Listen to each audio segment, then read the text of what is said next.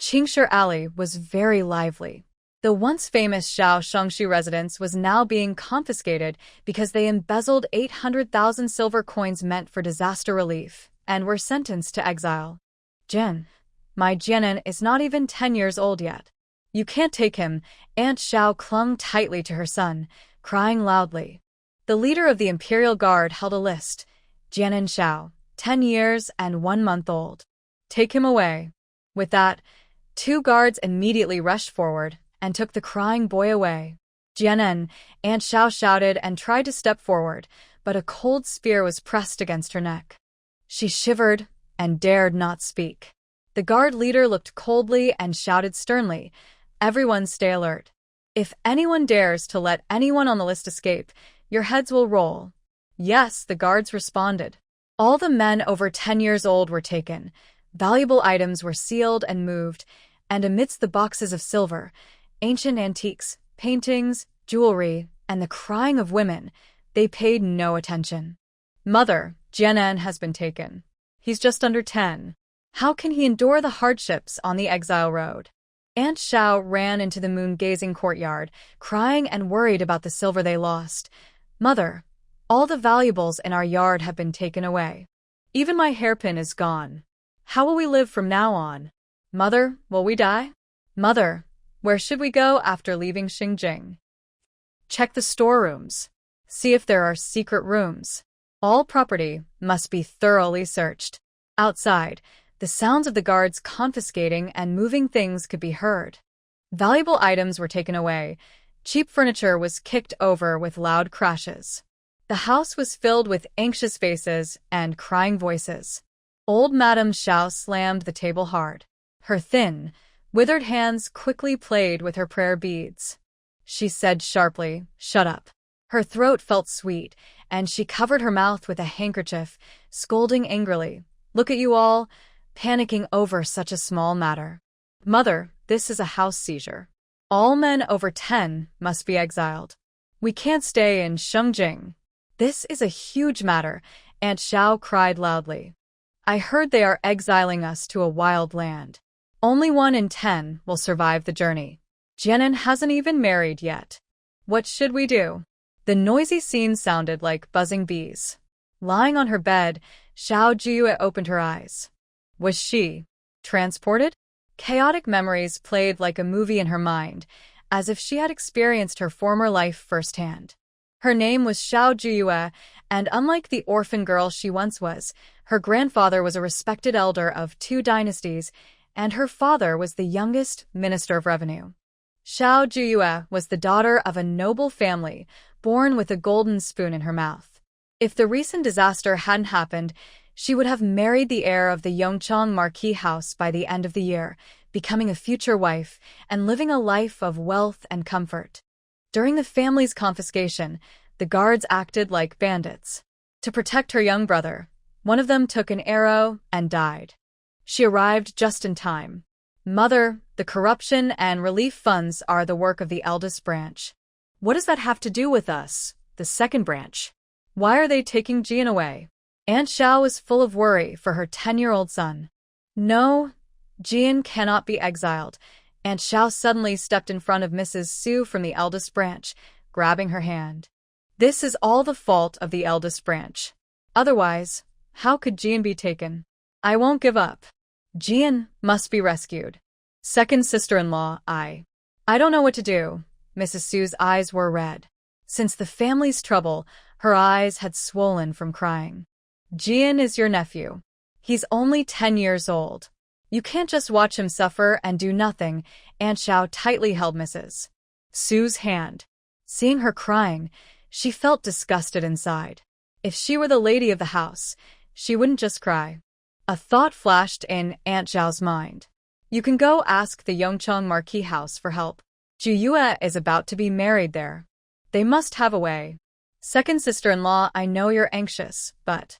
Mrs. Su choked, covering her face with a handkerchief and crying. After the incident, the Marquis house secretly said they wanted to cancel the marriage. "No, if the marriage is cancelled, isn't that even worse?"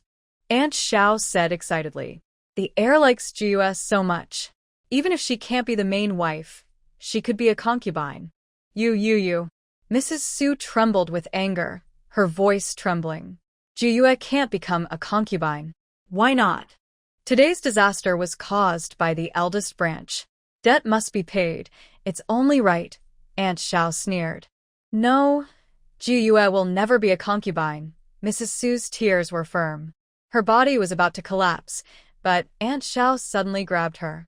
Looking at her, Aunt Xiao said passionately, "If you don't want Jiuyue to become a concubine, then go ask the Marquis house for help." I remember. The Marquis is your childhood friend and cousin, right?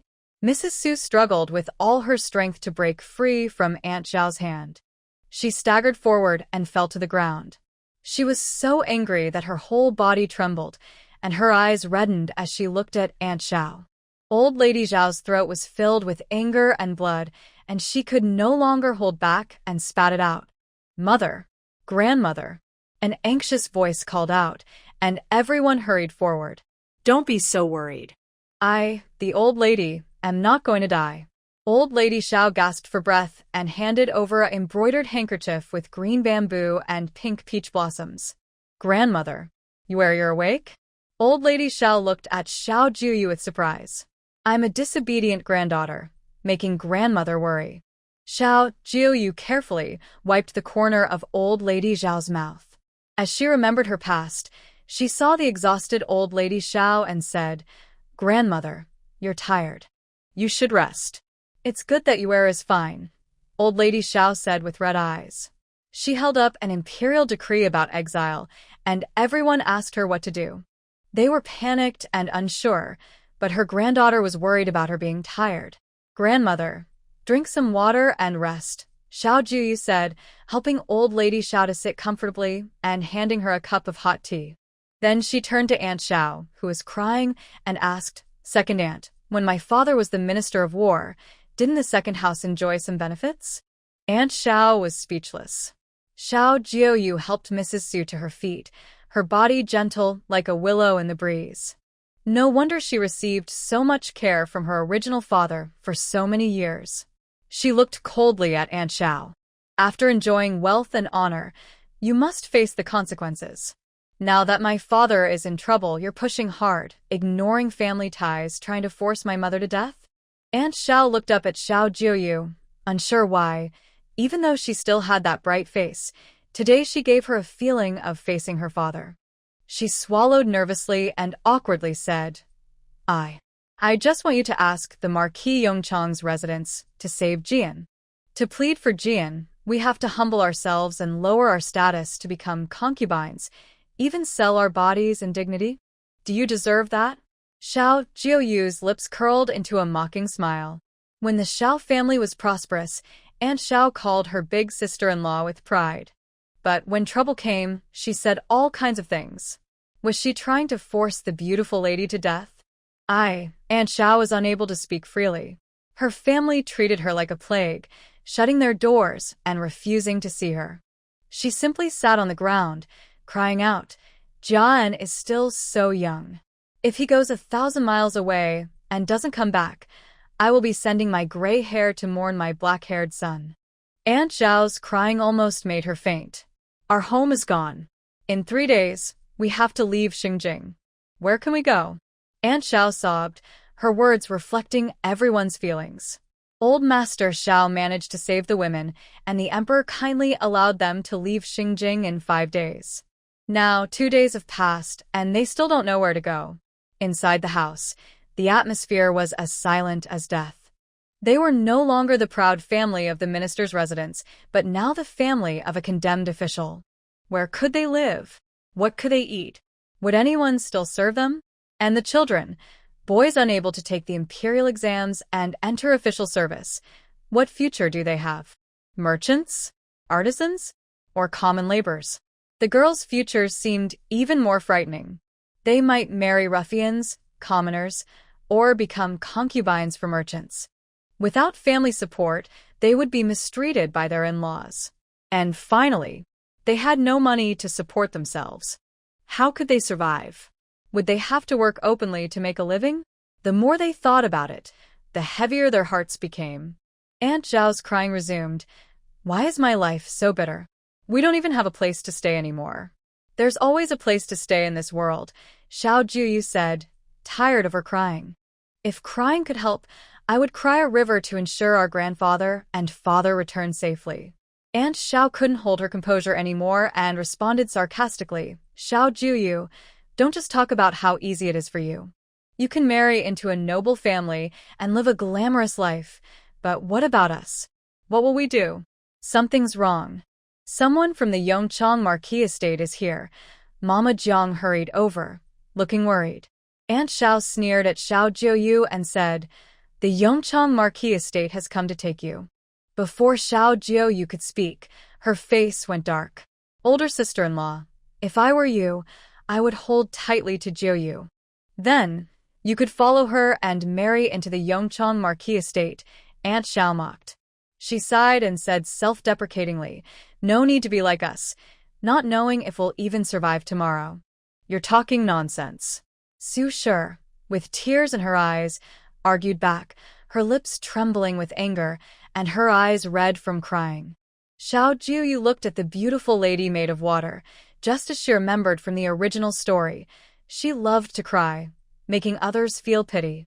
Who told you I want to leave? She stepped forward, blocking the beautiful lady, and coldly looked at second Aunt Xiao, saying, I want to cancel this marriage. Cancel the engagement? No, Jiuyue, you can't cancel this marriage, the silent grandmother spoke up, gripping Jiuyue's hand more tightly. She was anxious and said, your grandfather saved Marquis Yongchang's life. This marriage was also arranged by their family. As long as we don't agree, Marquis Yongchang's family won't dare to ask for a cancellation. Yuer, this marriage can't be cancelled. Su Shi also anxiously twisted her handkerchief, looking at her worriedly. With the protection of Marquis Yongchang's family, Yuer's life might be difficult, but she could avoid suffering the hardships of wandering and hardship with them. Jiuyue held her grandmother's hand again, her gaze passing over the worried, beautiful lady. She smiled self-deprecatingly and said, marrying as a daughter of a disgraced official, even if I keep my position as the heir's wife, what good is that? Marquis Yongchang's wife already dislikes me. If I end up as a daughter-in-law who is mistreated without her own family, can I still have a good life? Old Madame Xiao and the beautiful lady both fell silent. The inner secrets of the inner courtyard. If the mother-in-law truly wanted to mistreat a daughter-in-law, then even if Yuer married reluctantly, could the Marquis' family really protect her from hardship? Moreover, I am part of the Xiao family. When Xiao family was in trouble, how could I leave? Jiuyue's words grew more firm. I will face whatever comes with Xiao family. As she finished speaking, the crying in the room stopped. It became so silent that you could hear a pin drop. Second Aunt Xiao stared at her blankly. If it were her, she would definitely hold on to this marriage tightly, say some sweet words, and once inside the Marquis Yongchang's house, who would care about her own family's fate. Third Aunt Xiao remained silent. No wonder Third Master always praised Jiuyue. You, my you. The beautiful lady held Jiuyue's hand, almost fainting from crying. Go, invite the Marquis' wife in. My wife will meet her and see what face she dares to ask to cancel the marriage. Old Madame Xiao sat upright. Yuer is loyal and affectionate. As her grandmother, she absolutely cannot just watch Yuer suffer hardships with them. Saving her from suffering is worth any effort. As for Yuer's worries, even if she had to show her old face, she would protect her granddaughter at all costs. Old Madame, Jiang Mama looked at old Madame Xiao with a troubled expression and hesitated before saying, it's not the Marquis' wife who's here. Then it must be Mistress Exile from the main house? Madame Xiao frowned and snorted coldly. When did the Yongchang Marquis residence fall to a wife of a younger son to take charge? Someone from the Yongchang Marquis houses. Mother Zhang's face darkened, and she closed her eyes. The housekeeper's mother, Goe. Madame Xiao was so angry she covered her chest and pounded the bed in frustration. Too shameless. Too shameless. Grandmother, your health just recovered. Please don't get angry. Xiao Jiuyue hurriedly helped Madame Xiao and patted her back gently. Grandmother, it's not worth damaging your health over such a trivial matter. Madame Xiao took a deep breath. Hearing her granddaughter's comforting voice, she looked back at Xiao Jiuyue. Anyone else in her situation, facing such humiliation from her future in-laws, might have considered giving up. But Xiao Jiuyue was still comforting her. Mother Jiang, go tell Gui that if the Marquis house wants to break off the engagement, let the Marquis wife come personally to discuss it. Otherwise, I swear I will never agree to this marriage, Xiao Jiuyue said lightly, but her words made Mother Jiang tense. Usually, she didn't think much of the young lady's handling of matters, but now her words showed her distinctiveness. Ungrateful, treacherous wolf, Madame Xiao clutched her chest, furious. Her speech became less clear. They completely forget how we begged repeatedly back then to let Yuer marry into their Song family. Now that something happened, they turn their backs and deny us. Xiao Jiuyue decisively changed the subject. Grandmother, in 3 days, let's return to the old residence in Hongdu. The old residence? Madame Xiao looked at her with doubt. Even though they repaired it every year, she hadn't been back in so long she almost forgot what it looked like. We're going back to the old residence in Hongdu, Xiao Jiuyue replied without hesitation. Hongdu isn't far from Shengjing. It takes half a month to get there. The old house is old, but it's livable without repairs. That's our roots. No one can drive us away. Madame Xiao nodded. She had 2 ideas. One was the estate near Shengjing, and the other was the old residence in Hongdu. Right now, the journey is long, and we are all old, weak women and children. How can we go to the old residence in Hongdu? Madame Xiao looked at her granddaughter, deliberately testing her. Xiao Jiuyue's last words were firm and confident, her eyes shining like sparkling pearls, dazzling yet making Madame Xiao feel heartache. If not for the family upheaval, her granddaughter would surely shine brightly in Shengjing. Madame Zhao's admiration in her eyes gradually turned into regret and sorrow. Madam, the lady of Yongchang Marquis has arrived, Jiang Mama hurried in to report. It seems the Yongchang Marquis family is willing to be shameless just to withdraw this marriage, Madame Xiao said, pounding the table and coughing into her handkerchief. She patted Xiao Jiuyue's hand and said, I want to see what the lady of Yongchang Marquis has to say. Madame Xiao, full of anger, was about to go find the Marquis lady to argue. She thought dismissing a servant was enough to cancel the marriage. She believed no one in the Xiao family was easy to push around. Grandmother, such a small matter, I shouldn't let you go out. Let Jiang Mama accompany me, Xiao Jiuyue refused. If her grandmother went, she might find it hard to speak freely. Mother, stay here and keep the grandmother company, Xiao Jiuyue said, settling her grandmother and her beauty maid before leading Jiang Mama away. In the front hall, all the valuable ornaments were gone, leaving only some tables and chairs, looking empty. When the lady of Yongchang Marquis saw the plain Xiao Jiuyue, she frowned. I want to see the old madam. Her tone clearly carried dissatisfaction. She was here to cancel the engagement, but with the madam absent, how could she speak? Grandmother is unwell and can't see visitors, Xiao Jiuyue quickly responded, warmly inviting her to sit and smiling. Aunt Bai, everyone says the Yongchang Marquis family is turning into ungrateful people, but I don't believe it. The lady of Yongchang Marquis looked displeased. Everyone in Shengjing knew about the Xiao family's downfall. Could it be that if the marriage was cancelled, the Yongchang Marquis family would be considered ungrateful? Aunt Bai, my grandmother repeatedly told me that our Song and Xiao families share a deep bond.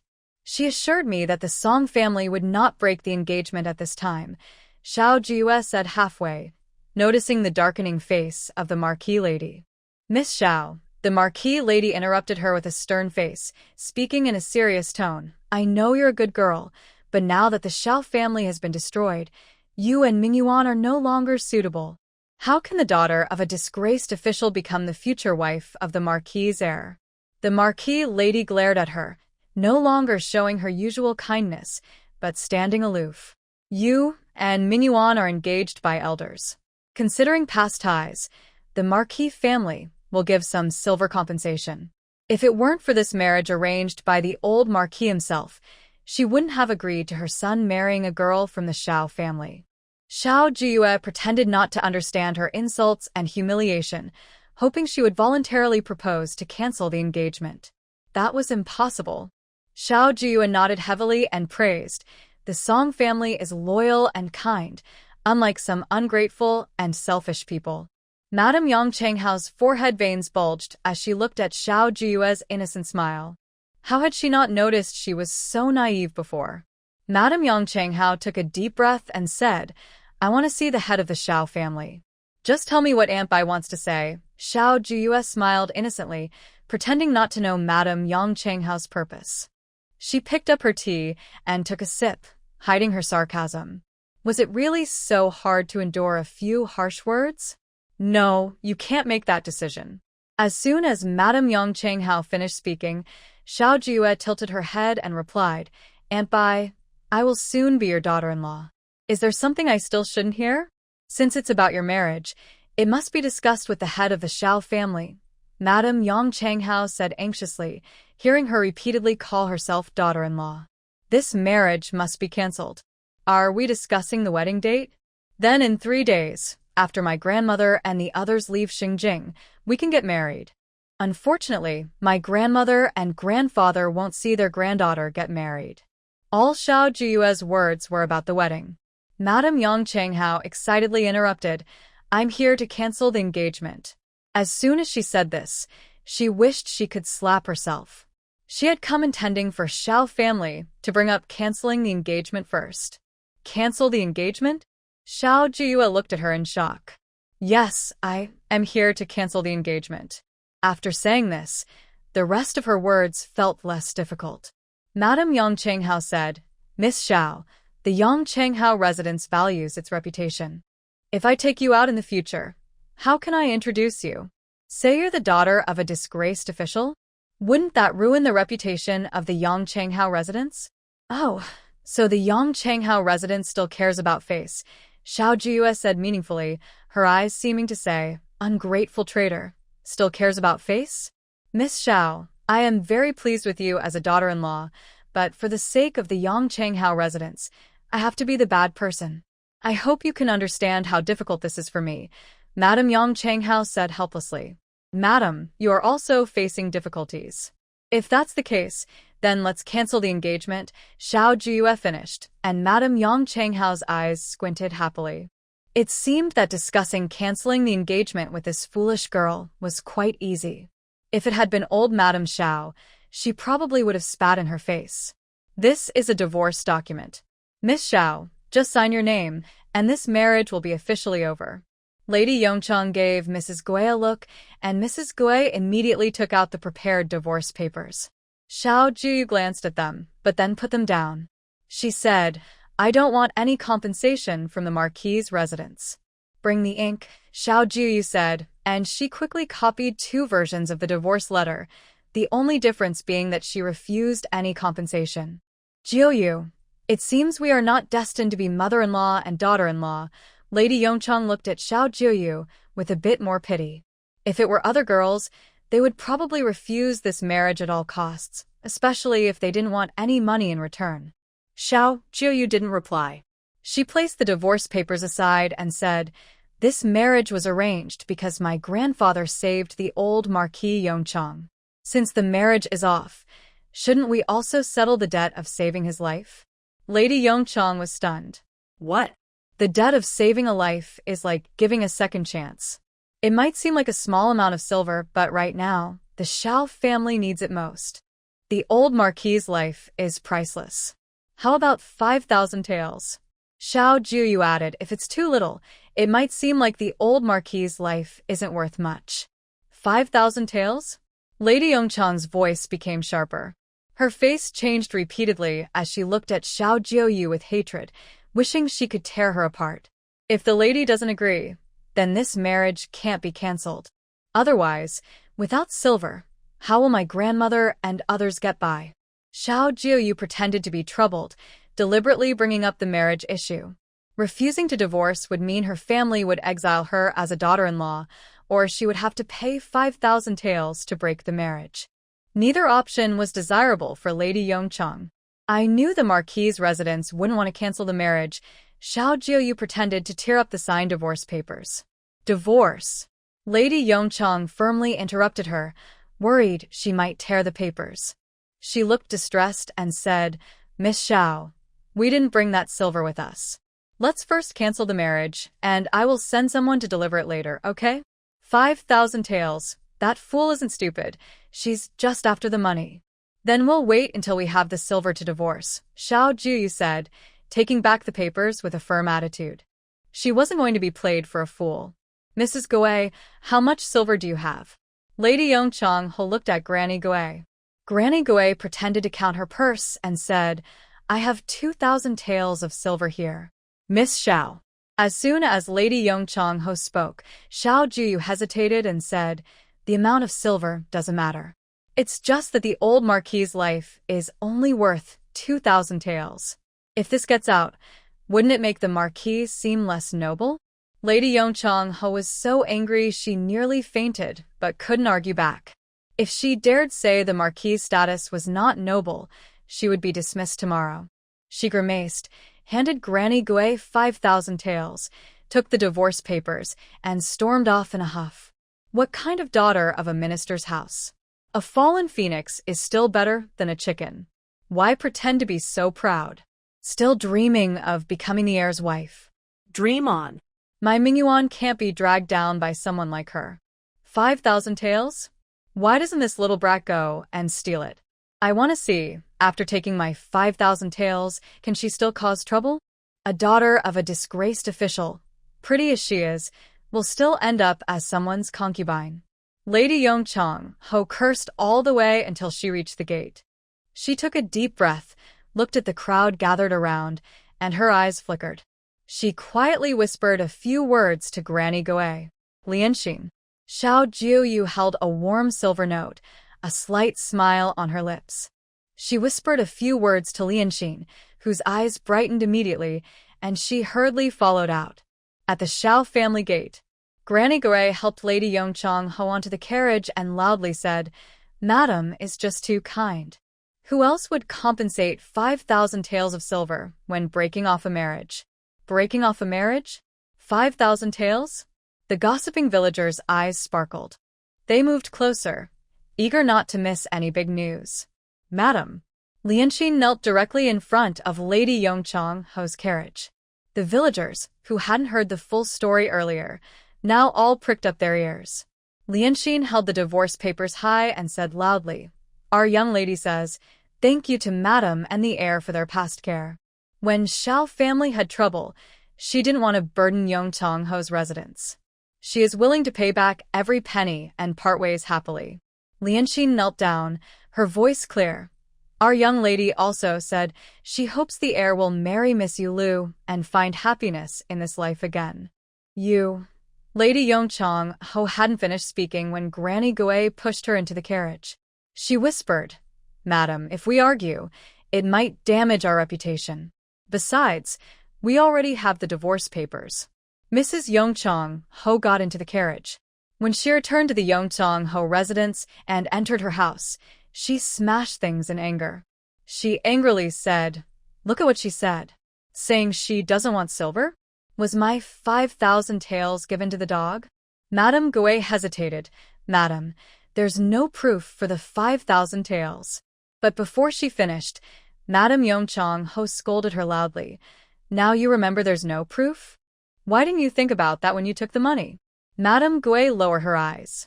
When the madam urged her before, she didn't mention needing a written receipt. Miss, many people who saw the divorce paper praised you for being kind and loyal. Lianxin excitedly returned with the divorce document, describing Madame Yongchang's dark expression. Good job, Xiao Jiuyue praised happily, holding a banknote. Come on, let's go see Grandma. As soon as Xiao Jiuyue stepped into Songxiang courtyard, she heard old Madame Zhao's laughter. You did well. You made the Yongchang family bleed, and also saved face for yourself. If Grandma trusts me, she should hand over the management of the household to me. Is that okay?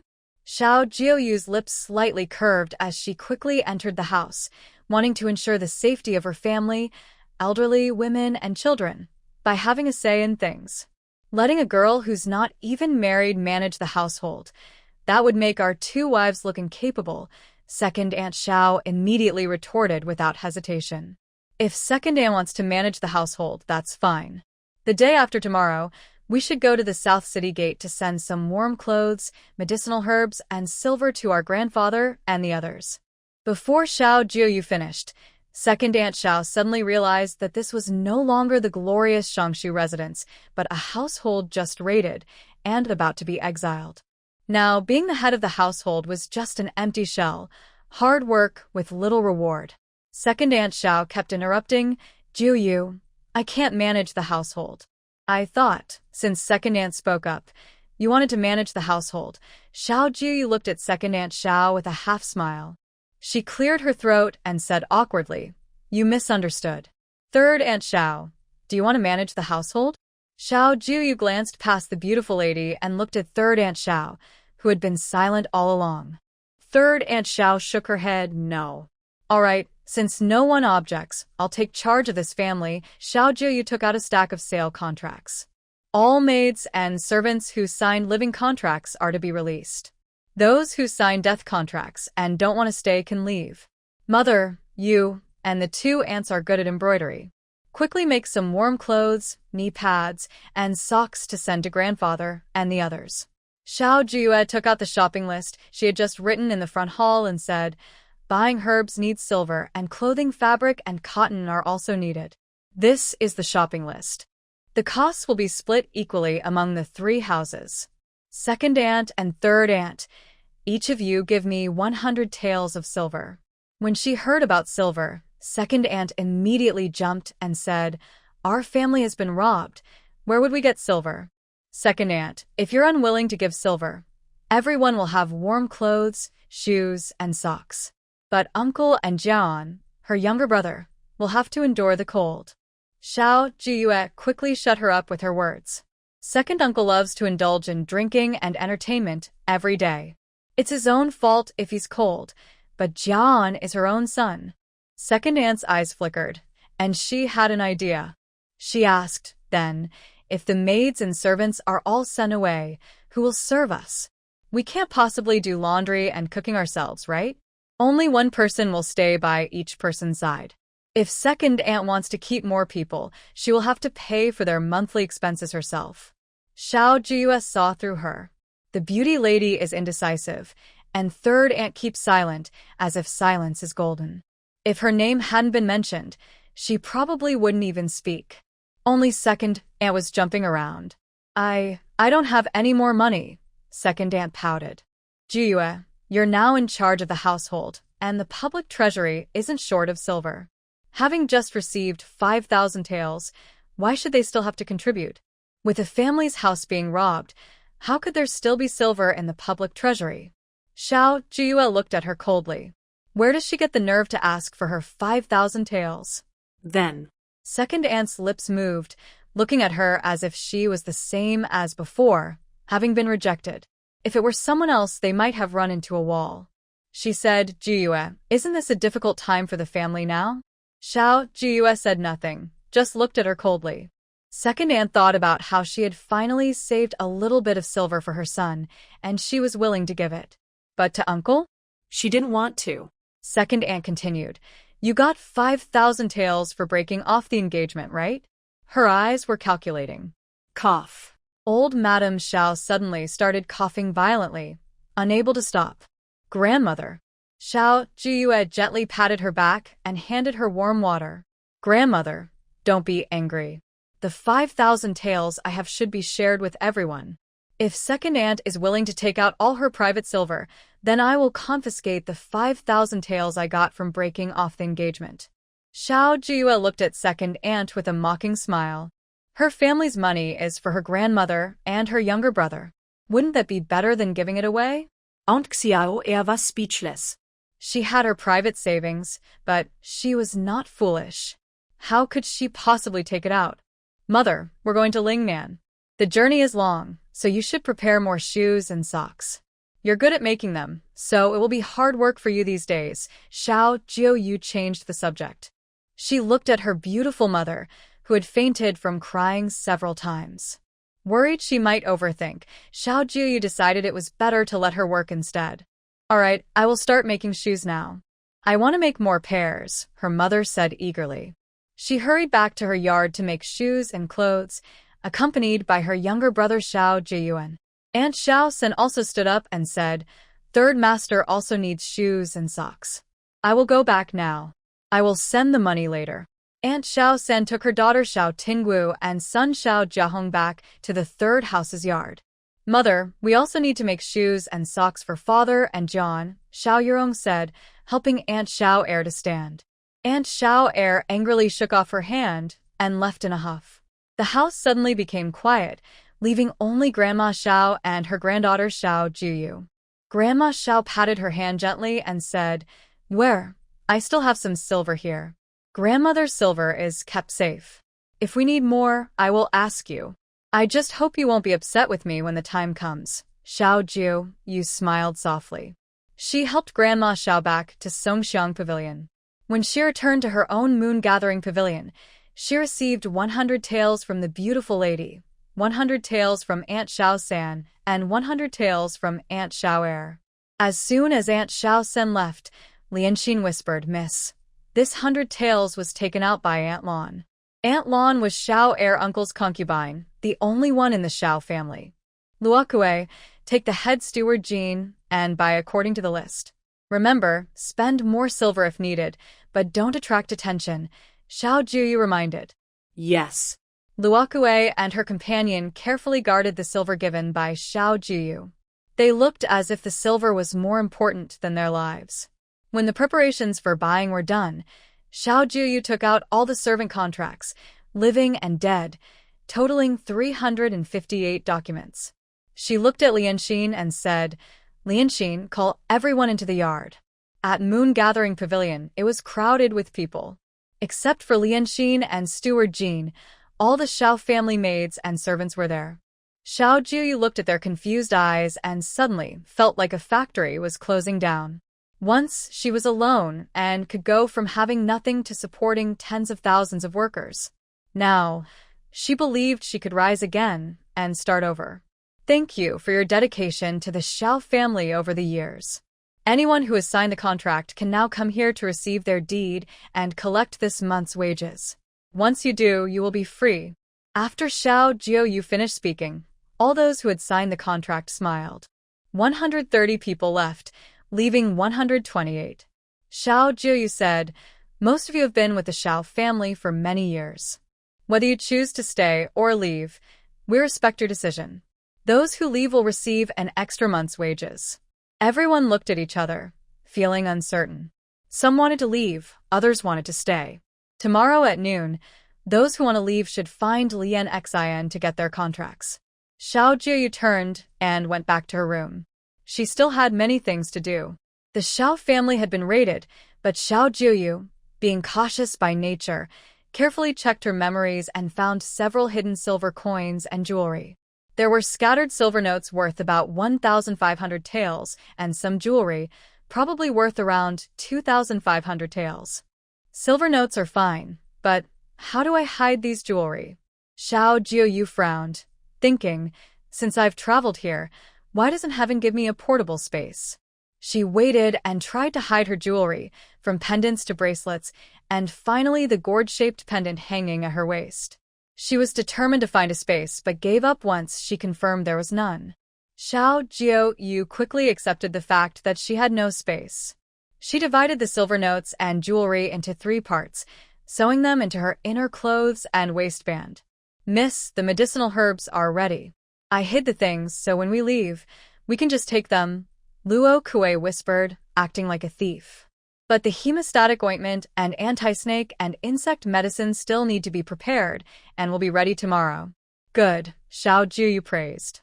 Just as she took out her deed, Lian Xian and Luo Kue knelt and said in unison, "Miss, our lives are given by you. Wherever you go, we go." Their eyes were red, as if they would cry the moment Xiao Jiuyue sent them away. You too. Xiao Jiuyue helped them up and said, if you want to leave, I'll miss you. Keep these things well.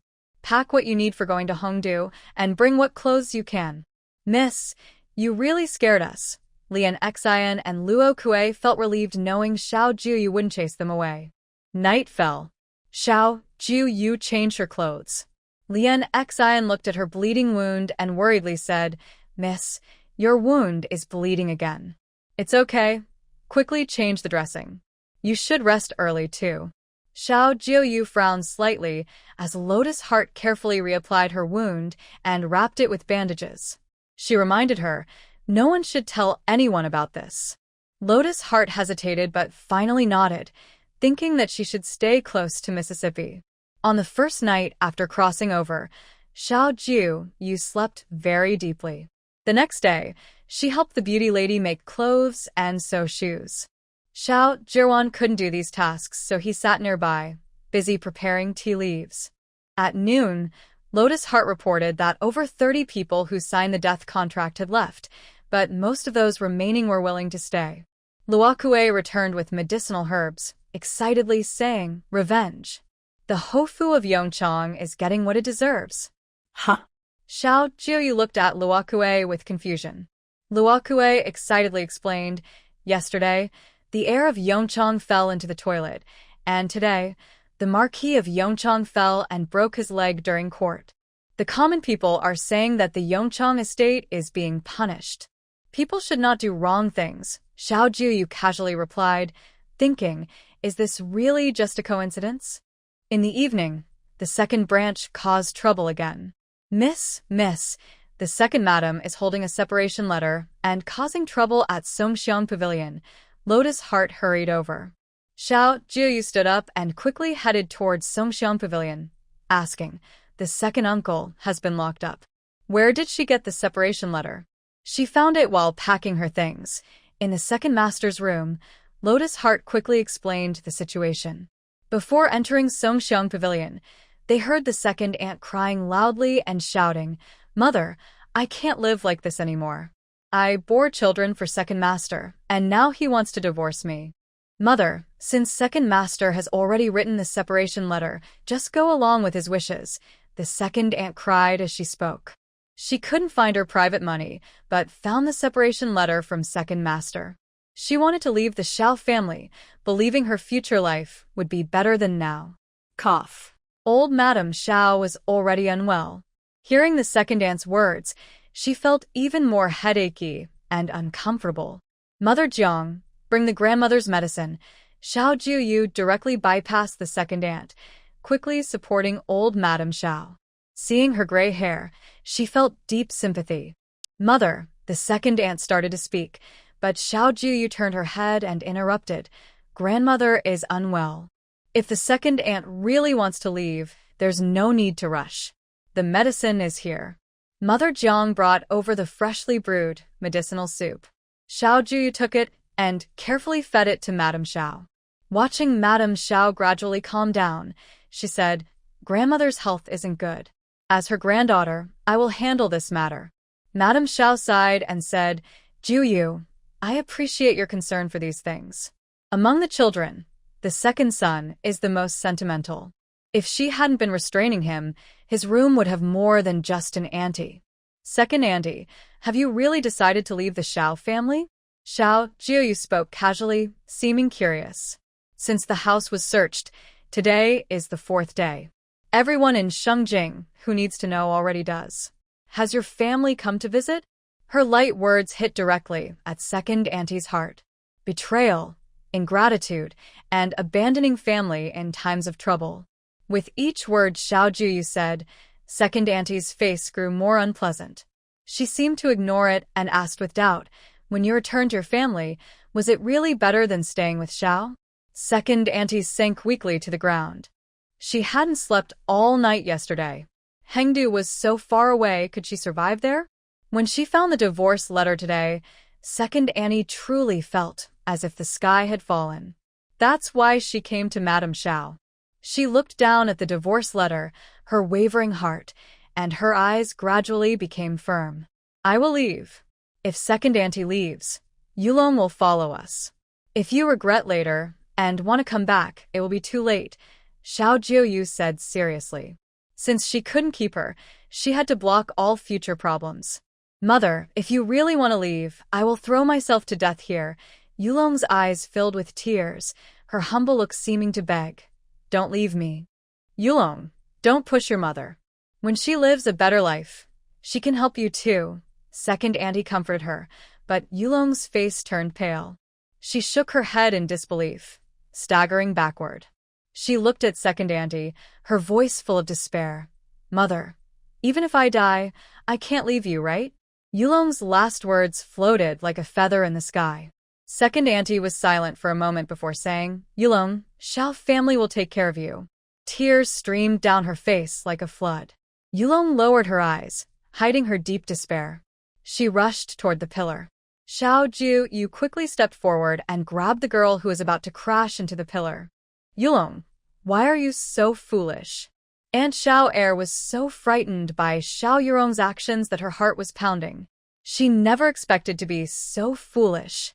Xiao Yurong shook off her hand and said coldly, My father has been exiled. Mother, if you leave, I will be left alone. Besides death, what can I do? I just can't help it. Aunt Xiao Err began to cry and complain about her hardships again. Jiuyue Xiao supported Xiao Yurong's shoulder and asked Aunt Xiao Err, Aunt, are you still planning to leave? Aunt Xiao Err dared not look at Jiuyue Xiao or Xiao Yurong. She lowered her head and threw herself in front of Grandma Xiao, crying out, Mother, please take care of Yurong. After speaking, Aunt Xiao Err took the divorce paper and ran away. Xiao Yurong looked blankly at her quick departure, her chest feeling like it was being torn apart piece by piece. The pain was so intense she clutched her chest and couldn't even cry. Yurong, you're not alone, Jiuyue Xiao gently patted her back. You still have Grandma and the Xiao family. Things will get better. Sniff Xiao Yurong hugged Jiuyue Xiao, her tears finally breaking free into loud sobs.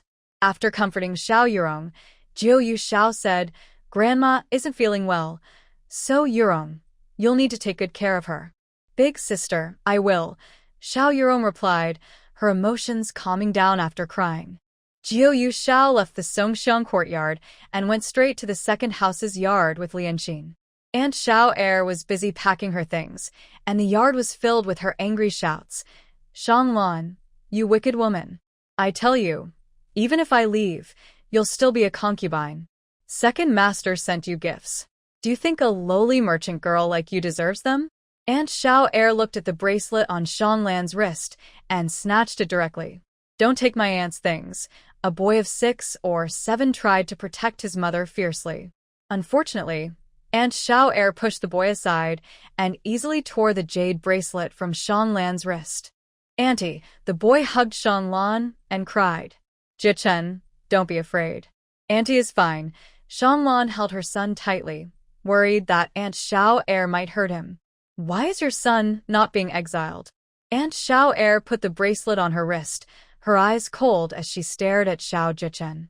She thought of her Jia En, who is not even 11 yet.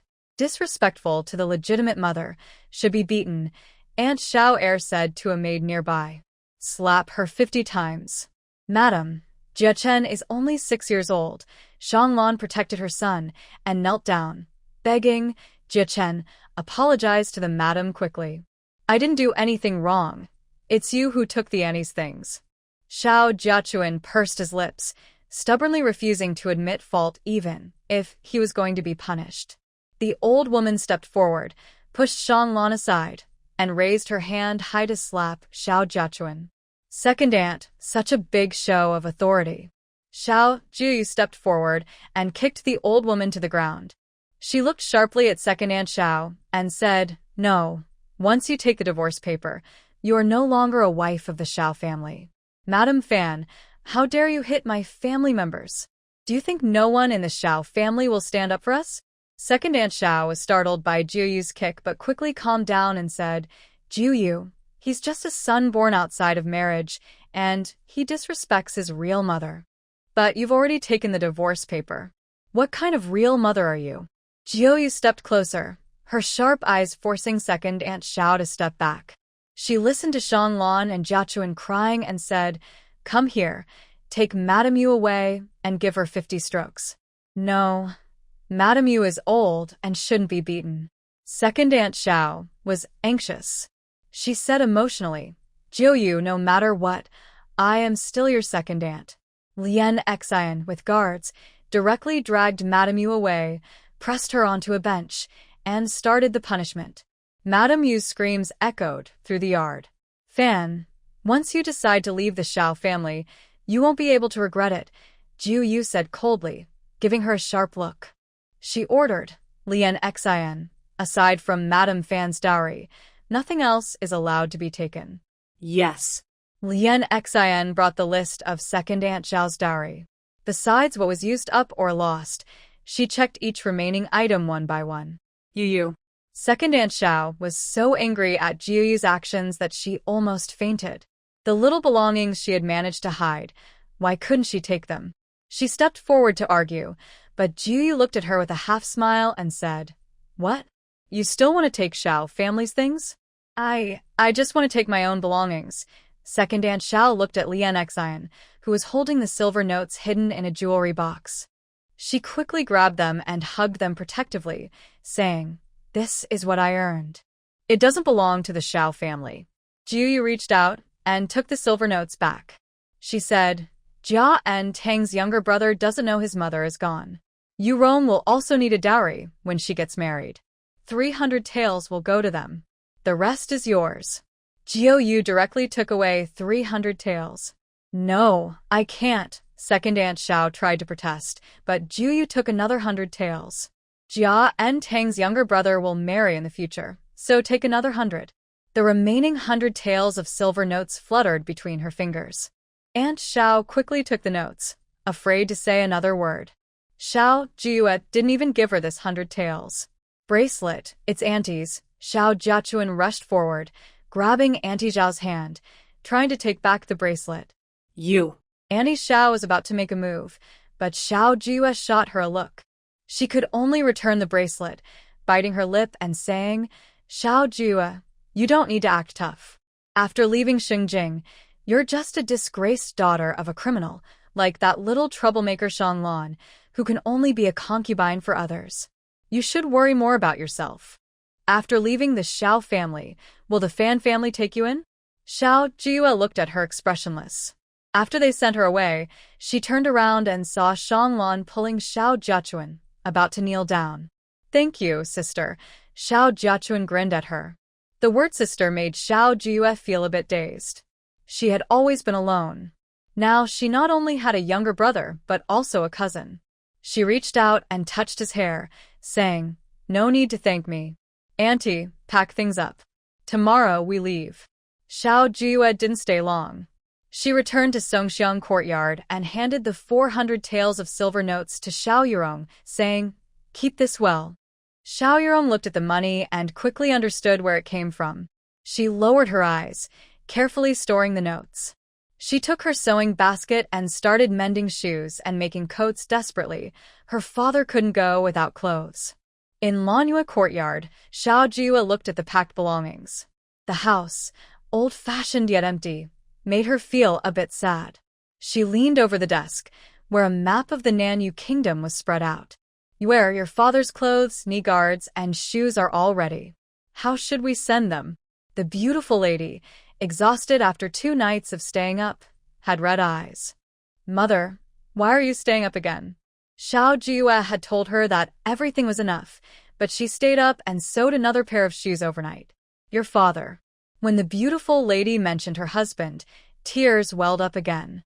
Xiao Jiuyue quickly said, "Mother, is everything packed? Did you pack the tea that Jiyuan brought? We're leaving soon. It's all here. Everything is ready." The lady diverted the topic and stopped crying. Xiao Jiuyue let out a sigh of relief and began helping everyone pack the belongings and prepare the carriage. They should be able to reach the southern city gate in time to see off her father and grandfather. Even at the Xiao family's entrance, despite being raided, there were still 7 or 8 carriages and 50 or 60 servants. The long procession remained silent. Everyone was busy with their own tasks without talking or laughing. Old Lady Xiao stood at the gate, took a deep look back at the Xiao family. The signboard of Xiao residence was still hanging, but they were about to leave. "Let's go." Old Lady Xiao waved her hand and got into a carriage. "Something's wrong, Mississippi. The master and others have been exiled early. They are probably already out of the southern city gate." Lianxin hurriedly shared the news she just received. Xiao Jiuyue and Old Lady Xiao exchanged a quick glance. She decisively said, "Grandmother, let's go separately. I will deliver the things, and you follow the plan to the east gate, heading southeast back to Hongdu." If their pursuers came with a convoy, they definitely couldn't catch up. Disrupting their travel plan might force them to camp outdoors. "Yuer, this journey isn't short." You. Old Lady Xiao looked at her worriedly. "It's okay, Grandmother. I'll ride a horse and catch up." "If I can catch up, it means you won't see Grandfather," Xiao Jiuyue said. She wasn't very familiar with the exile process. Even with people arranged, she couldn't understand exactly when the exile was happening. "It doesn't matter. Even if you go, seeing your grandfather." Old Lady Xiao choked up. "Let him live well. Everyone will live well." Xiao Jiuyue simply packed all the belongings of the third house into 2 large bundles, took Manager Jean, and headed toward the south gate. She hurried southward, and just as she reached the south gate, she encountered Mu Inxiu, who was watching the scene with a smile. "Hey, isn't this Xiao family's young lady? The daughter of the minister's residence, future wife of the Marquis of Yongchang? Why do you look like a beggar?" Mu Inxiu stood on her carriage, looking down at Xiao Jiuyue. Her eyes gleamed with delight and schadenfreude, impossible to hide. "Sorry, I forgot you two have already broken off the engagement. You're no longer the future wife." Mu Inxiu deliberately arrived at the south gate just to see Xiao Jiuyue's embarrassed look. "Oh, isn't this Mu's second miss?" The daughter of the Grand Tutor, Xiao Jiuyue responded coldly, mimicking her words. "Congratulations, you finally married the one you love. The things I don't want, you're happy to pick up?" Xiao Jiuyue's eyes flashed with a cold smile. Mu Inxiu liked Song Mingyuan because he had targeted her many times, more than once or twice. "I think you're just jealous, aren't you?" A hint of pride flickered in Mu Inxiu's eyes. Her mother had already fallen out with the Yongchang Marquis residence. Once the storm passed, the Marquis would come to propose marriage. She looked at her with a gleeful expression and said, "What a pity. You, a daughter of a traitor, probably will never be able to marry into the Yongchang Marquis family. Since the Xiao family has been exiled, you can only marry a commoner, and..." Mu Inxiu stared at her face and said, "With your looks, you could even become a concubine." She emphasized the word concubine with a stronger tone, feeling very pleased as she looked at someone she once envied, knowing she would be forced to serve as a concubine, be mistreated or sold. "Uncle Jean, do you smell something bad?" Xiao Jiuyue sniffed and looked at Mu Inxiu with disgust. "Did you also fall into a cesspit?" Mu Inxiu's face instantly changed. Was she mocking Brother Mingyuan for falling into a cesspit? Xiao Jiuyue swung her whip toward Mu Inxiu. A scream sounded as her whip struck the carriage. The horse was whipped, rearing and running away with the carriage. Mu Inxiu, standing on the carriage, lost her footing and fell face first into the mud. "Sorry, I hit the wrong horse," Xiao Jiuyue said with a slight smile, her eyes devoid of any apology. She looked at the crowd and loudly declared, "Miss Mu, the heir and I have already broken off our engagement. Even if you look down on the heir for falling into a cesspit and say he's as smelly as dung, I won't tell him." Want to see her embarrassed? Then first think about how you'll explain this to the Marquis residents. Xiao Jiuyue tightened her grip on the horse's belly and hurried toward the south city gate. Mu Jiuyue. Mu Inxiu was about to go crazy. She no longer cared about the pain or her embarrassment. Seeing Xiao Jiuyue trying to leave, she grabbed the whip from the coachman, mounted her horse, and chased after her. She swung the whip fiercely toward Xiao Jiuyue's beautiful face, with a sinister look. "I will ruin your face." The horse neighed loudly. Xiao Jiuyue looked up in panic, seemingly hearing the sound of the whip slicing through the air.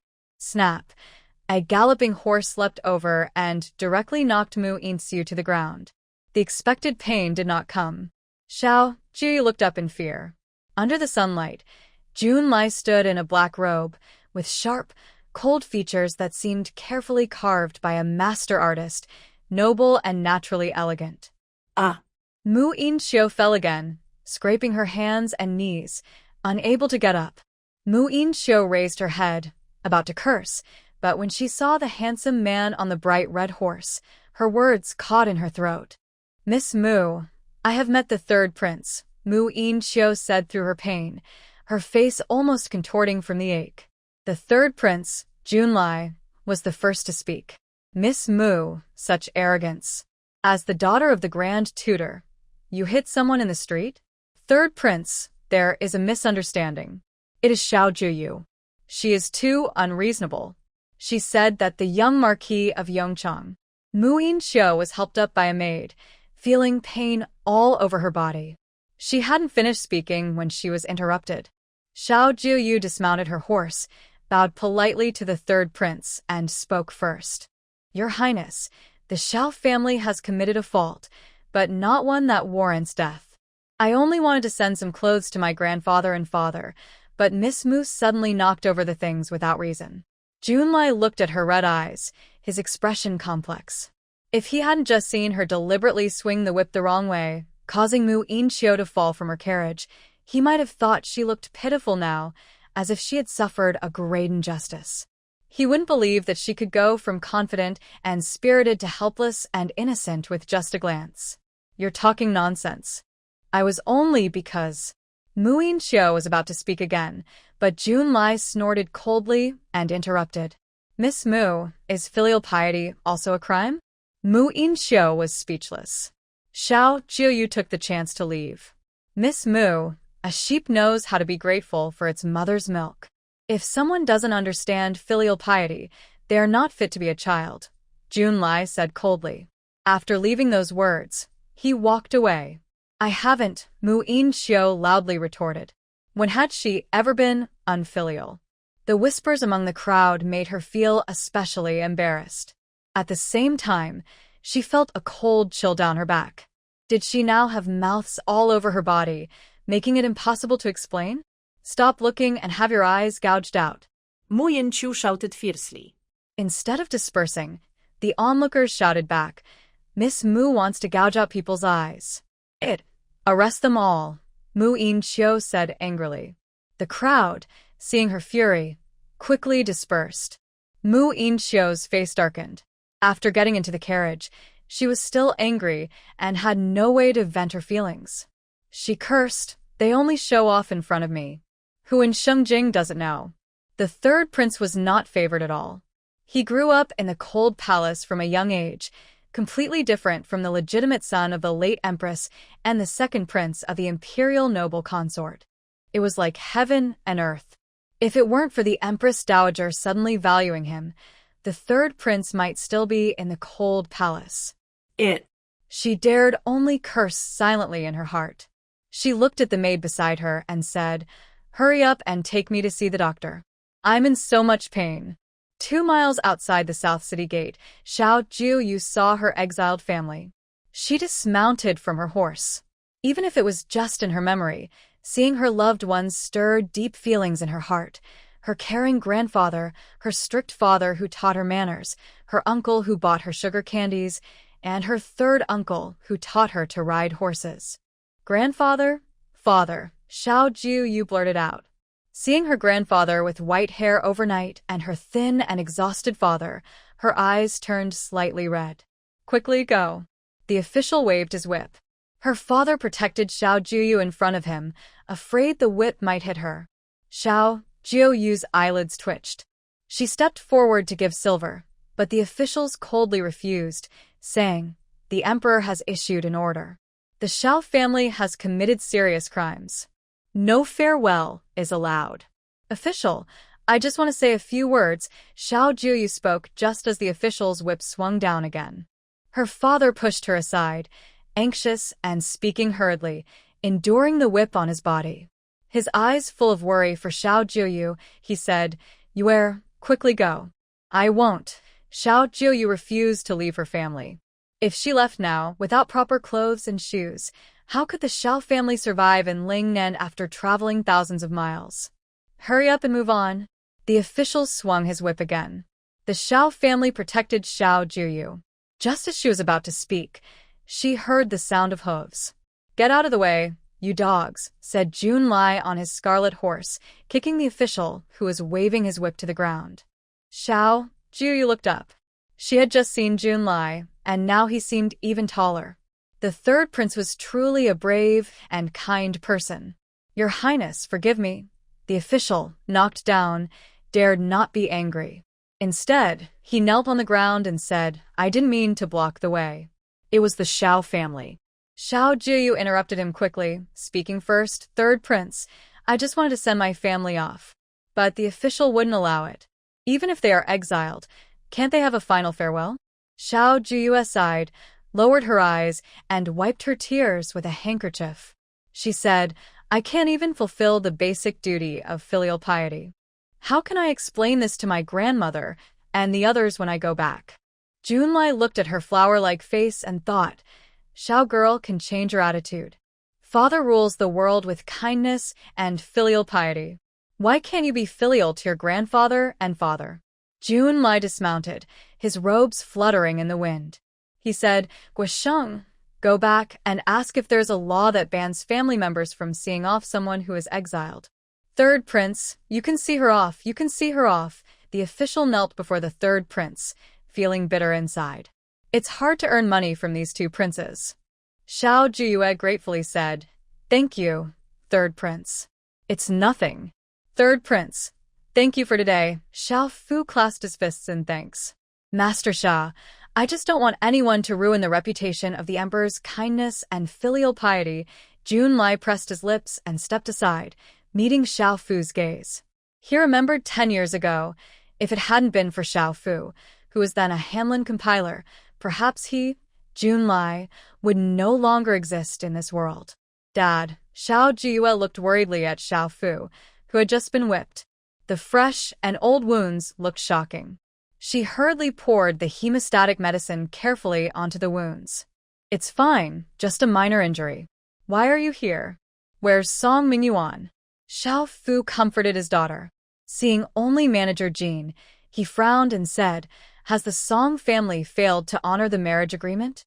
That shameless from the Song family dares to break the contract? When I saved him in the freezing cold back then, he didn't say such things. Old Master Xiao was so angry, he wanted to roll up his sleeves and fight the Song family. Old Master Xiao was fierce when cursing, but Xiao Jiuyue felt warm inside. She said, I canceled the marriage with the Song family. I plan to go back to the old residence in Hongdu with my grandmother. There's no one at the Hongdu old residence. No one has been back in over 10 years. Can anyone live there? Xiao Fu looked at his daughter with concern. The Song family isn't good people, but at least they can protect you. Dad, I'm leaving. What will grandmother and mother do? Besides, the Song family doesn't want this marriage anyway. Xiao Jiuyue clearly felt Xiao Fu's concern. She whispered, What about 5,000 taels? Hearing this, Xiao Fu's heart ached even more. These are your winter clothes. The weather is getting colder, so don't rush to wash them. Xiao Jiuyue handed out the cotton clothes. When she gave one to her eldest brother, Xiao Jialing, he was once spirited and eager, hoping to succeed in the imperial exams. Now, he looked so thin and unkempt, with a scruffy beard, hardly resembling his former handsome self. Big brother, health is the foundation. Without good health, how can there be a future? Xiao Jiuyue pressed the cotton coat into his arms. She then turned and handed tea leaves to Xiao Fu, saying, Father, this tea was personally packed by Jiuyue. Drink it slowly. Xiao Fu paused, instantly understanding her words. He said, He had planned to send someone from the Xiao family to remind them to take good care of the old lady, the lady, and the young lady. But now, seeing Xiao Jiuyue, he couldn't speak further. Xiao Jiuyue smiled and said, Father, as long as the Green Mountains remain, there's no need to worry about firewood. You must live well in Lingnan. We are all waiting for your return in Hongdu. All right, Xiao Fu replied. He had many words to say, but finally only said, "Take care." Xiao Jiuyue nodded happily and said, "Father and grandfather, you too, take care." Time slowly passed. The official, feeling nervous, said, "It's time to set off." Official, Lingnan has many snakes, insects, and rats. I've prepared some herbal sachets. It's been you all, Xiao Jiuyue said, taking out the last package. 30 years in the east of the river, 30 in the west. Fates turn around. When my father is exonerated one day, I will definitely thank you all for your care. Xiao Jiuyue spoke cheerfully, reminding the officials that the Xiao family's day of justice would come. The official weighed the herbal sachet, felt the silver inside, and then looked at the third prince, smiling, and said, "No problem, no problem." Xiao Fu held the sachet, smelling the herbal scent. His hands clenched tightly. His daughter hadn't been defeated. He, as a man, must stay strong. "Third master, I've already arranged everything with the officials," Guosheng said as he followed the third prince, watching the Xiao family gradually disappear down the official road from a high vantage point. Miss Xiao is quite brave, only bringing one person to see them off. If His Highness hadn't helped, she might have returned empty-handed. "Third master, you helping the Xiao family like this, do you perhaps have feelings for Miss Xiao?" Guosheng suddenly asked. Miss Xiao is truly outstanding in looks, quite different from ordinary young ladies. The third prince shot him a sharp look and said, "Master Xiao has helped me." "Third master, Miss Xiao." Guosheng hesitated under the cold gaze, then changed the subject.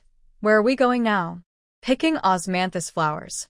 As soon as the third prince finished speaking, he turned his horse and ran away. Guosheng hurried after him, shouting, "Your Highness, it's only the beginning of August. The osmanthus flowers haven't bloomed yet." At the East City Gate, Xiao Jiuyue stopped when she saw the Xiao family's carriage. "Where is your father doing well?" The beautiful lady immediately looked at Xiao Jiuyue and mentioned her husband, tears almost falling again. Xiao Jiuyue quickly helped her onto the carriage and said, "Mother, you get on first. I will go see Grandma." She comforted her mother onto the carriage, then turned to the front carriage. Old Madame Xiao was watching the East City Gate until Xiao Jiuyue got on the carriage, then she looked away. "Grandmother, the wind is strong," Xiao Jiuyue said, offering a cushion for her grandmother to lean on. "Grandpa and father are both fine. I've arranged the guards and given enough money. They won't be troubled on the way. I also prepared medicine for the cold. They will arrive safely in Lingnan," Xiao Jiuyue reported happily, not mentioning that her grandfather's hair had turned completely white, his body was stooped, looking 10 years older, nor that her father was so thin he looked sickly, having been whipped. "Good." Old Madame Xiao gently patted her hand and praised, You did very well." Old Madame Xiao said, "Let's go now. Don't delay the time." Xiao Jiuyue looked at the city gate, where many people came and went, but none of them were the ones she wanted to see. She said, "Grandmother, maybe we should wait a bit longer? Second aunt might still be on the way." "No need." Old Madame Xiao lowered her eyes. Some things she saw more clearly than Xiao Jiuyue, especially since some people had already passed away, buried in the earth. It was just that her heart felt cold. Going to Hongdu is 1,000 miles away. Be cautious on the road, old Madame Xiao reminded her. "Grandmother, don't worry." "I understand," Xiao Jiuyue said, nodding to Steward Jean. The carriage then started to shake and set off. Shengjing slowly disappeared behind them. Xiao Jiuyue looked back at the ancient, majestic city wall. One day, she, Xiao Jiuyue, would return proudly and properly. Growing up in an orphanage, Xiao Jiuyue didn't find riding in a carriage very tiring.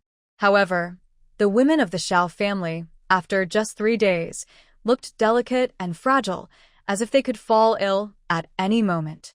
The beautiful girl was crying and wiping tears all along the way. Xiao Jiuyue couldn't stand it and was genuinely worried she might cry her eyes out before reaching Hongdu.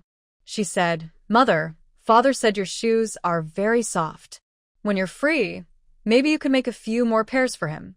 "Okay," the beautiful girl replied happily. She was still in the carriage but already started preparing her sewing basket to make shoes. Xiao Jiuyue quickly said, Mother, there's no rush right now. What if you hurt your hand? It's fine. I won't hurt myself, the beautiful girl replied calmly. Inside the rocking carriage, she focused on making shoes and stopped crying. At bedtime, Xiao Jiuyue asked her mother to keep busy. Not to go accompany Xiao Jiuyue but to do some work so she wouldn't be idle. As a result, her crying lessened a bit. Third young master, it looks like the Xiao family's carriage ahead, Guosheng said, recognizing it at a glance. Third young master, let's go faster. Tonight, we can reach Yuguang, and if we go further west, we'll arrive in Xiang City, Guosheng thought, noting that after leaving the capital, the third young master had been traveling day and night, probably eager to reach Xiang City for medicinal herbs. Junlai rode his horse leisurely behind the carriage. Guosheng looked at the third prince, hesitating for a moment, then finally kept quiet. They traveled to Yuguang, but didn't head west to Xiang City. Instead, they turned southwest toward Hongdu. Isn't this a detour? Guosheng muttered quietly, watching the Xiao family's carriage ahead. Such a detour would cost them half a month. Half a month after leaving Xingjing, passing through Lincheng, the mountain roads were rugged. Xiao Jiuyue, alert, reminded from the post station, Jean uncle, we're approaching Jodo Mountain. I heard there are bandits there.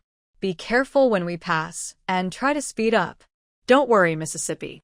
I've already told the guards to be alert, Jean replied.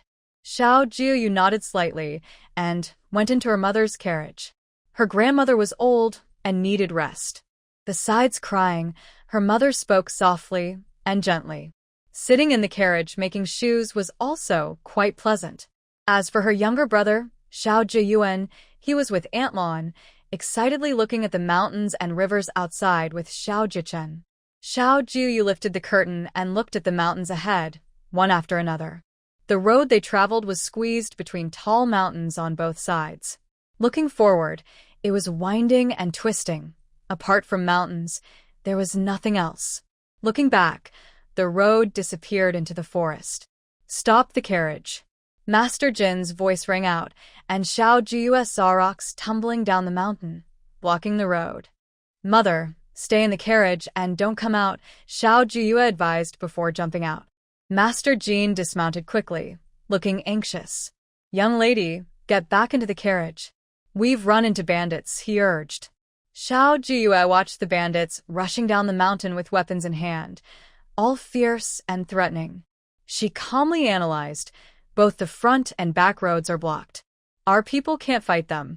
Everyone, gather together. Grandmother, mother, stay in the carriage and don't get out, Xiao Jiuyue quickly ordered.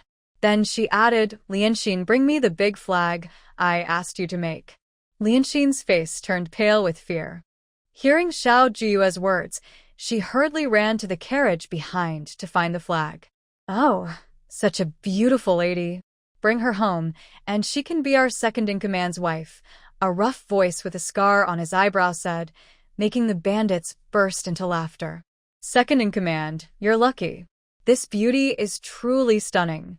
The bandits' blunt words would have made the original owner furious if she were here. Shut up, Uncle Jean said, holding his sword, eager to step forward, but Xiao Jiuyue stopped him. Miss, they are too much, Luo Kue said, standing close to Xiao Jiuyue, her face red with anger at their words. How can they talk about Yuer like that? The beautiful lady was about to get out of the carriage when Mu Jin stopped her, saying, Madam, the young lady said you must stay in the carriage. Cough. Old lady Xiao covered her chest and coughed repeatedly inside the carriage. Miss, the items are here. Lianxin ran over with the large flag in her arms. Xiao Jiuyue opened the box and took out the specially made flag. She said, Jinwen, Jinwu, plant this flag. Jinwen and Jinwu slowly stepped back with their swords. When the flag was raised and fluttered in the wind, everyone saw it clearly. What characters are those? Is this beauty not thinking straight? She waves a flag, and they think we'll let them go? Just a broken flag. Who cares who she is? Xiao? Could she be the Xiao family member recently exiled after her house was raided? Yes, that Xiao family, Xiao Jiuyue replied. Her clear voice rang out. She took a step forward. Even though she was dressed in simple jade hairpins and fine clothes, her noble aura couldn't be hidden in the forest. I have heard of the leader of Ninehead Village, who is skilled with a sword. Today, seeing him in person, I can say the reputation is true. Xiao Jiuyue's gaze falls on the scar-faced man. She says, the sword is good, but the person is not as terrifying as the legends say. The leader of the gang laughs loudly and says, you're a brave girl. Are you the eldest daughter of the Xiao family? Let me tell you, my second brother. He pulls a handsome young man beside him closer, placing a thick hand on his shoulder, and praises, you're not married yet. Marry my second brother. It's perfect. You won't need to travel far to find a place. Our Ninehead village is big and can support your family without any problem. The second leader's face instantly turns red. How could our young lady marry a bandit? Lianxin retorts nervously, standing in front of Xiao Jiuyue to protect her. Miss, run quickly. Run? Is this your home? The leader raises his sharp knife, smiling proudly.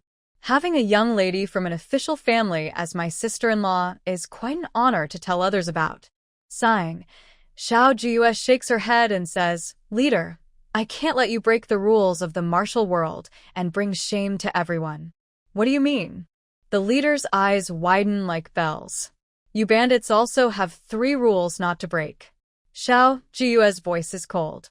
First, do not rob scholars taking exams. Second, do not rob messengers. Third, do not rob the elderly, women, children, or the weak. Our Xiao family has suffered great hardship.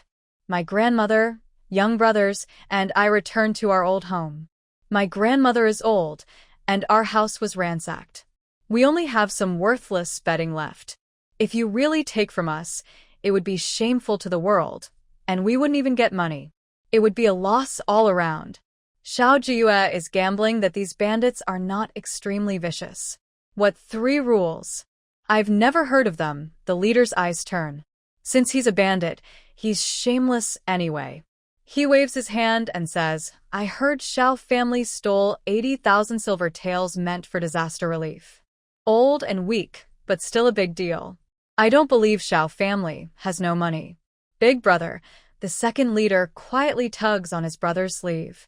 The leader immediately scolds him loudly. Do you still want a wife? Such a beautiful wife. Miss her, and she's gone forever. Second brother. Xiao Jiuyue's eyes shifted.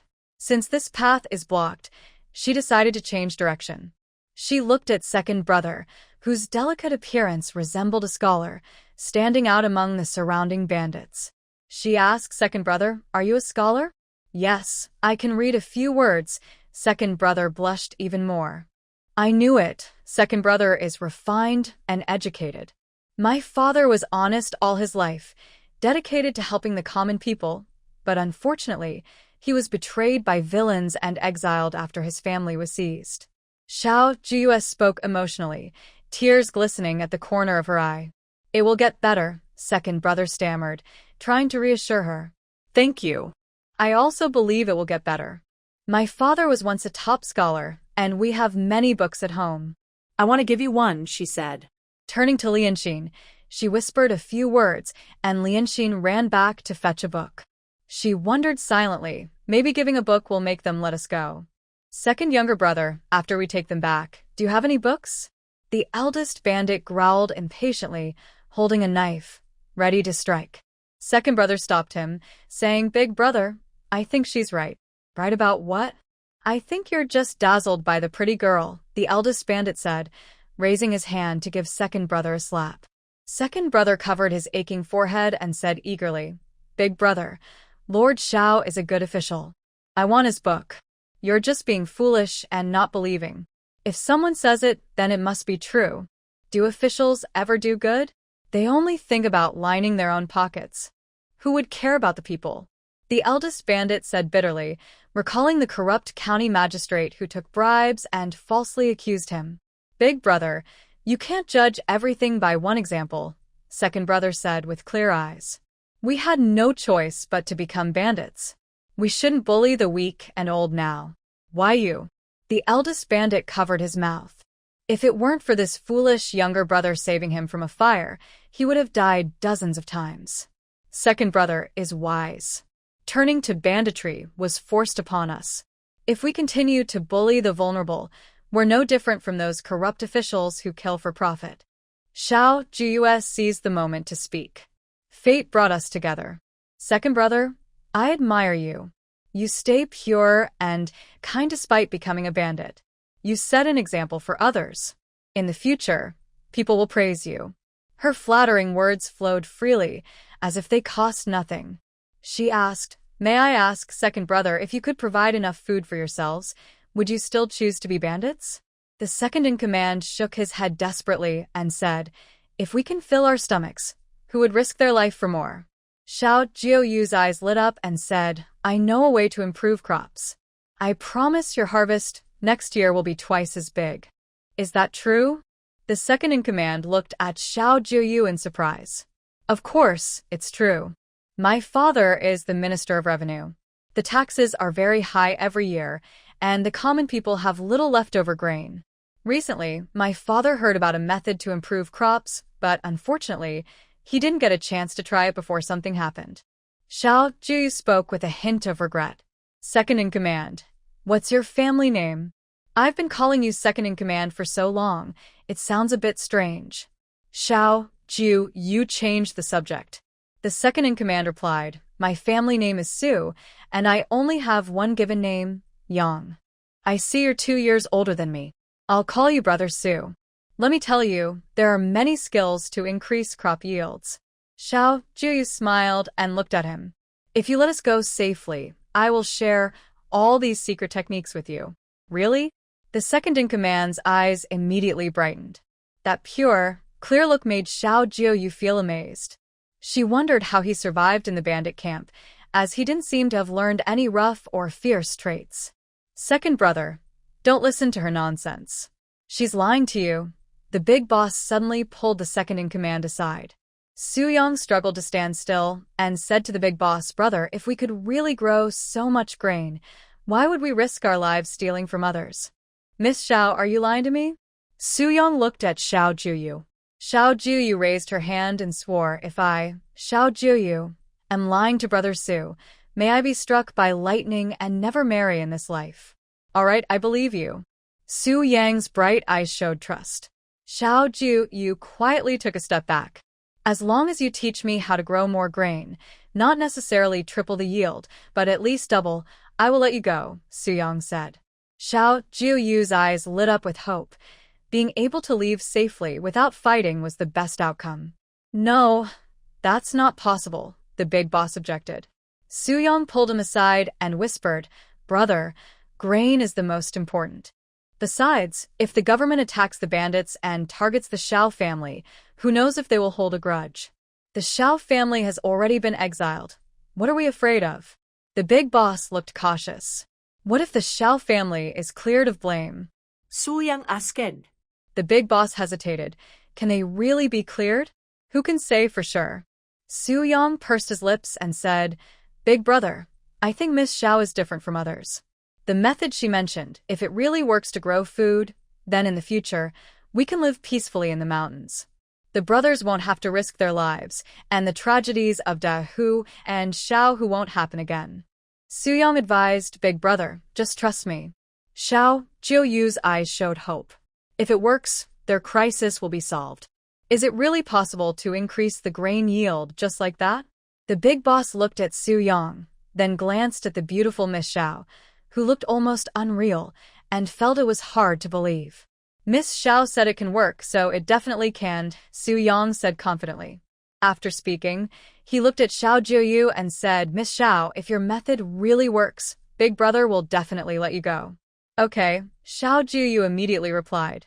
Lian Xian, bring the ink, paper, and brushes. Yes, Lian Xian responded. She had just brought the book, then went to get the ink and paper again. This book, the supreme response, is for you. Xiao Jiuyue glanced at the book. It was her brother Jiuyuan's book, so she wasn't worried about giving it away. She said, change when you can and do good. Brother Su, I see your eyes are honest. As long as you walk the right path, your future will be bright. Suyong looked at the yellowed pages of the supreme response, which looked sacred. He wiped his hands on his clothes, then took the book with both hands and looked at Xiao Jiuyue with a questioning gaze. Really? He wasn't expecting great success, only hoping they could have enough to eat and wear warm clothes. Of course it's true. Xiao Jiuyue nodded confidently and offered some encouragement. Soon after, Exile brought paper and brushes. She squatted to grind ink, while Xiao Jiuyue wrote quickly and carefully. Third Master, what do you think Miss Xiao is writing over there? Guosheng stretched his neck. A few days ago, Third Master had followed the Xiao family under the pretext of the Empress Dowager gathering herbs. Someone who was so meticulous about small details, yet he went to pick herbs for a day, and the Xiao family encountered bandits. That Xiao family's flag is really big. Miss Xiao is quite a remarkable woman. Can she really talk to bandits? It seems those bandits listened to her and didn't kidnap her. I wonder what Miss Xiao said. Guosheng was curious, scratching like a cat. Go ask. Junlai turned around, looking at him with a half-smile. Third Master, I won't go ask. Guosheng repeatedly shook his head, then his eyes lit up as he asked, So we just wait here? There are only a few bandits. We can take them down directly with our people. The personal guards around Third Master were all skilled fighters, capable of fighting 10 men alone. Brother, do you want to reveal our plans? A man who looked exactly like Guosheng asked. Guosheng quickly responded, Guiyang, don't talk nonsense. I don't have that idea. I was just speaking casually. Let's wait a bit. Third Master, are you thirsty? I'll go get some water. Guosheng turned around and went to fill his water bottle, secretly glaring fiercely at his twin brother. Junlai stood with his hands behind his back, watching from afar. He could see the orange figure clearly, calm and brave in danger. All right, Xiao Jiuyue wrote a long letter and handed it to Suyong. What I wrote is very clear above. You can read it carefully. Okay. Suyong carefully tucked the letter into his chest, looking at it like a treasure, making Xiao Jiuyue stare in amazement. Holding the paper, Suyong read every word clearly. His question came naturally. I understand the manure, but you said farmyard manure needs to be composted? What is farmyard manure? Human waste, animal manure, and so on, Xiao Jiuyue replied, avoiding mentioning green manure or composting. Fortunately, she had studied agriculture as an elective in college to earn extra credits. Because she was good at her major, she graduated and worked at an agricultural research institute. All this knowledge came from there. Oh, Suyong nodded awkwardly, thinking, no wonder she's a noble lady. She talks about manure so elegantly. He asked again, what does composting mean? Composted farmyard manure has fewer bacteria and insect eggs and contains many nutrients. This helps crops grow better, Xiao Jiuyue explained. Suyong looked further back and asked, what does crop rotation mean? The benefits of crop rotation are many. First, it changes the soil structure and reduces pests and diseases. Second, it increases land use efficiency by planting green manure plants, so farming and land conservation go hand in hand. Xiao Jiuyue explained thoroughly, since he kept asking questions. Suyong listened more carefully, his admiration growing. He respectfully saluted Xiao Jiuyue and said, Thank you, miss, on behalf of everyone. Second brother, whether what's written here is true or not, you shouldn't start thanking her yet, the head of the family said, watching Su Yang's actions, worried he might be fooled. Big brother, if we can't improve the grain yield this way, it must mean we haven't done well enough, Su Yang said confidently. Big brother, quickly have someone move the stones aside, so we won't delay Miss Zhao's journey. The leader looked back at his brothers, who were empty-handed, and asked, Are we going to waste all our effort for nothing? Big brother, holding a light piece of paper like a treasure, said, Brother, this is priceless. No, since we've left the village, we can't go back empty-handed. The leader hesitated, glancing at the carriages behind the Xiao family. A lean camel is still bigger than a horse, and once you have a fat sheep, there's no reason to let it go. His eyes twinkled, and he suggested, Why not let Miss Xiao stay at Ninehead Village? When the crops are ready, she can leave then. Big brother was about to refuse, But Xiao Jiuyue couldn't help but curse inwardly. He was quick to change his mind. Such a lively scene. Junlai arrived with 20 guards. On his bright red horse, Junlai looked like a hero riding on a rainbow cloud to Xiao Jiuyue. "Greetings, third prince," Xiao Jiuyue bowed politely. Her clear voice was loud enough for the bandits to hear clearly. "Third prince?" The bandits' faces turned pale at this title.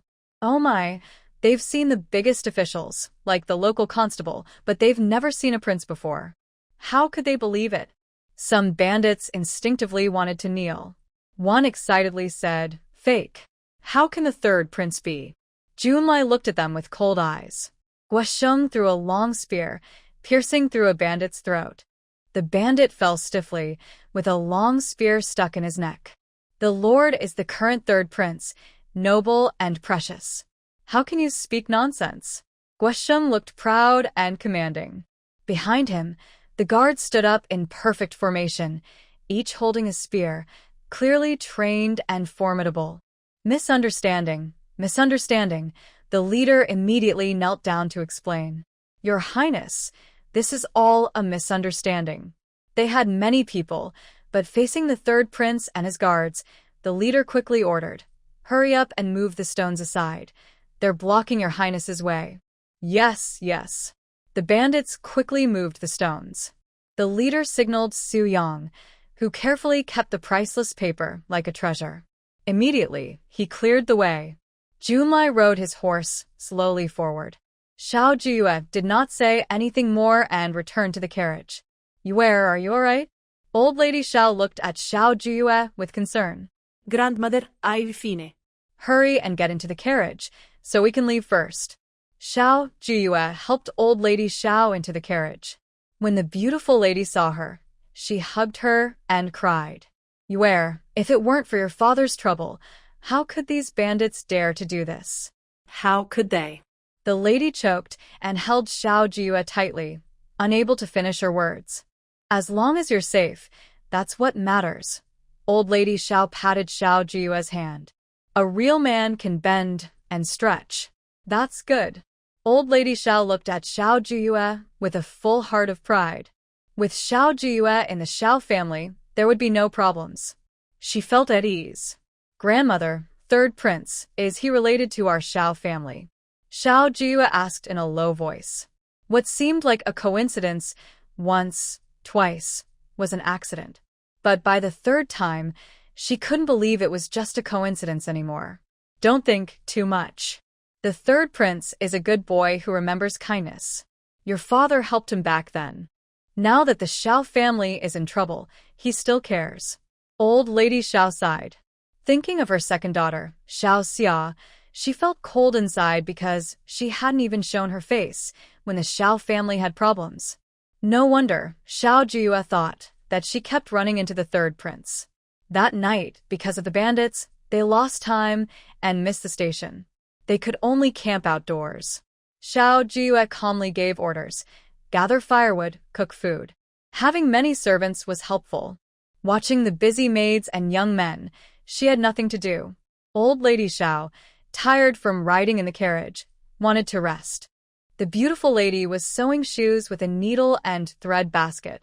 Second sister Xiao Yurong was sick for a while. Now she was resting in the carriage. Aunt Lan brought Xiao Jiuyue and Xiao Jianyuan, but their situation wasn't much better. However, the two children were lively and excited wherever they went. Big sister, Xiao Jianyuan jumped and ran to Xiao Jiuyue, pointing nearby. "Is that a chrysanthemum?" On a small hill not far away, there was a patch of golden yellow, very pleasing to look at. From a distance, Xiao Jiuyue couldn't be sure. "Want to know if it is?" "Let's go and see," she said. "Big sister, I want to go see," Xiao Jianyuan said, pulling Xiao Jiuyue and running up the hill. "Slow down."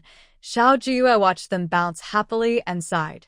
Children's energy really is endless. Xiao Jiuyue stepped forward.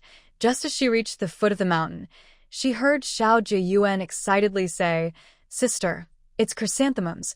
All chrysanthemums." "Be careful not to fall," Xiao Jiuyue warned.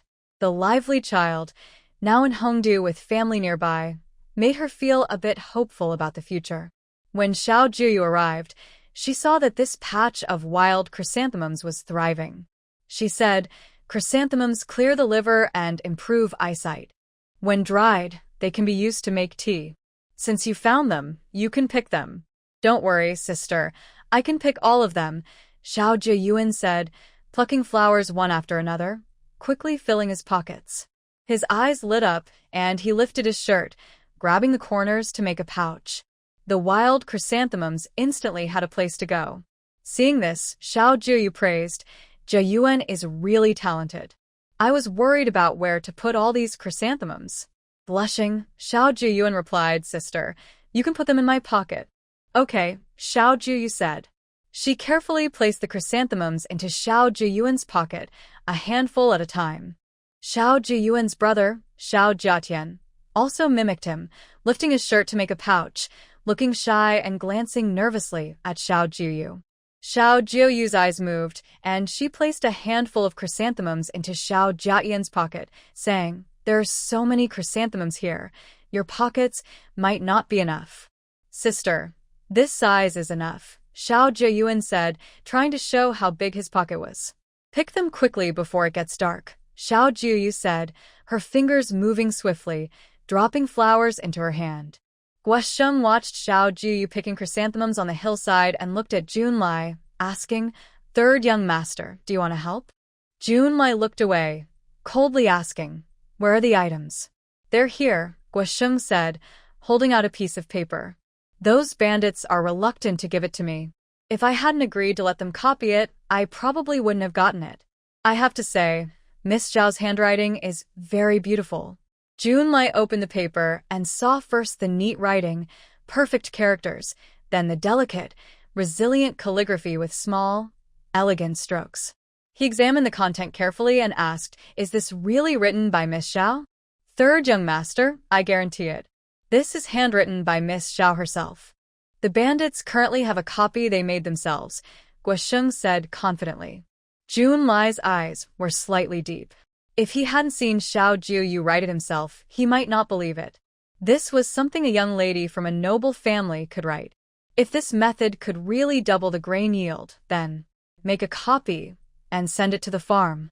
Next spring, follow the instructions on this paper to plant the crops. Junlai handed the paper to Guosheng. "Third young master, you might as well hit me," Guosheng said with a sad face when he heard he had to write. He was not good at holding a pen. Guosheng muttered softly, "I should have asked that bandit to copy more. Good for nothing." Junlai looked at him and kicked him lightly. "Hurry up and copy it. If this paper gets damaged."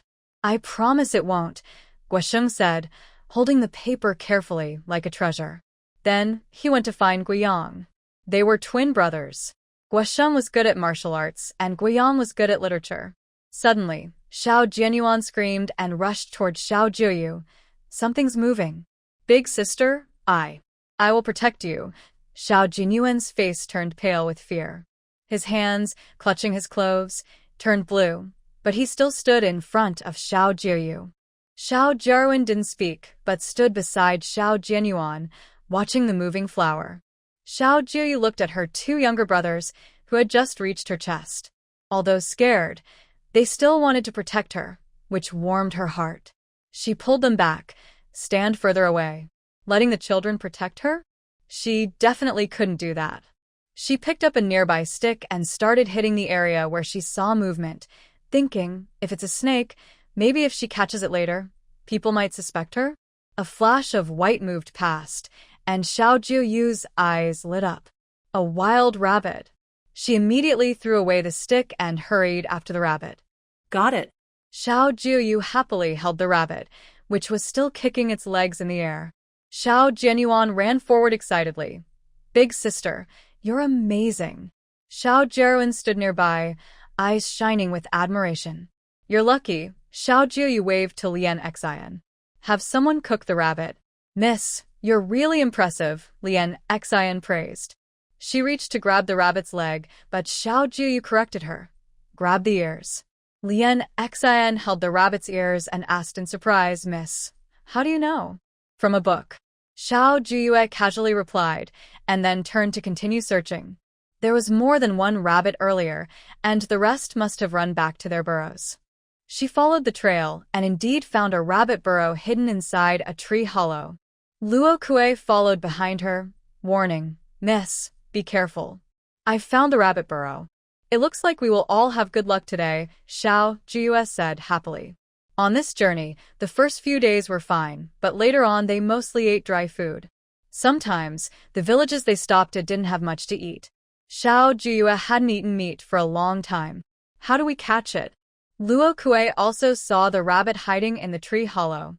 The hollow was too big. The rabbit went inside, but people couldn't get in. "Did you bring a fire starter?" Xiao Jiuyue asked.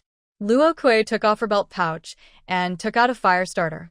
Xiao Jiuyue gathered some dry twigs, including a few damp ones, and quickly ignited them, creating a lot of smoke. Cough. Luo Kue was almost unable to open her eyes from the smoke. "Young lady, I didn't expect you to know how to smoke out a rabbit burrow." General Jean arrived when he heard Xiao Jiuyue calling. Seeing the wild rabbits, he slowed down. Now, seeing Xiao Jiuyue smoke out the burrow, he stepped forward and said, "Miss, let me do it." Xiao Jiuyue didn't want to kneel on the ground to smoke out the burrow. She simply made way and said, "I read in a book that this is how it's done. I don't know if it will work." "It will work," General Jean confidently replied. Xiao Jiuyue squatted at the entrance. As General Jean poured the thick smoke inside, the rabbits ran out one by one. She was responsible for catching them, and once caught, she handed them to Luo Kue. "Catch their ears." They caught 5 rabbits in a row. If General Jean hadn't moved quickly, the last one might have escaped. General Jean later, "Take 2 rabbits to the third prince." Xiao Jiuyue looked at the 5 plump rabbits and chose 2 large ones. Without the third prince, it was uncertain whether they could leave the bandit den without loss. "Yes." General Jean immediately took off his clothes and left with the 5 fat rabbits. Xiao Jiuyue wiped her hands and was about to leave when she saw Gan Chao. She paused and squatted down to dig. "Miss," Luo Kue hurried forward and asked, "What is this?" "Gan Chao, a type of medicinal herb that moistens the lungs and relieves coughs," Xiao Jiuyue replied. Then she added, "There's a large patch here. It's a pity to dig it all up." "I'll do it," Luo Kue said and squatted down to dig. Xiao Jiuyue reminded her from the side, "Dig a little deeper, don't break the roots, and be careful not to damage the skin. The most important thing is the root." "Okay." Luo Kue responded, becoming more careful while digging for licorice. She asked curiously, "Miss, when did you start knowing about herbs?" "I saw it in a book." Xiao Jiuyue's eyes flickered. In the past, Xiao Jiuyue was very talented and famous in Shengjing, especially for playing the piano. Luckily, the Xiao family had a scandal, or she might have been exposed. "There really are many things written in that book," Luo Kue muttered. Xiao Jiuyue slightly smiled. "There's golden books." Lian Exile ran over, and then went back to get tools. Soon, all the licorice was dug out completely. Xiao Jiuyue washed her hands by a small, clear stream. The stream was so transparent, reflecting the evening glow. The endless mountains looked like a beautiful painting. "Big sister, we finished picking," Xiao Jianyuan said excitedly, showing off. He was unsteady and stepped on a stone, falling forward. He closed his eyes, still protecting the full bunch of chrysanthemums in his arms. "Be careful." Xiao Jiuyue quickly ran forward and caught Xiao Jianyuan steadily. She took a breath to steady herself. Then she reached out and gave him a chestnut, knocking it on his head. "Aren't you afraid you'll hurt your bottom?" "Big sister, I didn't do it on purpose," Xiao Jianyuan said guiltily, lowering his head. He asked worriedly, "Are you hurt, sister?" "I'm fine." Xiao Jiuyue looked at his guilty and worried face. She couldn't bear to scold him anymore. She said, "Be more careful next time. I can't always catch you." Xiao Jianyuan nodded firmly, hiding his scratched hand. Xiao Jiuyue pulled him back. Before she could speak, Xiao Jianyuan said, "Sister, it doesn't hurt." Back at the carriage, Lian Xian looked at Xiao Jiuyue's blood-stained clothes. The wound had torn open repeatedly, now bloody and mangled. Her eyes turned red with worry. She said anxiously, "Miss, Your wound has torn open again. This won't do. We. Quickly bandage it up and don't let Jianyuan see. Xiao Jiuyue interrupted her, reminding, make sure Grandma and the others don't find out. Xiao Jiuyue changed into a new outer shirt. Just as she was about to check dinner, she ran into Junlai. Is there a smell of blood? Junlai silently watched Xiao Jiuyue, who had changed her clothes. Xiao Jiuyue bowed politely. Third prince. Junlai nodded slightly and simply passed by her, leaving. Near dinner time, Xiao Jianyuan excitedly brought medicine. His chubby fingers, wrapped like a sticky rice ball, held it. Big sister, look. The third prince brought me medicine and he even gave us a wild chicken. The third prince brought medicine? Xiao Jiuyue looked at the large medicine bottle in his hand. Yes, sister. I can't finish it all. Please keep it for me, Xiao Jiuyue said, handing the bottle to Xiao Jiuyue. Xiao Jiuyue looked at the medicine and asked, you keep it yourself? No. His Highness said I am still young and should let my sister keep it, so I won't drop it. Xiao Jiuyue puffed out his cheeks, mimicking the third prince's words. His soft, sweet voice, combined with the cold, stern face of the third prince, created a funny scene. Xiao Jiuyue quickly calmed herself, took the medicine, and casually said to Lianxin, keep it. Miss, His Highness's medicine must be very good. Maybe I can try some? Lianxin whispered. Xiao Jiuyue shook her head. After walking a few steps, she had a strange feeling, like the third prince was sending her medicine as a gift? Perhaps she was just overthinking because she watched too many romance dramas. Shaking off this silly thought, Xiao Jiuyue went straight to dinner.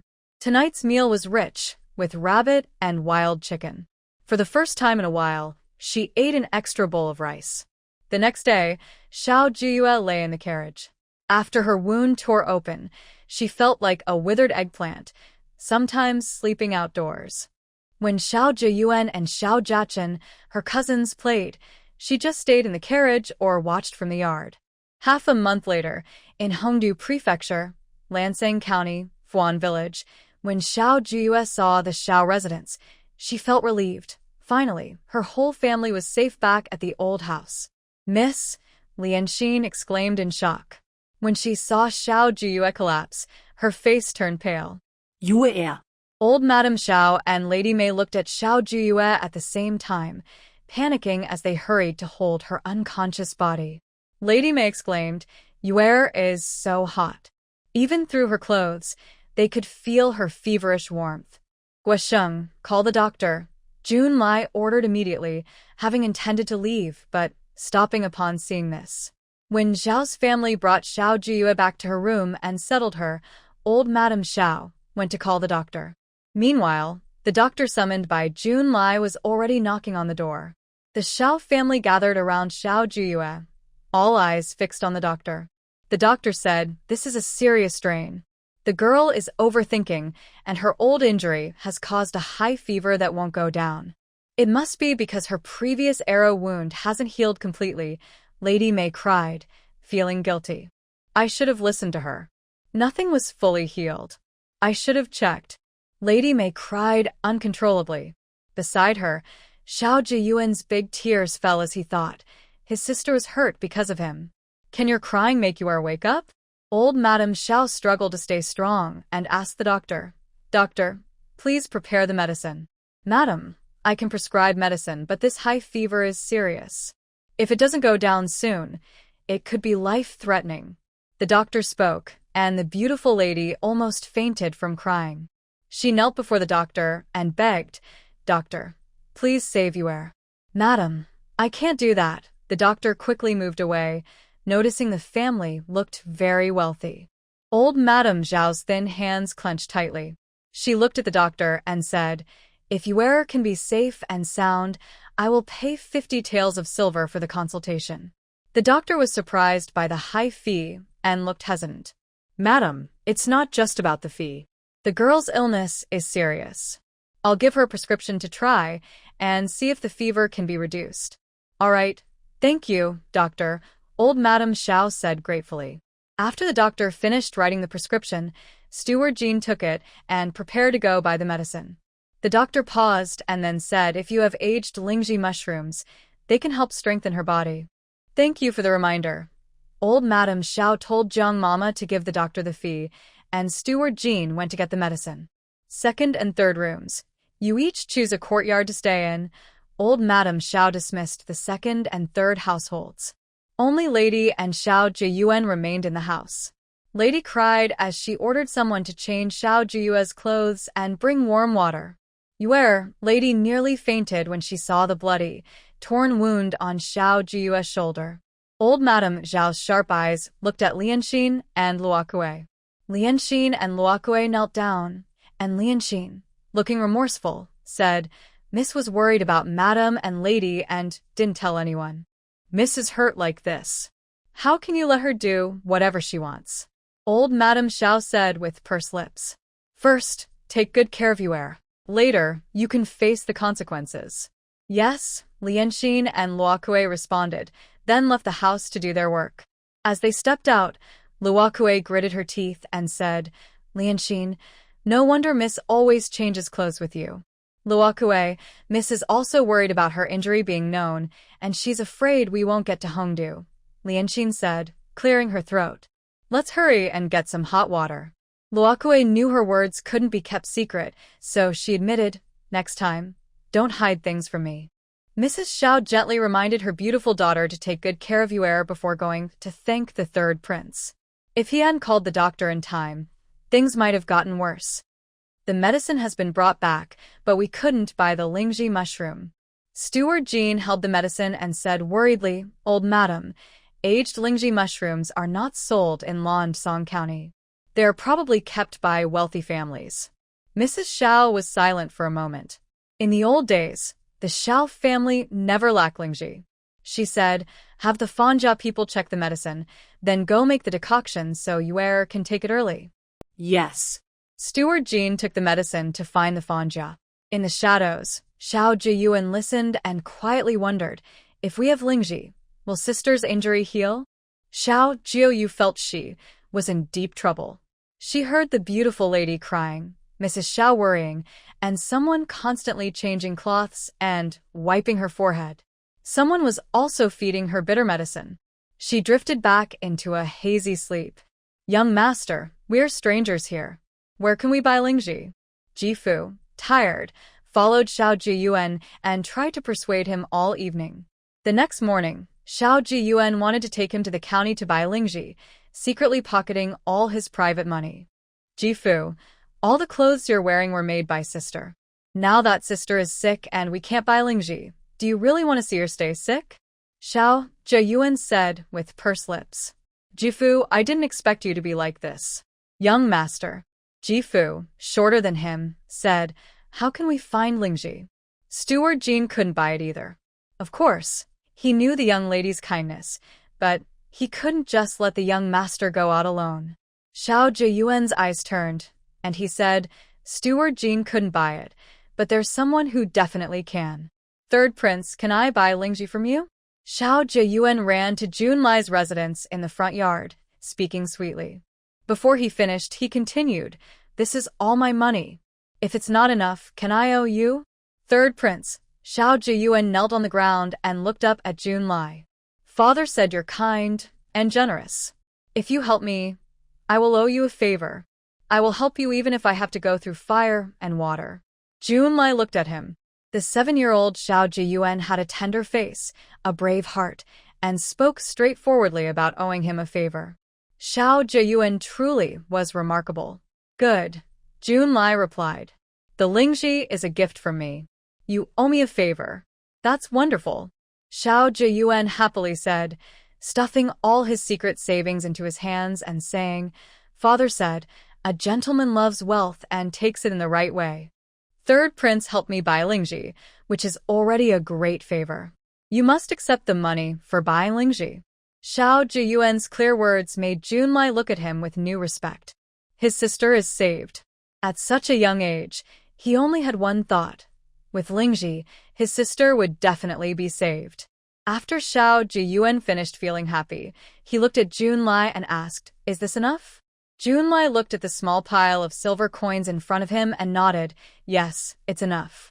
Guasheng looked at the small coins and thought that the Lingzhi, which was several years old, would cost at least 10 taels, so it was probably not enough. But seeing that the prince said enough, he kept silent. Xiao Jiuyue grinned and sincerely bowed to Junlai, saying, "Thank you, third prince."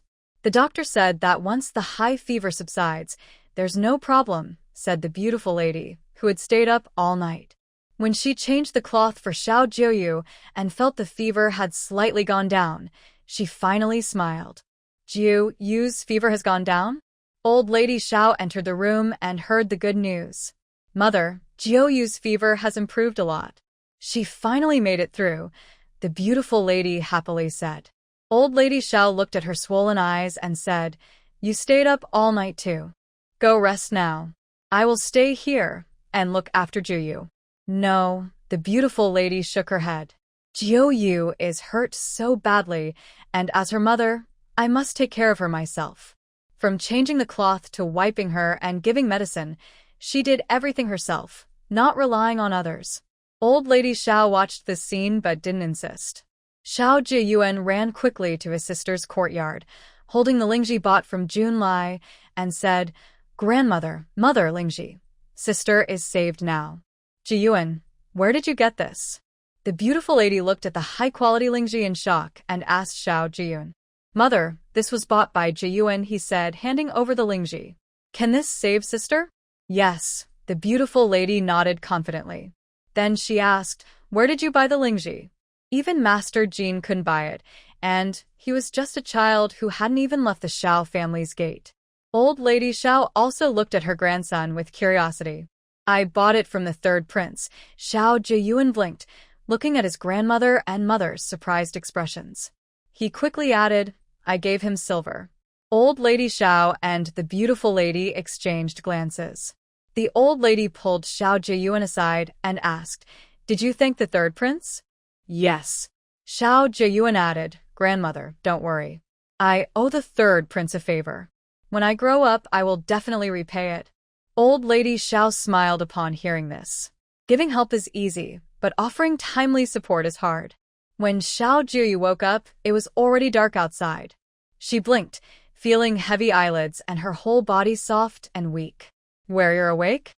The beautiful lady saw her wake up and hurriedly leaned in, checking her forehead to see if she was still hot, then happily said, "Are you hungry? I had someone warm some porridge. Want to try a little?" "Mother," Xiao Jiuyue opened her mouth but found her voice was hoarse and barely audible. She was about to move, but the beautiful lady held her down and said, "Don't move. Your wound isn't healed yet. Just lie down. Good girl." The beautiful lady's voice was as gentle as can be. Xiao Jiuyue looked at her red, swollen eyes, with bloodshot streaks. She probably cried for a long time. "Here, have some porridge." Lotus Heart came over with a bowl. Seeing Xiao Jiuyue improving, she choked up and said, "Miss, you really scared us. Madam stayed up all night watching over you, and she's been with you all day. Luckily you're okay now." "Mother," Xiao Jiuyue's voice was weak. The beautiful lady felt guilty and said, "You're my daughter. I didn't notice you were hurt like this. Yuer, it's all my fault." Her words carried deep guilt. Xiao Jiuyue shook her head, looking at her mother's swollen eyes. Last night, she vaguely remembered someone wiping her, changing her cloth on her forehead, and her worried voice. A warm feeling flooded her heart. What's there to fear about returning to the beginner's village? Heaven has given her such a good family. She's not afraid to start over. "Come, drink the porridge." "You haven't eaten for a whole day and night. How can your body handle it?" The beautiful lady carefully fed her, blowing on the spoon before bringing it to her lips, and asked gently, "Is it too hot?" Xiao Jiuyue shook her head, licking her lips. The plain porridge tasted sweet to her, even though it was simple. The doctor said that overexertion, overthinking, and old injuries caused her high fever that wouldn't go away. Now that her body was weak, she needed to eat light. Once she recovered, her mother promised to make her date-filled pastries. Sweet and sour jujube paste was appetizing and good for her health, as red dates could boost energy. Xiao Jiuyue nodded, watching her mother feed her porridge patiently. She had never imagined such a tender scene before. "Now that we're back at the old house, you can rest assured and relax," her mother said softly, her voice gentle. She continued feeding her with care, worried she might worry too much. After finishing the porridge, she told her to rest and continue lying down. In the evening, Lady Xiao specifically came to see Xiao Jiuyue.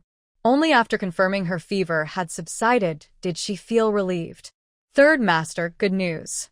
Miss Xiao has woken up, Guosheng told Junlai. Fortunately, Third Master called the doctor again and sent Lingzhi. Otherwise, it would have been hard to say what would happen to Miss Xiao.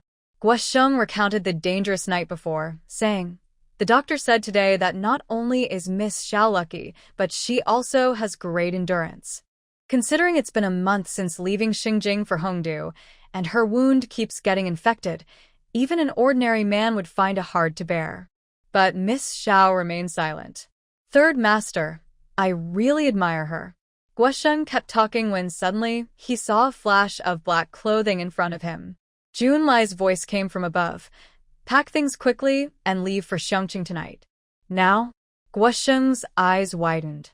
He wanted to follow, but Guoyang pulled him back. "Guosheng, are you stupid? The master told you to pack up, so do it quickly. Maybe the master has urgent business." "These past 2 weeks, no one seems in a hurry," Guosheng mumbled, but he still packed quickly. After a stick of incense burned, Junlai mounted his horse and rode off. The way he left was completely different from the slow pace of the carriage behind the Xiao family. "Third Master, slow down." Guosheng raised his whip and tightened his horse's belly, quickly catching up. The horse neighed loudly, and Junlai's group gradually blended into the night. Because of her injuries and repeated high fevers, Xiao Jiuyue was confined to her room, resting for half a month before she could go outside. The air carries a faint sweet smell. Xiao Jiuyue took a deep breath and stepped into the courtyard. In the distance, the mountains were layered and endless, with the blue sky and leisurely drifting white clouds. Miss Exile helped her put on her cloak, reminding her it's October now, and it's getting cold. "Such strong sun. How can it be cold?" Xiao Jiuyue smiled faintly. Because of her injury, Exile and Luo Kue, the 2 maids, were especially nervous around her. She stepped out of the courtyard, passing through the corridor. Exile explained, "Madam lives in the east small courtyard. The second and third rooms are in the west small courtyard, and you and the madam are in the south small courtyard." "Wait a moment." Xiao Jiuyue paused and asked, "What about the main courtyard?" "Miss, there is a small garden over there. Maybe we could." Lianxin thought about changing the subject.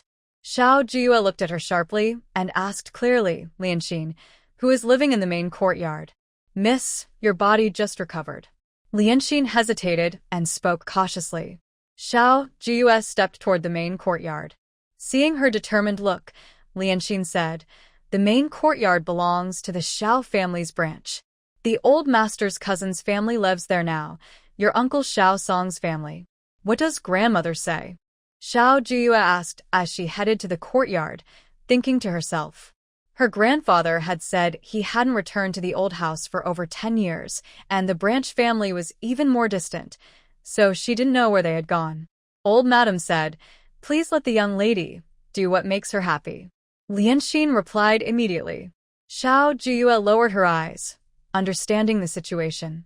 Before entering the courtyard, she saw Xiao Yurong at the gate, looking panicked and tearful. "Yurong? Why are you here?" Xiao Jiuyue looked at her swollen eyes. The Xiao family members loved to cry. That was true. Older sister. Xiao Yurong saw Xiao Jiuyue as if she were a lifesaver, clutching the last straw. She choked out, "They took Shuiyun away, and he said he wants to make Shuiyun his concubine." Shuiyun had been with her since childhood. If it weren't for her and Shuiyun relying on each other along the way, she wouldn't have made it to Hongdu. Older sister, Shuiyun doesn't want to be a concubine. Xiao Yurong sobbed as she looked at Xiao Jiuyue. Her father was taken, her mother had left, and she was left alone, useless, unable to protect her maid. "Don't cry. What's the use of crying?" Xiao Jiuyue felt a headache coming from all the crying. Crying won't solve anything.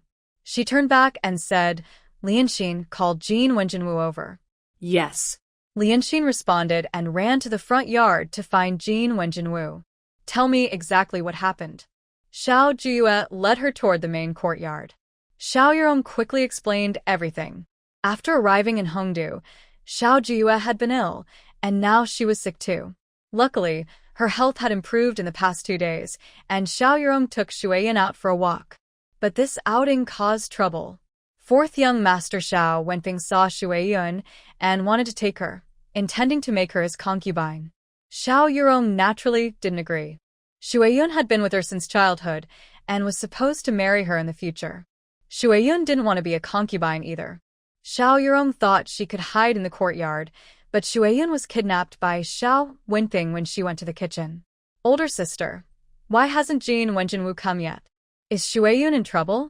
Xiao Jiuyue's face turned pale. The thought of this possibility made her heart race. Xiao Jiuyue looked at her delicate younger cousin and said, If you're worried, then why wait? Lead the way. It's right here, in the west wing of the main courtyard. I saw it with my own eyes, Xiao Jiuyue said excitedly.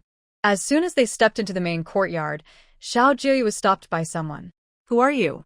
A stern-looking old woman blocked their path and said, My lady is sleeping now and can't see visitors. Xiao Jiuyue ignored her. When the woman reached out to stop her, Xiao Jiuyue turned her hand into a blade and struck the woman's arm hard. The sharp pain made her step aside. Tell your lady that the Xiao family's main courtyard is not her place to stay.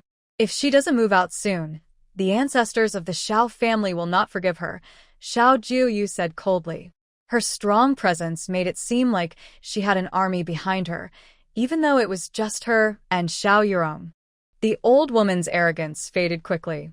Water Yun. Xiao Jiuyue heard Water Yun crying from the west wing and ran inside with her skirt in hand. Xiao Jiuyue hurried after her. The situation inside was better than she expected. Water Yun had a pair of scissors and was holding it to her neck, fighting with Xiao Wenping. Xiao Wenping's arm was bleeding, probably cut by Water Yun. Miss, Water Yun saw Xiao Jiuyue and ran toward her. Xiao Jiuyue hugged Water Yun tightly, looking like they were sisters in hardship. Xiao Jiuyue took off her cloak and draped it over Water Yun. She looked coldly at Xiao Wenping, noticing a mole at the corner of his mouth. He looked charming and flirtatious. She said sharply, The Xiao family's maid is not someone you can humiliate at will. Serving my fourth young master is her blessing. That lowly girl, I must have her life, Xiao Wenping said, holding his wounded arm. When he saw Xiao Jiuyue's face, his eyes lit up. The cold, proud Xiao Jiuyue, dressed in plain clothes, looked like a snow lotus blooming in the icy cold. Are you from the Xiao family? Xiao Wenping remembered his mother's recent warning. The main family members from Shengjing were coming back, and he needed to be careful. If the woman in front of him wasn't from the Xiao family. She is the eldest lady of the Xiao family, the apple of her grandfather and uncle's eye, Xiao Jiuyue said, helping Water Yun to stand. She looked around nervously, but everyone there was Xiao Wenping's people. Young lady? Xiao Wenping sneered. The Xiao family is gone. What's so special about her? She looks good, so I'll introduce her to my brother as a concubine. Then she can still enjoy wealth and honor. What do you think? You might as well try to see if you can live until that day. Xiao Jiuyue's eyes were calm, and her light words carried a biting coldness, which frightened Xiao Wenping. Come, someone. Xiao Wenping shouted. The young lady has no reason to interfere in my room. She is already my person. Several guards rushed in. Shuiyan tightly held her cloak, looking at Xiao Wenping with a desperate expression, saying, I would rather die than become your concubine. Why are you just standing there? Quickly catch her for this young master, Xiao Wenping ordered. Don't hurt the 2 young ladies of the Xiao family. A maidservant is nothing. No. Xiao Jiuyue tightly held Shuiyan, looking anxiously at Xiao Jiuyue, unsure of what to do. Xiao Jiuyue stood calmly, coldly saying, How dare you?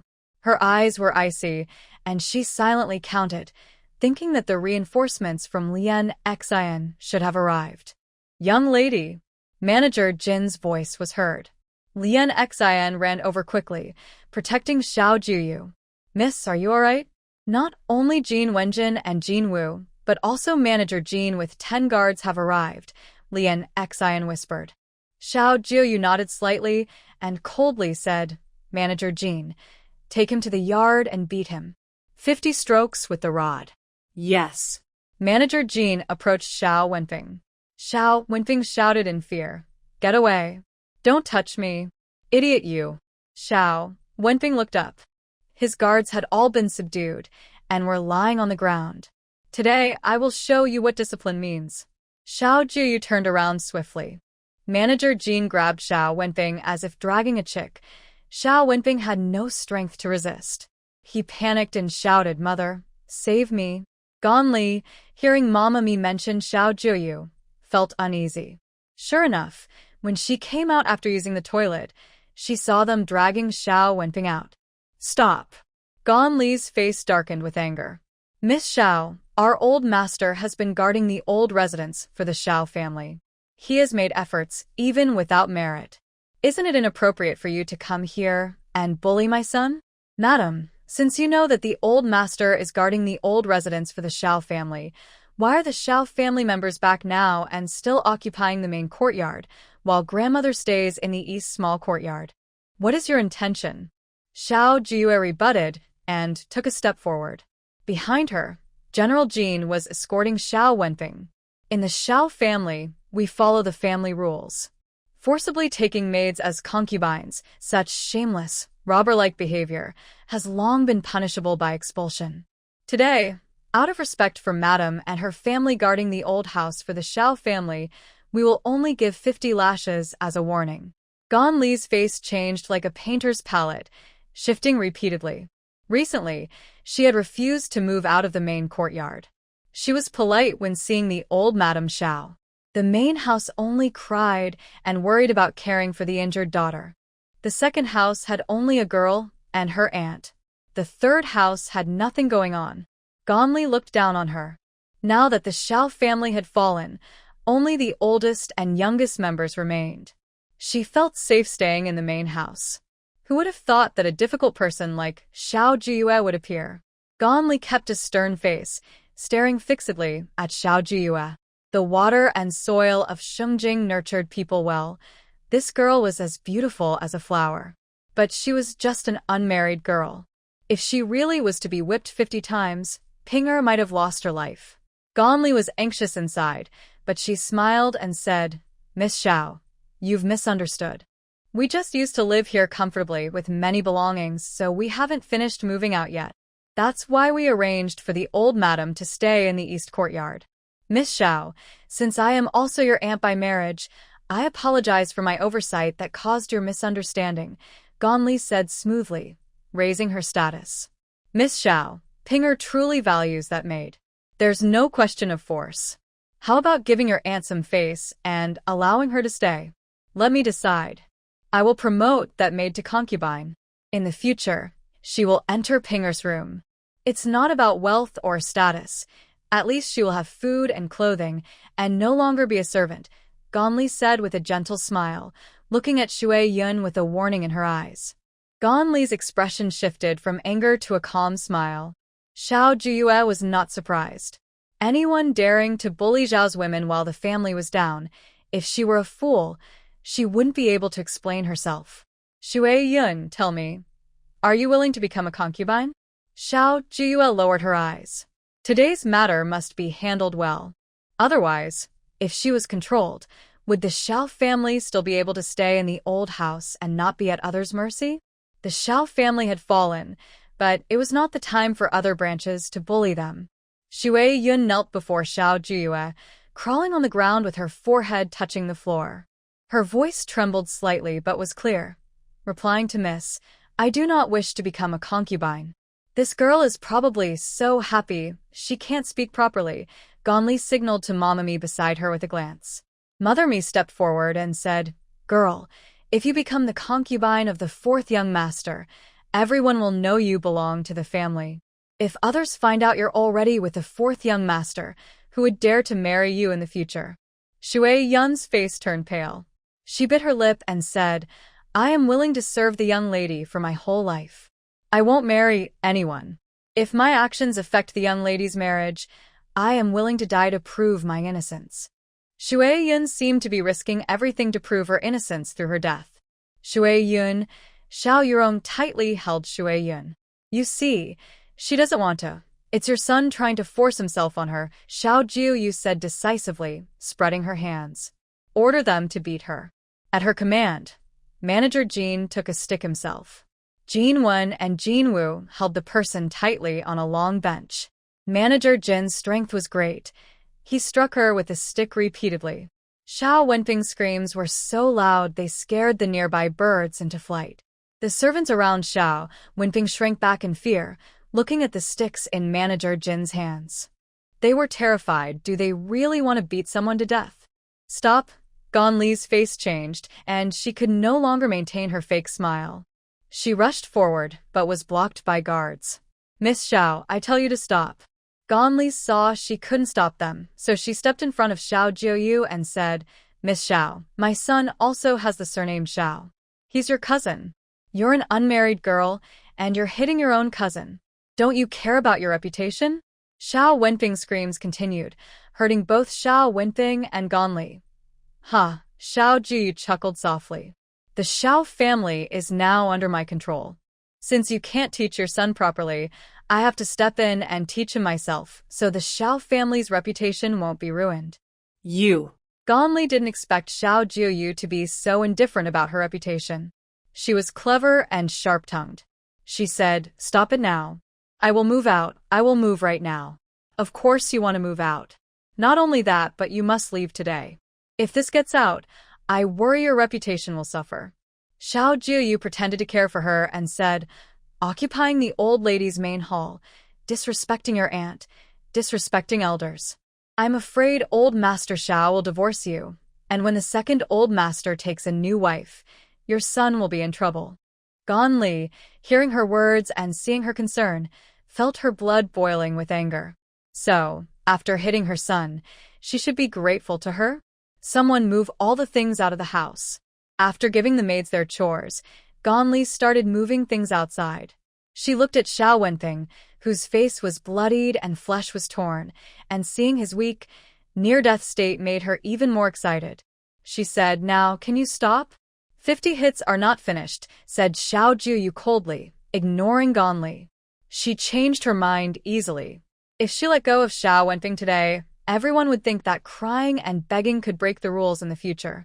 Pinger, Gan Li was anxious and angry. Everyone around her was useless. She wanted the servants to act, but Xiao Jiuyue looked at her with a deep gaze. She said, According to the law of Manhwa, anyone who rapes a woman should be executed immediately. Xiao Jiuyue's words made Gan Li freeze. Looking into her dark eyes, Gan Li had a thought. If she really ordered someone to act, Xiao Jiuyue might send Xiao Wenping to the authorities. But the Xiao family was already fallen. How could she dare? Gan Li wanted to curse and gamble, but for her son's life, she dared not. What if Xiao Jiuyue really went all out? After 50 strikes, Xiao Wenping's was bloody and flesh-torn, and he fainted immediately. Pinger, Gan Li trembled, afraid to step forward. Miss, the 50 strikes are done. I used a light hand.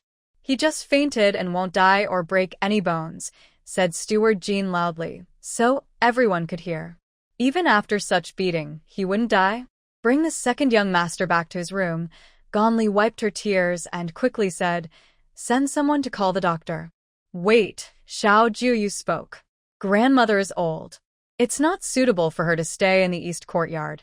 Today, we will clear out the main hall and carry the second young master to the guest room in the front yard, so grandmother won't smell the blood and feel unwell. Steward Jean held a blood-stained stick and stood aside, watching the maids and servants hurriedly move things. Seeing the blood-stained stick, they instinctively quickened their actions. The second young master was beaten to flesh and blood. The lady didn't dare say a word. Everyone's only thought was, the Xiao family estate was about to change. In just half a day, the main hall was emptied. Gan Li stayed with her son. Even after treatment, Xiao Wenping was crying out in pain.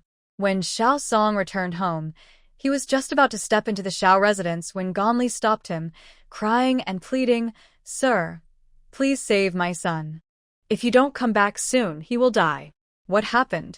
Xiao Song's mustache curled up in anger. Listening to Ganli's words, he quickly understood the whole story. He was silent for a moment and said, "Lingnan, we should move to the village." "No way," Ganli immediately replied, raising her hand to punch his chest. "Xiao Song, are you still a man? Your son has been bullied like this, and you don't stand up for him? Now you want to move away? We've kept the old house for so many years. Now that we're getting old, there's no reason to leave. They're all women and none of the men are adults. I have 5 sons. Ganli proudly said as she pointed to her 5 sons. "No, this can't be ignored." "Lingnan," Xiao Song looked at her helplessly. "Now that the old lady is back, if this gets out, what face do we have? Can't you think about me? Don't you also need to think about your sons?"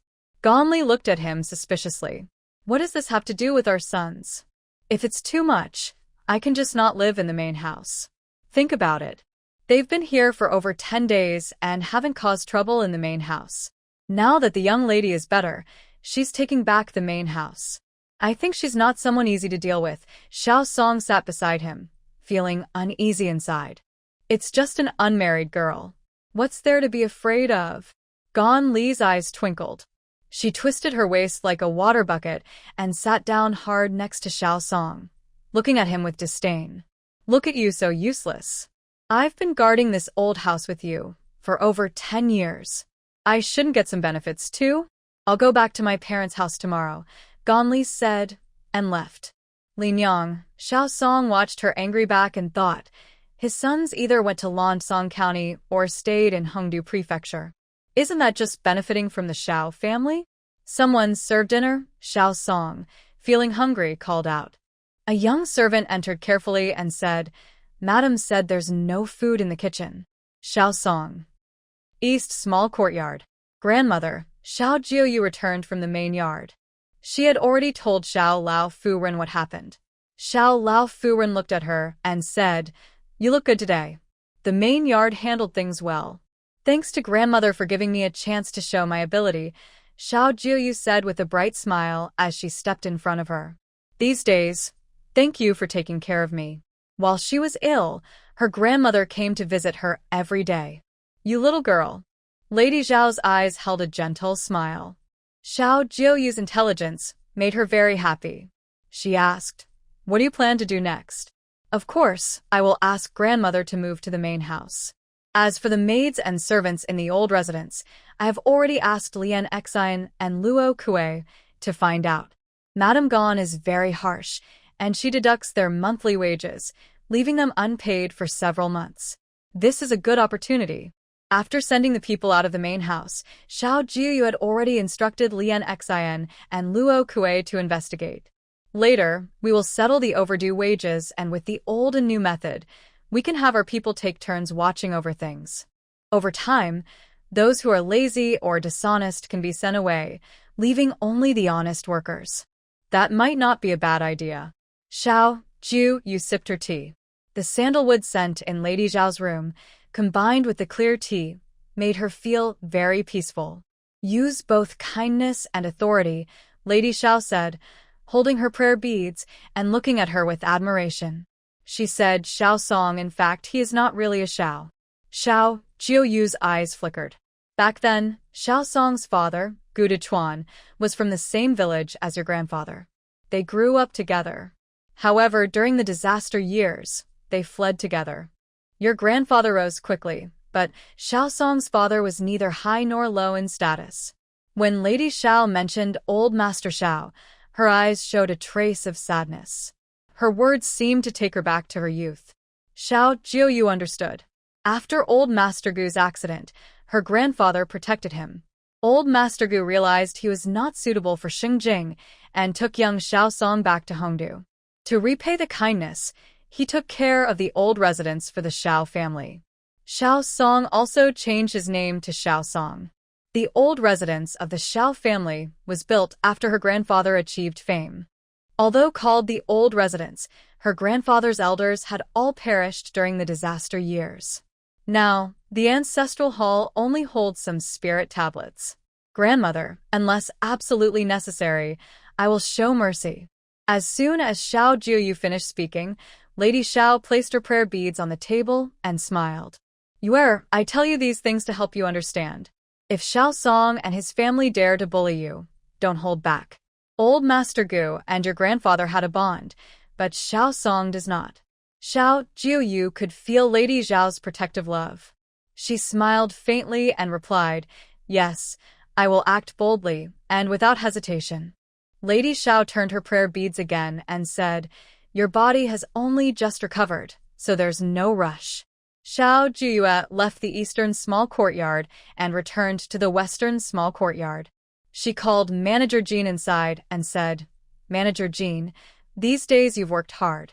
Take some people to the county and find out more about the Gan family and Xiao Song." Today she publicly scolded Xiao Wenfeng, and Gan Li clearly felt upset. "Yes," Manager Jean replied. Xiao Jiuyue looked at some family account books she had been reviewing lately, the oil lamp flickering. "Yuer, you're feeling better now. Why aren't you sleeping?" Her beautiful mother entered the room and directly took the account book from her hand. "The account book is right here. It can't run away." Her mother frowned and reached out to feel her forehead.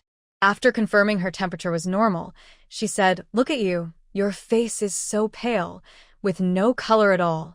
Tomorrow, I'll make you some date paste pastry." "Thank you, mother." Xiao Jiuyue was used to her mother often feeling her forehead.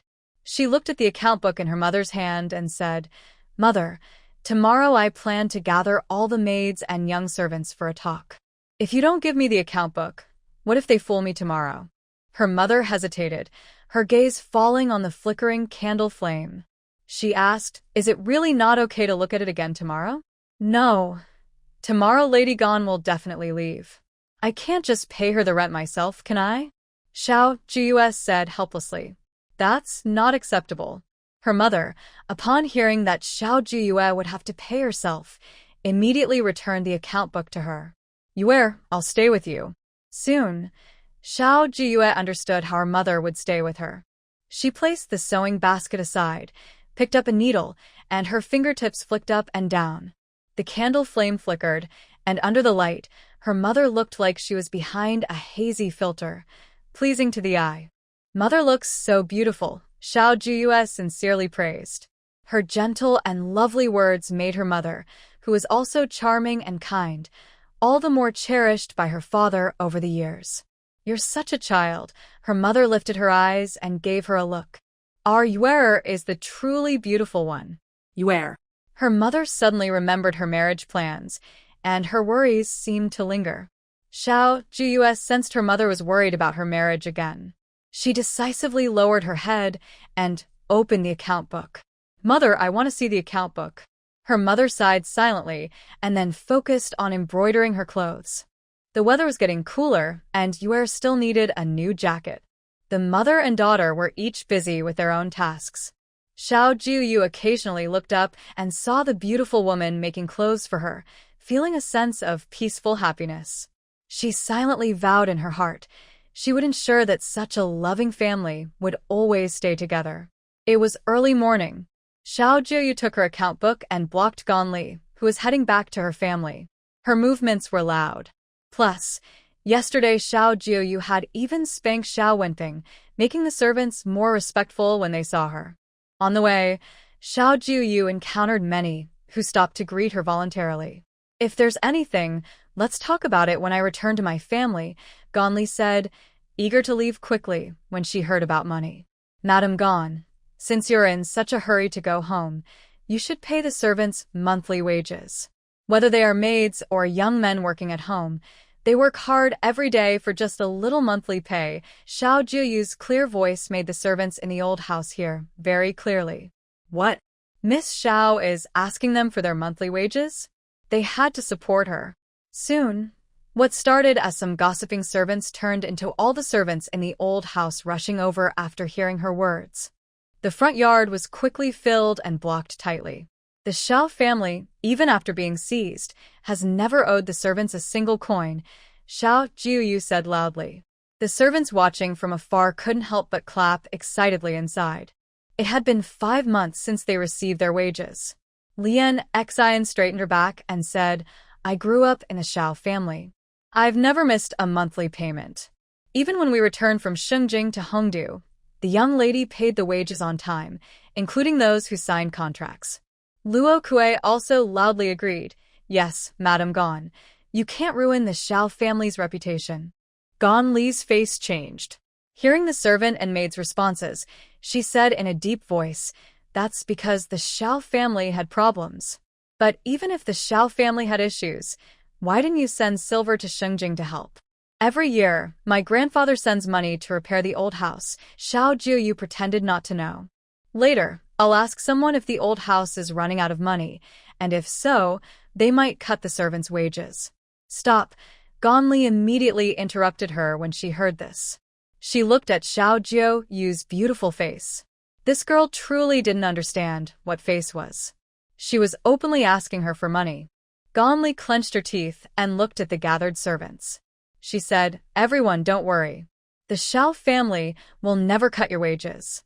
All the previous wages have been paid, right? My family has an urgent matter. When I return from my family home, I promise to give everyone their full monthly allowance. Gan Li said this, and was about to leave. Xiao Jiuyue gave her a look, and Jin Wu blocked her way. Xiao Jiuyue stepped forward and said, I know Madame Gan is in a hurry. I've already checked the accounts for you. You just need to handle the payments. Exile held out the account book and said, Madame Gan, please take a look. Gan Li looked at Xiao Jiuyue with a fierce expression, as if she wanted to swallow her whole. Xiao Jiuyue slightly smiled and said, Madame Gan, no need to thank me. Who would thank you? Gan Li almost ground her teeth in frustration. She glared at Xiao Jiuyue, still trying to use the lack of silver as an excuse. But Xiao Jiuyue casually said, Madame Gan, if you don't have enough silver, don't worry. The path is short, just take what you need. Everyone is looking forward to receiving their monthly allowance.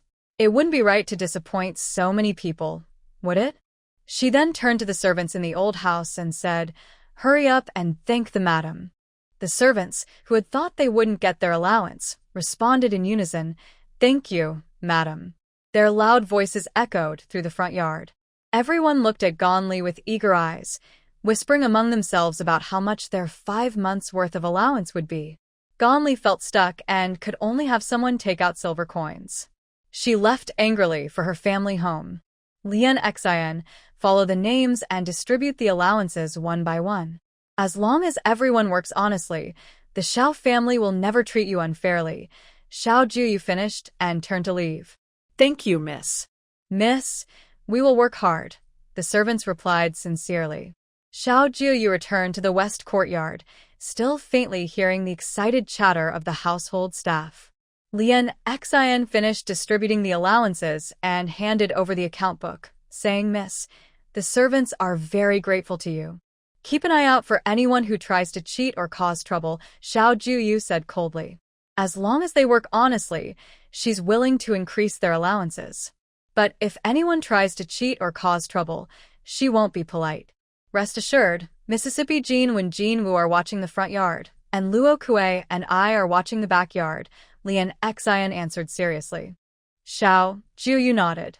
After finishing her work, she sat on a soft couch.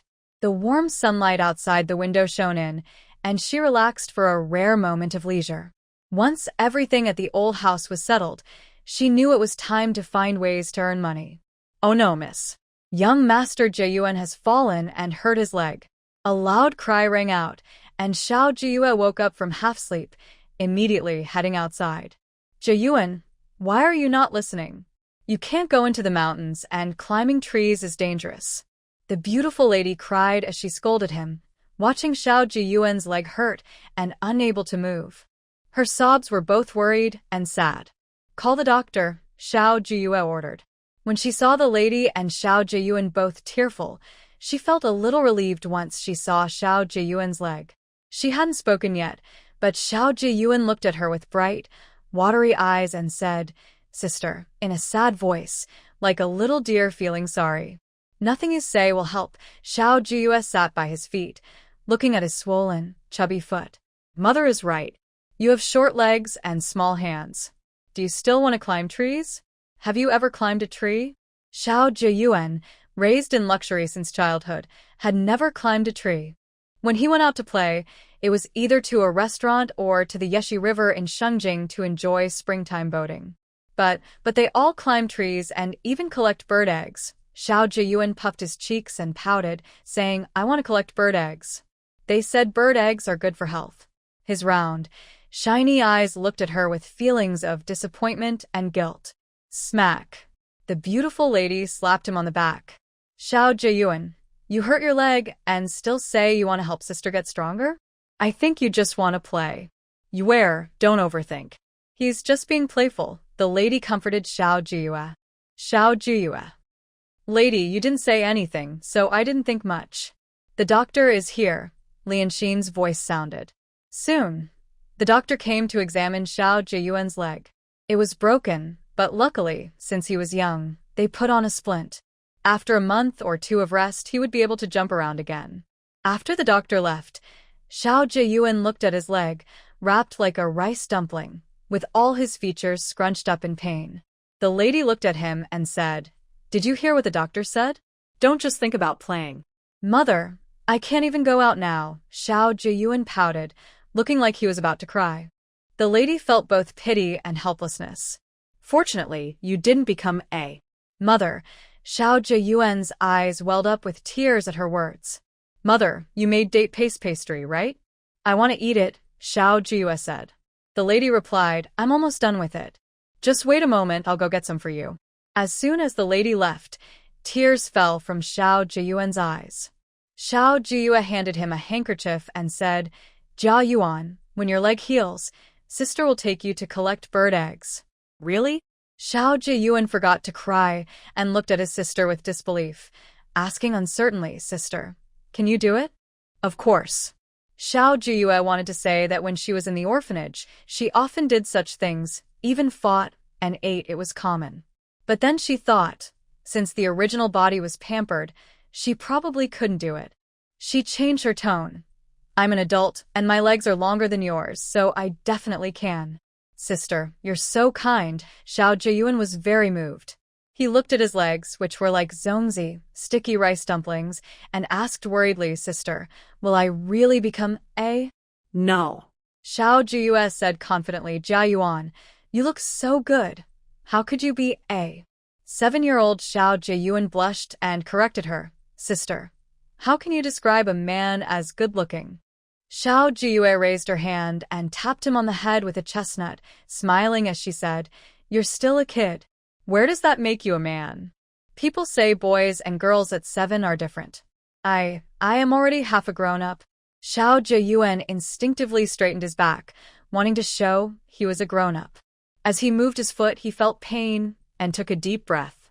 Half a grown-up, you better sit still. If you move again, you might really become a. Xiao Jiuyue helped him sit properly. Her casual words made Xiao Jiuyue stiffen and not dare to move at all. Sister, I just moved a little. I won't become a, right? Xiao Jiuyuen's small face scrunched up, and thinking about turning into a maid, tears almost fall. Xiao Jiuyue didn't expect her silly brother to be so easy to fool. She coaxed him. No, if you keep crying, you'll really become a. Sister. Xiao Jiuyuen's eyes welled with tears, but he held them back tightly. Xiao Jiuyue almost couldn't hold back her smile. Date paste pastry is here. The beautiful lady brought in date paste pastry. Xiao Jiuyue was about to reach out, but she slapped his hand and said, Wash your hands. Mu Jin brought in warm water. Xiao Jiuyue washed her hands, then picked up a date paste pastry. The golden pastry, round like a small bun, was sprinkled with white sesame seeds and smelled very fragrant. She praised, Mother's cooking is getting better and better. She took a bite, and it tasted just like she remembered.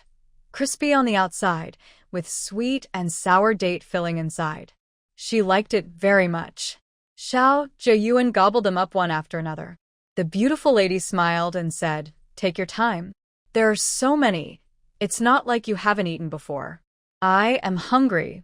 Xiao Jiuyue ate a bit, and then felt much better. After filling his stomach, the pain in his bound foot started again. He looked eagerly at Xiao Jiuyue and said, "Sister, I want to hear you play the piano. When I listen to your music, my pain will go away." Xiao Jiuyue was silent. The original owner was very talented at playing the piano, at the top of her skill. She couldn't do that now. "We came to Hongdu in a hurry, so there's no piano here," the beautiful lady said. "I've been reading a lot lately, but I haven't read much recently." "All right." Xiao Jiuyuen's mood suddenly sank. He said, "Mother, when will father come back? I haven't seen him in a long time." Hearing this, the beautiful lady's eyes turned red. Since arriving in Hongdu, she had been missing her husband all the time. Xiao Jiuyue saw this and thought she might cry. "Jiuyuan, now you are almost an adult. When you grow up, we will see father again," Xiao Jiuyue said softly, holding her mother's hand gently and warmly. "Father will be proven innocent. Our family will be reunited." Her firm words gave her mother hope. "You is right. Your father will come back. One day, our family will be together again." "I want to grow up quickly," Xiao Jiuyuan said, holding their hands with his chubby little hands, full of hope. Xiao Jiuyue comforted Xiao Jiuyuan until he fell asleep. Then she returned to her room and asked, "Lianxin, my piano." The lady's piano was broken when the house was being searched, Lianxin answered carefully. Xiao Jiuyue breathed a sigh of relief. She had no memories of the piano. Then a hint of regret appeared in her eyes. That piano was a special instrument she had found when she came of age, a beautiful, clear, and bright Zhonghue piano. "Does the lady want to play the piano?" Lianxin remembered that Lady Lan had brought a piano. "Maybe." Xiao Jiuyue raised her hand to stop her. "Now, with so many things to do, playing the piano would only make me restless and impatient." She looked up at the bright moon. She was skilled in classical Chinese poetry and could recite Tang and Song poems easily, but playing the piano was not something she could master overnight. "Sister, do I really have to write so many big characters?" Xiao Jiuyuan thought that since his leg was inconvenient, he could rest more. But unexpectedly, Xiao Jiuyue assigned him to practice calligraphy. "At home, you need to write 10 large characters every day. Now that I am in Hongdu for over 2 months, why don't you make up for what you missed earlier?" As soon as Xiao Jiuyue finished speaking, Xiao Jiuyuan nodded repeatedly and said, "Sister, I will do as you ask." If he really wanted to catch up, his hand was injured and might not be able to repair it. After settling Xiao Jiuyuan, Xiao Jiuyue went to the main courtyard. Even in the old house, the morning greeting rules were still followed. In the main courtyard, whether it was the lady of the main house, Xiao Yurong, Lan Auntie and her son, or the third house, Xiao San's wife, and Xiao Tingwu, they were all there. I don't know if they arrived safely in Lingnan. The lady of the house didn't sleep well last night and woke up several times in fear. According to the schedule, there are still a few days left. Old Lady Xiao was holding her prayer beads. Seeing Xiao Jiuyue come in, she asked, "How is Jiuyuan?" Xiao Jiuyue stepped forward to bow and replied, "Grandmother, Jiuyuan's leg is healing well, and there's no big problem." Old Lady Xiao patted the seat beside her. Xiao Jiuyue sat down and asked if Old Lady Xiao was okay. Only after confirming she was fine did she say, "Grandmother, I want to go to the county town tomorrow." Old Lady Xiao didn't speak. The lady of the house, worried, said, "No, where? It's not safe for you to go to the county town. What if that Mrs. Gan has bad intentions?" "Mother, I will bring along Jinwen and Jinwu. It will be fine," Xiao Jiuyue explained. "Since we just arrived in Hongdu, we should visit the county town. We don't have much silver, and now it's late autumn or early winter. We can't just sit at home and do nothing." Xiao Jiuyue thought carefully before speaking in front of everyone. It might cause worry, but it was better than everyone drowning in sadness and self-pity. Xiao Yurong didn't say anything. Because of Shueyun's matter, she only paid her respects and didn't leave the yard. Lan Auntie, due to her status, and Xiao Jichen also stayed inside the yard. Xiao Tingwu was weak and had been in the carriage during the journey. Now at the old house, he stayed inside all the time, not going out the front or back doors. If this continued, Xiao Tinghua's health would only get worse. As the weather turned cold, the youngest male in the Xiao family, Xiao Jiuyue, was only 3 years old and very fragile. Aunt Xiao San was eager to treat him like her own eye, worried he might get sick. Jia Yuan is 7 and Jia Chen is 6. They are at the age to start learning. I also want to go see if there are private schools in the county where I can send them to study, Xiao Jiuyue finished speaking. The lady of the house and Lan auntie looked at her with eager eyes. Especially Aunt Lan. When she heard that her son Jia Chen could also go to school, she almost tore her handkerchief in worry. She wanted to speak, but didn't know what to say. Aunt Lan comes from a merchant family. Her biggest wish is for her children to read and understand reason. For her children, Aunt Lan, who usually doesn't talk much, finally voiced her worries. The Xiao family's 3 generations can't take part in the imperial exams. Can they attend private schools? Private schools and imperial exams are 2 different things. Right now, they're still young. They shouldn't stop studying just because they might not take the exams in the future. Jiuyue Xiao was very firm on this point. The male members of the Xiao family must go to school. She said, it's not just Jia Yuan and Jia Chen. Tinghua's studies can't be neglected either. When Jia Hong is a bit older, he should start school too. Jiuyue Xiao looked at Tingwu Xiao in the corner. Her pale skin looked as if she might fall ill at any moment, like the delicate Lin girl. Tingwu isn't feeling well. Aunt San Xiao looked worried when she mentioned her daughter. Tingwu was born prematurely, so she has always been weak. Aunt San, I know Tingwu is fragile, but as the saying goes, strong yang energy helps resist poisons. Tingwu needs to get more sunlight, just like plants and trees. Without sunlight, how can they grow strong? Jiuyue Xiao, now in charge of the household, didn't want the Xiao family to suffer tragic losses. Aunt San Xiao frowned and thought deeply. Jiuyue Xiao continued, Aunt San can start gradually. Today, let her get some sun for the time it takes to brew a cup of tea. Tomorrow, she can stay in the sun for a stick of incense. The day after, she can stay for an hour. If it's windy, she can wear a cloak and walk around the yard more. After speaking, Jiuyue Xiao stopped. She had said all she could. If Aunt San didn't listen, she couldn't force her. She then changed the subject. Grandmother, whether it works or not, I want to try. If it really doesn't work, we can invite a teacher to come home and teach them. Good. Old Lady Xiao looked around at everyone and said, the Xiao family has taken a hard fall, but as long as we stay united, we can stand up again. Old Lady Xiao turned her prayer beads, her voice slightly aged but full of authority. Anyone who dares to hold us back will face my sternness. The room instantly fell silent. Don't lose hope. Although our family isn't wealthy, we have enough to eat and wear warm clothes. The old house has dozens of acres of land, so self-sufficiency isn't difficult. Jiuyue Xiao's clear voice broke the silence. Old Lady Xiao tapped on everyone, giving hope to all.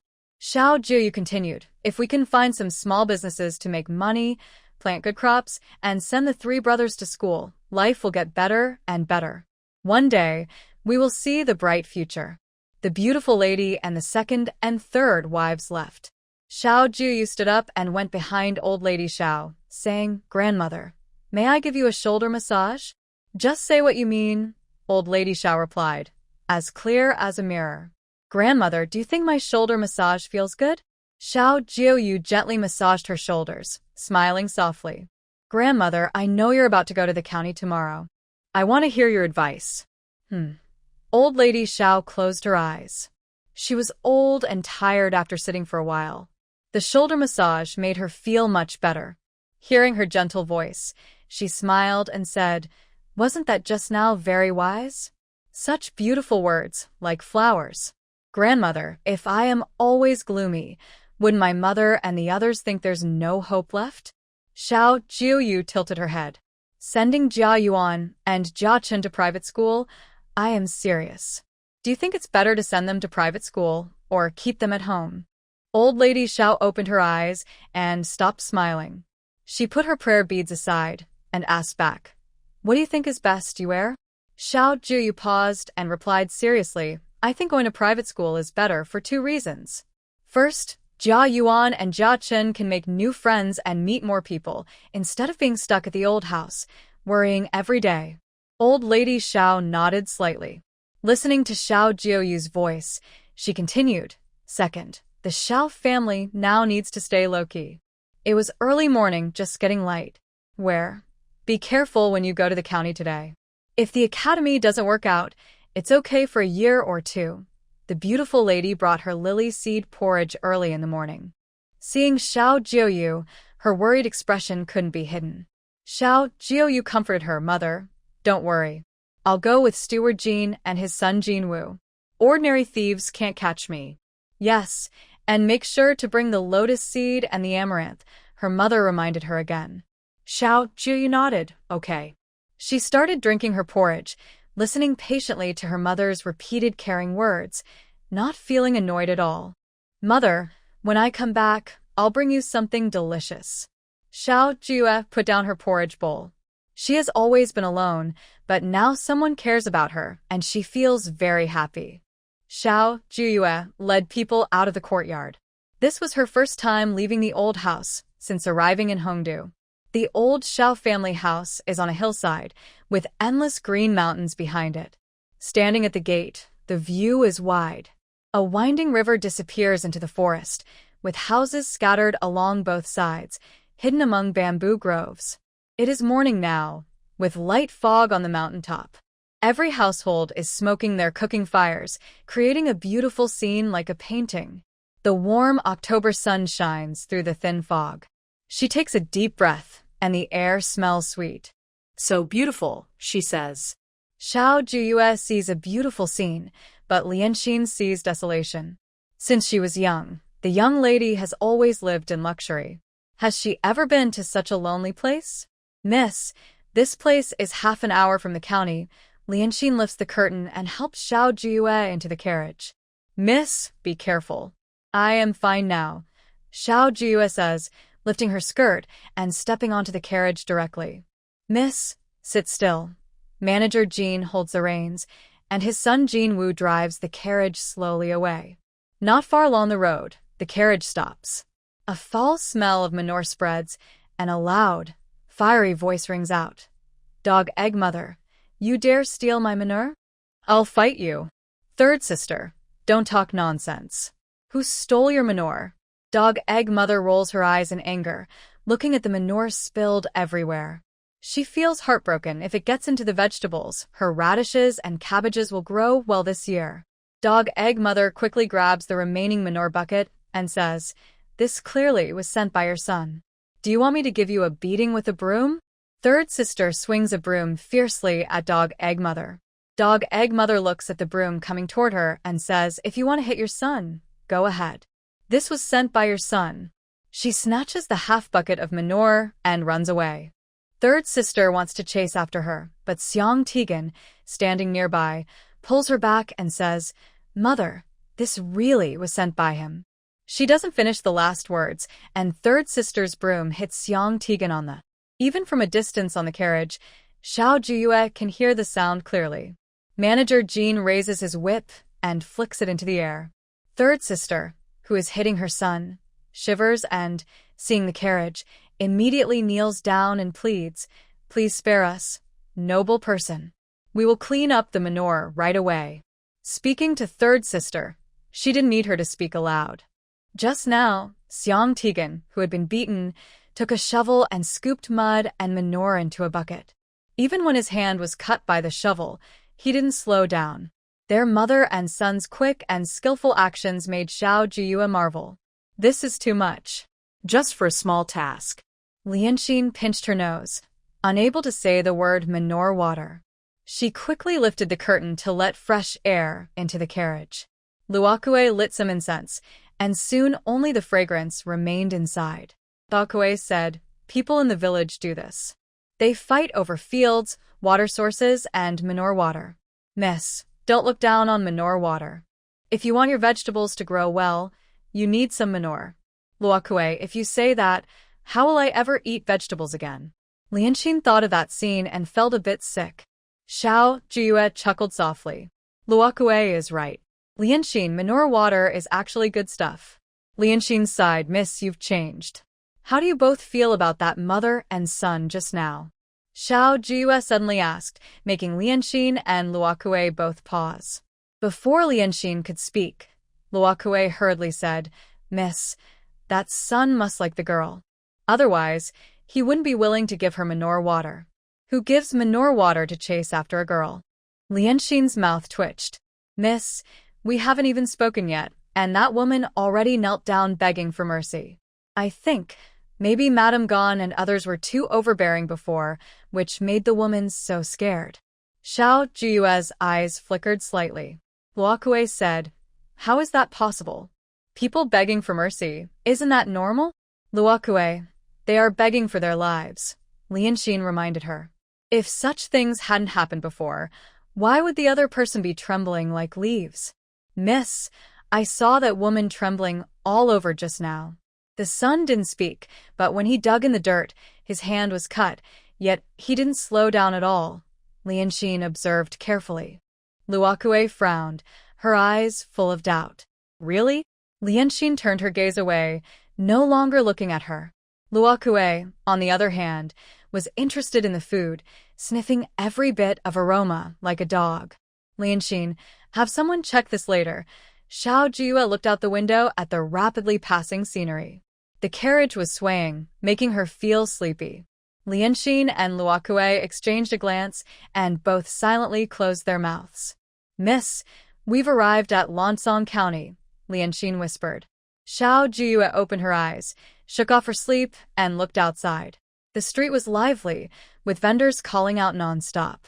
Shops lined both sides, and the signs hanging outside clearly showed what each store sold. There was a string of combs, oil bottles hanging, and a shop banner with a picture of a jar of wine.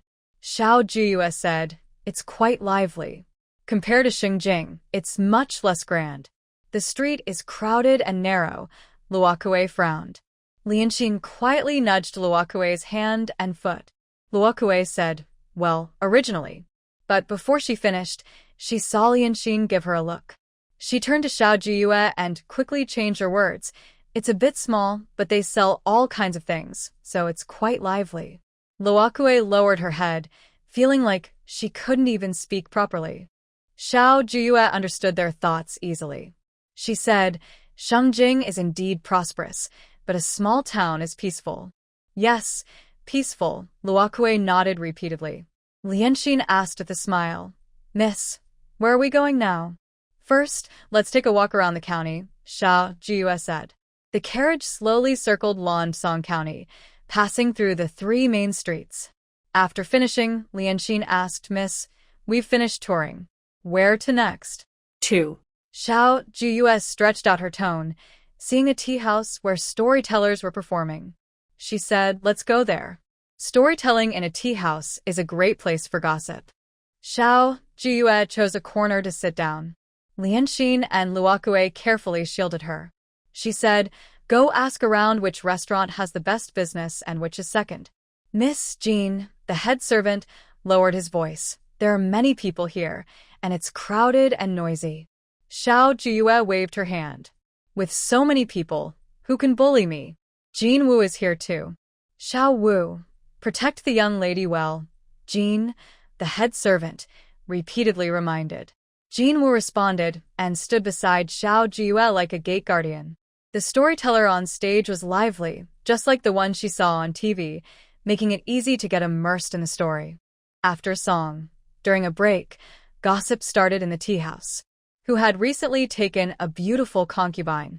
Which family's wife had given birth to 7 daughters, but no sons? Which young lady was the most beautiful? Whose young master is so good-looking but useless? Xiao Jiuyue didn't catch much of the real content, and the storytelling stopped. She led Lianxin and Luokue away from Jinwu, with Jinwu following closely behind, afraid she might get into trouble. Miss, I didn't know men gossip so much, Luokue whispered. Men shouldn't listen to gossip. Lianxin thought about what they were gossiping about, things like good looks or whether a young master is useless, and her face turned red. Why are these men always talking about which girl looks pretty or which young master is useless? It's not really something nice to listen to, but miss, What does good-looking but useless mean? Luokue asked, confused. Xiao Jiuyue paused, and Lianxin whispered a few words in her ear. Luokue's face turned red again. That's the Qingyan Academy ahead. Xiao Jiuyue changed the subject. The two young girls, both unmarried, shouldn't discuss such things. Yes, earlier, Manager Jean mentioned that in Longdong County, there are only Qingyan Academy and Huaixian Academy. Lianxin nodded confidently and added, Manager Jean also said that Qingyan Academy is the best in the county. Xiao Jiuyue glanced at the words Qingyan Academy, written in a beautiful, grand style. Inside the academy, a student dressed in faded clothes was kicked out. Please, master, give me a few more days. I'll study harder and gather enough tuition, the student begged on his knees. The master sighed and said, How much can you earn in a day just copying books? The academy has already been lenient by letting you work to pay your debt. Now you've offended young Master Chung. I can't help you. Let's go. The master waved him away. The door closed, and the student staggered, falling to the ground. He clutched a green cloth bag filled with books, looking utterly hopeless. Xiao Jiuyue watched him carefully hold his books. Even in despair, he protected those books. Her eyes flickered slightly, and she said, Jinwu, follow him. No, miss, I need to protect you. Jinwu stood firm beside Xiao Jiuyue, not moving. Xiao Jiuyue looked at the tea house across the street, which looked elegant, probably for students to drink tea. She said, Let's rest here for a while. You can come back and find me later. Miss. Jinwu hesitated. Her father told him to stay close and guard her at all times. Xiao Jiuyue looked at Jinwu and spoke softly, but with authority. She said, Jinwu, I need a loyal and obedient guard. In her heart, Jinwu immediately said, Miss, I will go now. Jinwu turned around and secretly followed the student who had been expelled from the academy.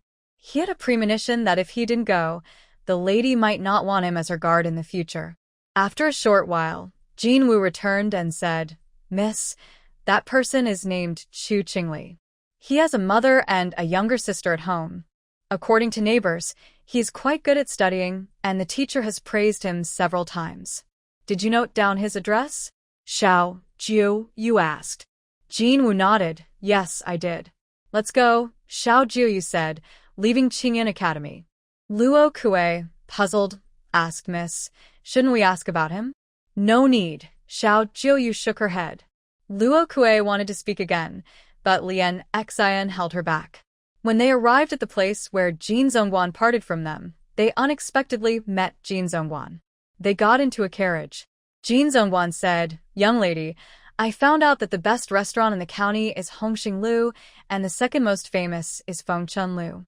I heard that a few years ago, during a cooking contest, the chefs from Fengchun Lu won several times. But in terms of business, Hongxing Lu is still the most successful. Jin Zongguan sweat slightly, worried that Xiao Jiuyue and her group might be anxious. He added, I heard that the owner behind Hongxing Lu has a very influential background. Then let's go to Fengchun Lu, Xiao Jiuyue said. Yes. Jin Zongguan got into the carriage and led the way directly to Fengchun Lu. During the trip, he didn't ask a single question.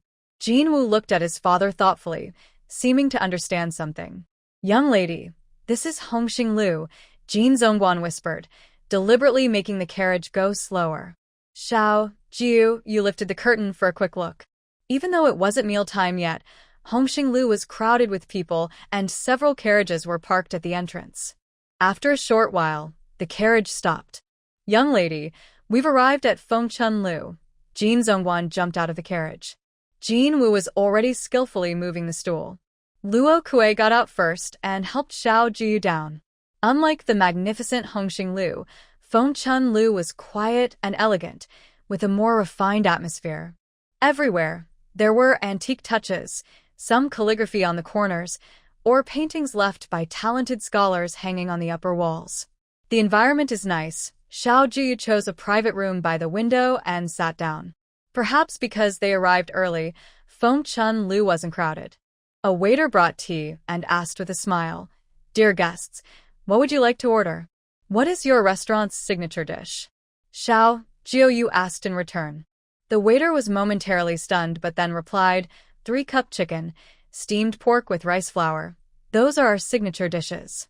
Then serve everything and add a few tasty side dishes, Xiao Jiuyue casually said. All right, the shop assistant nodded and stepped back, not daring to show any special expression despite Xiao Jiuyue's beautiful appearance, for fear of upsetting the distinguished guest. The shop assistant hurried to the kitchen to report the dishes, then let out a long sigh and muttered, when did Lingzhi County get such a beautiful young lady? I wonder which family she belongs to. Miss, these dishes are just as good as those in Shengjing, Lianxin, and Luokui, who were working together. Each had their own task. One was filling her water and washing her hands. The other was serving the dishes. Whether it was 3-cup chicken or steamed pork with rice flour, the dishes looked delicate, with great aroma and taste. Luokui, call the shopkeeper, Xiao Jiuyue said after tasting each dish. All right, Luokui nodded and went out to call the shopkeeper. Lianxin was curious but didn't ask any questions. Xiao Jiuyue wiped her mouth, sipped her tea, and showed no intention of explaining. Soon, the shopkeeper arrived. Miss, are you well? I am the manager of this restaurant, Zeng Qing. Are the dishes not to your liking? The shopkeeper smiled warmly, and his eyes brightened when he saw Xiao Jiuyue. This was her first time dining here. Shopkeeper Zeng, Xiao Jiuyue nodded slightly and looked at the dishes on the table. The 3-cup chicken is fragrant, sweet with a hint of saltiness and savory. The rice flour steamed pork is moist and fragrant, very good. But the pickled spicy cucumber strips, they look like Xingjing's, but lack Xingjing's flavor. Zeng Qing listened to the praise and felt pleased, but when he heard the second part, he tensed up. This girl was from Shengjing. He bowed and smiled, replying, Miss, you may not know, but it's quite difficult to get fresh cucumbers at this time of year. It's almost winter now. Unless special methods were used, where could their restaurant get cucumbers? I see. So your restaurant put effort into these cucumbers, but unfortunately, they lack crispness, Xiao Jiuyue said regretfully. No wonder your restaurant has always been second to Hongxing Tower. Before Zeng Qing could get angry, she continued, if these cucumbers aren't crisp enough, why not use other vegetables as the appetizer? Zeng Qing's mouth twitched. Who is this delicate young lady? He smiled and said, we also have other appetizers like blanched vegetable hearts, which taste quite good, as well as marinated pig ears, peanuts. Zeng Qing introduced them one by one. Xiao Jiuyue said, then please, shopkeeper, bring them all out so we can try. Wait a moment, young lady. Zeng Qing turned and went to the kitchen to bring out 7 or 8 plates of appetizers, each served in small gray dishes. Xiao Jiuyue tasted each one and said, Shopkeeper Zeng, does your restaurant not have any new or creative dishes? These appetizers are the same as those in Shengjing restaurant, where 8 out of 10 places serve similar starters. Zeng Qing was at a loss for words. He lowered his eyes, hiding his dissatisfaction, and forced a professional smile. Young lady, are you here to challenge us? Not at all. Shopkeeper Zeng, you've misunderstood me, Xiao Jiuyue said sincerely, her eyes bright and innocent. I think your restaurant's dishes are just as good as Hongxing Lu, yet you're ranked second. That seems unfair. It looks like your place lost because of these appetizers. Oh. Zeng Qing couldn't tell if the young lady in front of him was really here to cause trouble. He asked, what do you think should be improved about these appetizers? Of course. Change the way they are made, Xiao Jiuyue replied, pulling out her well-prepared ideas. For example, these peanuts. The chef's skill is good. The fried peanuts are fragrant. But eating the same thing every day, who wouldn't get tired of it? Besides frying peanuts in oil, they can also be salted and roasted, spicy and sour, sugared, or seasoned with 5-spice, Xiao Jiuyue said confidently, clearly very familiar with these foods. She had previously offended her superiors and left the Agricultural Research Institute, then went to a century-old marinated food shop. The old marinating techniques there were exceptional. She explained, and as for pig ears, the flavor of the sauce is too strong. If we change the method and make them salty sweet or spicy, the taste might be different. Also, the blanched vegetable hearts are too tough at the stems, which are left untrimmed. The color is yellowish and not green enough, Xiao Jiuyue continued. With each word, Xingqing's eyes grew more thoughtful. She had just mentioned the peanuts, and he realized there were so many ways to prepare them. "Young lady, are you a cook?" Xingqing looked puzzled. She appeared noble and refined, clearly from a wealthy background. Her delicate hands looked like they rarely touched water, like a young lady from a noble family. She didn't seem like a chef at all. "Shopkeeper Zeng, why not consider a partnership?" Xiao Jiuyue did not answer whether she was a cook. She said, "I supply appetizers to your fine restaurant. I guarantee your business will double." Xingqing cleared his throat and rubbed his rather fleshy nose, saying, "Miss, you're joking. Just a few appetizers. How could that possibly? What if the appetizers are unique to your restaurant?" Xiao Jiuyue said calmly, "Customers come in. They can't just eat appetizers, right?" Xiao Jiuyue smiled as she looked at Xingqing. He had single eyelids, a big nose, and a sincere smile that made him very friendly. Xingqing hesitated for a moment. He had been running his restaurant in Hongdu for many years. Even if his dishes were as good as Hongxinglu's, his business still lagged behind. If what she said was true, he asked, "Miss, how do you think we should work together?" Xiao Jiuyue smiled and said, "For the appetizers, I will sell them at purchase price. I will have someone prepare and deliver them to your restaurant." "No problem," Xingqing replied. That sounded like selling surplus goods. If they didn't sell well, he wouldn't keep them. "Wait," Xiao Jiuyue continued. "Xingongzi, my appetizers are one of a kind. If I only sell appetizers, I can offer them to many restaurants, not just Fengchunlu, right?" "That makes sense," Xingqing nodded.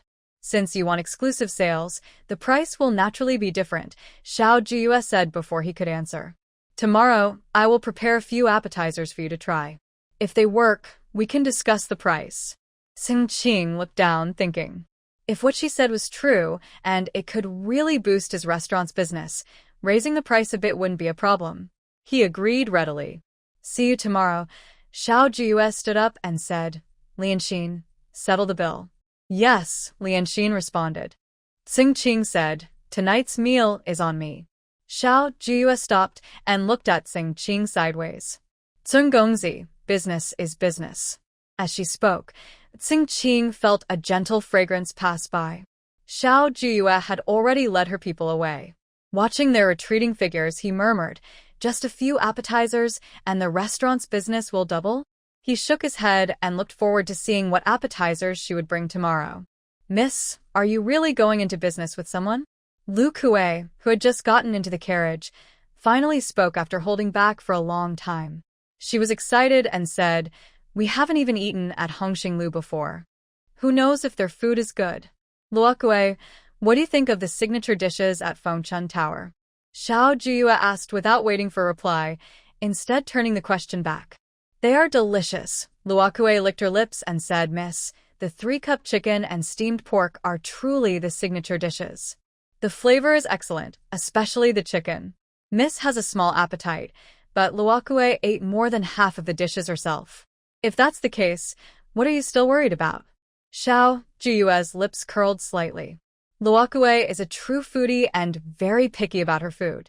If she approves, it proves that Fengchun Tower's signature dishes are completely fine. As for the appetizers at Fengchun Tower, being able to keep cucumbers until late autumn is impressive. They might not be super crispy, but expecting them to be extraordinary is unrealistic. But Mississippi Luokue hesitated as she started to speak, then stopped. "Are we really going to do business with others? Scholars, farmers, artisans, and merchants. Merchants are the lowest." Before Luokue finished her sentence, Lianxin tugged at her sleeve. Luokue muttered softly, "I'm not wrong. Merchants have always held the lowest status. Take Aunt Lon, for example. She's a wealthy merchant's daughter in Izhou, yet she married second young master as a concubine." Luokue's voice grew softer until her head was nearly lowered to her chest. "Luokue, you're right. Merchants are of low status. Even though Nanhua country has improved, they still can't hold official government positions," Xiao Jiuyue said, having learned quite a bit during her leisure time after arriving in Nanhua. She looked at Luokue and said, "Who told you I want to come forward and do business? If you and I don't say anything, who would know that we supply the appetizers to the restaurant. Oh, that's true. Luokwe nodded in agreement. Xiao Jiuyue looked at her silly expression and reminded her, it's okay to say that in front of me, but not in front of Aunt Lon. Got it, Luokwe admitted with a guilty look, then smiled and said, Miss, I just mentioned it in front of you. I have no other intention. I'm just worried about you. Food providers don't compete for profit with the people, Xiao Jiuyue explained. But look around Xinjiang, every shop, farm, and estate. Who doesn't have one? She was very clear that if her two maids couldn't be persuaded, how could she convince the Xiao family? You're right, Miss, Luokwe agreed. If we don't find ways to earn silver, even if we drink northwest wind every day, we probably won't be able to fill our stomachs, Xiao Jiuyue decided. Food and clothing are the basics of life, and she would focus on what she's best at, cooking. Miss, you've worked so hard for the Xiao family. Auntie Luokwe thought that if it were her, after experiencing such a big change at home, she probably wouldn't want to leave the house. She wouldn't be like Miss, running around for the Xiao family. Master Jin, go buy some vegetables, Xiao Jiuyue said. Master Jin's carriage immediately turned toward Washi Market. Xiao Jiuyue asked someone to buy pig's trotters, pig ears, pig stomachs, pork, and pork bones. She had been resting and recovering for a long time at the old house, and the Xiao family members weren't feeling well. They needed good nourishment. While choosing cabbage, Xiao Jiuyue visited several shops and picked the best yellow buds of white cabbage to bring back. The carriage shook as it returned to Fuan village. From afar, she saw a lush bamboo grove on the left side of the Xiao family's old house. She thought for a moment and asked Master Jin, do you know if there are bamboo shoots in that bamboo grove? Yes, replied Master Jin. I've seen people from Fuan village digging them up with hoes. Tomorrow, send someone to check if there are small silverfish for sale at the market. Xiao Jiuyue thought of a dish, silverfish with winter bamboo shoots. The bamboo shoots are sliced into thin strips and cooked with silverfish and large bones in a pot for several hours. The flavor is so fresh, it makes your tongue want to drop out. Understood, Master Jin responded. As soon as they got off the carriage, Xiao Jiuyue saw the beautiful lady waiting in the yard. Yue, you're finally back. The lady sighed in relief when she saw Xiao Jiuyue return. Mother, it's so windy outside. Why didn't you wait inside the house? Xiao Jiuyue held her mother's hand, which was icy cold. It's fine. The sun is out, isn't it? Her mother said, looking at the things Xiao Jiuyue brought back. Yue, why did you buy pig ears too? These are good ingredients. Xiao Jiuyue smiled and went straight into the kitchen with her things. She glanced at the spices in the kitchen, then mixed them with the spices she bought at Washi Market and started cooking. Miss, let us do it, Gung Posey quickly said. How could she let the young lady do it herself? Gung Nyong, I learned a few dishes from books. I want to try them today, Xiao Jiuyue explained. The appetizers for tomorrow must be impressive. Otherwise, her cooperation with Xing Qing wouldn't continue. On the way home, she had already decided, braised pig's trotters, spicy cold pig ears, boiled cabbage, and spicy peanuts for drinking. Miss, tell me what to do. I'll do it, Gung Posey said, sharing the kitchen's thoughts. Gung Nyong, I also want a hen and a duck, Xiao Jiuyue instructed. Blanch the ribs, then stew them with the winter bamboo shoots later. After General Jin returned, he immediately went to buy winter bamboo shoots from the villagers. After Xiao Jiuyue gave her instructions, the women in the kitchen, led by Granny Gung, quickly started working. No one disturbed Xiao Jiuyue as she focused on preparing a pot of braised soup. Today, she tasted the cold mixed pig ears at Feng Chunlu, which gave her confidence. She believed her braised pig ears would be just as good as those in the restaurant. People in Hongdu love spicy food, so Xiao Jiuyue decided to make fragrant spicy braised pig ears.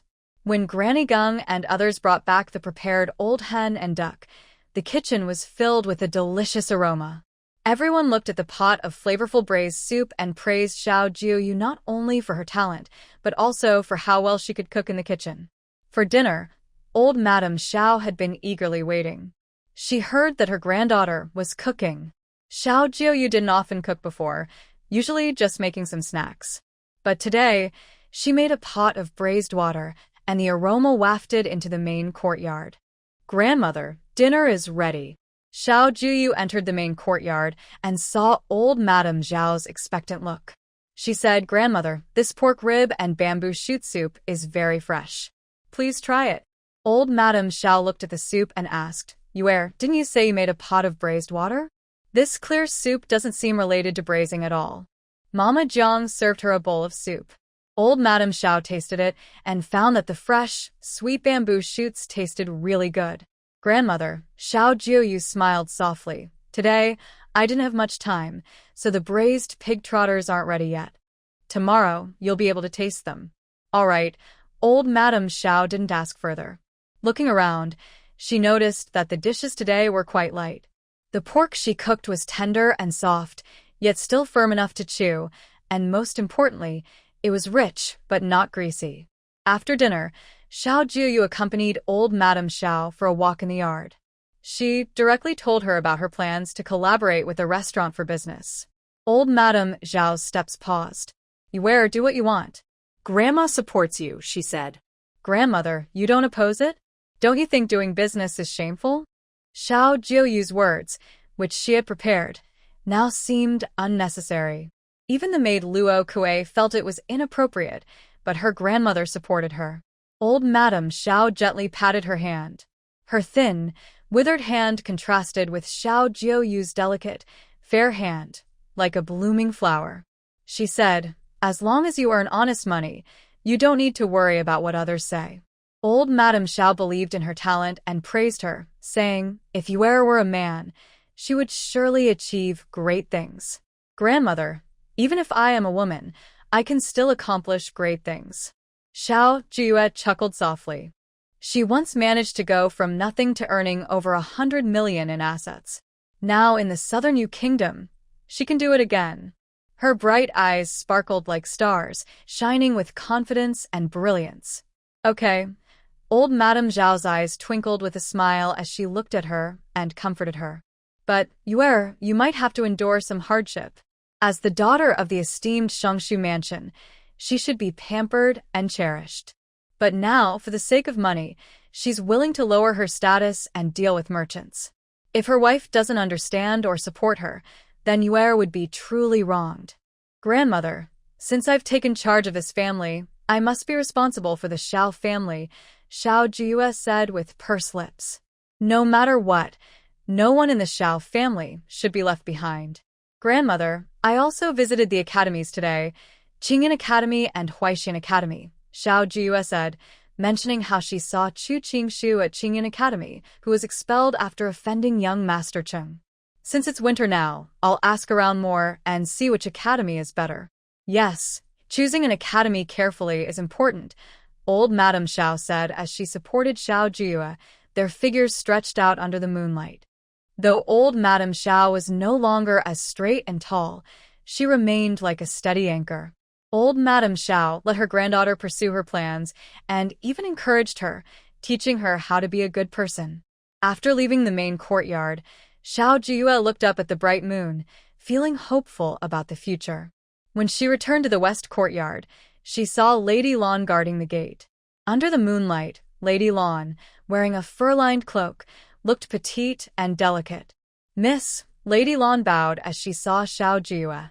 Xiao Jiuyue stepped aside and said, "Lady Lan, no need for formalities. Miss, I have some silver here I wanna." Lady Lan handed over a small pouch. Xiao Jiuyue glanced at it and said, "Lady Lan, you should take it back." "Miss, Lady Lan hurriedly explained. Xiao Jiuyue interrupted, "Even if Jie Chen is a son born outside of marriage, he's still part of the Xiao family. He won't fall behind in studying at the academy. It's late and cold. Lady Lan, you should go home early to avoid catching a cold," she finished, then stepped into the house. Lianqing followed and said, "Poor parents' hearts." Lady Lan used to be so cautious in the mansion, not daring to say a word. Now, for her son, she dares to come and see Miss. Parents love their children deeply and plan carefully. Lady Lan only has Jie Chen, so of course she cares for him. Xiao Jiuyue was not surprised at all. When she entered the house, She saw the beautiful lady holding a pair of embroidered shoes and looking at them by candlelight. Mother, didn't we agree not to do embroidery tonight? Xiao Jiuyue felt sorry for her mother's eyes. If she kept working on embroidery day and night, wouldn't her eyes go blind? The beautiful lady handed the embroidered shoes forward. I haven't been doing embroidery. These shoes are for you. Try them on. Mother, you've already made me 3 pairs of shoes. Xiao Jiuyue looked at the finely embroidered shoes, which looked like beautiful art pieces. She was reluctant to wear them. You go out often. How can you be without good shoes? Her mother urged her to try them on. The soft-soled embroidered shoes felt very comfortable. Filled with motherly love, she said, they fit perfectly. Is this color a bit too plain? Her mother said with some dissatisfaction. The roses on top don't seem to match your dress. Mother, it's very nice. It's not plain at all. It's just that my orange dress today is too bright. Xiao Jiuyue tried on the shoes again. The rose embroidery was beautiful, and the shoes felt extremely comfortable. She changed the subject. Mother, how is Jia Yuan today? He's not idle. Jia Chun came to keep him company for a while. When he was writing big characters, he dawdled for a long time. He was happy after eating meat soup tonight. Now he's taken his medicine and is already asleep. Her mother knew her son was resting for a few days, so his leg would heal soon. She felt much more at ease. That's good. Xiao Jiuyue had already gone to see Jia Yuan earlier, and he was already asleep. It's getting late. You should go to bed early too. Xiao Jiuyue saw her mother off and then returned to her room to rest. At dawn, Xiao Jiuyue went to the kitchen to check the soup she made last night. It was a rich broth made with chicken and duck, perfect for making cold vegetable soup. Lotus Heart, have someone pour all this soup into the teapot. Be very careful and don't spill it, Xiao Jiuyue reminded her. She also asked someone to pack up the leftover cabbage from yesterday, preparing to take it out. She had the marinated pig ears, pig trotters, and drunken peanut snacks cut and divided by Granny Gung. One portion she took to the restaurant to negotiate with Xingqing, and the rest she divided into several parts, one for her grandmother's room and one each for the main house, the second house, and the third house. Miss, this is the calligraphy that young Master Yuan practiced yesterday. Ji Fu handed over 10 large calligraphy scrolls, stopping Xiao Jiuyue from leaving. He carefully said, young Master Yuan said that the miss has worked hard outside. This silver is for you to enjoy candied hawthorns. Jifu spoke as he handed over a small silver piece. Xiao Jiuyue carefully looked at the large characters, then told Lianxin to take back the silver, and said, go back and tell Jiyuan that the writing is good. I will buy some paper with this silver. Jifu. His face fell. Oh no. If the young master finds out he didn't get the candied hawthorn for him but only bought some paper, he will be so upset he might cry. Lianxin watched Jifu's expression and couldn't help but laugh. Only after they reached the carriage did she say, Miss, the young master's small amount of silver isn't enough to buy just one string of candied hawthorn. In the end, the young lady said she was only buying paper, and Jiyuan might end up crying today. That kid just wants to eat candied hawthorn himself and says he's buying it for me. Xiao Jiuyue thought of Jiyuan crying and looking so sad, and felt a strange mix of anticipation. Brothers are meant to be teased. Jean Wu was driving the cart, and Supervisor Jean specially lifted the curtain to report, Miss, why was that mother and son afraid of the Xiao family yesterday? I found out. Madame Gan has been mean to the villagers over the years. Last year, her horse was startled by villagers, and Madame Gan personally whipped her on the spot. That's murder. Xiao Jiuyue frowned. She knew Madame Gan wasn't a good person, but she never thought she would even consider a life unimportant. That family is also pitiful. The widow from the He family raised 3 children alone. The villagers didn't dare offend the Xiao family. Madame Gan paid some money to cover up the incident. Supervisor Jean felt a cold chill from Xiao Jiuyue as he shared this. The more he stayed close to her, the more he saw that the young lady had the demeanor of the master of the house, calm, thoughtful, and careful. Xiao Wenxing, Madame Gan's son, also liked the daughter of the He family and wanted to take her as a concubine. The He family refused, and her brother even hurt Xiao Yonggui's descendants. He was clever and, after hurting someone, voluntarily went to jail. When Supervisor Jean learned this, he also felt sorry for this family. So, they just let their whole family cause trouble? Xiao Jiuyue's eyes darkened slightly as she asked, "What about Xiao Song? He likes to drink and often stays out late at night." "He doesn't care about family matters," Supervisor Jean replied. "Madame Gan and her family have been arrogant in the village for a long time. Because of that, the reputation of the Xiao family in Fuan village isn't very good. But everyone knows that the Xiao family holds high official positions in Xinjiang, so the villagers don't dare to say much." Xiao Jiuyue nodded slightly. Manager Jean seemed to recall something and reminded her, "Miss, I also heard that Miss Mingyue from the Gan family married into a wealthy family in Hongdu prefecture. How many years has Miss Gan been married in the city?" Xiao Jiuyue asked. Manager Jean paused and replied, "I heard it's been 2 or 3 years. Xiao Jiuyue said, "If Miss Gan truly married well, would the Gan family still be in their current situation?" Hearing this, Manager Jean understood. Since the Gan family still relies on the Xiao family, it probably means that Miss Gan can't help the Gan family escape their current troubles. He asked, "Find out more about the He family's situation and their imprisonment." "Yes," Manager Jean responded. The carriage swayed as it quickly arrived at Fengchun Tower in the city. It wasn't mealtime yet, so apart from the shop assistant cleaning and the kitchen busy preparing, there was little activity. Xiao Jiuyue led her people inside, and a shop assistant came over to invite them upstairs for a discussion. "No need, take me to the kitchen." Xiao Jiuyue declined the offer to meet Xingqing upstairs and directly asked to go to the kitchen. The shop assistant was surprised, but Xiao Jiuyue smiled. "Since we're making food, of course we need to be in the kitchen." The shop assistant was momentarily stunned but immediately ran upstairs to inform Xingqing. Xingqing came down from upstairs.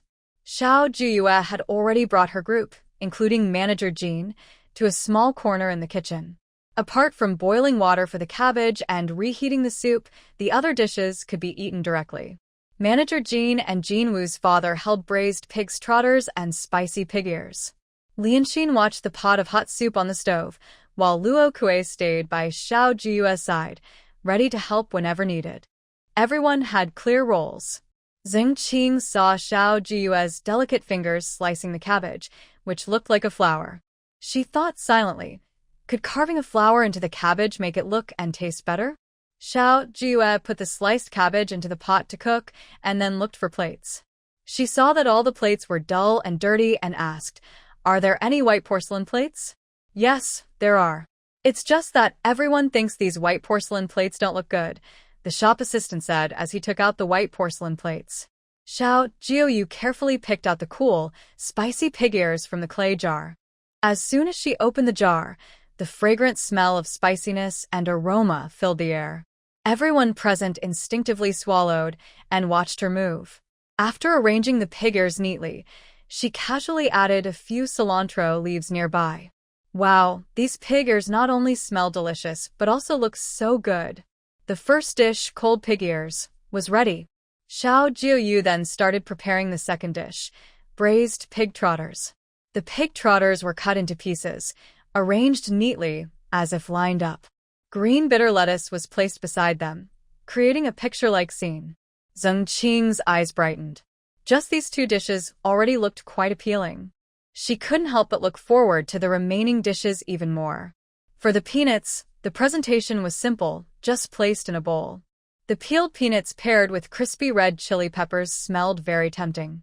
The last dish made Xingqing a little disappointed. It was just a bowl of cabbage, arranged simply, looking like a snowman. "Miss Xiao, the cabbage should be spread out or cut into sections. It would look better," the chef said, noticing Xiao Jiuyue's dishes. He admired her work on the previous dishes, but couldn't help but comment on this cabbage.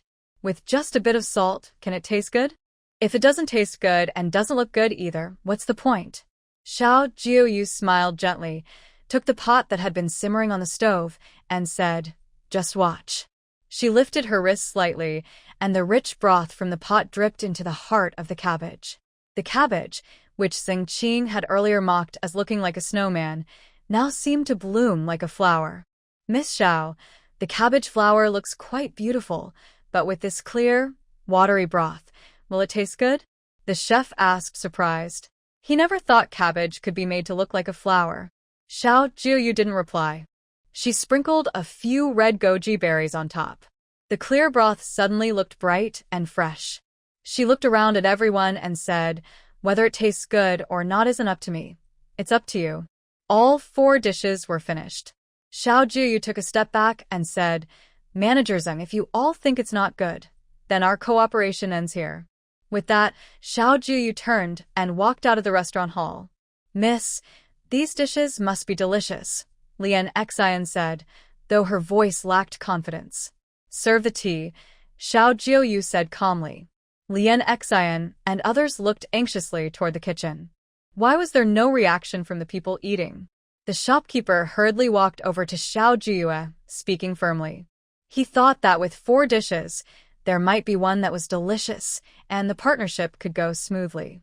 However, each dish had its own flavor. They had also made braised pig's trotters at their restaurant before, which tasted good, but it was different from Xiao Jiuyue's. Their braised pig's trotters had skin that was easily broken and a faint fishy smell.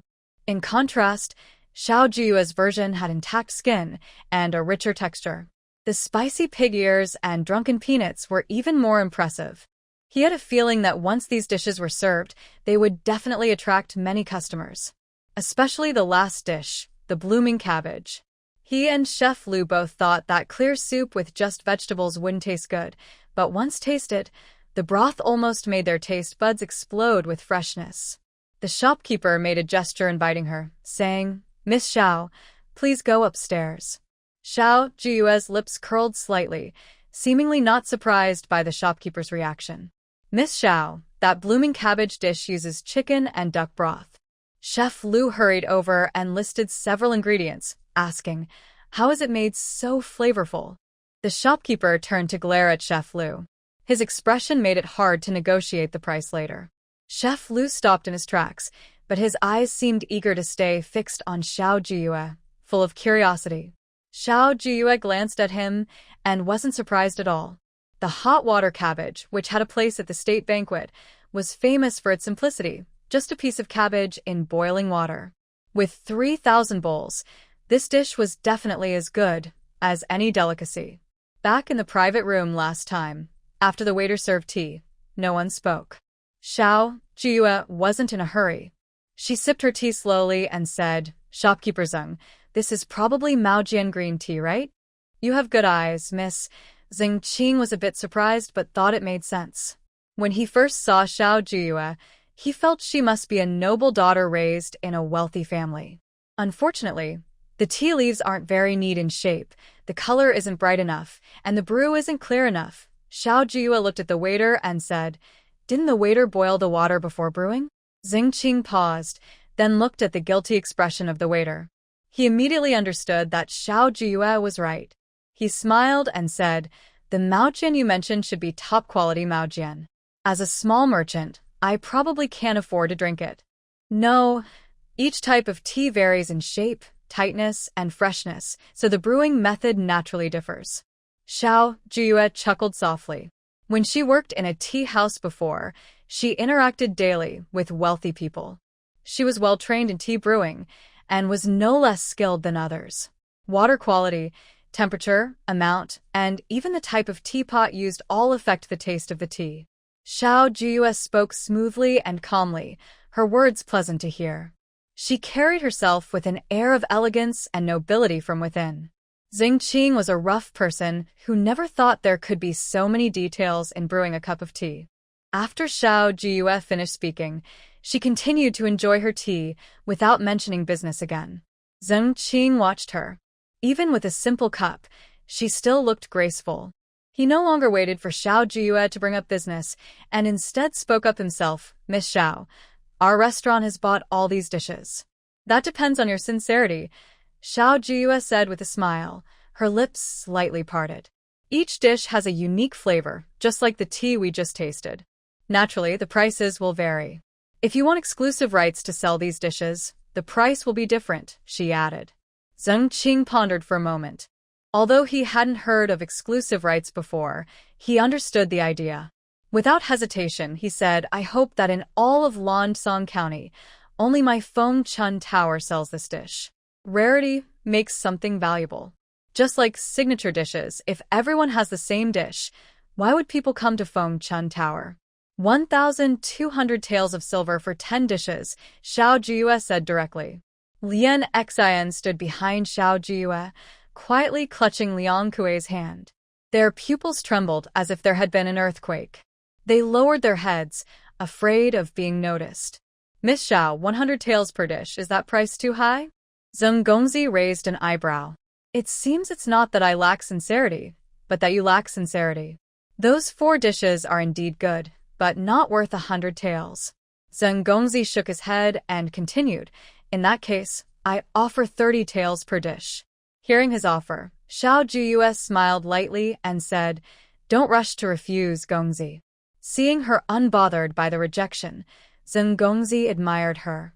Many people would be anxious or angry at this point, either claiming his dishes are valuable or calling her a greedy merchant. Regarding a single dish, its value naturally isn't worth 100 taels. But if you have 10 dishes and run the place well, the Spring Pavilion in Longdong County will become famous. Business will boom, and customers coming in won't just order these few dishes. Secondly, Longdong County is always less prosperous than Hongdu Prefecture.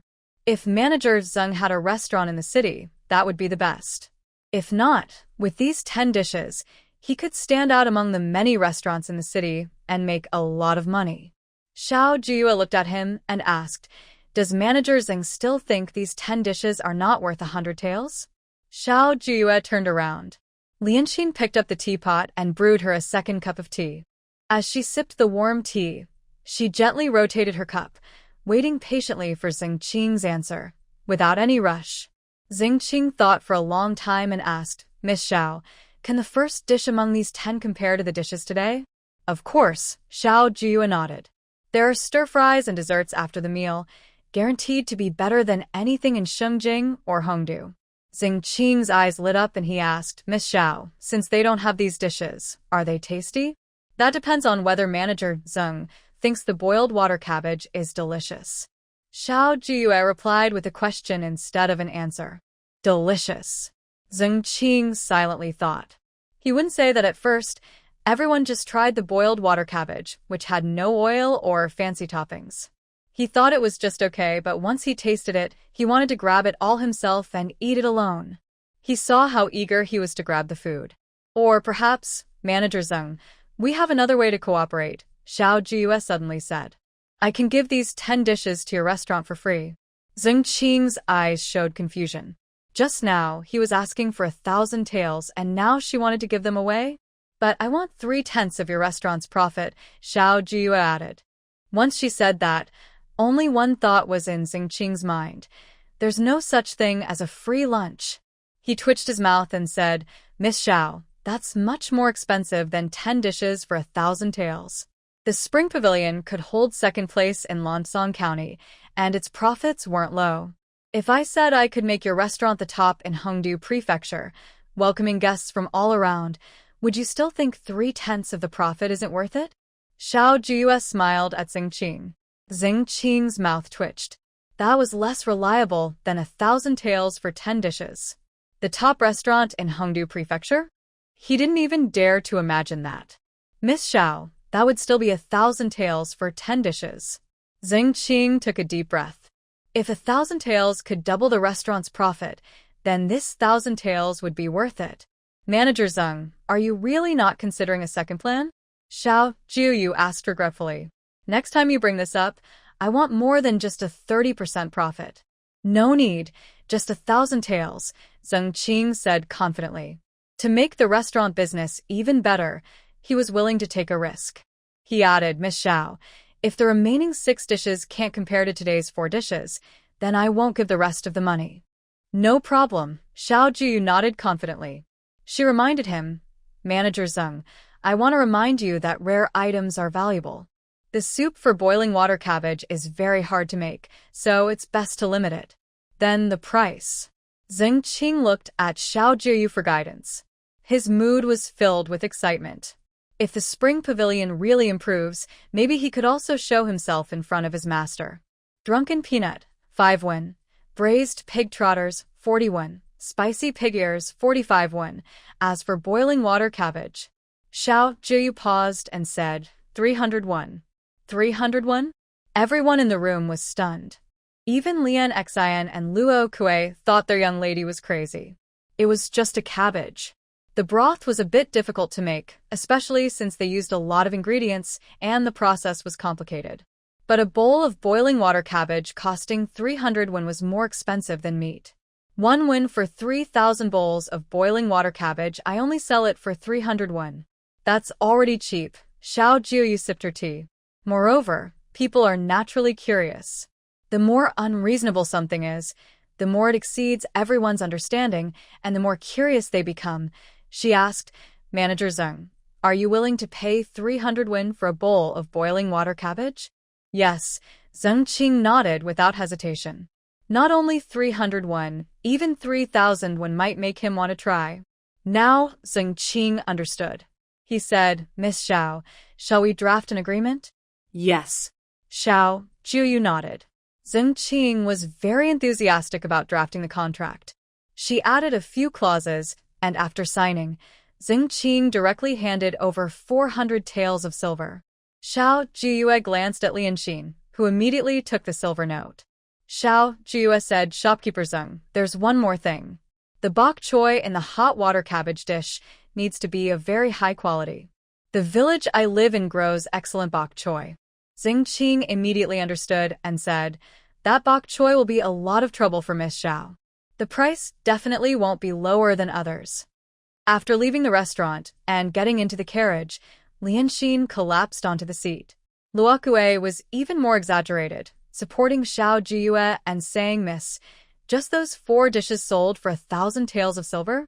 Even after experiencing it herself, she felt like she was dreaming. All 400 taels of silver notes are with you. There can't be any fake ones. Xiao Jiuyue leaned against the carriage.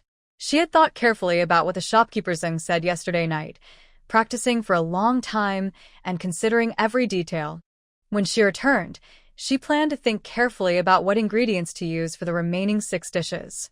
Miss, you're really amazing. Luo Kue looked at Xiao Jiuyue with admiration.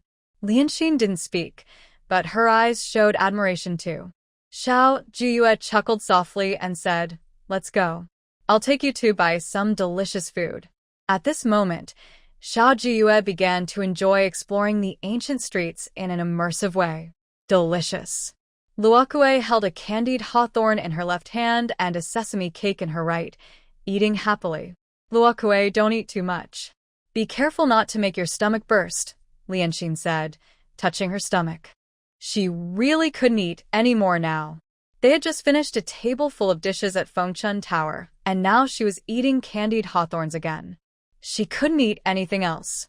It's okay, I can still squeeze in a little, Luo Kue said, squinting happily. She looked back at Jinwu, who was carrying a stick of candied hawthorn, and said, young master will be very happy when he sees the candied hawthorn. Xiao Jiuyue's lips curled slightly as she entered a paper shop. She bought 2 sheets of paper. The weather was getting colder, and since she wouldn't be in the county for long, she bought more to save trips later. Miss, 2 sheets of paper are enough. Why buy 2 more? Luo Kue looked at Jin Zongwan carrying 2 sheets of paper to the carriage. Young master probably can't write anymore. Xiao Jiuyue also selected a few high-quality brushes and chose an inkstone for Xiao Jiuyue. While shopping for daily necessities, she also picked a string of small rosewood Buddha beads for her grandmother and a jade comb for the beauty. When they reached the Qin shop, Luo Kue quickly grabbed Xiao Jiuyue's hand and said, Miss, a Qin shop. No need. Xiao Jiuyue raised her foot and bypassed the shop directly, walking past the instrument store. Xiao Jiuyue is highly skilled at playing the zither. When the Xiao family encountered trouble this time, her instrument was also destroyed. She hasn't played the zither for a long time now. Currently, she only has theoretical knowledge of playing but cannot practice it at all. Luo Kue's lips moved slightly, but in the end, she didn't say a word. The carriage headed towards Fuan village. Everyone was in a good mood. As they reached the foot of the mountain, General Jin's voice sounded. Miss, Madame Gan has returned. Xiao Jiuyue lifted the curtain, saw the carriage stopped at the Xiao family's door, and her eyes turned cold. She said, "Speed up." Yes. General Jin sped up. Just as the carriage stopped, before Xiao Jiuyue got off, she heard Ganli shouting and Jin Wen anxiously calling out, "Miss, you're finally back. The old madam has vomited blood." What? Xiao Jiuyue jumped down from the carriage. She gave orders while rushing into the yard. "Bring everyone in. Not a single one is to leave." She ran through the front yard and hurried to the main courtyard. The coughs of old Madame Xiao, the crying of the beautiful lady, and Jiang Mama's worried voice all made her heart tighten with anxiety. "Don't tell Yue about this so she won't worry," old Madame Xiao weakly, still worried about Xiao Jiuyue. "Grandmother," Xiao Juyue's eyes reddened. "Such a big matter. How can you hide it from your granddaughter?" Exile and Yangzi, how is grandmother's health?" She looked anxiously at Exile and Yangzi, the only one in the Xiao family who knew medicine. "Miss, don't worry. Old madam just had a sudden fit of anger.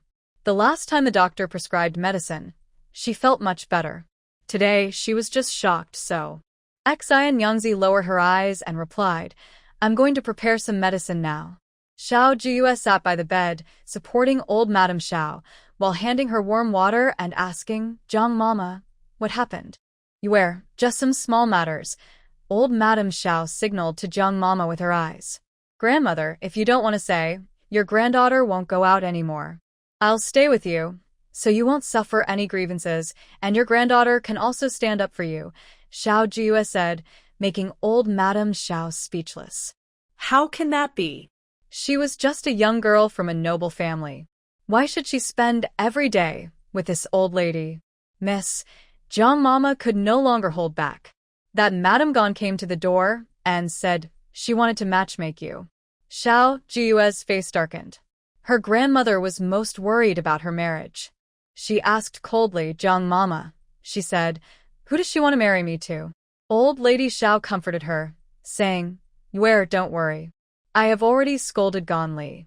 Your marriage, if you don't agree, no one can force you to marry someone you don't want." "Grandmother." Xiao Jiuyue could feel the deep love from old Lady Xiao. She smiled and said, "Someone like Madame Gan, a troublemaker. If she hurts you, I will feel sad."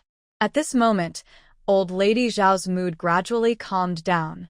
Seeing Xiao Jiuyue's calm and carefree attitude, she felt even more distressed and said, "Yue, don't say she's not part of the Xiao family.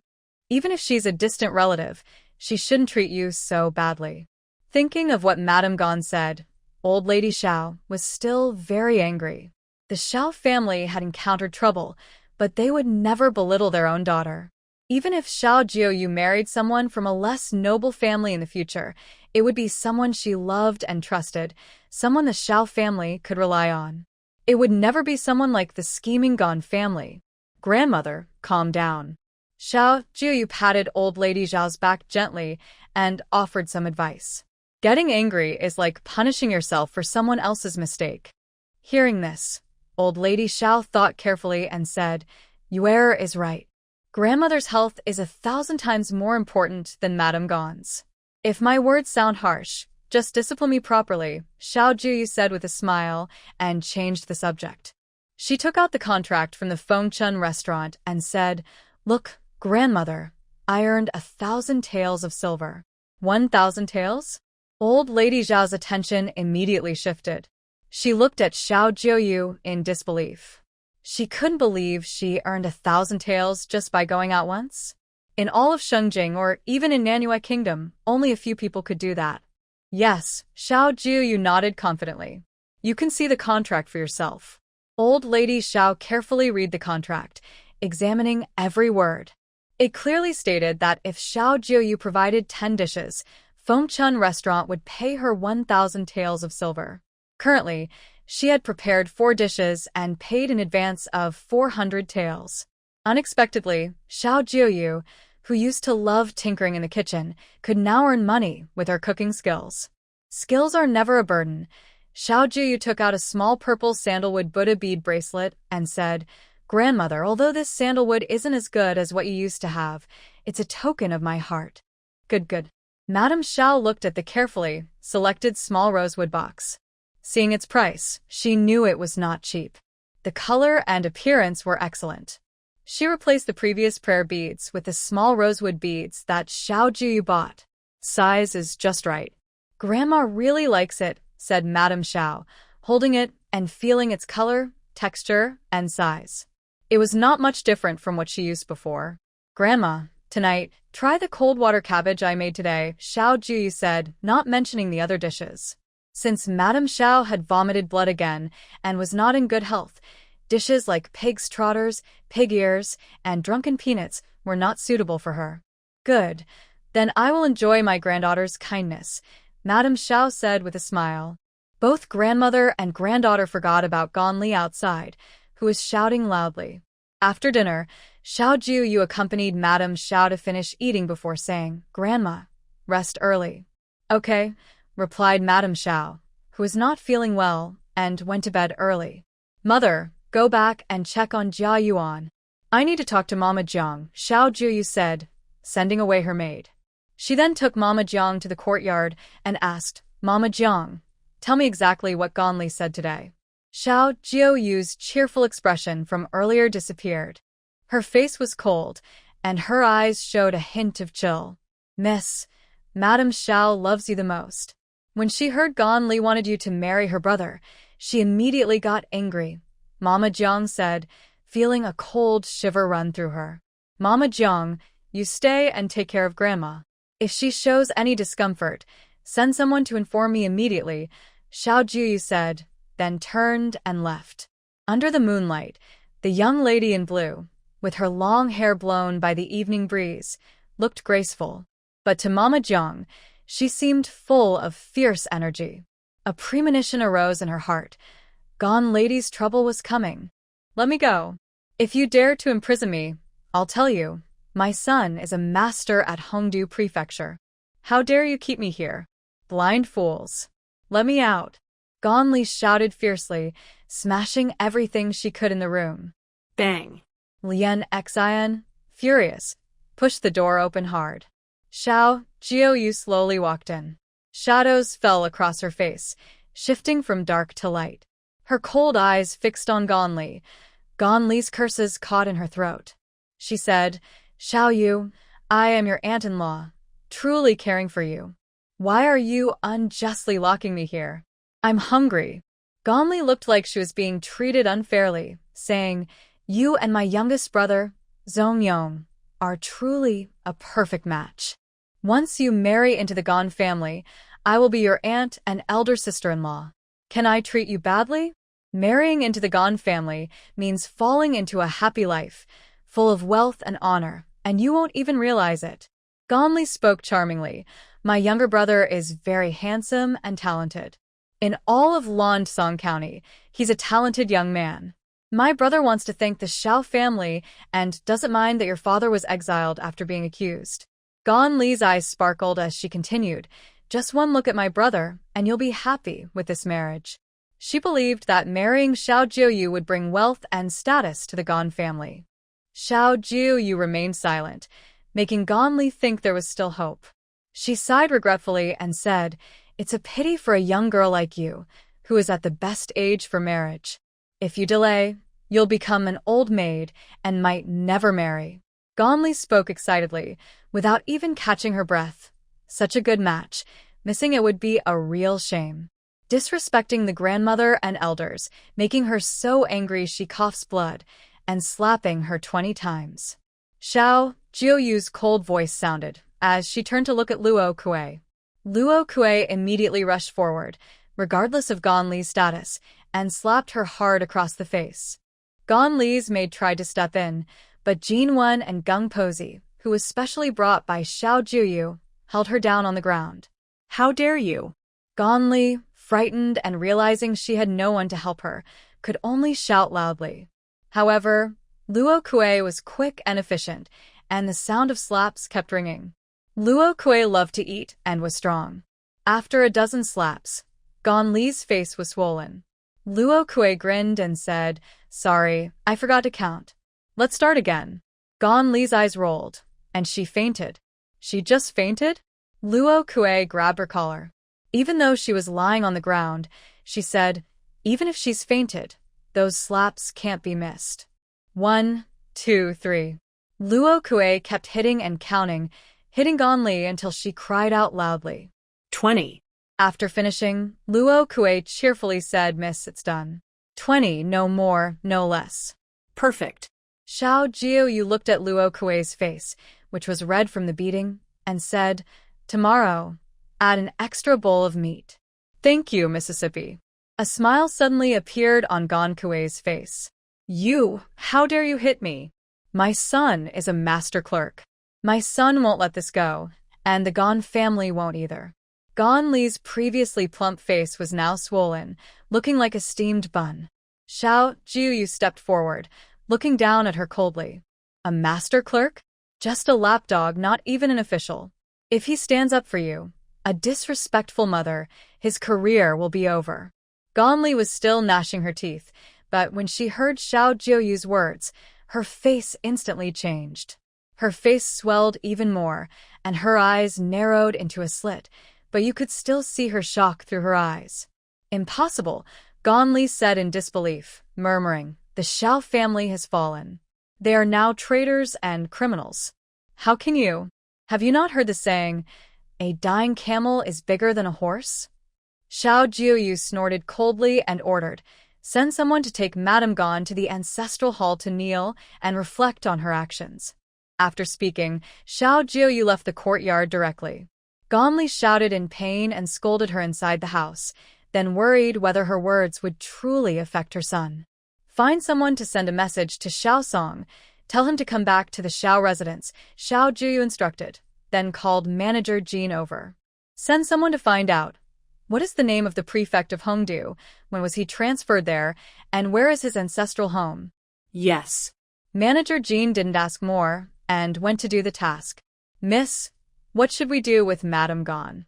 Just keep her locked up?" Luo Kuei asked curiously. Xiao Jiuyue looked up at the moonlight and said, "That depends on what Xiao Song decides." In the west courtyard. As soon as Xiao Jiuyue entered the house, she heard Xiao Jiuyue crying loudly. "Mother, I don't want to write. There are just too many papers." Xiao Jiuyue's tears fell as he looked at the pile of paper, and even his candied hawthorn was no longer sweet. "Jiuyue, you should talk to your sister about this," his beautiful mother said with a troubled look. Seeing that her mother wasn't helping him, Xiao Jiuyue cried even harder. A man's tears shouldn't fall easily. "Since Jiuyue is so moved, tomorrow I will go to the county and buy a stack of paper. Don't worry, Jiuyue. If you want to practice calligraphy, I will buy the best paper and brushes for you." Xiao Jiuyue deliberately pretended not to hear his words. Hearing this, Xiao Jiuyue choked back his tears and forgot to cry. Tears hung on his long eyelashes, and he looked aggrieved. "Sister, no need to thank me. After all, I am your real sister." Xiao Jiuyue's lips couldn't help but curl upward, while Xiao Jiuyue couldn't hold back and started crying. Jiuyue. The beautiful lady looked at Xiao Jiuyue, wanting to speak but unsure how to comfort him, so she looked to Xiao Jiuyue for help. "If you keep crying, tomorrow I'll really go buy paper for making paper swords," Xiao Jiuyue said softly. At her words, Xiao Jiuyue immediately stopped crying, sniffling, though tears still filled his eyes. "Just a few sheets of paper can't change how much you practice writing every day," Xiao Jiuyue gently said, looking at the stubborn candied hawthorn in his hand. "Do you think having more or fewer sheets makes any difference?" Xiao Jiuyue sniffed and asked, "I still do the same as before, copying big characters every day, just like copying from a copybook?" "Yes," Xiao Jiuyue nodded confidently. Then, Xiao Jiuyue softly said, "Having more or fewer sheets of paper seems to make no difference." Xiao Jiuyue nodded slightly. Xiao Jiuyue pouted, "Then I'm just crying for nothing." "Sister, you're bullying me." He bit into the candied hawthorn happily now that his mood had improved, and the hawthorn tasted even sweeter. "Sister, today's pig ears and pig trotters were so delicious. but a little spicy. Xiao Jiuyue grinned, tears still in his eyes. He touched his stomach and said, if Jifu hadn't told him not to eat too much, he would have eaten until he was full. Next time, I'll cook them even better, Xiao Jiuyue said while rubbing his head. The child was happy one moment and crying the next. The beautiful lady watched the scene, thinking that if the master were still here, surely. Her gaze darkened. Xiao Jiuyue keenly sensed her mood and quickly understood. She was worried about her parents. Counting the days, her father and grandfather probably hadn't arrived in Lingnan yet. Mother, I bought you a gift. Xiao Jiuyue took out a jade comb. I picked it especially for you. It's very comfortable to use. Why spend so much money on this?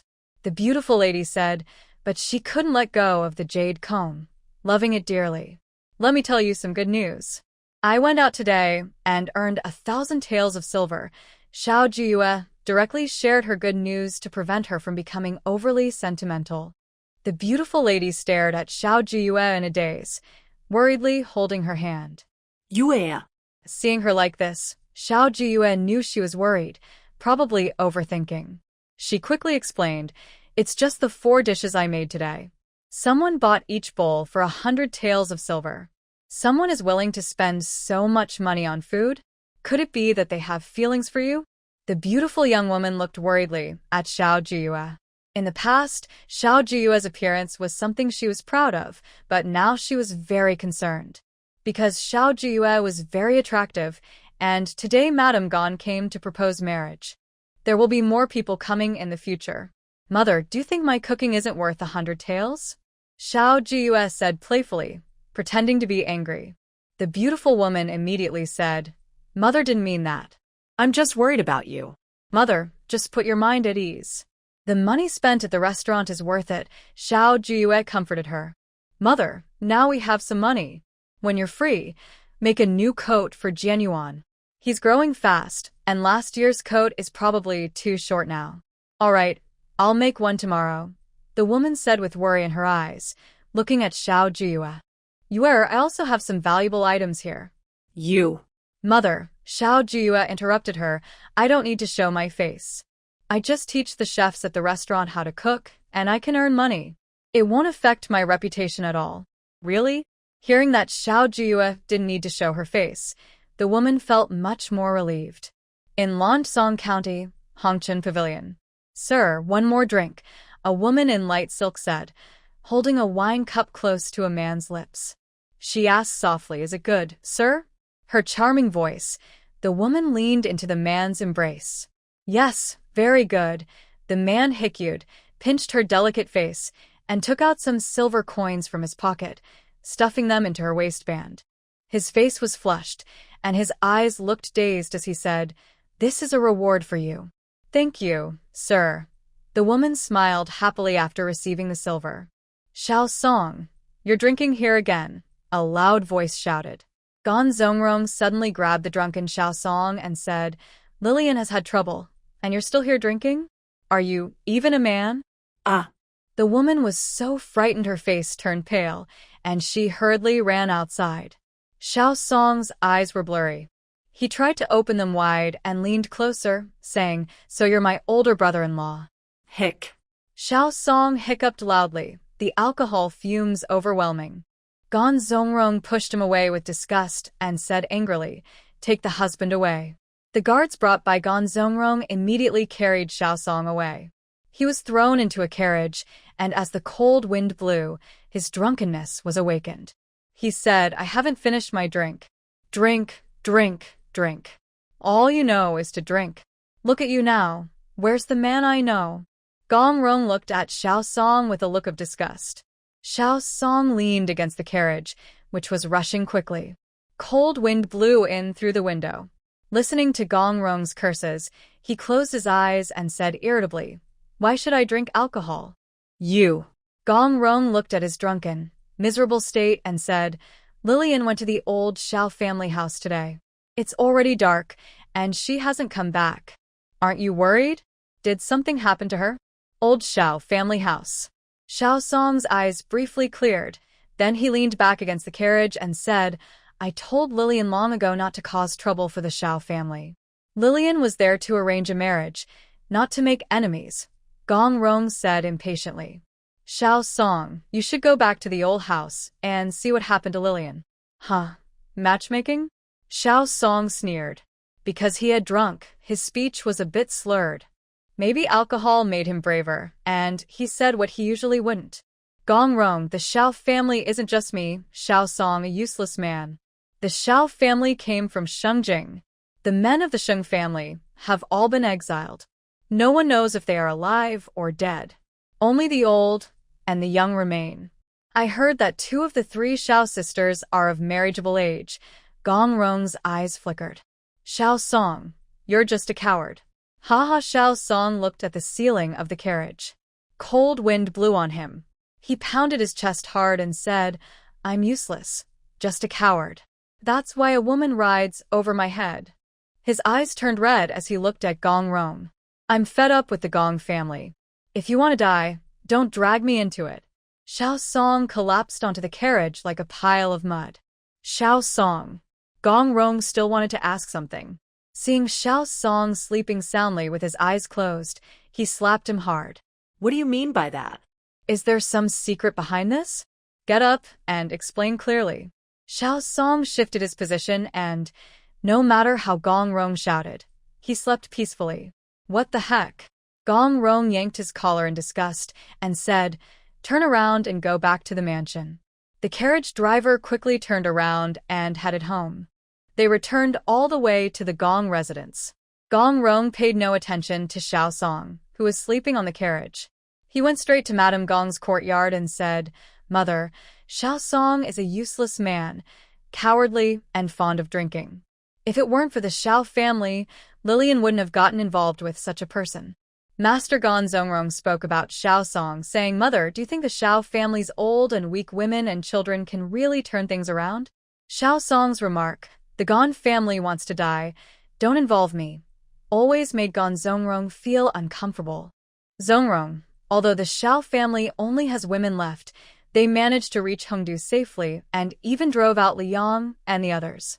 That shows they are not completely powerless. Old Madame Gan squinted her wealthy eyes and said, This might be Liang's wishful thinking and impulsiveness. In my opinion, Gan Zongrong said impatiently, Xiao Song was even more timid and cowardly when he saw people from his own family. Just now, he was drunk and acting crazy. Do you think he's lost his mind? Miss, it's late at night, Lianxin yawned. She was holding ink and writing, but now she was yawning with her eyelids drooping, almost unable to keep them open. Go to sleep if you're tired. I'll write a little more. Xiao Jiuyue, recalling her memories of the original owner and the local cuisine of Hongdu, wrote many dishes, main courses, stir-fries, soups, and desserts. She needed to choose carefully. This 1,000 taels of silver had to be spent wisely at Feng Chun restaurant. Lianxin leaned on the corner of the table, thinking she'd rest her eyes for a moment. After a short nap, Lianxin rubbed her eyes and opened them. The oil in the candle holder was almost gone, but Xiao Jiuyue was still diligently writing with her brush. Confused, Lianxin looked at the nearly burned-out incense sticks, confirmed the time, and hurriedly said, Miss, your body is just right now. It's already midnight. You should rest. Really? Xiao Jiuyue put down her brush. There was a stack of paper beside her. She stretched lazily and said, No wonder I feel sleepy. Don't forget to keep your things from being blown away by the wind. You should go to bed now, Xiao Jiuyue said, loosening her outer robe and lying down on the bed.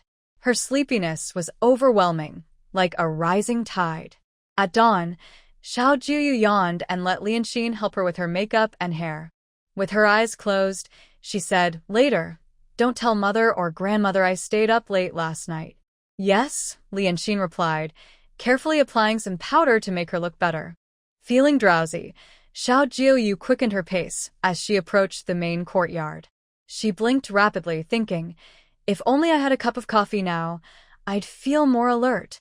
She took a deep breath, shaking off her semi-dreamy state. As she entered the main hall, she immediately heard the beautiful lady and others sitting inside. Only Xiao Yurong and Aunt Lan from the second house were there. At this moment, Aunt Lan, along with Xiao Jiran, had also arrived. Third house's Xiao Tingwu looked better than before. "Grandmother, I am late," Xiao Jiuyue said with a bright smile as she walked in. Seeing that Madame Xiao looked healthier and more spirited than yesterday, she felt relieved. "Not late at all." Madame Xiao smiled warmly upon seeing Xiao Jiuyue. "Our great contributor of the Xiao family has arrived." "Grandmother, you are too kind to say that." Xiao Jiuyue modestly sat beside Madame Xiao. "Without you, the backbone of the Xiao family, we might now be a scattered mess." "Grandmother, have you taken your medicine? Are you feeling better? Did you feel uncomfortable last night?" Xiao Jiuyue asked with concern.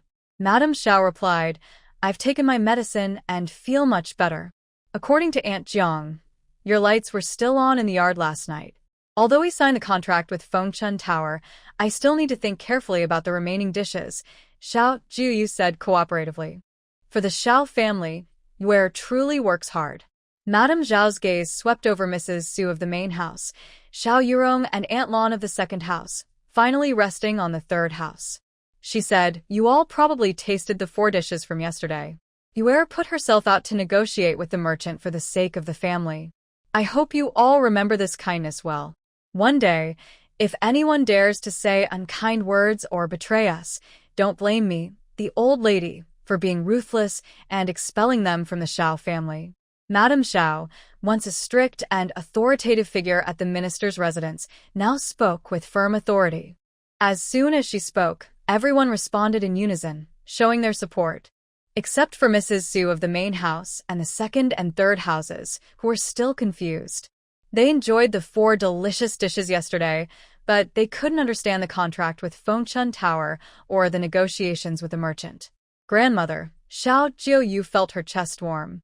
She had been worried about convincing the family, thinking it would take some effort. But as soon as her grandmother spoke, she silenced everyone completely.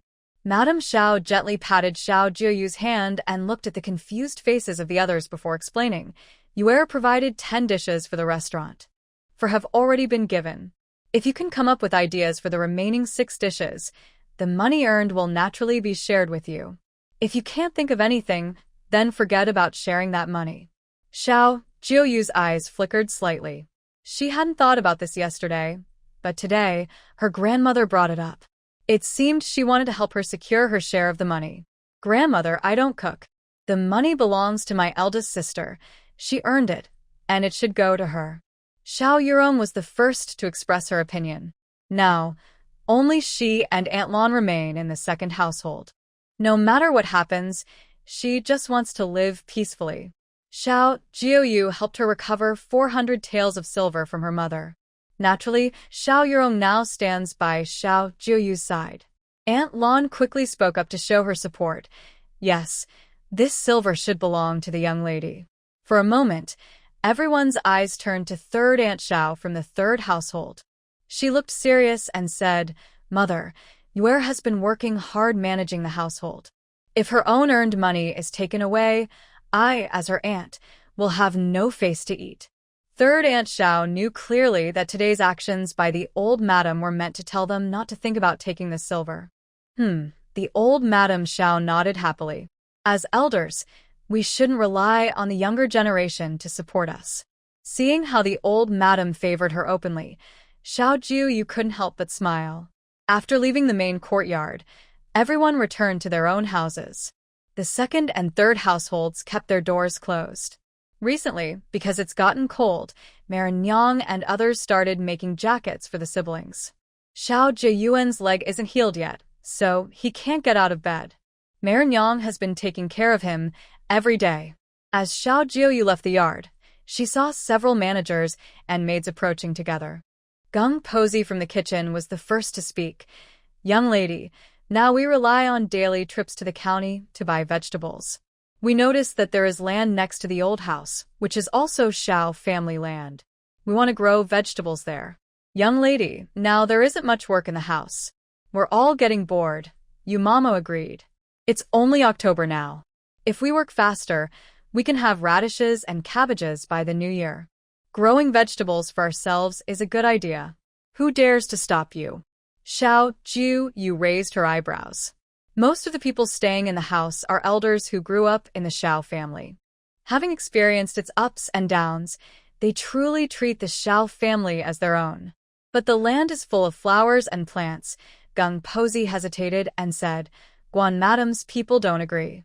They say those flowers and plants are very valuable. Go take a look. Xiao Jiuyue signaled them to lead the way. They went out through the west gate. Not far, they reached the place Gung Pozi mentioned. It seems Gan Li wanted to create a garden, but unfortunately, her taste isn't very good, and her eye for beauty isn't great. She also didn't know where she found the gardener, and the flowers look almost dead. A whole patch of yellow chrysanthemums, which are usually easy to grow, looked half dead and neglected. There is still a piece of peony and a hibiscus flower remaining. They look noble, but unfortunately. Young lady, besides the two valuable Yao Huang and Weizi peonies, the rest of the flowers are not worth much, Iba said after walking around several times. Yao Huang and Weizi are delicate. Keeping them alive might be difficult. Iba, you take care of those two flowers. If the others can be moved to the yard, do so. If they can't, plant them by the roadside, Xiao Jiuyue ordered quickly. Everyone started working efficiently, digging up flowers, transplanting where needed, all in order. Madame Gan's guards fought desperately to protect her, but unfortunately, Ganli came too late, and the guards were no match. Gung Pozi watched happily and said, Young lady, we should plant more cabbage. We won't run out of vegetables this winter.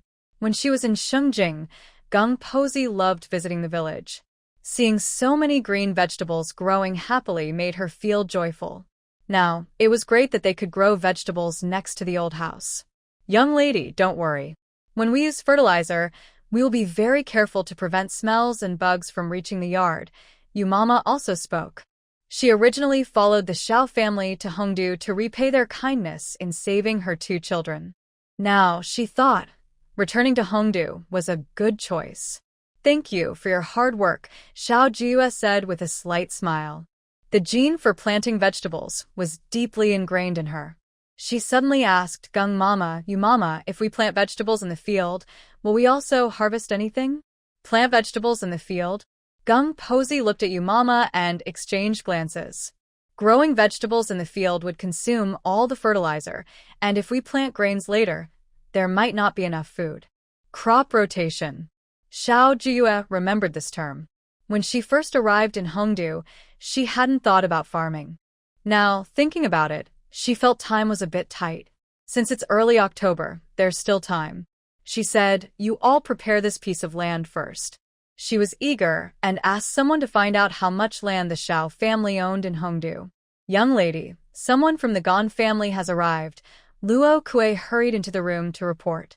They said it's the eldest master of the Gan family, asking why the younger sister didn't return yesterday. Just tell him that Madame Gan knows her grandmother's sins are heavy and is willing to pray for her in the ancestral hall, Xiao Jiuyue replied casually. Luo Kue hesitated for a moment and said, Miss, what if he forcefully barges in? Forcefully? Xiao Jiuyue chuckled softly. Then let Jin Wen and Jin Wu send people to stop him. Yes. Luo Kue immediately went to report. For safety, she also took the guards with her. Gan Zongrong listened to this and looked very upset. He turned around and left. He's really leaving now? Luo Kue returned to tell Xiao Jiuyue. Her eyes were full of doubt. Xiao Jiuyue looked at her innocent expression. Before she could speak, Exile said, the Gan family members made the elders so angry they almost fainted. If the eldest master of the Gan family dares to refuse to back down, and this gets spread around, the Gan family's reputation might be ruined. Oh. Luo Kue seemed to understand but also seemed confused. Xiao Jiuyue stood up and said, prepare the carriage. Yes. Exile responded immediately and sent someone to prepare the carriage. Go to the Lizheng family. Xiao Jiuyue got into the carriage and stated her destination. Jin Wu, who was driving, responded and headed toward the Lizheng family. The Lizheng family is on the west side of the village, backed by the mountain, facing a wide field of good land, with a clear view. Xiao Jiuyue got out of the carriage and saw some children playing a game of eagle catching chicks. When they saw Xiao Jiuyue, they all moved aside. Only a little girl, sweet and lively, asked, "Pretty sister, who are you looking for?" The girl had 2 small pigtails and a chubby face, looking very adorable. She slightly bent down and took out a piece of candy, saying, "Beautiful little girl, I am here to find the village head." "Grandpa is not at home," the girl said, her bright eyes fixed on the candy. She licked her lips and called out, "Grandma, a very pretty sister is looking for Grandpa." Xiao Jiuyue looked at the candy in her hand and watched the chubby girl walk away. She couldn't help but smile. Soon after, a woman came out, wearing an apron patched many times. When she saw Xiao Jiuyue, her expression changed suddenly. She grabbed her granddaughter and was about to kneel and bow. "Madam," Xiao Jiuyue hurried forward and helped her. "My surname is Xiao. I am here to see the village head."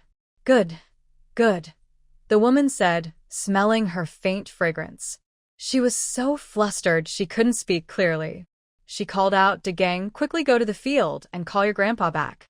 A boy responded and ran off. "Miss Xiao, why don't you sit down?" The woman brought out a bamboo stool. Looking at the woven stool and Xiao Jiuyue's clothes, she hesitated and said, "You can't sit on this. It might damage your clothes." The lady moved quickly, took a bench out of the house, and used her sleeve as a cloth to wipe the bench, saying, "It's not dirty anymore." Xiao Jiuyue didn't mind and sat down directly. She could clearly feel the lady relax a little. She looked at the young girl who hadn't eaten candy and waved her hand, saying, "Pretty girl, do you want some candy?" "No, no," the lady quickly refused, looking at the candy in Xiao Jiuyue's hand. Her delicate, fair fingers showed she hadn't done much work. They had never seen candy like that, small blocks like tiny tofu pieces. "A few small sugar cubes, sweet on your tongue," Xiao Jiuyue said to the girl. The girl looked at her grandmother. The lady hesitated for a moment and then said, "Little flower, you should thank Miss Xiao." "Thank you, miss," Xiaohua said with a big smile, cautiously reaching out her hand. She rubbed her hand a bit before taking the candy, but she didn't want to eat it right away. "Lianxin," Xiao Jiuyue called back. Lianxin immediately brought over a bag of candy and handed it out, saying, "Everyone gets some." The children cheered happily. The lady felt uneasy standing there, wanting to refuse, but Xiao Jiuyue's polite words made it impossible. She looked around and said, "The head of the household will be back soon." The lady awkwardly smiled at Xiao Jiuyue. Xiao Jiuyue smiled back, but didn't rush her. Instead, she looked around the house. There were 2 rows of houses, southeast of the yard, with at least a dozen rooms, all made of wood. It was clear the houses were old, showing signs of age. But whether it was the clean rooms or the yard free of chicken and duck droppings and the high stacks of firewood, it all showed the owner was very hardworking. "Head of the household, you're back." The lady was excited when she saw Shirley Zheng and ran over quickly. She said hurriedly, "Head of the household. Her surname is Xiao. I've never seen her before. Could she be the Xiao family member who returned from Shengjing?" In the yard sat a tall woman dressed in orange, looking like a ripe persimmon, out of place in her family. "Miss Xiao, sorry," Shirley Zheng said as soon as he entered the yard, beginning to apologize. Xiao Jiuyue stood up and bowed slightly, saying, "Shirley Zheng, I came to visit without notice. Sorry to disturb your work." Shirley Zheng looked at her with a respectful and polite expression, not daring to look directly at her face. He thought, she seems very polite, so she probably isn't here to cause trouble. "Shirley Zheng, I am Xiao Jiuyue, a junior. I came to apologize on behalf of the Xiao family," she said. Hearing this, Shirley Zheng was startled.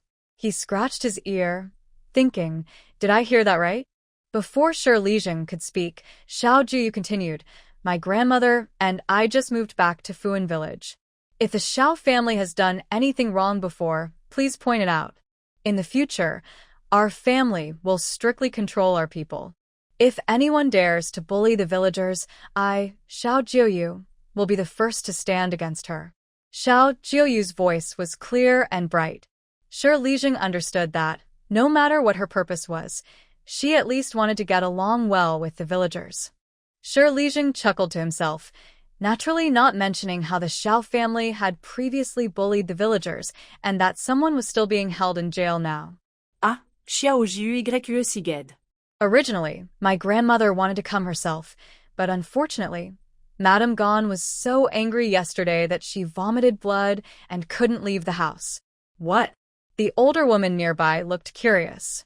Madame Gon, isn't she the one who used to be quite arrogant in the village? Whenever she passed by, people couldn't even carry manure past her, or she would have her people beat them up. Because of this, villagers often took longer routes to avoid her. This is a family secret and shouldn't be spread around. Xiao Jiuyue hesitated but then summarized. Right now, Madame Gon is praying for my grandmother at the ancestral hall. The older woman looked skeptical. With Madame Gon's arrogant personality, she probably cursed others just as much. Shiao secretly kicked her and signaled for her to behave. Oh, dear, why are you kicking me? The woman didn't understand Shiao's signal and loudly complained. Shiao rolled his eyes and said, "Hurry up and pour the tea." "Oh, I forgot." The woman clapped her hands and hurried to pour tea. Xiao Jiuyue put away her smile and asked, "Shiao, I heard that the He family is still in jail?" Shiao's heart tightened. He didn't understand what Xiao Jiuyue meant. He sighed and said, "The He family is also pitiful. Long Qing's father died early, and his mother raised 3 children alone. They finally enjoyed some happiness, but..." He didn't finish his sentence, lowering his gaze, unsure what Xiao Jiuyue really meant. "Shiao, I promise that if he Chongqing is truly innocent, I will clear his name," Xiao Jiuyue said firmly. Her words shocked Shiao, making him feel both surprised and a bit moved. After Xiao Jiuyue left, the older woman excitedly said, "Chongqing is out now?" "Not yet." Shiao glared at her and said, "Do you really believe she would risk losing face for the Xiao family and pull Chongqing out of jail? Miss Xiao looks very nice. Why wouldn't you believe it?" The old lady was almost excited enough to hit the table. She said, "Besides, Xiao Song isn't even a direct family member, just a branch, so he's not really a proper Xiao. And this whole thing was caused by that Madame Gon causing trouble. It has nothing to do with Xiao Song. Xiao Song just likes to drink and enjoy himself." The old lady had many questions in her mind. She asked, "Master, what does Miss Xiao mean by cabbage?" "We grow cabbage at home, and we can sell it for money." She said it's 2 won per jean. Shiao was thinking, listening to her words, and casually replied, "Oh, Miss Xiao is so kind. 2 won per jean." The old lady started counting excitedly. 1 cabbage weighs about 2 or 3 jean, so it could sell for 5 or 6 won, right? She counted on her fingers, thinking about the few rows of cabbage in the field, and a big smile spread across her face. "We're going to make money. We're really going to make money. How much money can we really make?" Shiao was confused by her shouting, his mind struggling to understand. "You don't understand. 2 won per jean isn't much, but we grow a lot of cabbage so we can sell a lot. 2 or 3 cabbages for a jean of meat. That's not bad," the old lady said excitedly, almost ready to go pull out some cabbage right then. That night, while the old lady cooked in the kitchen, Shiao looked at his sons and grandson.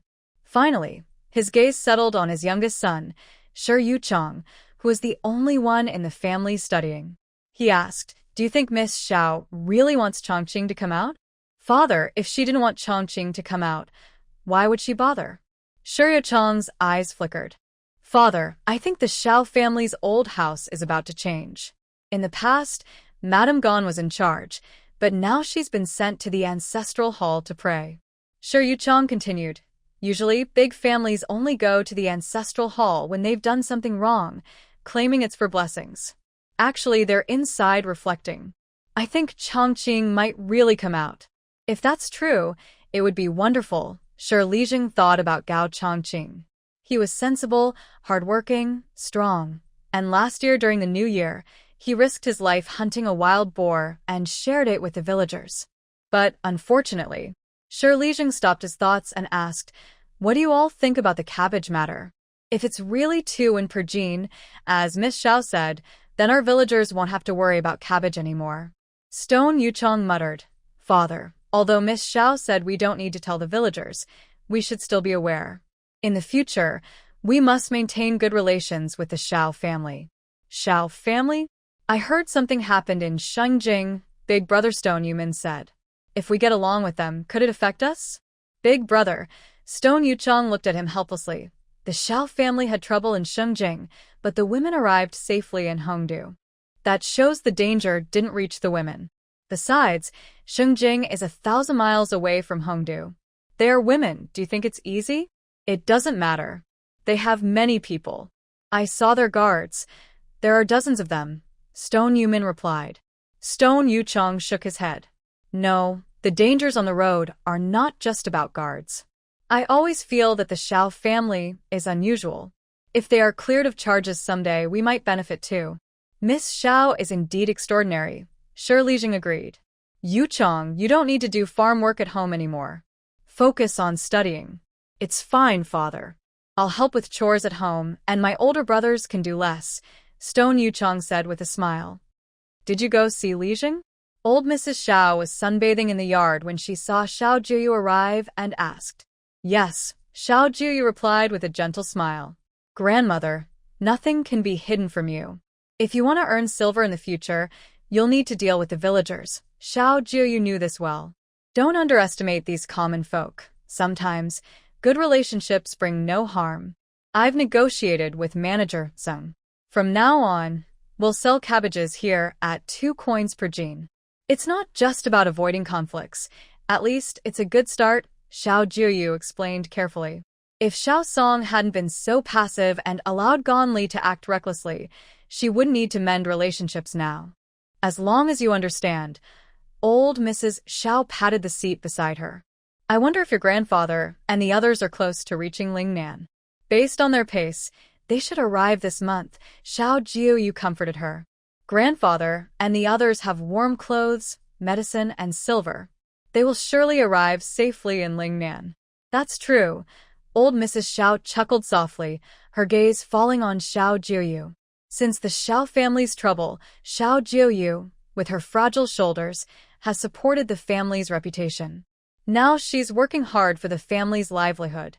She said, who knows which young person will be lucky enough to marry my granddaughter in the future. Grandmother, do you dislike me? Xiao Jiuyue asked playfully, pretending to be upset. My grandmother loves me very much, and there is still time. In the future, Yuer will choose a husband she likes. Life doesn't have to be rich or grand. Just being happy every day is enough. Lady Xiao sincerely said this.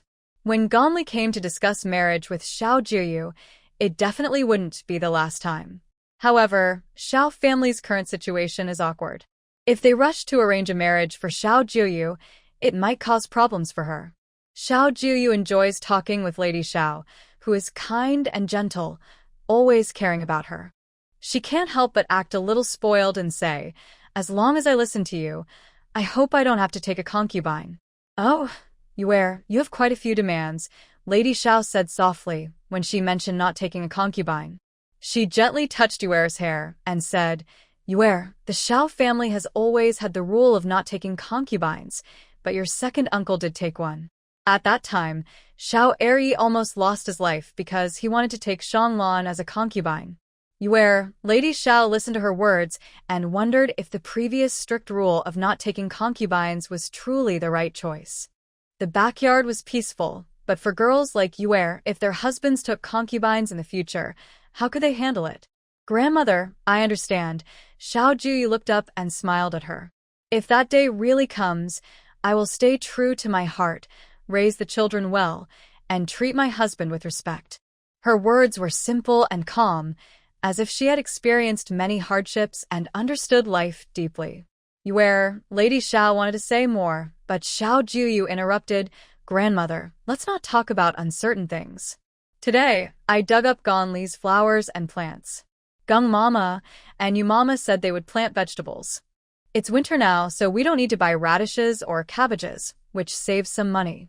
Xiao Jiuyue's bright eyes sparkled when she mentioned saving money, almost like a little miser, making Lady Xiao laugh happily.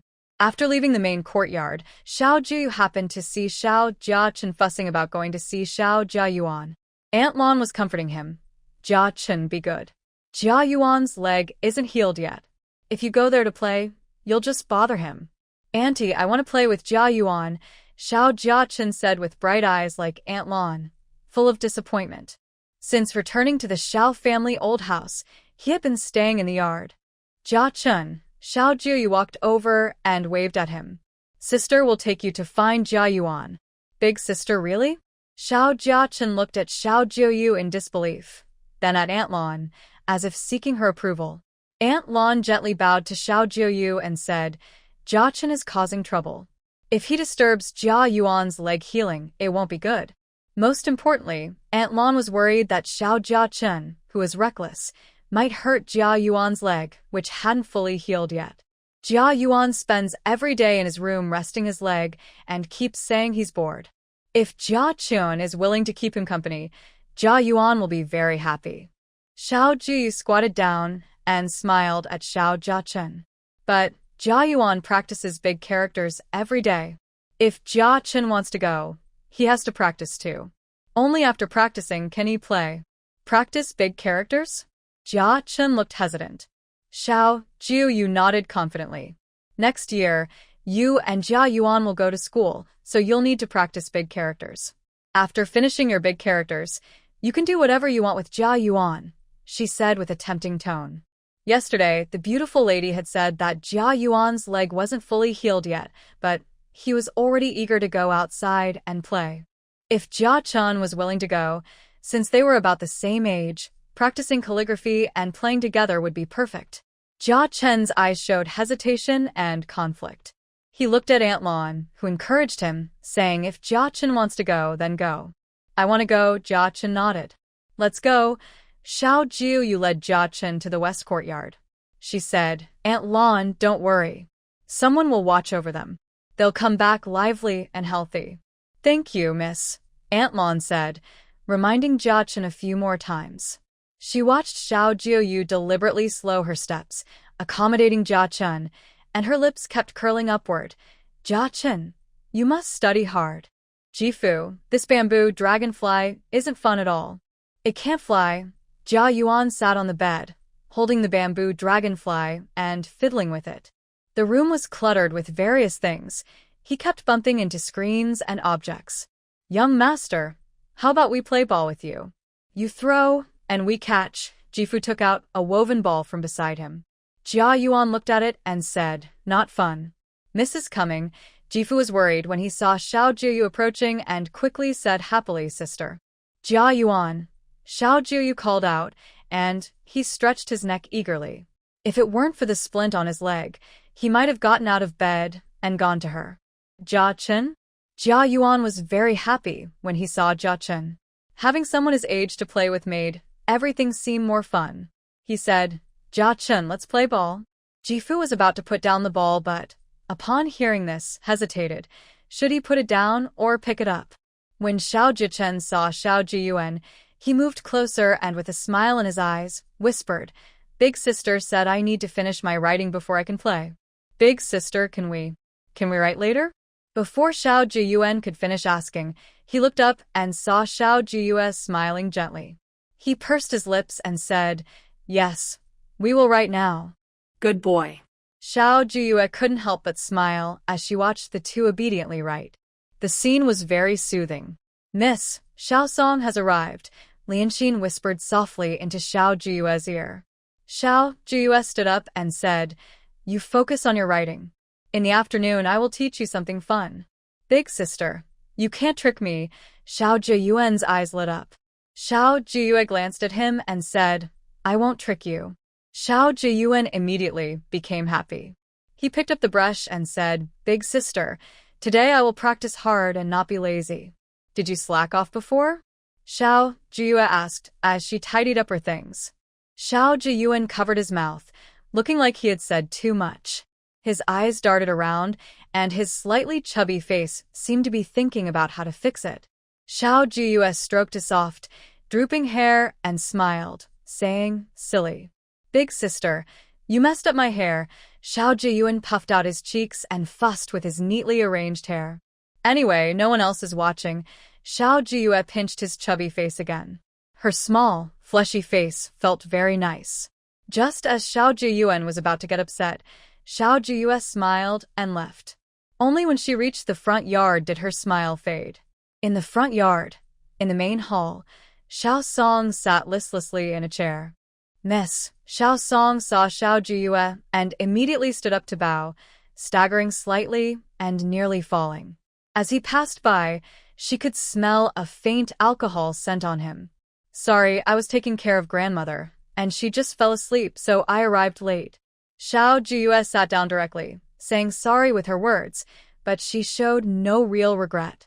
She sighed and said, Lady Gan made grandmother so angry she vomited blood yesterday. Grandmother just took her medicine now. Uncle Xiao probably isn't trying to get someone from the Gan family, right? Lady Gan knows she's done wrong. She's already praying for grandmother at the ancestral hall. No matter how I advise her, she won't listen. Xiao Jiuyue looked at Xiao Song thoughtfully. She wondered if he had just come back from the flower house, given the smell of alcohol and cheap perfume on him. No, Xiao Song quickly waved his hands when he heard this. Miss, I didn't come to take anyone. I came to apologize. Xiao Song lifted his clothes, as if he was about to kneel down. Xiao Jiuyue gave a signal, and Jin Wen immediately stepped forward to support Xiao Song. She sighed and said if Uncle Xiao truly means well, he should apologize to Grandma. Grandma is old and has just returned from Shengjing. Traveling was exhausting, and now she's upset again because of Madame Gan. Xiao Jiuyue looked sad and said, Grandpa often talks about his past with Uncle Xiao. He always reminds us that if Uncle Xiao ever needs help in the future, we must do our best to support him. Hearing this, Xiao Song's guilt reached its peak. He lost his balance, grabbed a chair, and sat down heavily on the ground. He hugged the chair and started crying. Uncle, if you are feeling wronged, please tell me. Your niece may not be very capable, but I will definitely seek justice for you. I won't let others damage the reputation of the Xiao family, Xiao Jiuyue said kindly, like a caring younger relative. Xiao Jiuyue had already found out that when Ganli first entered the household, she and Xiao Song had a brief happy time together. Unfortunately, after Ganli's pregnancy was confirmed and her sons were born one after another, she realized that Xiao Song couldn't rely on the Xiao family's influence. At most, he had faith in Hongdu and Ganli changed. Ganli was domineering even in her private chambers. Later, her personality gradually showed itself. She forbade Xiao Song from taking concubines and from drinking alcohol. Xiao Song was weak-willed, so he tolerated Ganli's tyranny. Until one day, Ganli, in front of Xiao Song, beat a concubine's child. Xiao Song was furious, but Ganli wouldn't let him drink or take concubines. So he went to drink at brothels. Ganli caused trouble, argued, and even the elder brothers of the Gan family stepped in. But unfortunately, because of the incident with the concubine and her child, Xiao Song gave up and often wandered into brothels, getting drunk. Gan family's dominance had surely made Xiao Song feel wronged over the years. Young lady, Xiao Song, still somewhat drunk, was forced by Gan Zongrong to come and get someone. Hearing Xiao Jiuyue's words, he felt even more guilty toward the Xiao family and Xinyang. Xinyang had saved him, but because of his cowardice, he had harmed Xinyang and her unborn child. Uncle, the Xiao family shouldn't be bullied by outsiders, Xiao Jiuyue said fiercely. Is Madame Gan too harsh? Does she treat you badly? The Xiao family shouldn't be bullied by outsiders. Xiao Jiuyue's words made Xiao Song feel even more like pouring out his feelings. He said, I'm not afraid of you laughing. She's worse than just bad. As he talked about the events of these years, he felt more and more upset. Yes, that's right. Xiao Jiuyue occasionally nodded in agreement, listening to Xiao Song talk about trivial matters. The most serious thing he mentioned was the concubine Xinyang and the children who had not yet caused trouble, or the 4 children of Xiao Wenqing who were spoiled by Ganli and had become lawless, leading to disaster, and even losing their descendants. Now, Xiao Song's personality had changed greatly. Even his father seemed to have disappeared. Xiao Jiuyue watched him cry with snot and tears, pondering that these stories clearly showed Ganli's tyranny and cruelty, even disregarding human life. But since she was the main wife, even the authorities couldn't do anything about her. Uncle, don't you have any evidence against Madame Gan? Otherwise, your niece might find it hard to stand up for you, Xiao Jiuyue said with a worried look, watching Xiao Song. A grown man, when faced with trouble, only cried with snot and tears. No wonder Gan family kept him tightly under control. Evidence? Xiao Song wiped his nose and looked at Xiao Jiuyue blankly. Cough. Xiao Jiuyue cleared her throat and said, I remember our grandfather sent silver every year, and he also bought farmland, a manor, and shops in the old house. Miss, Xiao Song immediately raised his hand to wipe his tears and said shyly, I have 4 sons. The farmland and shops were divided among them. Only a few dozen acres of land are left. Xiao Song's voice grew weaker. Xiao Jiuyue's eyes flickered and asked, Father's plans for the children were not wrong. But those bonds are in the hands of a few cousins. Did Madame Gan take them? No, Xiao Song shook his head. Hearing her non-accusatory tone, he silently breathed a sigh of relief. Gan Li wanted those things, but Xiao Song thought of his father's last words. His heart remained empty. Miss, these were originally Xiao family's possessions, but my sons are not at home, Xiao Song said increasingly nervously. Uncle, if you care about these things, forget about the others. The land is many, and it still needs to be cultivated. Xiao Jiuyue counted the number of Xiao family members, including the master and the servants of the old house. There were about 100 people. I'll go back and get them for you. Xiao Song dared not look into Xiao Jiuyue's eyes. She continued, Uncle, I really feel bad seeing you being bullied by Madame Gan. Even if the Xiao family has fallen, as long as you speak up, your niece will stand up for you. Divorce Madame Gan. Divorce? Xiao Song looked up in disbelief, his eyes full of shock. As the wife, she cannot accept a child born from a concubine. This is jealousy. Second, as a younger family member, she made the grandmother spit blood out of anger. This shows disrespect to elders. Third, even the cousin wants to enjoy a drink, but she must agree first. With such a wife, how can she take care of the cousin? Xiao Jiuyue looked like she was defending him. Xiao Song was silent for a long time and said, The Gan family won't agree. Uncle, you can look at this. Xiao Jiuyue took out a ledger. It recorded the total amount of money sent from the Xiao family in Shengjing to the old house over the years. She said, Does Uncle remember all these amounts? When Xiao Song saw the figures, he swallowed hard. If he remembered correctly, Gan Li had been complaining that there was no money in the old house. There's more. Xiao Jiuyue took out a few pieces of paper and said, This is from Gan Madame's mother, who admitted that Gan Madame has been taking money from the Xiao family to support her own family. Gan Li. Xiao Song gritted his teeth in anger. He kept saying that the Xiao family sent so much silver and had farms and shops, yet they were so poor they had no food. Uncle, if you agree, your niece is willing to put aside her pride and ask the prefect of the estate to help cancel this marriage. Xiao Jiuyue smiled at Xiao Song and encouraged him. If Uncle feels wronged, it's okay. But we shouldn't let a few cousins, whom we've never met, suffer. The Gan family is doing well now, but they are draining your blood. Uncle, think carefully. If you understand, come find your niece. She will stand up for you. Xiao Jiuyue said, then stood up and left. Xiao Song was left alone, sitting on the ground, flipping through the ledgers, lost in thought. Miss, when did you meet the prefect? Lianxin looked at Xiao Jiuyue in shock. She had been following her every day, yet she didn't know the lady knew the prefect. Xiao Jiuyue smiled mysteriously and said meaningfully, Have you heard of an idiom? What? Lianxin looked at her doubtfully. Xiao Jiuyue said, The fox assuming the tiger's might. Lianxin's pupils suddenly dilated. She raised her hand to cover her mouth, afraid she might say something. She had been following Xiao Jiuyue all along and was shocked by her boldness. Miss, Yu has an update. Lu Kuei hurriedly entered the room to report. Xiao Jiuyue had just taken a sip of water. Hearing this unfamiliar name, she felt a bit dazed. Miss Yu is Madame Yu's son. He was the one who took Gan Madame to the ancestral hall, Lianxin quickly explained.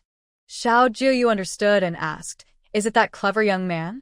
Yes, that's him, Exile confirmed confidently. Soon after, Xiao Jiuyue saw Yuge. He was thin and small, but his eyes looked very sharp. If his character is good, he could be a useful person. Miss, you didn't know what Xiao Jiuyue was thinking. After bowing, he explained, I suspect Lady Gans is secretly communicating with someone. Exile tried to keep quiet, afraid she might scream. Why does she keep hearing frightening things today? Secret communication? That would be serious. Lady Gans must be very bold if she's doing that. Exile silently looked at the young lady, who only looked slightly surprised, as if she wasn't shocked at all. Deep down, Exile admired her. She is truly remarkable. Do you have proof? Xiao Jiuyue's cold voice sounded, her gaze fixed on Yuji's face, as if she was considering whether his words were true. I was told to watch Lady Gans. Last midnight, someone came to visit her, Yuge said, scratching his head awkwardly and admitting, unfortunately, I missed it because the food my mother brought yesterday was so delicious. Xiao Jiuyue.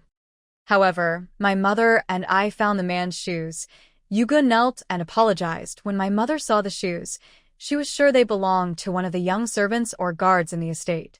Miss, I was wrong. I only suspected. I don't have proof, Yuge admitted and added, don't worry.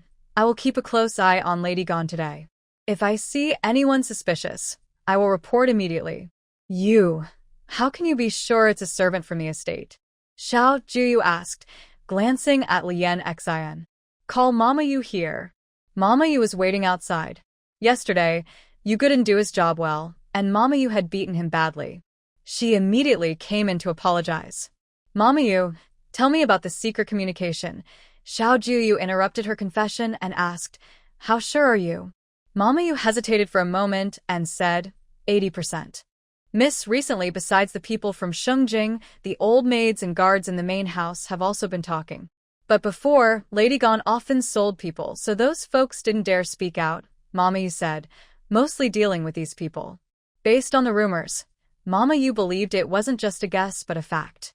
Mama Yu, today, find 2 reliable old servants from the estate and tell Xiao Song. Xiao Jiuyue spoke. Mama was surprised for a moment, then quickly pounded her chest and promised, Miss, don't worry. I will do everything carefully and make sure no one suspects anything. Xiao Jiuyue looked at Yuge, who immediately said, Miss, today I will turn a blind eye to everything. Xiao Jiuyue's lips moved, but she didn't say anything further. After lunch, she carefully wrote down the recipes for all 4 dishes, waiting for the chef chosen by Zhangjianggui to come and learn how to make the main courses. She was ready to teach seriously. As for the remaining dishes, Xiao Jiuyue picked a few.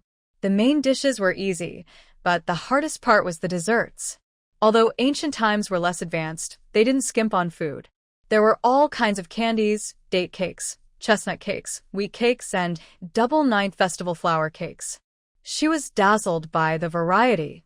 Most importantly, those desserts were delicate and beautiful. Take the date paste pastry, for example.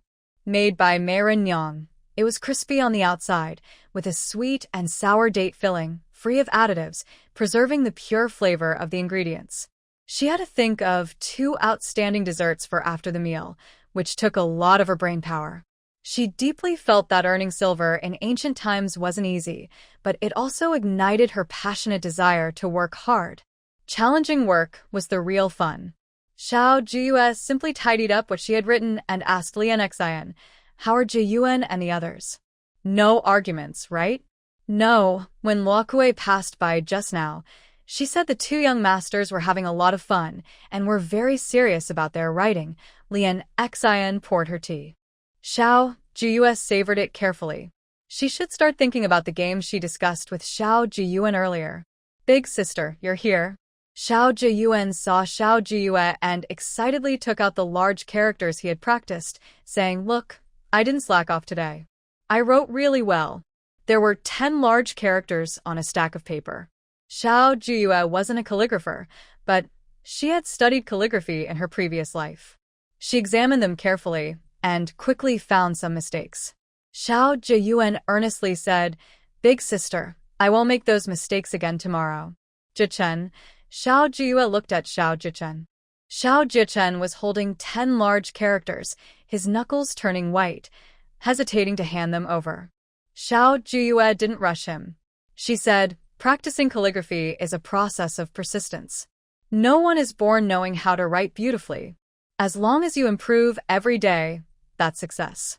Xiao Jichen looked as if he understood, but was a little embarrassed. He blushed and handed over the finished large characters. At the moment Xiao Jiuyue saw the large characters, she immediately understood why Xiao Jiachun felt embarrassed. The writing was really hard to look at. Well written, Xiao Jiuyue praised. Xiao Jiayuan's eyes nearly popped out of his head. His sister hadn't praised him earlier, but instead praised Xiao Jiachun. His sour little eyes almost couldn't hide his disappointment. When I first started writing, even horizontal strokes looked like worms, Xiao Jiuyue said, making Xiao Jiachun's eyes light up. It was as if he was asking, really? So, Jiachun, even as a beginner, you can write like this. That's already very good.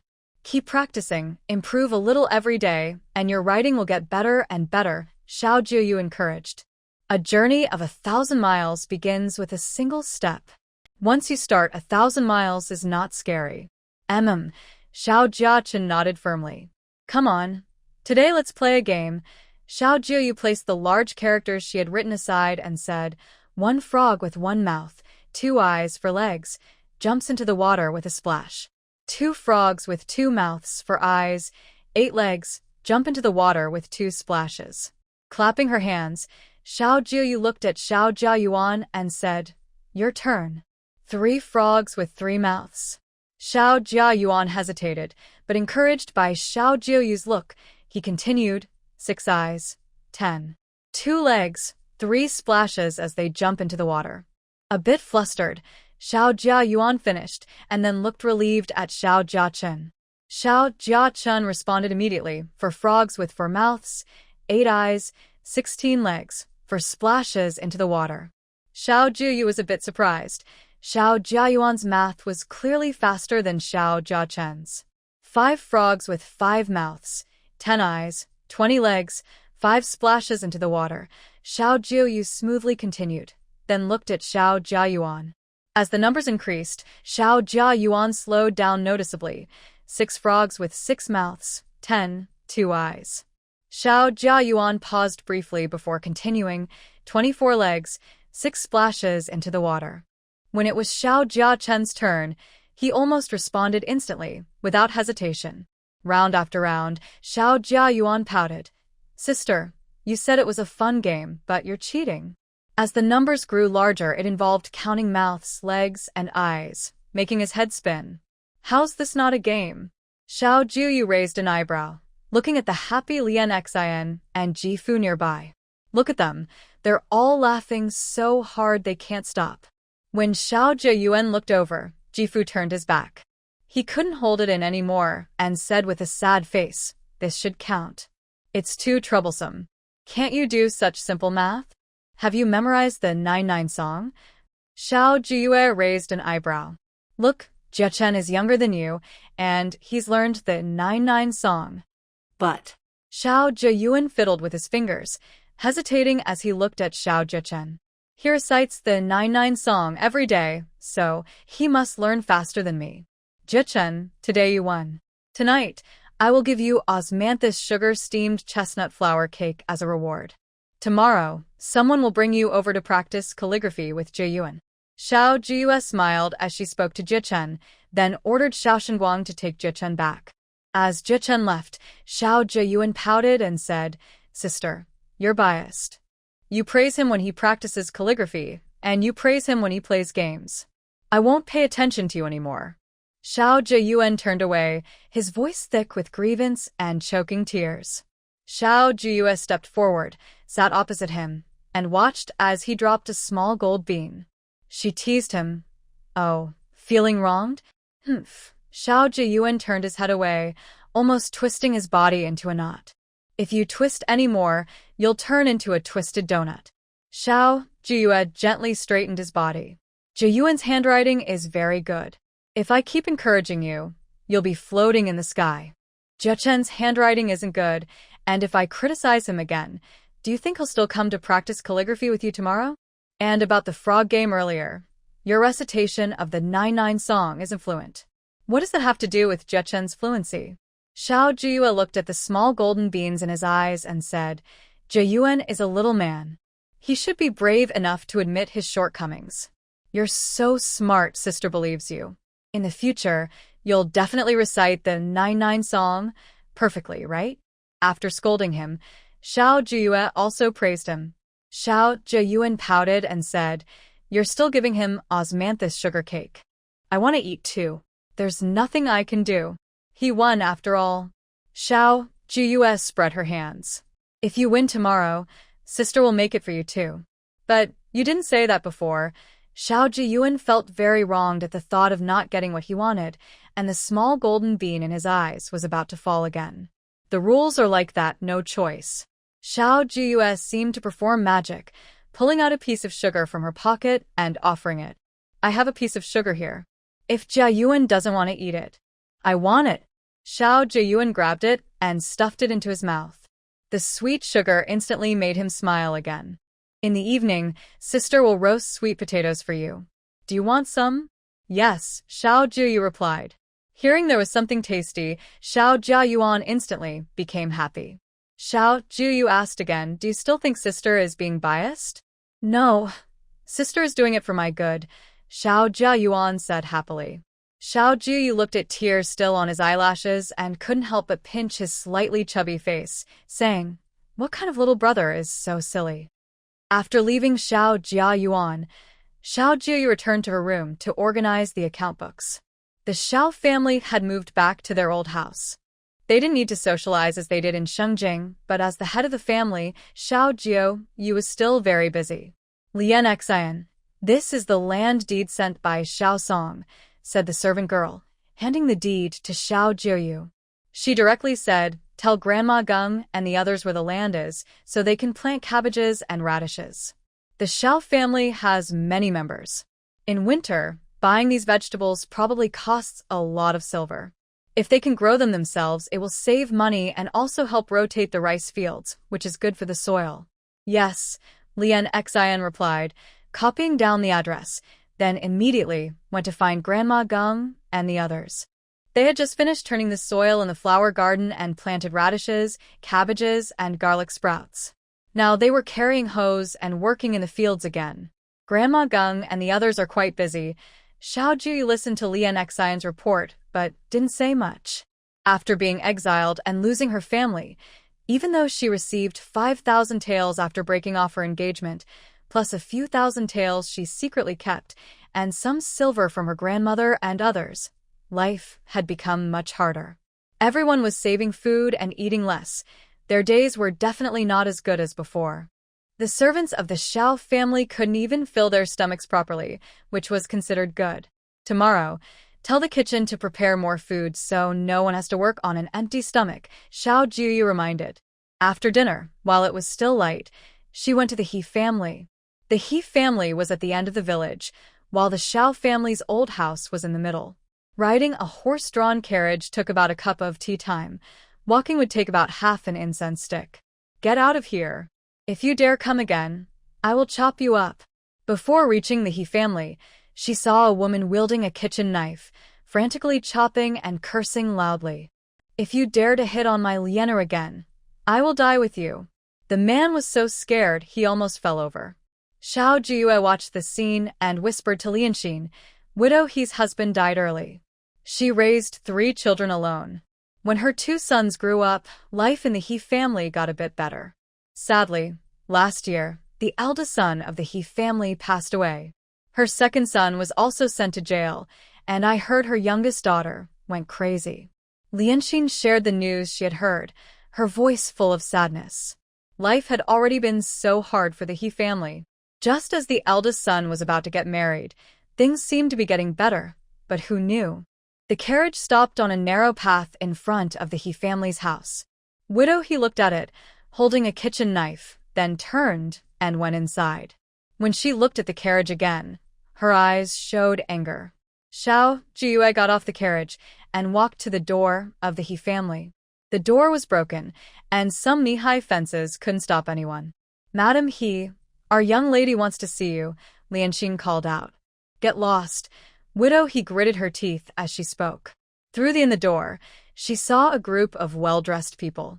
She wished she could rush out and fight them. "Madam He, our young lady means no harm," Lianxin continued. "We're here to help you."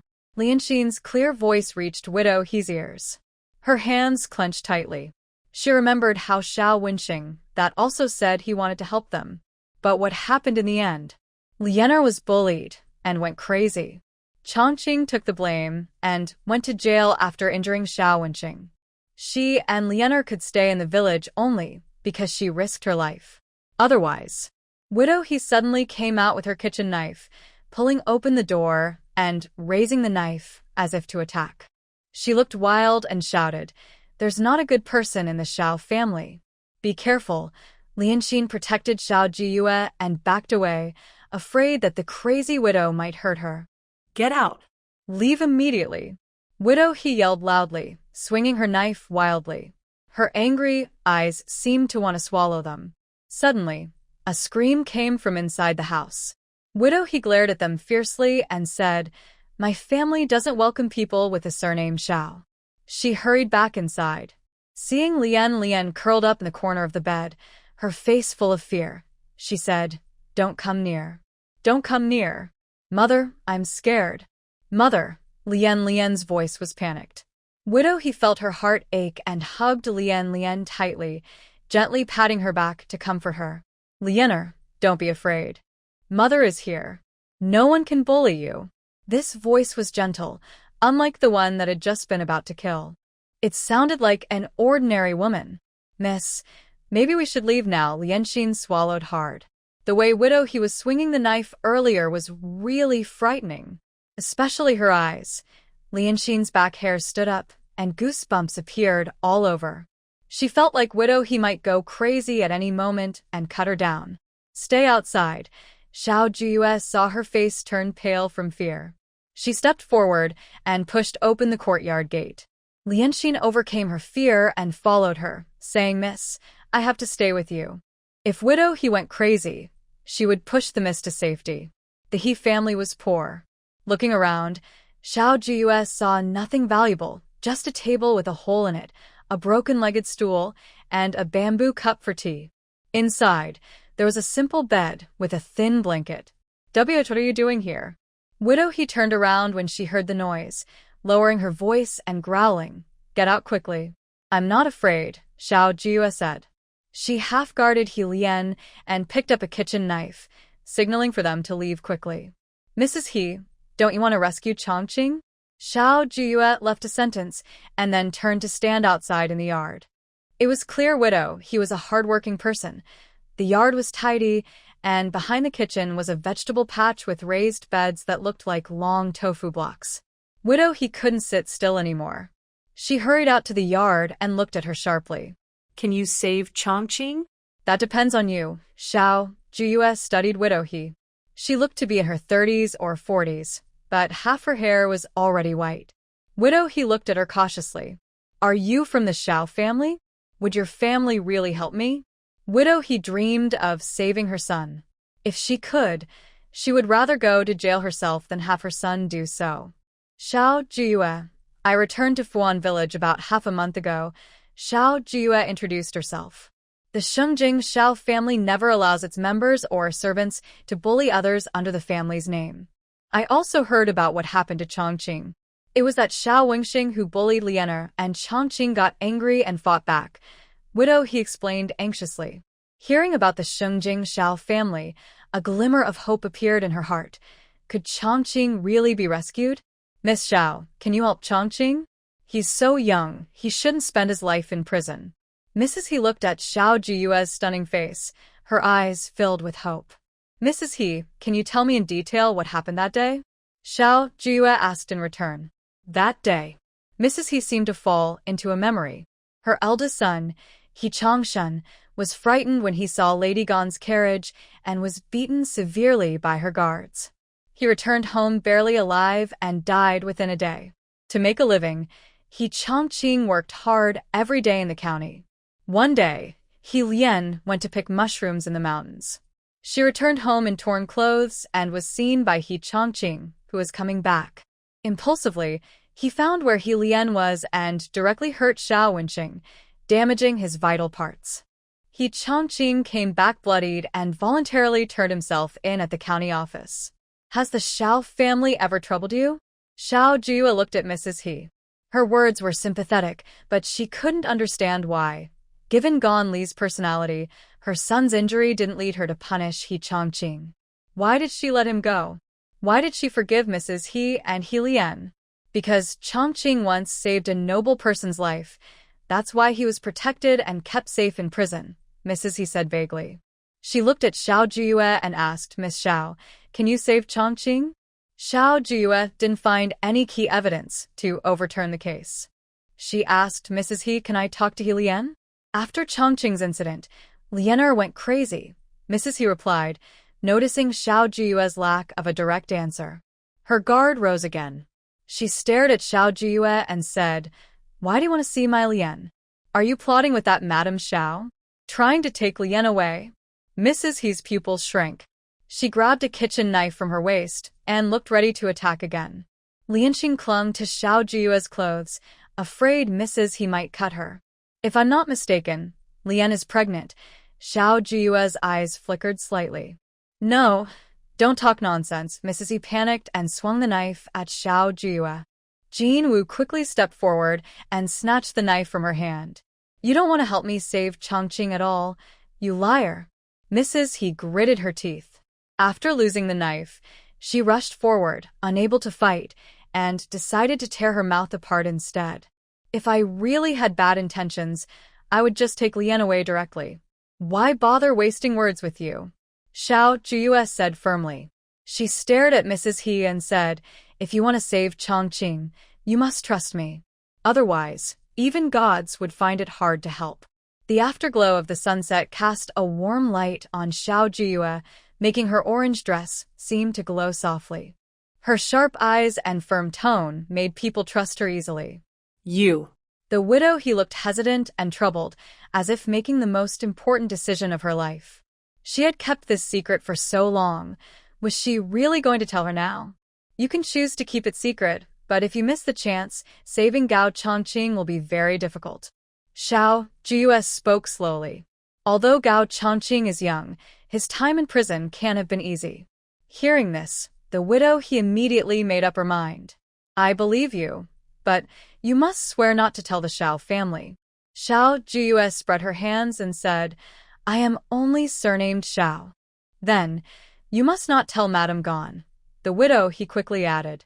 Xiao Jiuyue said nothing and looked at Lianqing, who seemed to understand. Lianqing stepped forward and said, "Madame Gan was scolded by the young lady yesterday and received 20 slaps. She is now praying for the old lady at the ancestral hall." 20 slaps? The widow He looked at her with suspicion, as if saying, "Don't lie to me. In noble families, face is everything. If Madame Gan really got slapped, it would be a big deal." "Mrs. He, everything big or small at the Xiao residence is decided by our young lady," Lianqing said proudly, straightening her back. "Even Lord Xiao, Xiao Song, must listen to her. Young Lady Xiao, please save Chongqing." Mrs. He didn't care about titles. She just thought Xiao Jiuyue was very impressive. Xiao Jiuyue went into the house again and saw Lianqing crouched in the corner.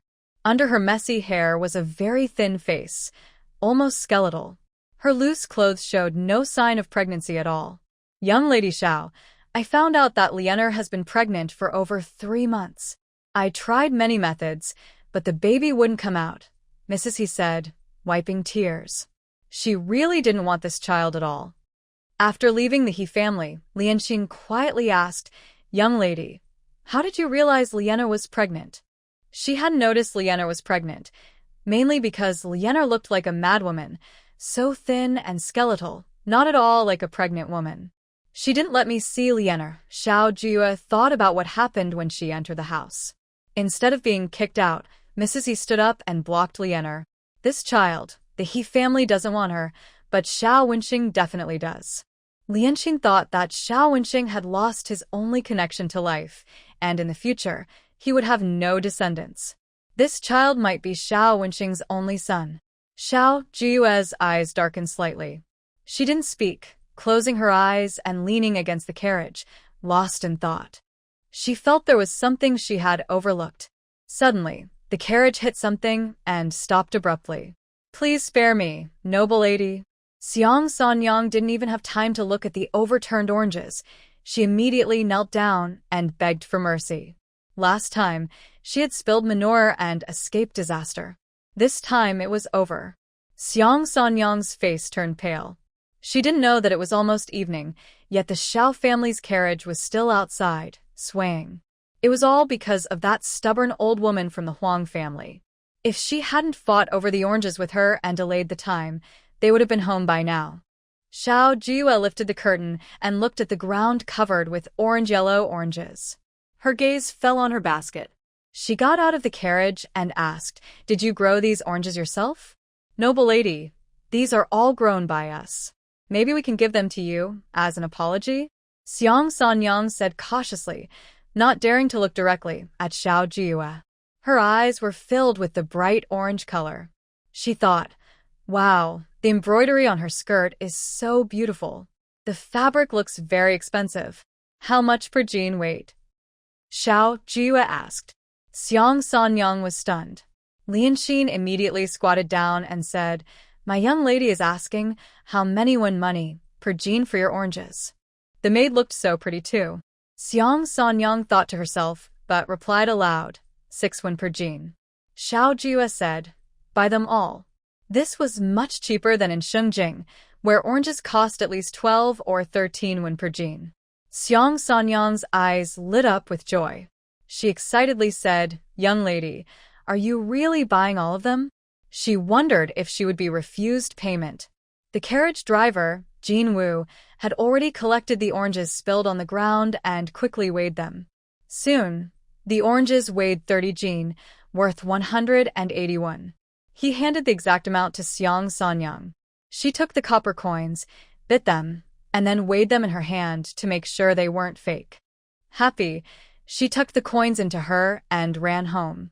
Halfway there, Xiang Sanyang stomped her foot and sighed. "If I had known earlier, I would have taken 2 baskets to pick a whole load of oranges." "Miss, these oranges look pretty good." Lianxin handed her the peeled oranges. "Hongdu's oranges are way too cheap." Xiao Jiuyue tasted one. It was freshly ripe, sweet, juicy, and very delicious. "Not bad." Xiao Jiuyue nodded and gestured for her to try one. She asked, "Did Fuan village grow a lot of oranges?" "Probably. Otherwise, where would that old lady get so many oranges?" Lianxin also tasted one and exclaimed, "This is even better than the oranges in Shengjing." "Miss, maybe I can ask around tomorrow," Lianxin said, holding a small orange smaller than her fist. She was reluctant to finish it quickly, so she peeled and ate it piece by piece. "Later, I'll share some with everyone," Xiao Jiuyue said, giving oranges to her grandmother, the second house, and the third house. The remaining oranges were divided evenly, 1 for each person. 6 coins a jean for such sweet oranges? The beautiful lady was stunned when she heard the price. In the past, the Xiao family was under her management and they spent a lot each year just on fruit. "It's probably from Hongdu," Xiao Jiuyue explained with a smile. "Look, these oranges are a bit different from the ones we used to eat. They're smaller, but sweeter," the lady praised. Xiao Jiuyue said, "If mother likes them, I'll have someone buy more tomorrow." "No need. Eating too many oranges can cause heat," the lady reminded her, seeming to remember something. "Yue, I know you're busy, but it's getting dark. Don't go out. If you must, take more people with you, just in case of danger." "Don't worry, mother. I'll just walk around the village." "It's fine." Xiao Jiuyue changed the subject and asked, "Since Jia Chen is with you today, Jia Yuan has been more serious about his writing." "No wonder." Xiao Jiuyue guessed that Jia Yuan wanted to show off. When she visited earlier, he was reciting the 99 song. "It's okay, let him recite," Xiao Jiuyue thought. After experiencing things, her 7-year-old brother seemed to have grown up. He used to scribble big characters randomly, but lately, she noticed that Jia Yuan's writing was becoming more serious. That's good, so he wouldn't run around everywhere. The lady seemed to remember something and took a piece of cloth, saying, "Yuer, look at this lotus pink fabric. I'll make you a warm winter coat, with a layer of rabbit fur inside, and I'll stuff some cotton for extra warmth." She held the fabric and showed Xiao Jiuyue, "Since you go out often, your clothes should be thicker." "Mother, I have plenty of clothes," Xiao Jiuyue said, allowing her mother to hold and show the fabric. The deep maternal love made her think of a poem. A caring mother's hand stitches the thread. The beautiful girl looked at her and said, "There are still plenty of fabrics at home. Although the styles are not the newest, at least they are new clothes. When going out, Yuer can't let others look down on her." Xiao Jiuyue held her hand and said, "Mother, as long as you have the skill, even if you wear rough cloth and clothes, people will still respect you. If you lack ability, even if you wear fancy clothes, others will look down on you deep inside. As long as the clothes are clean and fit well, that's enough." The beautiful girl paused, raising her hand with the fabric. She looked up, tears in her phoenix eyes. "Yuer." "Mother." Xiao Jiuyue saw her mother's tears and felt a headache. Her watery, pitiful eyes made people feel sorry for her. But the beautiful girl loved to cry too much. She couldn't stand it anymore. "Mother, although life isn't as good as before, it's enough that our family is safe and together. We are all well. One day, we will reunite with father, grandfather, and elder brother." Xiao Jiuyue comforted her by holding a handkerchief to wipe her tears. "Yes," her mother nodded, blotting her tears with a handkerchief and choking up. "Yuer, I know these days you've worked so hard." "Mother, I suddenly feel a bit sleepy. I'll go to bed first. Let's talk more tomorrow." Xiao Jiuyue closed her eyes, knowing what her mother wanted to say. Probably that she was too busy managing the Xiao family and earning money. Besides crying, her mother had a kind personality. Sometimes, she was too busy to handle everything in the house, but she still helped arrange things, accompanied grandmother, Xiao Jiuyue, and thought of ways to make delicious food and sew clothes for her. But whenever her mother cried, Xiao Jiuyue felt helpless. No matter how she comforted her, it didn't help. She wondered how the original owner's father used to soothe her mother. Back in her room, Xiao Jiuyue couldn't sleep. She was writing a menu. The main dishes she chose were 9-turn large intestines, mapo tofu, winter bamboo shoot and silverfish soup, and stir-fried blood duck. Each dish had its own flavor, and they were dishes the original owner had never tasted before. The 9-turn large intestines symbolized good fortune, like taking 9 turns of a golden pill. Mapo tofu looked plain but had a secret recipe that made even shoes taste delicious. The winter bamboo shoot and silverfish soup was all about freshness. She had checked, Fuan village had plenty of bamboo and winter bamboo shoots, especially now that it was the season for harvesting them. Stir-fried blood duck was a favorite for those who liked it. They probably wouldn't get enough even after eating 3 days in a row. She carefully wrote down the recipes for these 4 dishes and listed all the ingredients needed. Tomorrow, she planned to prepare the sauce for the mapo tofu. There are 2 desserts left after the meal. She chose a favorite steamed bun. As long as the recipe is authentic, the taste will surely be good. As for the remaining desserts, Lian Xian carefully grinds ink, watching Xiao Jiuyue's worried expression. She asks, "Shall I bring some desserts?" "Yes." Xiao Jiuyue puts down her brush, pinches her forehead, takes a sip of tea, and says, "The tea isn't strong enough." "Miss, the tea is too strong. It might make it hard to sleep tonight," Lian Xian worries. "It's okay. Tonight will be restless anyway," Xiao Jiuyue replies. She watches Lian Xian brew a pot of strong tea, sipping it carefully. Although it can't replace coffee, it's better than nothing. She asks Lian Xian, "Do you like sweets?" "Yes," Lian Xian nods, pressing Xiao Jiuyue's shoulder. "Miss, as a young lady, not many girls don't love sweets, right?" "That's right," Xiao Jiuyue agrees. Milk tea and various small desserts are always favorites among girls. But whether it's milk tea or other small treats, their recipes are limited or the ingredients are restricted. "Are you craving a specific dessert, miss?" Lian Xin asks. Here's a silver fungus and lotus seed soup. Luo Kue enters with a bowl of sweet soup. Miss, are you hungry? Look at this. The lotus seed soup I cooked is so thick. Luo Kue offers the sweet soup like a treasure, eager for praise. Xiao Jiuyue stirs the silver fungus and lotus seed soup. Honestly, Luo Kue's cooking skills are excellent. She tastes it, finding the texture delicate and rich, with a sweetness that's not overly sweet. The heat is just right. How is it? Luo Kue Xiao Jiuyue. Xiao Jiuyue prolongs her tone, observing Luo Kue's nervous expression. She gently taps her forehead and says, "The rest, share with Lien Exile. You don't need to stay here and take care of me." "Is it tasty, miss?" Luo Kue asks again. Xiao Jiuyue lowers her head to drink the sweet soup.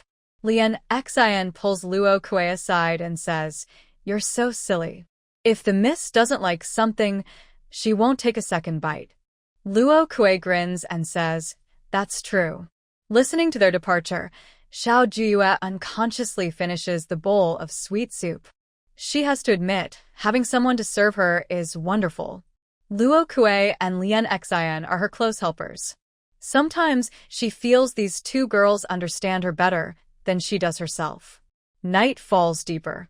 Xiao Jiuyue opens her carefully written plan to expand the restaurant, reviewing it once more. "Miss, the ancestral hall is in chaos." Lien Exile hurriedly ran inside. Xiao Jiuyue set the plan aside. Lien Exile continued, "When Xiao Song went to the ancestral hall, he just happened to see." Xiao Jiuyue raised an eyebrow, looking at Lien Exile's hesitant expression. She immediately understood and said, "He just happened to see Gan Li's secret affair?" "Yes," Lien Exile nodded, blushing. When she heard the news earlier, she heard that the two were caught completely by Xiao Song. Being beaten like that, are they still okay? Xiao Jiuyue had seen Gan Li's face swollen like a pig's head the day before. Could she still speak?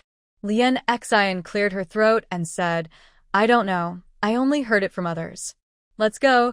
Xiao Jiuyue stood up and headed straight for the Xiao family ancestral hall.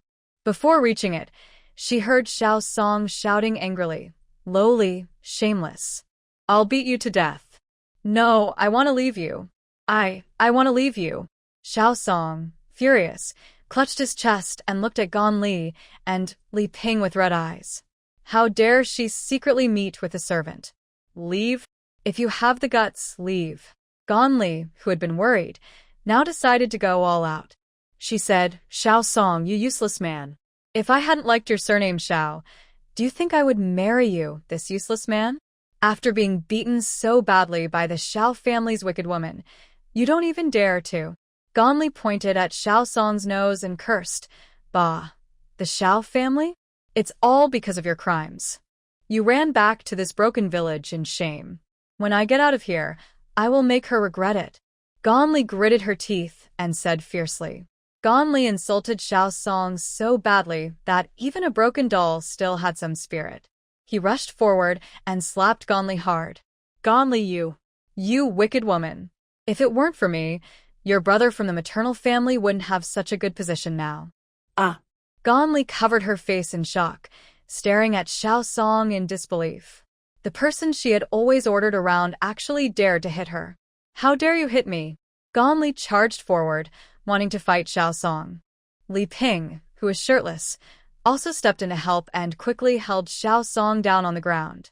When Xiao Jiuyue arrived, she just happened to see this scene. She twitched her lips. Being cuckolded by her wife was bad enough, but now her wife's little lover was hitting her?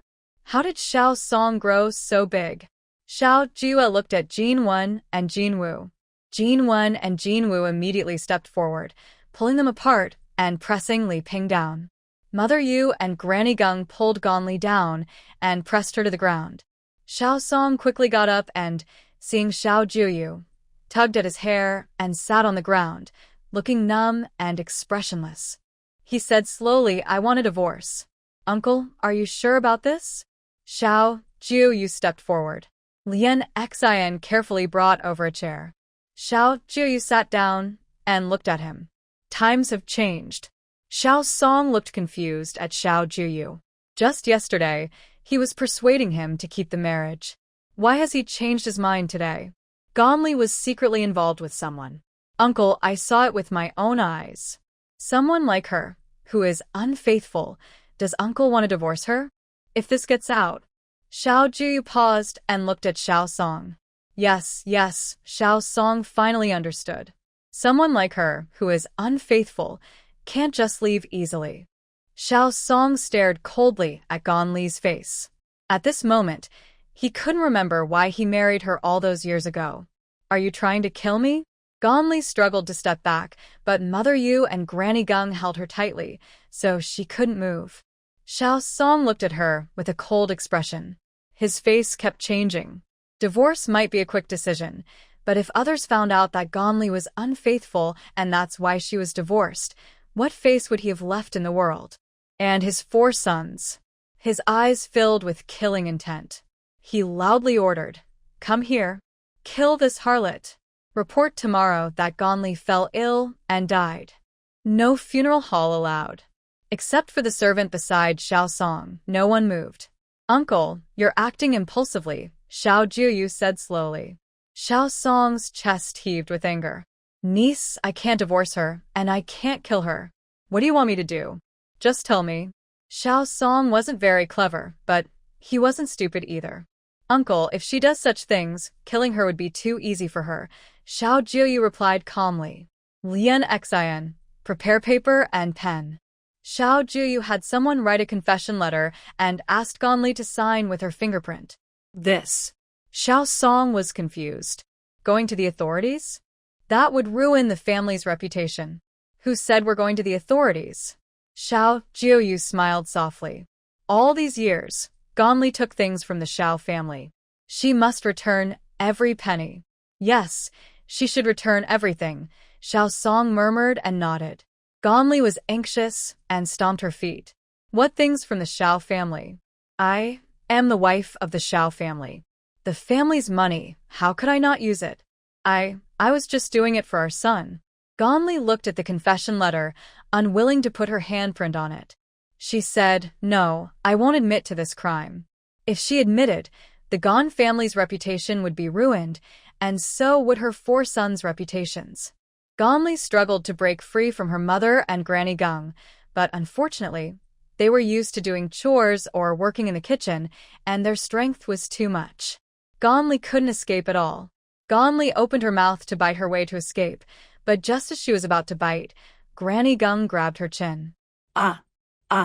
Ganli wanted to speak, but her chin was held tightly. Granny Gung immediately apologized, saying, Miss, forgive me. I didn't mean to use too much force. Be more careful next time, Xiao Jiuyue said softly, holding back her laughter. Granny Gung was quite interesting. Yes, Granny Gung saw that Xiao Jiuyue was not angry, so she quickly grabbed Ganli's hand, bit her finger, and then pressed her hand onto the confession letter to put her fingerprint. But then Xiao Song asked, how can we get the Gan family to return the money? How does uncle think we should do it? Xiao Jiuyue asked back instead of answering. In the ancestral hall, besides Ganli, who wanted to speak but couldn't, Li Ping was gagged and held on the ground. No one else spoke. Xiao Song looked at Ganli, who used to be his close companion, with a fierce gaze. I'm foolish. If I knew how to handle this, I wouldn't have been like this all these years. Uncle. Xiao Song staggered to his feet, his hunched body seeming to age several years. He bowed to Xiao Jiuyue and said, as a member of the Xiao family, I leave this matter to you. Xiao Jiuyue pretended to be reluctant and said, since uncle requests it, I will take the lead. She then said, send someone to Gan's house to deliver a message, asking the head of the Gan family to come to Zhao's house for a talk.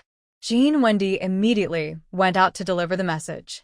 Xiao Song asked, should we invite Gan's family to see and learn how well their daughter has been raised?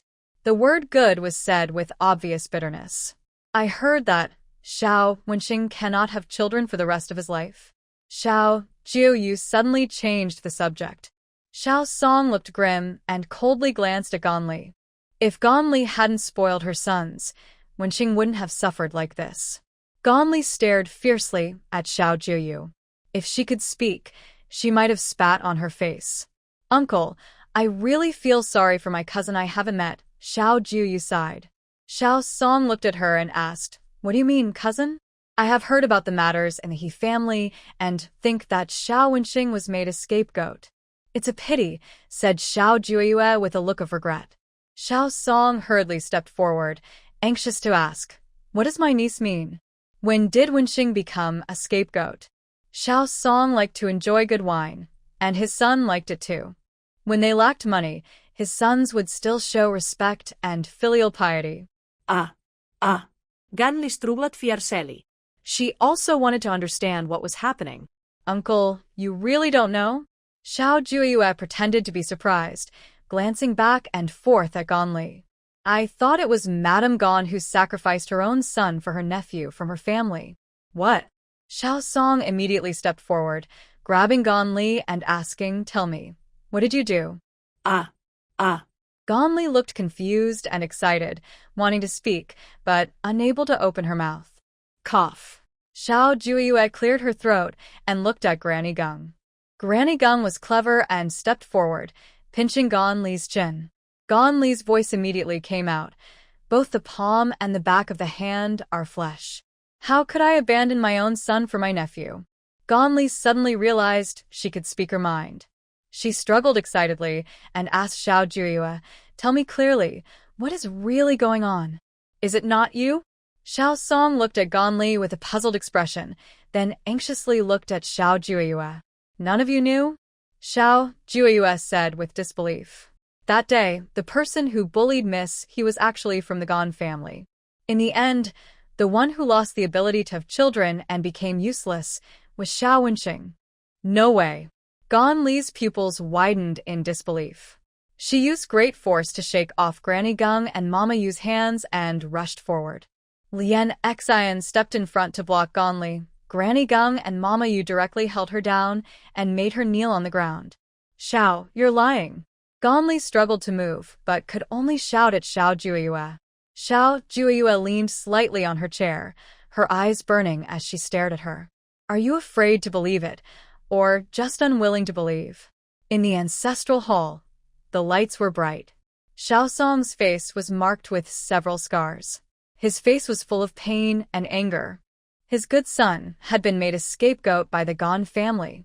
Xiao Wenxing was his most proud and promising son. Dear niece, what should I do now? Xiao Song had no idea and looked at Xiao Jiuyue for help. Gan Zongrong, covered in wind and frost, hurried over. When he arrived at the Xiao family, he didn't even see Gan Li's face. Instead, he saw Xiao Song rushing forward, shouting loudly at him. Only after Gan Zongrong understood the situation did he say, Are you crazy?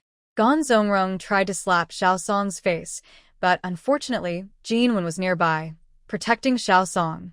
Master Gan, perhaps you should first look at this, Xiao Jiuyue said, holding the confession letter with Gan Li's fingerprint. She was holding a cup of strong tea, took a sip, and said, A girl from the Gan family having an affair with a servant.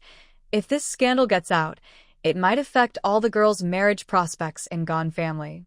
The Xiao family wouldn't want such a scandal to spread either, Gan Zongrong said, glancing at him and slamming his hand on the table. He looked at Xiao Song and said, Xiao Song is a member of the Xiao family. Since that's the case, Xiao girl is still unmarried. Such a thing is indeed bad. As for Gan Li, Gan Zongrong's eyes darkened. I will take her back to Gan family and have her fall ill and pass away by tomorrow morning to save both our family's reputation. In the shadows, Gan Li was gagged and, hearing Gan Zongrong's words, her vision turned black.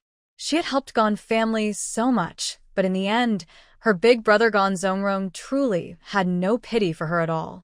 The conversation continued, mentioning that Gan Tao was the one truly insulting the He family girl. Gan Zongrong casually dismissed it, saying he would make up for it. Gan Li couldn't hold back anymore and suddenly stepped out, loudly questioning, Big brother, Wenxing is my son, your nephew. Why did you hide this from me? How could you do such a thing? Gan Li. Gan Zongrong pushed her away. Wenxing has already been involved. Telling you the truth now won't do any good except make you sad. Didn't I find the best doctor for Wenxing? What's the point of ruining Tao now? Gan Zongrong looked at Gan Li with a manipulative expression. "You're Wen Xing's aunt. From now on, we will take good care of Wen Xing and make up for him."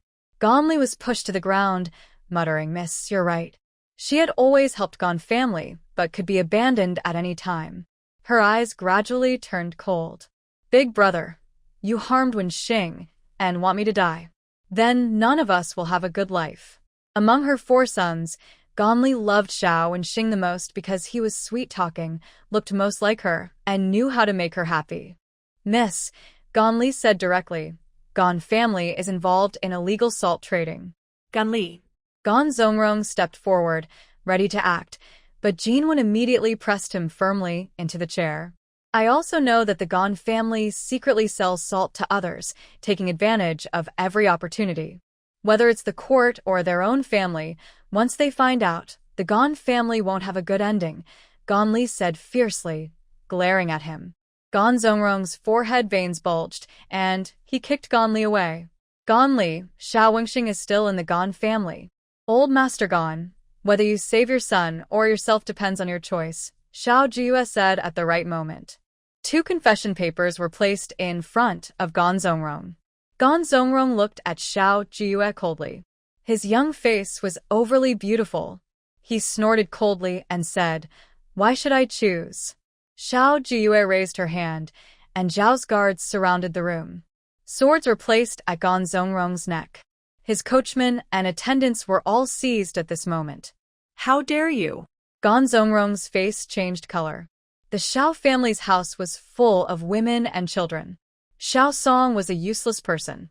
He never thought that coming to the Xiao family would be dangerous. "I will die in the Xiao family. The Gan family won't let this go," Gan Zongrong threatened in a deep voice. "The Xiao family is already guilty. Aren't you afraid you won't even be able to stay in Hongdu?" "Pa." Xiao Song immediately retorted, "Then don't bother us.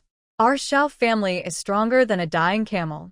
Since you refuse to sign, I will go to the governor in Hongdu and talk to him. Do you know? That's my cousin's proud student." Xiao Song had only heard this from Xiao Jiuyue that day, but now he felt the magistrate was a strong backing, so his tone was especially confident. Gan Zongrong's face kept changing. The candle flame flickered. Until Gan Zongrong left, Xiao Song looked at the confession paper in his hand and said, "Niece, we not only got 5,000 taels of silver, but also a handle on the Gan family." His formidable brother-in-law, like a man-eating tiger, had been defeated so easily. Xiao Jiuyue put away the confession papers and evidence provided by Gan Li, then asked Xiao Song about his plans. "What does uncle plan to do?" "That adulterer must die. Beaten to death with a stick," Xiao Song said fiercely. "As for that, send her to the farm and let her die suddenly." Gan Li, to protect herself, handed over all the Gan family's secrets. Hearing Xiao Song's words, she immediately spoke, staring intently at Xiao Jiuyue. "No, Mississippi. You promised to let me go." "Let her go," Xiao Jiuyue said. Gan Li's face lit up with joy, and she hurriedly left. "Niece," Xiao Song said anxiously. Xiao Jiuyue looked at him and said, "I promise to let him go. Uncle wants to do something, but it has nothing to do with me." She picked up her tea and drank, feeling tired after staying up most of the night. "Uncle." Xiao Song wanted to speak, but Lianxin asked him to leave, saying, "What Xiao Laoyu wants to do is his own business." Hearing Lianxin, Xiao Song's eyes lit up, and he understood immediately. "My young lady said not to soil the Xiao family's land," Lianxin reminded him. Xiao Song nodded and immediately took people to follow.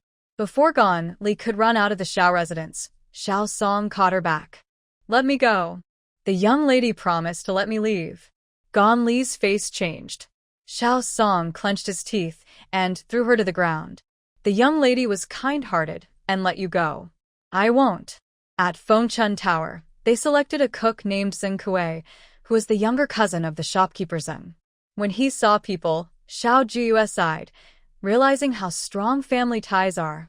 Zeng's big garlic nose was truly identical to his family's. "Miss Xiao, I will study hard." Compared to Zeng Qing's eloquence, Zeng Kuei's speech was even worse than a 3-year-old's. He didn't dare look at her, his face turned red to his ears. Keep it up, Xiao Jiuyue encouraged him. Because Zheng Kuei was a man, Xiao Jiuyue always had someone around her. She taught him very seriously.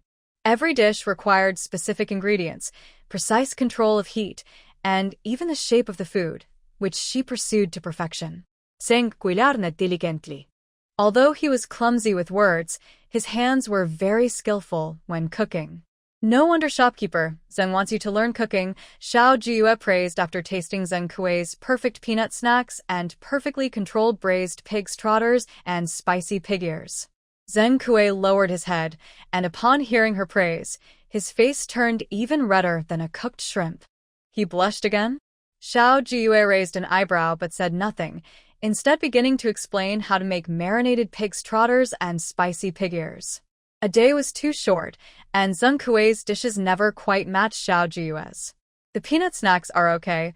Zheng Qing tasted Zheng Kuei's dishes and then tried his braised pig's trotters and spicy pig ears. He patted Zheng Kuei's shoulder and said, Kuei, follow Miss Xiao and learn well. Big brother, rest assured, Zheng Kuei said seriously with a stern face. Miss, it's still that orange seller from the other day, Lianxin said as she and Xiao Jiuyue strolled nearby, coincidentally meeting Shang Sanyang, who was returning home after selling oranges. Miss, are you well? When Miss San saw Xiao Jiuyue, she looked at her like she had seen a treasure god. She enthusiastically handed over a big, bright orange fruit. Miss, would you like an orange? I already bought them all, Xiao Jiuyue replied. With so many people at home, the 30 gene of oranges from last time wasn't enough once divided. Miss, there's still about 10 gene left, Sen Yang hesitated. Go ahead and weigh them. My lady wants all of them, Lian Exile said directly. San Yang immediately smiled and looked at Xiao Jiuyue like she was seeing a treasure god. Her eyes narrowed happily. She quickly weighed the oranges and said, 16 gene, 6 coins per gene. That's a total of 96 coins. San Yang said, Miss, we're from the same village. If I give you a little less, it's only 95 coins. Lian Exile listened to San Yang and counted the coins while speaking. Just 1 coin less? Miss, as farmers, we rely on our crops all year. Besides the crops, these oranges are our main way to earn money, Sen Yang said with a look of difficulty. This year, the rain was good, and the oranges are abundant. If we sell fewer, losing 5 coins is okay. An abundant orange harvest isn't good? Lian Exile asked with some doubt as she handed over the money. Too many oranges aren't worth much. They won't sell, Sen Yang sighed. Xiao Jiuyue had bought her oranges twice, but it wasn't as scary as the rumors said. Her tone became more relaxed. Are there many oranges in Fuan village? Xiao Jiuyue suddenly asked. San Yang nodded. Yes, over there near Yinjiaowa. The mountain is full of oranges. Many of those oranges can't be sold?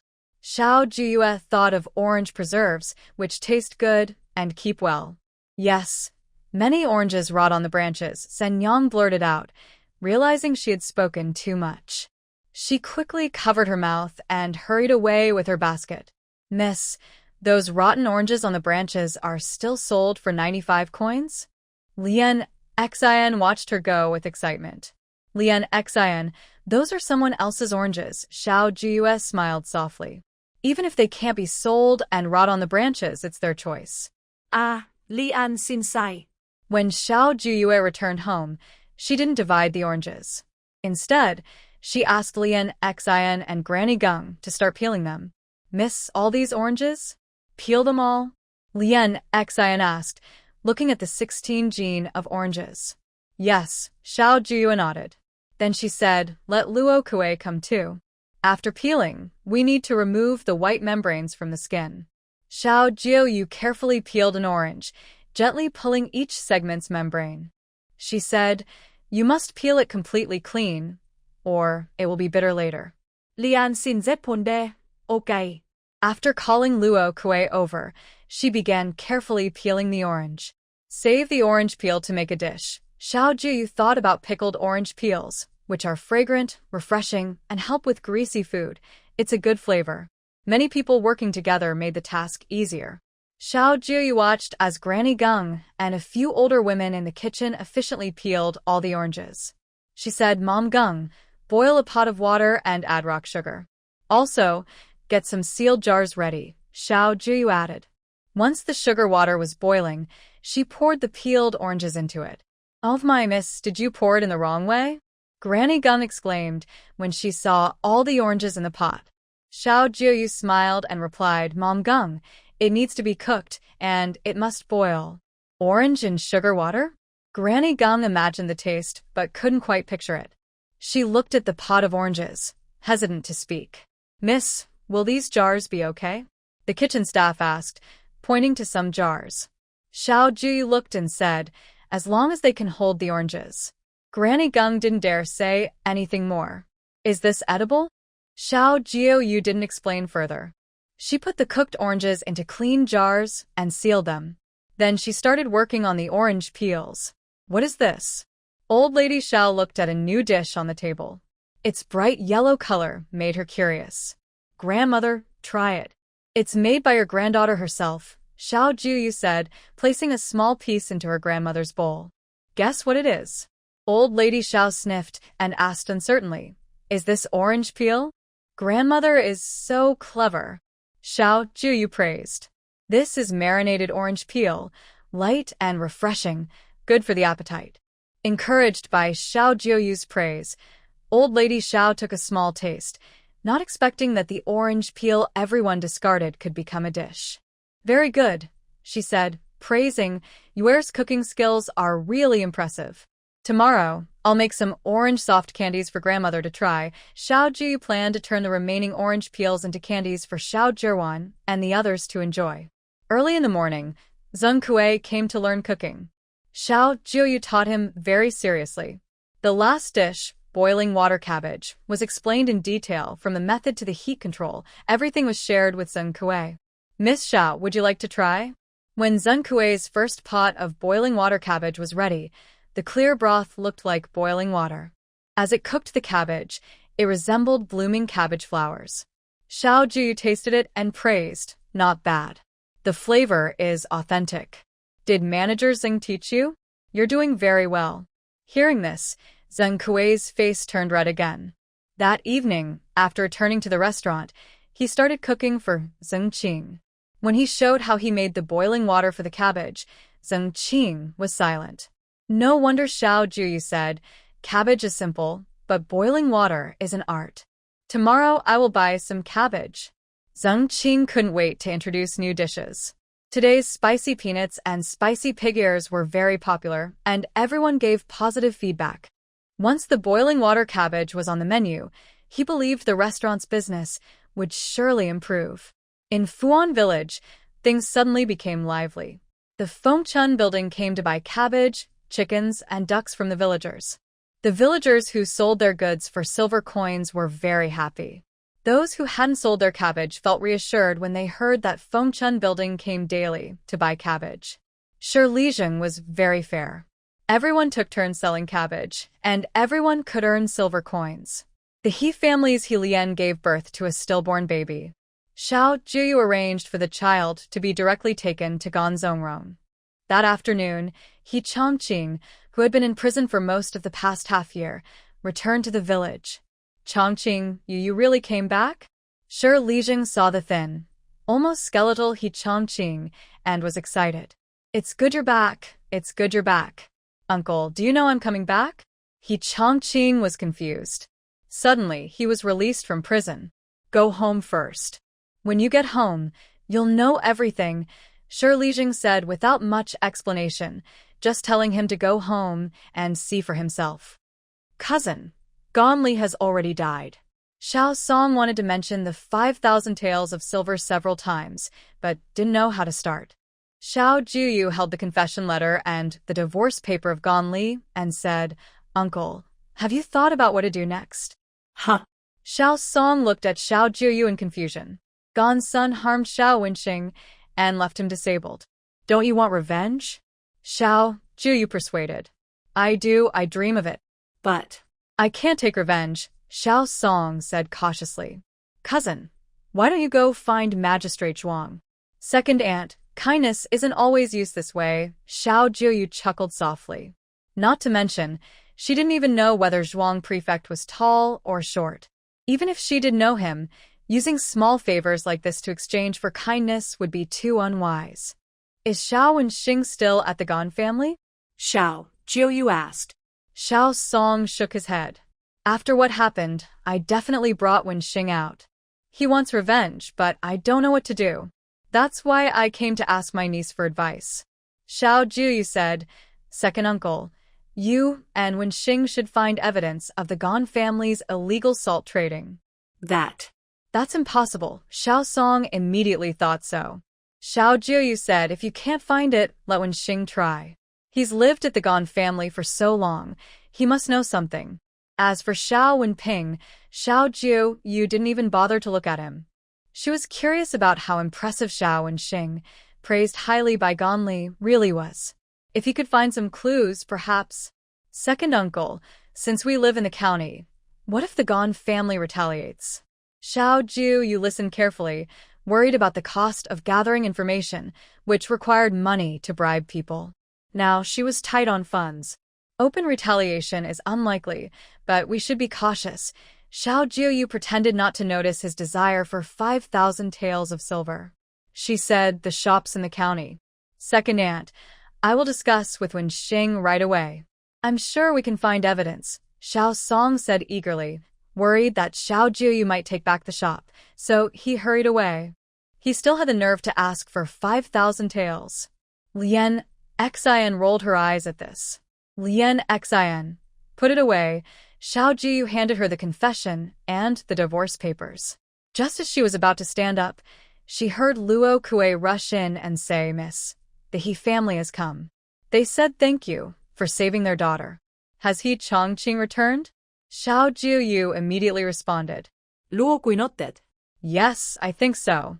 There's a man standing next to Madam He. Let them in. Xiao Jiuyue sat calmly in main seat, thinking about Shirley Zhang's comment on He Chongqing, a good hunter. Thank you, Miss Xiao, for saving our daughter. Madam, he knelt down as soon as she entered, her eyes full of tears, different from her fierce glare when she had driven them out that day. Thank you, Miss Xiao, for saving us. He Chongqing knelt down beside her, and when he returned home to find his mother and sister still alive, he was very happy. He learned that Xiao Jiuyue had saved him and immediately came to thank her. Madam He, this matter started because of the Xiao family. Now, it's somewhat made up, but it's not a life-saving grace. Xiao Jiuyue's voice was light, her gaze fixed on He Chongqing. His thin body shook inside his clothes, his face gaunt and bony, but his eyes were firm. No, without Miss Xiao, Chongqing is still suffering in prison. Madam, he said, her heart aching as she saw her son. If he couldn't get out, could his body even handle it?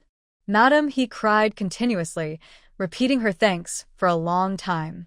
Lianxin, take Madam He to wash her face, Xiao Jiuyue said. Lianxin immediately led Madam He out. The room was left with only He Chongqing and Xiao Jiuyue. He Chongqing, do you know who bullied your sister?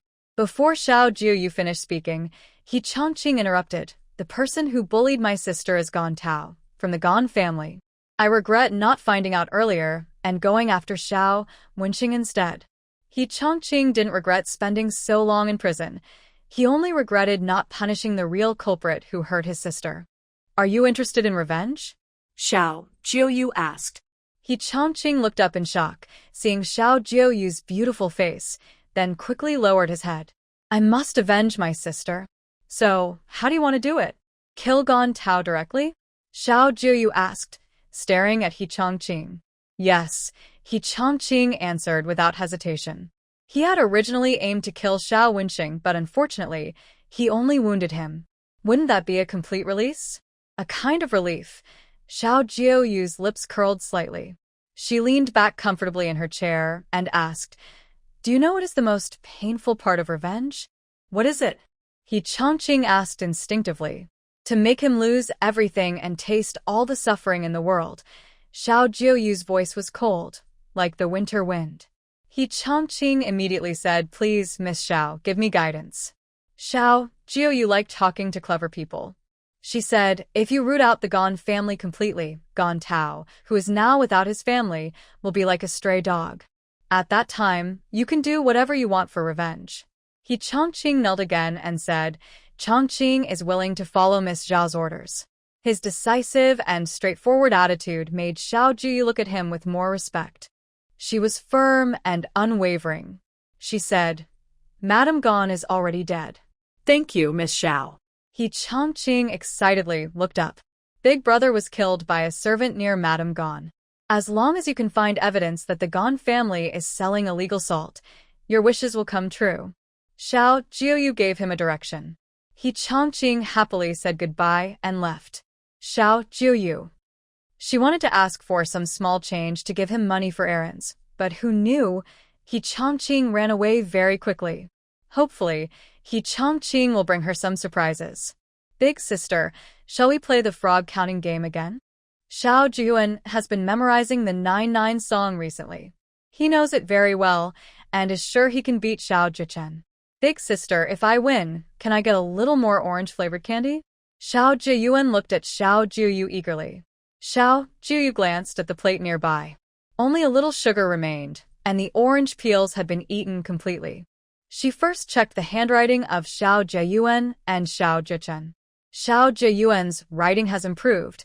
It's clear he's been very serious lately. Xiao Jiuyen's progress is also huge. From the first crooked and wavy character, which looked like a worm crawling, after daily practice, he has improved a lot. Not bad, your handwriting is good. Starting tomorrow, besides practicing big characters, you will also learn the 100 family surnames. Xiao Jiuyue put down the big characters. She said they would learn the 100 family surnames, and the two little ones looked eager to learn. After planning their study schedule, Xiao Jiuyue said, Today we'll play the Bright 7, Dark 7 game. Whoever wins gets to eat orange-flavored candy. Xiao Jiuyue played with the two kids for half an hour. More than half of the plate of orange candies went into Xiao Jiuyen's stomach. Xiao Jiuyue was clearly not as good at numbers as Xiao Jiuyue. But in memory, Xiao Jiuyue was definitely a bit stronger. Big sister, I will definitely win tomorrow. Xiao Jiuyue pursed his lips. Even in a game, he was very serious. After playing, he started writing from 1 to 100 with a pen. Keep practicing, and tomorrow, Big sister will bring you canned oranges. Xiao Jiuyue reminded them a few times, then prepared to leave to find Shiao. She had a little more money in her hand. She planned to buy oranges from the village to make orange preserves. Xiao Jiuyue left the Xiao family and headed straight to Shiao's house. On the way past her own fields, she saw Mother Yu leading the villagers to plant vegetables. The rows of fields suddenly turned into vegetable gardens. Such good land, just for growing vegetables? Isn't that a waste of fertilizer? A voice sounded beside the carriage. Xiao Jiuyue pushed aside the curtain and saw Aunt Shi returning from the vegetable field. She signaled for her to stop. Miss Xiao, Aunt Shi hesitated when she saw Xiao Jiuyue, recalling her earlier words, and felt a bit awkward. Aunt Shi, I happen to need to see the village chief. Would you like to come along? Xiao Jiuyue asked. Aunt Shi shook her head and declined.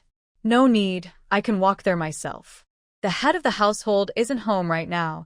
He went to the mountain to chop firewood. The weather was getting colder. After finishing work in the fields, Shiao and the others went to the mountain to gather firewood, so they wouldn't be caught unprepared by the cold wind in December. To the mountain? Is it far? Xiao Jiuyue asked. Aunt Shi pointed to the hill across the field. It's not far. Miss Xiao, if it's urgent, I can call him back. No need, Xiao Jiuyue refused.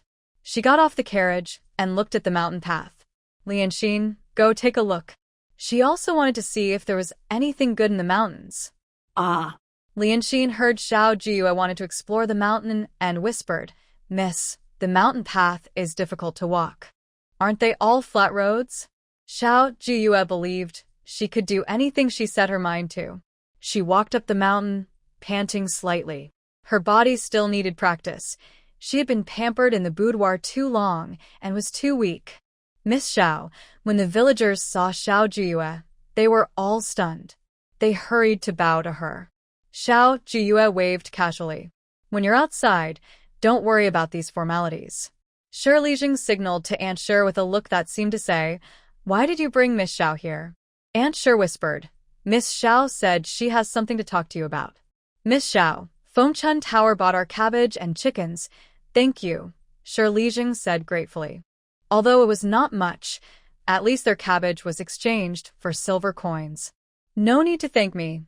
It's just a small favor," Xiao Jiuyue said, looking at the many bamboo shoots on the mountain. She asked, "Are there many winter bamboo shoots?" "Yes, if Miss Xiao wants some. I'll have someone send some to the Xiao family tomorrow," Shilijing replied immediately. "No need to send them to the Xiao family. The restaurant will buy them. If you know how to dig, you can gather more." Xiao Jiuyue and Fengchun Tower had agreed that if there were ingredients in Fuan Village, they would prioritize buying from there. The dish she prepared, silver fish with winter bamboo shoots, mainly relied on winter bamboo shoots as one of the key ingredients. Shilijing's eyes lit up. If winter bamboo shoots could also be sold for money, their family wouldn't have to spend all their time chopping firewood. "I heard that the oranges in the village are now abundant. I want to buy some," Xiao Jiuyue said. "Miss Xiao wants to buy oranges. I will deliver them."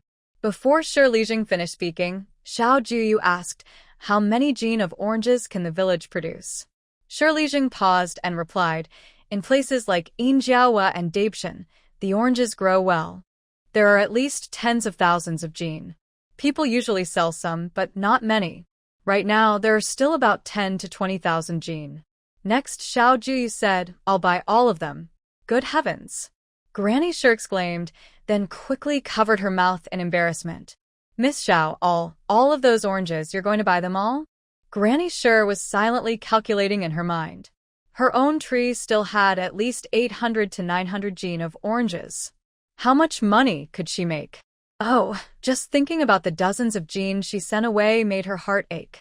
"Yes," Xiao Jiuyue nodded confidently. "Miss Xiao, oranges don't keep well," Shilijing said. Granny Shi quietly tugged at his sleeve, but he shook her hand off and said seriously, "A basket of oranges weighs 30 jin. You can pack 300 to 500 baskets at least. They spoil easily." Shilijing was worried. She didn't understand how much 10 to 20,000 jin really was. In previous years, everyone would pick some of the best-looking oranges to sell for silver coins. The rest they would eat at home. If they didn't finish, they would rot on the ground or on the trees. Sometimes when chopping firewood, people even cut down the orange trees. Feel free to pick only the good, sweet oranges. Starting tomorrow, I will begin harvesting the oranges. Xiao Jiuyue thought about how good orange preserves could be. Even without modern additives, they could last a year without spoiling. She added, "But if I buy all of them, the price can't be 6 coins per jin anymore. 5 coins per jin is fine. You and the villagers can discuss it." "No problem," Granny Shi said before Shilijing could speak. "Miss Xiao, if you really want to buy all the oranges, 4 coins per jin is no issue." Granny Shi's eyes were smiling. Over the years, they had seen many oranges rot away. Hongdu produced a lot of oranges, and every year they sold only the best, sweetest, and biggest ones. But very few oranges were sold each year. So, giving oranges in autumn became a tradition in their village. In autumn, the children in the village had plenty of fruit, mainly oranges. Now, someone wanted to buy all of them, and Granny Shi felt like coins were pouring in like a waterfall. "Madam, I want oranges that are not rotten or spoiled," Xiao Jiuyue said. Miss Shi patted her chest and assured, "Don't worry, young lady. I will choose the best oranges to sell. I wouldn't sell the bad ones to you. It wouldn't sit right with my conscience." Miss Shi was in a good mood and completely forgot about the earlier annoyance of bringing Xiao Jiuyue along. After settling the orange matter, Xiao Jiuyue planned to look around. Miss Shi cheerfully said, "Miss Xiao, how about I take you to see the orange grove? Is it far?" Xiao Jiuyue asked. "Not far. Just over this mountain," Miss Shi replied. As she finished speaking, she looked at Xiao Jiuyue's beautiful dress and added, "The path might be rough, young lady." "It's okay," Xiao Jiuyue said, lifting her skirt and walking forward. Along the way, Miss Shi kept thinking about the oranges, smiling so broadly her face almost reached her ears. She spoke to Xiao Jiuyue with great respect and admiration. They were like the village's lucky charm. Suddenly, Xiao Jiuyue saw something on the hillside. If she wasn't mistaken, it looked like cassava. "What's that?" she asked. "That?" It's called cassava.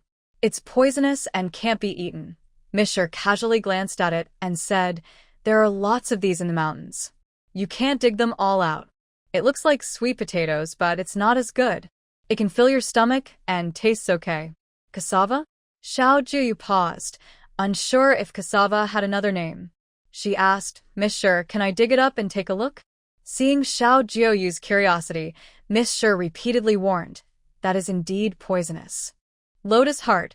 Xiao Jiuyue looked at Lotus Heart beside her. "Young lady, I'll ask someone to find tools to dig it out," Lotus Heart quickly offered. Seeing this, Misher called out loudly, "No need. My son can dig it out. Big brother, bring the quickly." Misher shouted. Lotus Heart silently stood beside Xiao Jiuyue, thinking how loud Misher's voice was.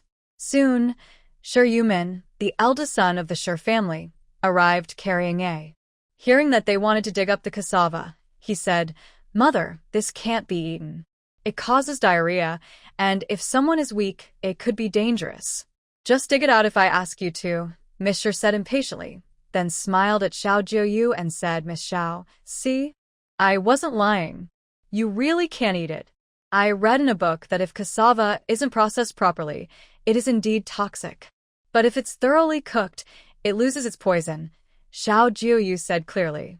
With a few swings of the cassava was dug out. Xiao Jiuyue didn't care about the dirt and directly took out the taro. She broke it apart carefully and confirmed it was cassava. Her mood was especially good. Heaven truly favored her. With cassava, she could make cassava flour and wouldn't worry about making good snacks. Taro balls, pearls, layered cakes, snow mochi. Xiao Jiuyue didn't need to think much and could come up with 7 or 8 kinds of delicious food. "Miss Xiao, does this thing really taste good after boiling?" Old Lady Shi looked at it with some doubt. "Old Lady Shi, there are many of these in the village, right? I want all of them." Xiao Jiuyue clapped her hands to dust off the mud. Exile paused, her heart pounding hard. She kept her lips tightly closed, afraid that her shock would show. She handed her handkerchief to Xiao Jiuyue to clean her hands. "What? You want all of them?" Old Lady Shi's voice rose even louder. Just now, she was willing to buy 10,000 jin of oranges. Now, she was considering buying this poisonous-looking taro? Old Lady Shi was stunned. Xiao Jiuyue no longer looked at the oranges. She needed to talk to Shi Lingzhi carefully.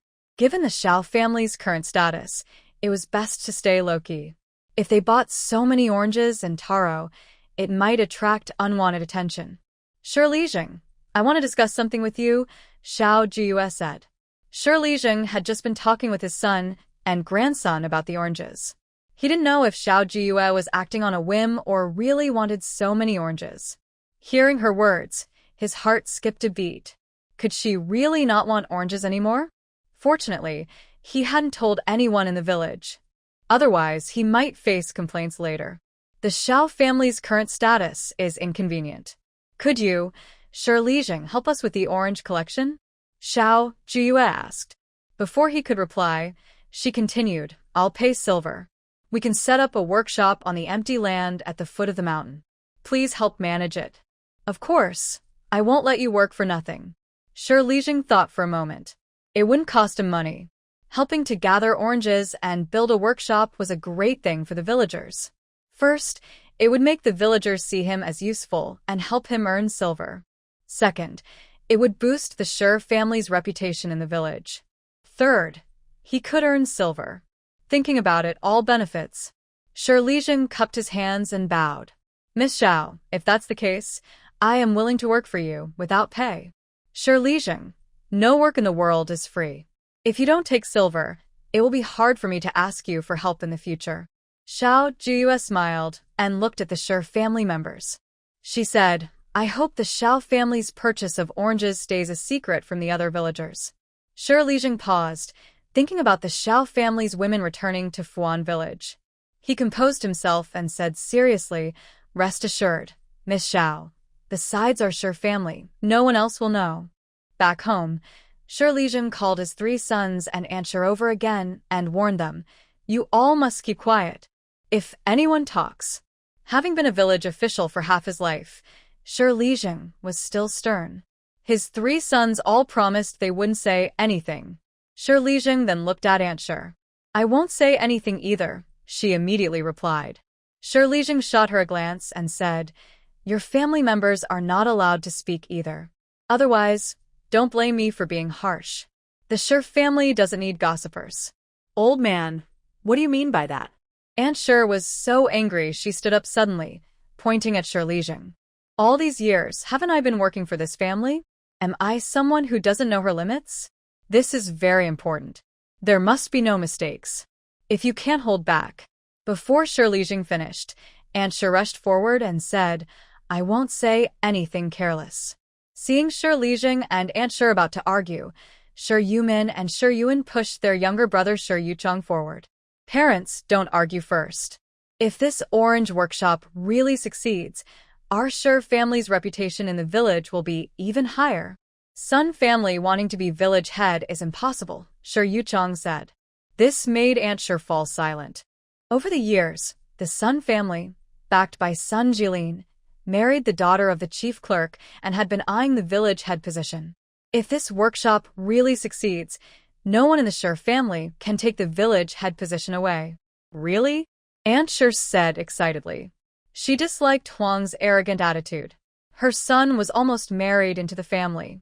What was she proud of?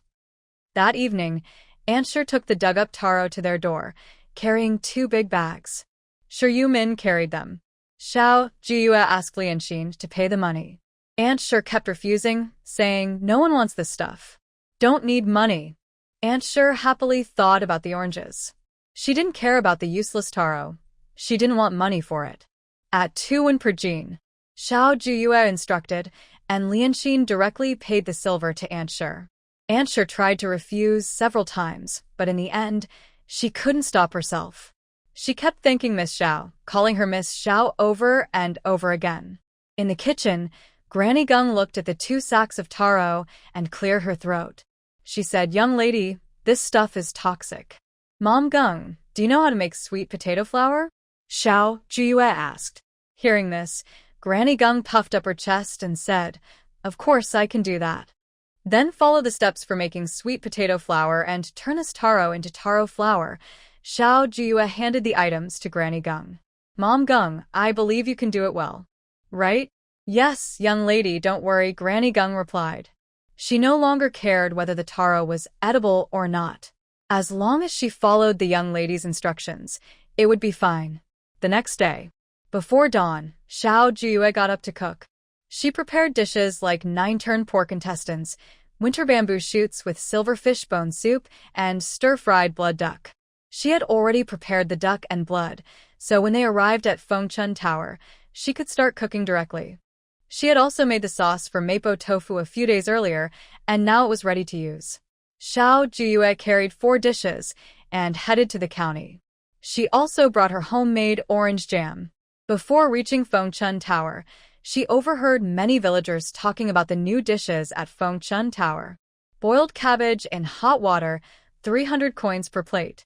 Why isn't Fengchun Tower rushing to buy it? Just that cabbage, I wouldn't want to eat it even if they gave it to me. I want to see for myself. What's so special about that boiled cabbage? In the carriage, Xiao Jiuyue listened to these talks and smiled slightly.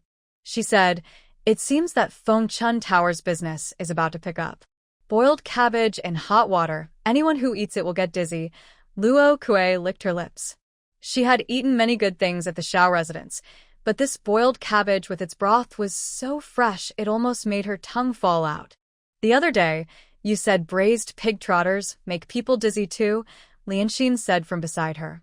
Cough Luo Kue cleared her throat and shyly nudged Lianxin's arm, smiling. Well, that's because these dishes are all so fragrant they make you dizzy." Xiao Jiuyue chuckled softly, but didn't say more. When they arrived at Fengchun Tower, the shop assistant saw Xiao Jiuyue and immediately said politely, "The shopkeeper is in the back kitchen." "Miss Xiao is here." The shop assistant exclaimed excitedly. Qing immediately came out upon hearing this. When he saw Xiao Jiuyue, his face lit up with joy. He couldn't hide his happiness. After all, ever since the new dishes were introduced a few days ago, business had been booming. Everyone praises that this drunkard's peanut snacks are great with drinks. Spicy pig ears are no longer just a simple flavor. Even the braised pig trotters are different from others, full of rich taste. The pig skin is still crispy, and the flavor is so good that people never get tired of eating it. As for the last dish, the hot water cabbage, its price of 300 coins caused a big stir in the restaurant. A wealthy young master bravely tried a bowl and then ordered 7 or 8 more. Now, everyone in Longdong County is very curious about how this hot water cabbage tastes. If it weren't for the daily pot of boiling water, and if it's sold out quickly, the kitchen staff would be too busy just making this dish. Miss Xiao, did you bring a new dish?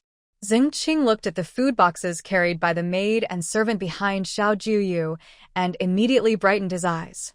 There are still 6 dishes owed to the shopkeeper. I can't keep delaying, Xiao Jiuyue said, then headed straight to the kitchen.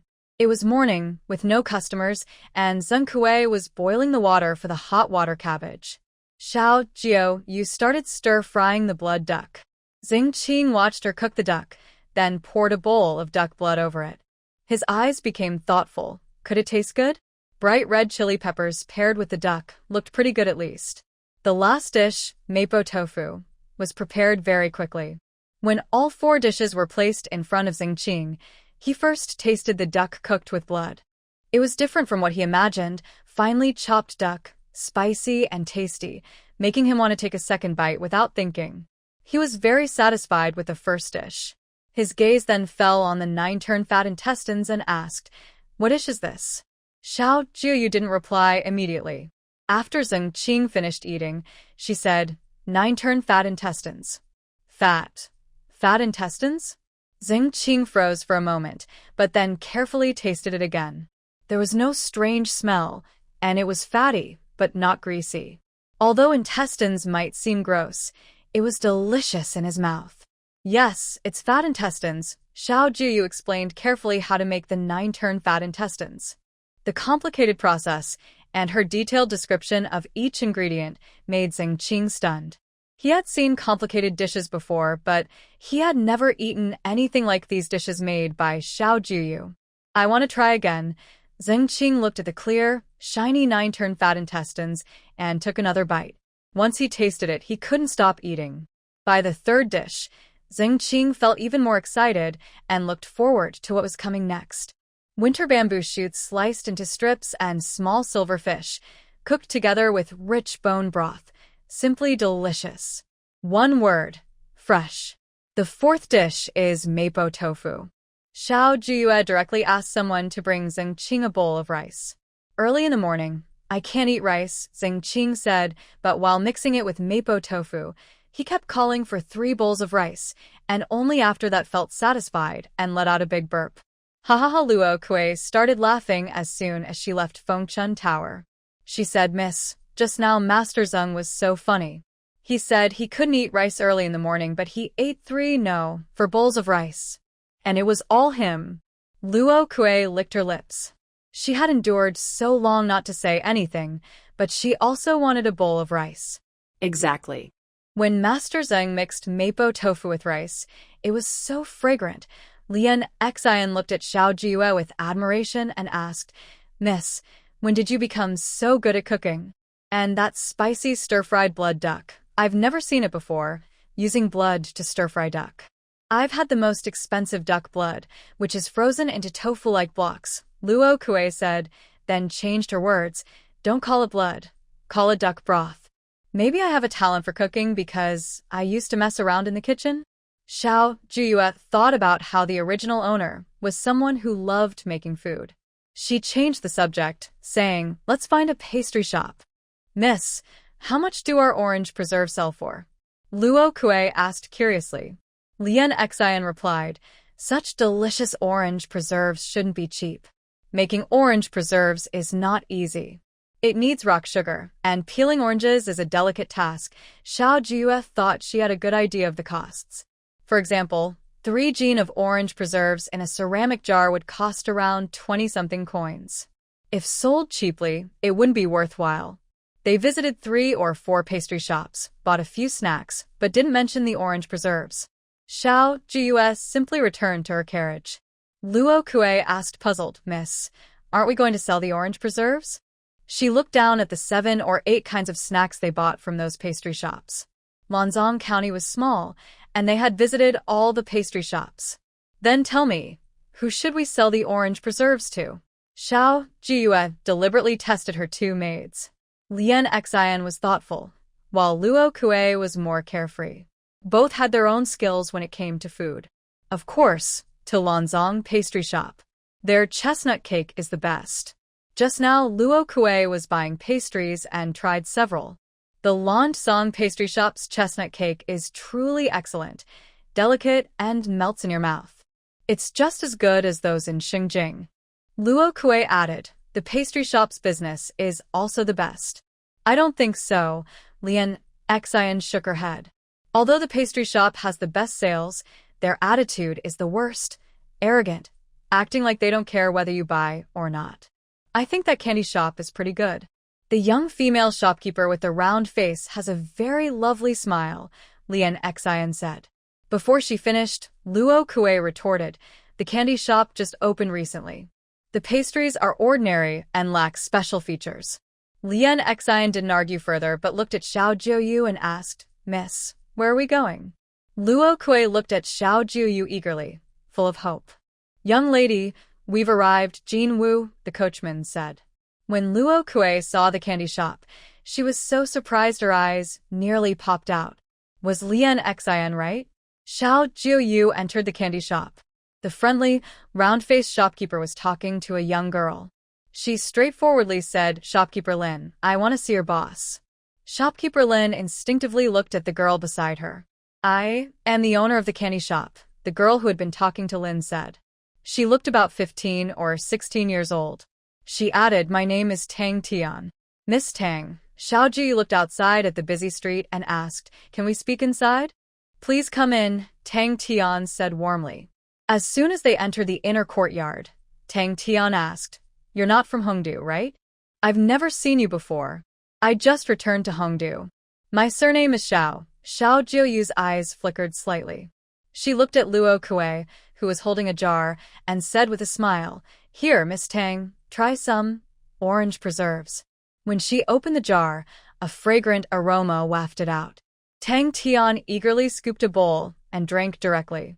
The maid Xiao Tao nearby wanted to try first, but Tang Tian refused and just sipped the sweet, lightly orange-scented broth.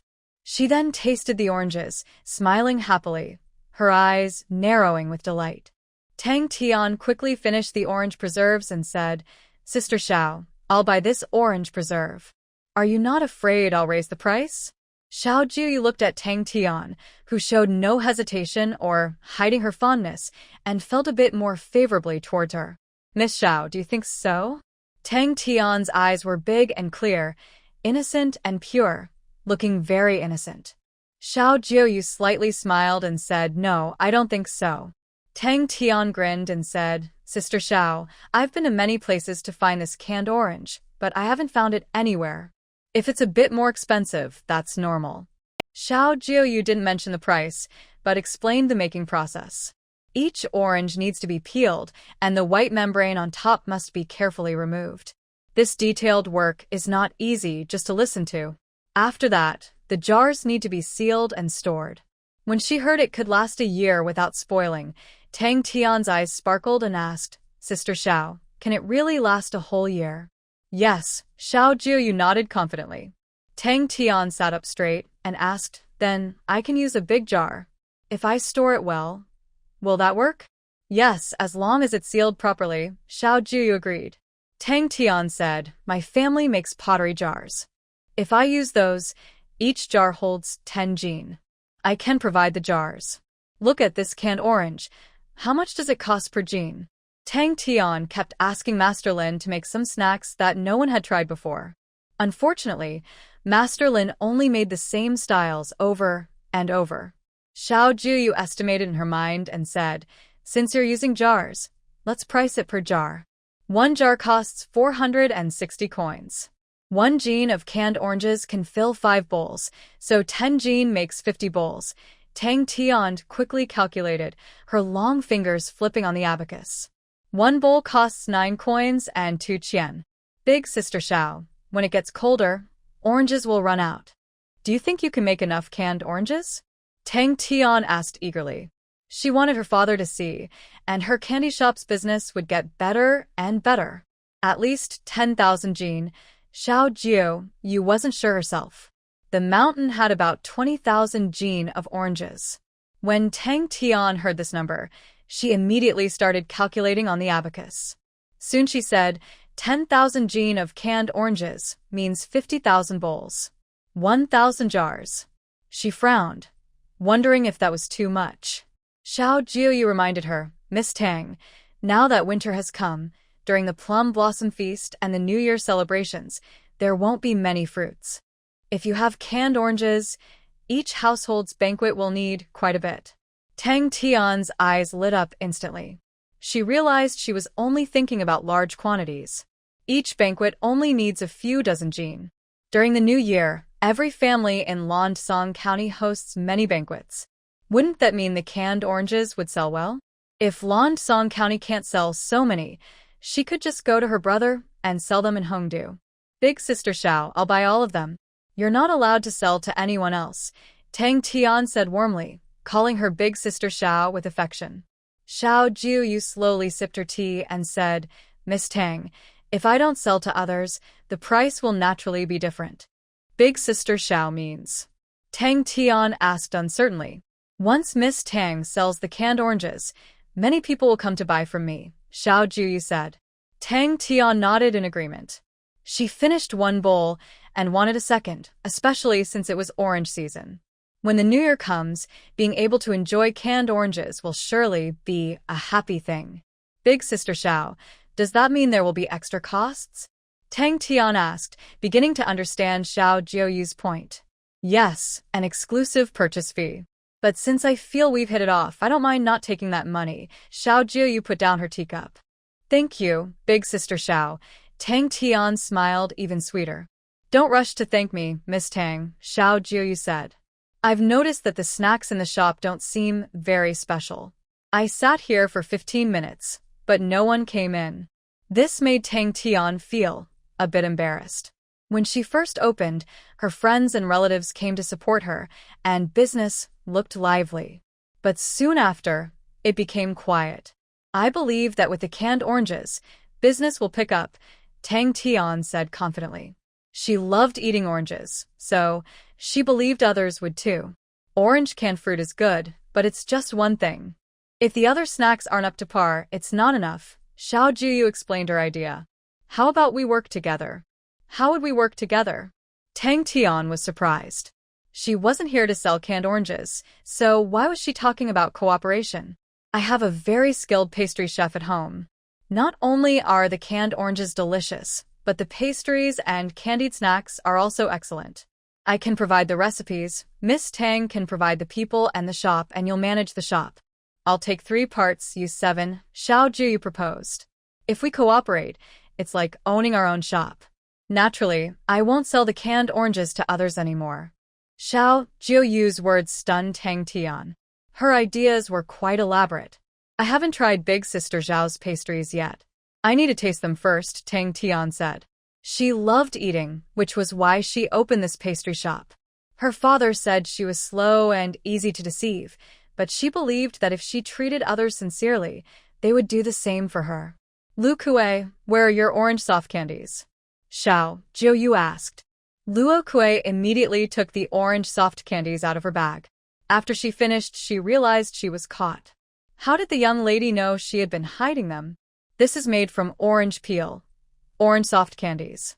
Miss Tang, you should try some. Tang Tian didn't mind and started eating directly. The candies were sour and sweet, with a good taste. Xiao Jiuyue listed several snacks: frozen rice sugar, jujube flour pastry, peach blossom pastry, osmanthus pastry, orange mochi. Just hearing these names, Tang Tian felt they sounded new. When Xiao Jiuyue mentioned other pastries, She had never heard of them. She said, "Sister Xiao, I agree to work together." Xiao Jiuyue immediately asked someone to prepare paper and pen, and they wrote the cooperation agreement. Looking at Xiao Jiuyue's name, Tang Tian praised, "So your name is Xiao Jiuyue. It's beautiful, like reaching for the moon in the sky." Miss Tang's name is lovely too, full of sweetness, happiness, and good fortune. Xiao Jiuyue casually complimented her. She wasn't surprised by Tang Tian's straightforward and decisive attitude. "Really? When people hear my name, they say I'm tasty." Tang Tian's eyes sparkled as she looked at Xiao Jiuyue. Many people's first reaction to her name was that she was delicious. She liked sweets. Although she did like eating, hearing others say it so openly, especially with a teasing look, made her feel a bit upset. The character, Tian, symbolizes sweetness, goodness, and happiness. It shows your parents' love for you, not just about being tasty, Xiao Jiuyue firmly explained. Tang Tian's smile deepened. She held Xiao Jiuyue's hand and said, "Sister Xiao, I'm sure we will have a happy cooperation in the future." After leaving the candy shop, Luo Kuei and Shou Shou got into the carriage. She looked at Xiao Jiuyue and asked, "Miss, do you think Miss Tang is a bit naive?" "She's not afraid of being tricked." "Luo Kuei, how could our young lady deceive others?" Lien Xian whispered to her. "Miss, I didn't mean that. I mean..." Luo Kuei stammered, trying to explain but not knowing how. She was so anxious she started sweating. "What do you think of Miss Tang?" Xiao Jiuyue asked with a gentle smile. Seeing Luo Kuei trembling, she added, "Honestly." Luo Kuei looked at Lien Xian then at Xiao Jiuyue and said, "I think she's a bit naive." She handed over the money and received the goods without even tasting the pastries she made, and she signed the agreement with the young lady. "I think that's a bit silly. Did Miss Tang try the orange soft candies?"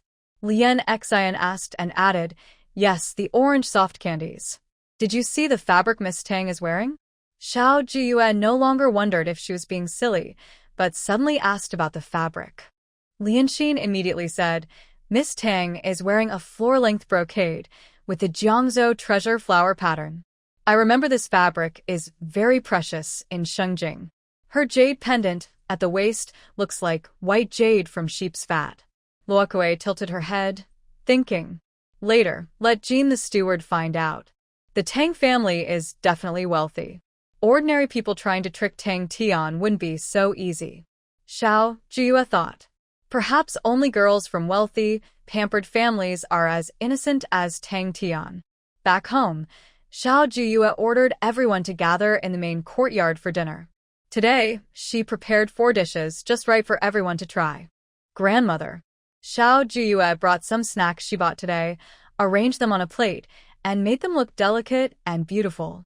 Old Madame Xiao had been praying at the Buddhist temple these days, blessing the exiled Xiao family members. When she saw Xiao Jiuyue, she still carried a faint sandalwood scent. Her eyes were peaceful and kind. Sometimes, Xiao Jiuyue felt as if she was about to be blessed by divine light. "Grandmother, look, what is this?" Xiao Jiuyue took out an agreement she signed with Tang Tian and handed it over. "The tangerine jam has been sold. Although we haven't received the money yet, it's only a matter of time. Grandmother just realized that Yuer has a talent for business." Madame Xiao looked at the agreement. The 10,000 jin of tangerine jam, whether it earns a lot or a little, represents Xiao Jiuyue's effort for the Xiao family. "Grandmother, I want the 2nd and 3rd houses to get involved in the tangerine jam business," Xiao Jiuyue said. "Now that we are in Hongdu, life is stable, but earning money requires everyone to unite. We should work together for a better future for the Xiao family. 2nd house, Yulong, doesn't handle affairs.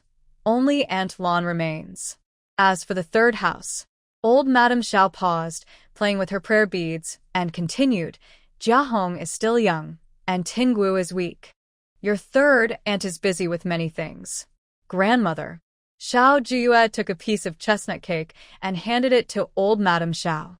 "Since we arrived in Hongdu, whether it's Aunt Lan or Yulong, even Tingwu and Jiahong, they've only moved from Shengjing to the old residence in Hongdu.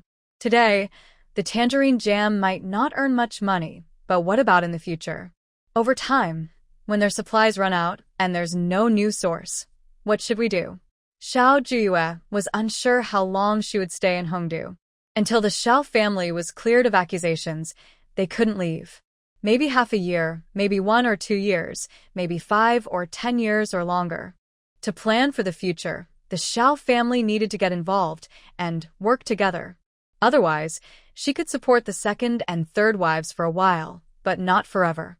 Old Madame Xiao sat up straight and said, "It's Yuer who thinks ahead." She looked at Xiao Jiuyue with admiration. In the future, the second and third wives couldn't rely on Yuer to support them forever. Moreover, with time, the second and third wives had no money while the main house was thriving. If the Xiao family caused disagreements over money, it would be embarrassing and a joke to others. Grandmother, you pray every day for grandpa and father. You shouldn't worry about such trivial matters. Xiao Jiuyue made old Madame Xiao happy and said, "This small matter. Yuer can think about it. Just give a nod, and later I will talk to the second and third wives. If they refuse, it will be their own choice." At dinner, the heads of the Xiao family gathered together. Even Xiao Jiuyue, who had hurt his leg, was carried over by Jifu. Orange canned fruit and soft orange candies became favorites among the children. Everyone liked the new dishes served at dinner, especially the 9 turns fat intestines, which Aunt Lon liked so much, she took 3 big bites. "Miss, this dish has a bit of Ijo flavor, sweet, with a crispy outer layer," Aunt Lon, who usually spoke little, asked after the meal. 9 turns fat intestines, Xiao Jiuyue replied. Aunt Lon paused and then said, "I see. I've always wondered why this taste feels so familiar. My father loved eating fat intestines." Her eyes showed longing. Something had happened to the Xiao family. Her parents must have heard the news too. "Today, I called everyone here to talk about the orange canned fruit. Everyone has just tasted the last batch," Xiao Jiuyue explained simply, sharing her plan to buy 20,000 jin of oranges from the village. She also openly discussed the sales prospects for the orange canned fruit. "Wouldn't that be a guaranteed profit?" Aunt San immediately responded. With oranges once made, they wouldn't worry about selling them. But there are risks such as the canned oranges going bad, some people not being careful and using spoiled oranges to cut costs, or the candy shop backing out, making it impossible to sell the canned oranges. Xiao Jiuyue explained the risks involved and said, "If everyone agrees, we will make the canned oranges together." "Mother?" Xiao Jiuyue looked at her beautiful mother, Sue. The beautiful mother smiled and said, "Whatever he wants to do, I agree." Auntie San hesitated and said, "Tingwu is weak, and Jiahong is young. I'm worried I won't be able to handle everything." Xiao Jiuyue smiled and said, "If Auntie San doesn't want to do it, that's fine. But I must be honest, if you don't join this time, you won't get a share of the money later." It's not that Auntie San doesn't want to do it, but... Auntie San looked a bit shy. Even though Xiao Jiuyue was leading the way, after Tingwu and Jiahong entered winter, they needed money for medical care and medicine everywhere. Auntie San was also short on funds now. She hesitated and said, "Can I only contribute 50 taels?" Third uncle said she wasn't cut out for business. Her dowry shop could even lose money, but she was obedient and easy to work with. Of course, Xiao Jiuyue understood her meaning now. She said, "I don't mean to pressure anyone. The more you contribute, the more you get. When we earn money, it will be divided according to the agreed ratio." Xiao Jiuyue then added, "Of course, there's also a chance of losing money. It's okay. If we lose money, it just means bad luck," Auntie Sen knew well. If they really lost everything, it wouldn't be Xiao Jiuyue's fault. "We just do our best to handle everything well and leave the rest to fate," Xiao Jiuyue said, then looked at Aunt Lon and Xiao Yurong and asked, "Aunt Lon and Yurong, what about you?" Xiao Yurong and Aunt Lon exchanged glances and said, "We are willing to contribute." Xiao Yurong held 400 taels of silver in her hand. Although Aunt Lon was just a concubine, her dowry was generous, and even after the family's assets were confiscated, she still had a lot left. Xiao Jiuyue raised her eyebrows slightly and looked back and forth at Xiao Yurong and Aunt Lon. Xiao Yurong used to look down on Aunt Lon because of fans' influence, not respecting her at all. "All right," Xiao Jiuyue nodded and asked, "We will build a workshop for the canned oranges." Sure, Lijing will manage it. We'll be responsible for bookkeeping, accounting, and handling the money. We can discuss the details later. As they were about to finalize the plans, Auntie Sen suddenly asked, Do you think I can sell my embroidery to make money? She had wanted to ask this for a long time, but felt shy. Earning money by selling embroidery was something she had never dared to dream of before. Xiao Jiuyue thought about her third aunt's embroidery skills. They are just as good as the palace embroiderers. Her eyes sparkled slightly, and she said, Of course I can. If third aunt is willing, she can visit the county embroidery workshop someday to ask. She overlooked that whether it was third aunt, Aunt Lon, or the beautiful lady, each of them has their own strengths. She needs to think carefully about how to make the most of all their talents. When she returned to her room, Xiao Jiuyue looked a bit confused. Why are you Rong and Aunt Lon suddenly getting along so well now? Maybe I should ask around?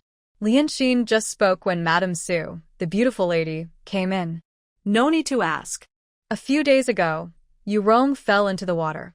Aunt Lon desperately saved her. I checked on her and she's fine, so I didn't tell you. Madame Su walked gracefully, then sat in front of Xiao Jiuyue and pushed a jewelry box toward her. There are some jewelry pieces here. If you can get about 100 or so taels. Xiao Jiuyue looked at Madame Su with a mix of amusement and helplessness. Mother, our family isn't so poor that we need jewelry. Yue, I don't want you to tire yourself too much. Madame Su looked at her with love and concern. These jewelry pieces are just things outside. They're not useful now. If they can help you a little, Mother would be happy. Now, all the big and small matters of the Xiao family are handled by Xiao Jiuyue. She also has to deal with merchants. Every time she comes back exhausted, Madame Su sees her rushing around every day. There's so little she can do to help. Madame Su only makes her shoes, sews new jackets, or cooks sweet soup in the kitchen for her. Today, when preparing money, Madame Su started rummaging through her chest after returning to her room. After the family was confiscated, there weren't many belongings left. In the end, she found some jewelry. Mother, Xiao Jiuyue looked at the jewelry in the box. These are not cold, lifeless ornaments. They are Madame Su's love for her daughter. Your third aunt said today she wants to try embroidery. Mother also wants to give it a try. Madame Su was eager. Since her daughter can run a business and make money, she, as a mother, naturally can't fall behind. Mother, you make clothes and shoes for us siblings. Your eyes are already bad. You still want to do embroidery? No way. Xiao Jiuyue refused without hesitation. Madame Su, who loves to cry, has almost ruined her eyes since the Xiao family's troubles. Usually, Xiao Jiuyue tries to make sure someone looks after her mother, so she doesn't overexert herself with embroidery needles. If she really took up embroidery, she might lose her eyesight altogether. Yue. Su Shi immediately disagreed when she saw her. Her beautiful eyes furrowed in worry. Xiao Jiuyue held her mother's hand and said, Mother, if you spend all your time making embroidery, you won't have time to prepare delicious food for me. Today, I signed an agreement with the candy shop. When the time comes, I want to make tasty treats for them. How about, Mother, you help me think of some special desserts? Candy shop? Su Shi looked confused at Xiao Jiuyue. Isn't she making orange preserves? Why is there talk of a candy shop? After Xiao Jiuyue explained, Su Shi immediately took charge of the matter, saying, Yue, don't worry. Mother is good at making food. I'll start making desserts tomorrow. Xingjing has so many delicious foods, they definitely won't get enough. Su Shi hurriedly went back to her room to start thinking about making desserts. Lian Exile came to report, Miss, third madam, Lon lady, and second miss have arrived. Let them come in, Xiao Jiuyue said. She put away a box of jewelry given by her beautiful mother. Not to mention she currently didn't lack silver. Even if she did, she wouldn't sell her mother's jewelry. Jiuyue. Xiao Sanshan entered and handed over 50 taels of silver. The scattered silver coins and silver notes looked especially poor. In the past, she had laughed at Lon Lady, a merchant woman, for not being proper. Now she realized she was even worse than a merchant woman. Her pride was not worth a meal. Third aunt, Lon Lady, Yulong, please sit. Xiao Jiuyue invited them to sit down. She took back her third aunt's silver and handed over a 50-tael silver note. This is from our second house. Originally, Xiao Yulong was supposed to contribute 100 taels, but Lan Lady stopped her. The third house contributed 50 taels. If Xiao Yulong had contributed 100 taels, she would have overshadowed the third house. Since that's the case, your second and third houses each contribute 50 taels, and I will contribute 100 taels. Then, the Orange Preserve Workshop will be established. Xiao Jiuyue had someone prepare paper and pens and directly drafted the contract for the Orange Preserve Workshop. The contract clearly stated how much each family contributed. In the future, whether they made a profit or a loss, it would be based on this ratio. After signing and sealing their names, everyone received a copy. Xiao Jiuyue's eyes fell on Lan Lady's handwriting, delicate and pleasing to look at. She asked, "Who among you is good at bookkeeping?" Xiao Sanshin refused outright, saying, "I'm not good at keeping accounts." "I learned a little from my parents before," Lan Lady said excitedly, thinking she could become part of the Xiao family. She was very happy. She no longer had to be silent and afraid to speak like before. Xiao Jiuyue gave 200 taels of silver to Aunt Xiao San and said, "Aunt San will manage the money, and Aunt Lan will keep the accounts. Tomorrow morning, first deliver 50 taels of silver to Shizheng's hands to help build the workshop and cover the cost of harvesting oranges. Later, I will discuss with the Shi family to send someone daily to coordinate with Aunt Lan." I am just an aunt." Aunt Lan hesitated, worried that her status might not be suitable. Xiao Jiuyue replied, "Aunt Lan is also part of the Xiao family. If you don't want to." "I am willing," Aunt Lan quickly answered. "We are all members of the Xiao family. If we do well with the orange jam, next year when the peaches ripen, we can also make canned peaches, pears, and bayberries. I hope everyone works together to make money." Xiao Jiuyue's expression turned serious. "Let me be clear. Anyone who has bad intentions or tries to hold the Xiao family back will face consequences. I don't want to work hard to earn money only to be betrayed." Her voice was cold, showing she meant what she said. She didn't want to be the only one trying to earn money, while others secretly caused trouble. Neither Aunt Xiao San nor Aunt Lan nor Xiao Yurong dared to have bad thoughts and promised they wouldn't. "Jiuyue, tomorrow I want to go out to the embroidery house to see if I can find a way to earn some money," Aunt Xiao San said. Since she decided to do it, she wanted to start early and bring back embroidered goods to sell. During her free time, she could also earn some silver. Aunt Lan carefully asked, "Miss, I also want to go and see." Xiao Jiuyue thought for a moment and then said, "Tomorrow, I will have Manager Jinyu." She initially considered going with them but realized that neither Aunt Xiao San nor Aunt Lan was a child anymore. She couldn't do everything for them. After they left, she asked Lianxin to grind ink. Since she took a third of the profits from the candy shop, she needed to think carefully about how to promote the shop in all aspects. In future, there would be many marketing methods, but choosing practical ones was the most important. Late at night, Lianxin yawned while grinding ink. She looked at Xiao Jiuyue, wanting to speak several times but hesitated, afraid of disturbing her because Xiao Jiuyue was working very seriously. Suddenly, there was a knock on the door. Lianxin was excited, sat up straight, and saw the flickering candlelight as Xiao Jiuyue continued writing. She hesitated and said, "Miss, I think I heard someone knocking." "It's Manager Jin. Tell him to come in." Xiao Jiuyue put down her pen. She had roughly written a few points for the candy shop's marketing plan, using promotional strategies from future opening events. These would make customers feel they got a good deal and help attract people to the shop, so it could make money. Mississippi Manager Jin carried a cold aura. Xiao Jiuyue asked Lian Xian to brew hot tea and said, "Manager Jin, you've worked hard. Please enjoy a cup of hot tea. It's not too late to talk." "Thank you, miss," Manager Jin said, holding the hot tea. After taking a sip, he felt warmth in his heart. He said, "The Gan family is in chaos." Gan Li died suddenly. Officially, it was an unexpected death, but Xiao Song's side has no memorial hall set up. Old Madame Gan refuses and insists on seeking justice. Gan Zongrong discussed with old Madame Gan all night and only then did they settle it. Old Madame Gan won't cause trouble to keep the big picture. Xiao Jiuyue guessed this long ago. Manager Jean mentioned another matter.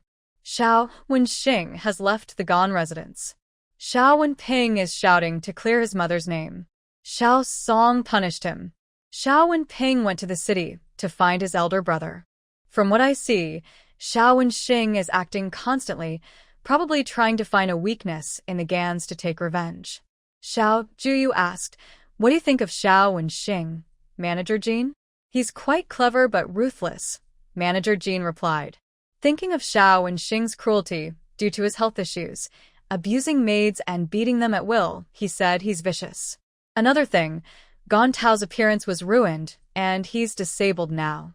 Xiao Wenxing tricked him into coming out, and He Chongqing struck him, Manager Jean said with a serious face. Compared to Xiao Wenxing's disfigurement, Gong Tao's situation was much worse.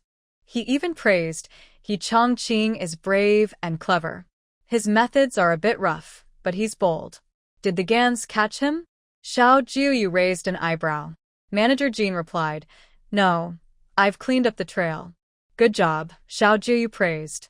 She also gave him 50 taels of silver and said, "You need to be careful outside. For the Gan family's salt business, find evidence of their crimes. It's best to root out the Gan family completely. Send Yuge out." "He's new and smart," Xiao Jiuyue repeatedly instructed. She used a tiger skin banner as a big sign, which temporarily scared the Gans and held their evidence. But she also warned that the Gans might become desperate and act rashly. Manager Jean held the silver note solemnly and said, "Miss, you can rest assured." Xiao Jiuyue added, "Tomorrow, you accompany Third Madam and Aunt Lan on a trip. Be very careful and don't cause trouble." "Yes," Manager Jean responded. After Manager Jean left, Xiao Jiuyue returned to her room and lay down. As she rested on the bed, she reviewed everything in her mind to make sure there were no mistakes. Only then did she let sleep take over and drift into a deep sleep. The villagers of Fuan village wanted to build a workshop and also collect all the oranges in the village. Everyone gathered tightly in Shilijing's yard, forming many layers of people. This morning, Shilijing received 50 taels of silver from the Xiao family. Building the workshop and collecting oranges in the early stages was easy with that amount. He said, "The workshop will be built. As for the oranges, 5 coins per gene. We will collect as many as there are. But if anyone dares to bring bad oranges, I won't be able to buy your oranges in the future." Shilijing had been the village head for many years, so he handled these matters easily. Dame Shi took winter bamboo shoots to Zhao's house. Now, her eyes looked at Xiao Jiuyue as if she were seeing a treasure god. "Miss Xiao, there's something my husband wants me to tell you. I noticed your family is planting radishes in the fields." Dame Shi was worried about saying it wrong and making Xiao Jiuyue angry. Her words were very careful, saying, "The fertilizer in the fields is limited. If you plant radishes now, when you plant rice in spring, the harvest might not be good." "Thank you, Dame Shi, for reminding me. But my father." Xiao Jiuyue wanted to use the same excuse as Su Yang from Jiudo village, but she changed her words at the last moment. "I read in a book that rotating radishes and cabbage in the fields is good. Next year, when planting rice, it can reduce pests and diseases." "Really?" Dame Shi was so surprised her mouth could swallow an egg. She had farmed all her life but had never heard of this before. Not only that, it can also improve the soil structure, balance the soil's fertility, and increase the yield, Xiao Jiuyue explained confidently. Dame Shi listened in a daze. When she returned home, she only remembered a few key points. Planting radishes and cabbage is good for the soil, and it can help reduce pests and diseases when planting rice next year, leading to a bigger harvest. Dame Shi was half convinced. She wanted to talk to Shilijing about it, but he was busy leading everyone to build the workshop. They were chopping trees and digging the ground, all very busy. The women had all gone to pick oranges at Yinjiaohua. Dame Shi put the snacks she brought from Zhao's house into a cabinet and locked it up, planning to give it to her grandson at night. She carried a basket and ran to pick oranges. With oranges costing 5 coins per gene, wasn't this better than just sitting around doing nothing? The Xiao family, Xiao Jiuyue, has been watching Granny Gung and others make tapioca starch. This is very important because it affects her ability to make taro balls. In the afternoon, Aunt Xiao San and her two companions returned home. Everyone's face was full of smiles. Aunt Xiao San praised Jiuyue. Aunt Lan has such a clever way with words. She even made the shopkeeper speechless. Aunt Lan felt a bit shy and complimented back. Third aunt is truly skilled. She embroidered a pair of mandarin ducks that even stunned the shopkeeper. You all are amazing. I can only embroider handkerchiefs, Xiao Jiuyue said with a smile, though her face showed satisfaction. Embroidering handkerchiefs earns less money, but it still brings in some income. Jiuyue pieced together from their words that this trip was very successful. Aunt Lan is good at business, and Aunt Xiao San's embroidery skills are excellent. They each took work from the embroidery shop to do at home. Aunt Xiao San was working on a longevity picture, due in February next year. Once finished, she would earn 30 taels of silver. Aunt Lan was working on a screen, which would earn 15 taels once completed. Xiao Jiuyue was working on a handkerchief, which earned the least among the three, but she was very satisfied. Good job. Keep embroidering well. In the future, you might not just embroider longevity pictures. Your embroidery might become famous all over the world, Jiuyue praised. The original owner was good at needlework, but that skill only existed in her memory. She wouldn't use these skills herself. Later, when others mention this embroidery shop, your names will be the first they think of. Soon, people will come knocking for embroidered goods and clothes. The money will flow like water, she continued. After praising them, Jiuyue made a big plan. Aunt Xiao San, Aunt Lan, and Xiao Jiuyue all became excited, as if they were not just working on small embroidery pieces, but were weaving a bright future. After sending them off, Jiuyue went out to the He family. When she reached the street, Granny He warmly opened the door. Seeing Jiuyue, she greeted enthusiastically, "Miss Xiao, come in and sit for a while." Compared to the first time, when Granny He almost wanted to swallow her whole, this time she was so friendly that it was hard to resist. She took out some fresh shiitake mushrooms and offered them, saying, "Miss Xiao, I picked these mushrooms from the mountain. They're not worth much, just a little something to add to your dishes." "Thank you, Granny He," Jiuyue said, looking at the fresh mushrooms. She signaled to Lianxin to accept them. Lianxin stepped forward, holding the cloth bag filled with mushrooms. As she tightened the bag's opening, she could still smell the fresh aroma of the mushrooms. "Grandmother He, I came today because I have something to ask you, whether you are willing or not." As Xiao Jiuyue finished speaking, Grandmother He smiled warmly and nodded, saying, I'm willing. "Grandmother He, are you not afraid I might ask something difficult of you?" Xiao Jiuyue looked at her, noting that due to family troubles, despite being in her 30s, Grandmother He had some white hairs at her temples, and her face was marked with signs of hard work and hardship. Grandmother He put away her smile and bowed seriously to Xiao Jiuyue, saying, "Miss Xiao saved Chongqing. Even if it's a difficult request, I am willing." "Grandmother He, you don't need to be so formal." Xiao Jiuyue gently helped her up and then explained her purpose. Grandmother He was prepared for a tough request. As long as it wasn't risking Chongqing's or Lianer's lives, she was willing to face any danger, even death, to help. But hearing Xiao Jiuyue's words, she froze in surprise. "Miss Xiao wants me to work in the workshop? And pay me 100 coins a day?" Grandmother He almost thought she had misheard. This wasn't a difficult request. It was a blessing, a savior helping her. 100 coins a day was more than what strong workers in the village usually earned for long-term work. Yes. Xiao Jiuyue nodded confidently and repeated, 100 coins a day. "Of course, I also hope Grandmother He can help take care of the workshop. It's a food-making place, so cleanliness is very important. I am willing 1,000 times over to help, 10,000 times over," Grandmother He said, mentioning her daughter. Her eyes couldn't help but turn red as she said, "Lianer's condition needs rest and nourishment. That's why I'm worried about her being alone at home. Grandmother He, Lianer needs to rest and be nourished, which is why you should go to the workshop," Xiao Jiuyue explained her well-thought-out plan. "If you're willing, you can bring Lianer to the Xiao family during the day and pick her up at night. It's a bit troublesome, but it's safer. Grandmother, he hesitated. Xiao Jiuyue stood up. The workshop will be finished in 2 days. Please think about it some more. She turned to leave. On her way back, Lianxin spoke up for her young lady, saying, Miss has done so much to help the He family, and grandmother, he is still hesitating? Parents love their children and naturally worry. Besides, after the death of the eldest son, the He family has some grudges against the Xiao family, which is understandable. Xiao Jiuyue leaned against the carriage. She admired grandmother, He, for being willing to do anything for her children. After dinner, Xiao Jiuyue took some time to walk with old lady Xiao. She talked about the He family's issues and also mentioned her plan to bring He Lian to the old house for rest. Grandmother, Gone Liren is gone, but her sins could be exploited by someone with bad intentions. Xiao Jiuyue didn't finish her sentence, but her meaning was clear. The He family was now in trouble and couldn't handle any more problems, especially not a life lost. Old lady Xiao patted her hand and said, It's kind of you to think so carefully.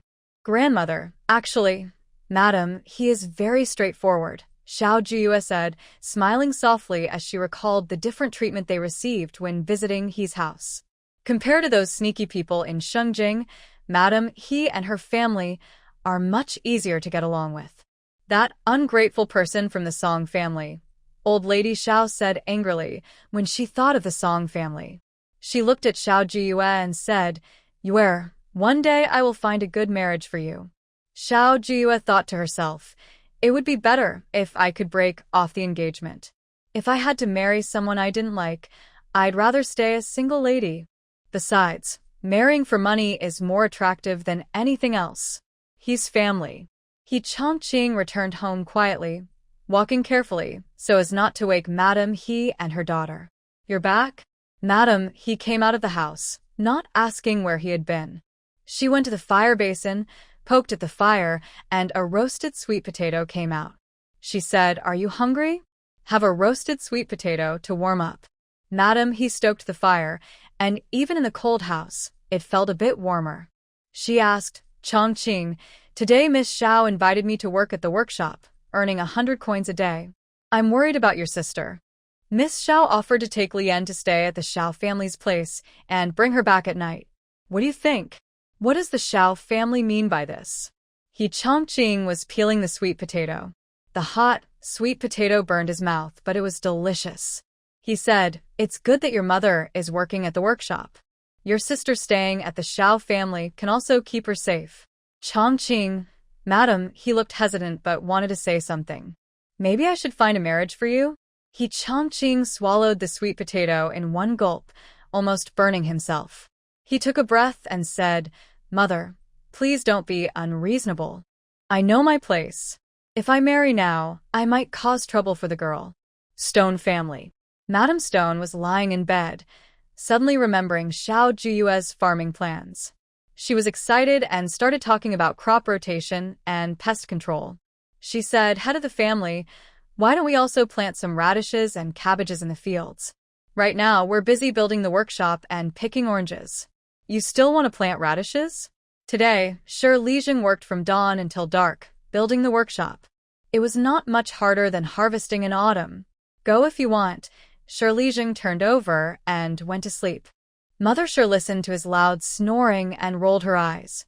Isn't she also working for this family? The sunshine was just right. The taro starch was successfully dried. Xiao Jiuyue asked Mama Yu to go to the village and buy tofu pudding from old Shirsan, then started making taro balls. They had taro and sweet potatoes, but no purple sweet potatoes. Without purple, the taro balls didn't look as nice. Mom Gung, do you have purple sweet potatoes? Xiao Jiuyue asked. Gung Granny paused, surprised, and asked, Aren't sweet potatoes only white and red? Where would purple come from? Xiao Jiuyue gave up. Since she couldn't make 3 colored taro balls, she decided on 2 colors instead. She asked Granny Gung to cook a pot of red beans. The hot tofu pudding was topped with freshly cooked red beans, and she added the 2 colored taro balls. She took a sip and said, If only it had a little milk, it would be perfect. Miss, we do have milk, Granny Gung replied immediately. A few days ago, Manager Jean bought 2 cows and brought a calf too. There's milk. Soon after, Granny Gung brought a basin of milk. She said, "This milk is a bit gamey. It might not taste very good." Boiling the milk will get rid of the gamey taste. Xiao Jiuyue finally understood the benefits of being a young lady. As long as she spoke, Granny Gung and others would handle everything perfectly. In just the time it takes to brew a cup of tea, Xiao Jiuyue enjoyed her taro balls and tofu pudding with milk, full of milky aroma, just like the taste she remembered. "Pack everything up, let's go," Xiao Jiuyue said confidently. At Fengchun Tower, as soon as Xiao Jiuyue arrived, Zhengqing the shopkeeper came over. When he saw Xiao Jiuyue, he greeted her warmly. The 1,000 taels of silver she spent was worth it. Now, Fengchun Tower's business was booming. Zhengqing was very excited about the last 2 dishes. "It seems the 8 dishes received a good response," Xiao Jiuyue said, not needing to ask. Just by looking at Zhengqing's expression, she knew the feedback was positive. Thanks to Miss Xiao, Zhengqing smiled with his eyes squinting. During the New Year's report to his master, he also felt proud. "It's not me, it's your keen eye and good management that made the business flourish," Xiao Jiuyue humbly replied. She brought out the last 2 desserts.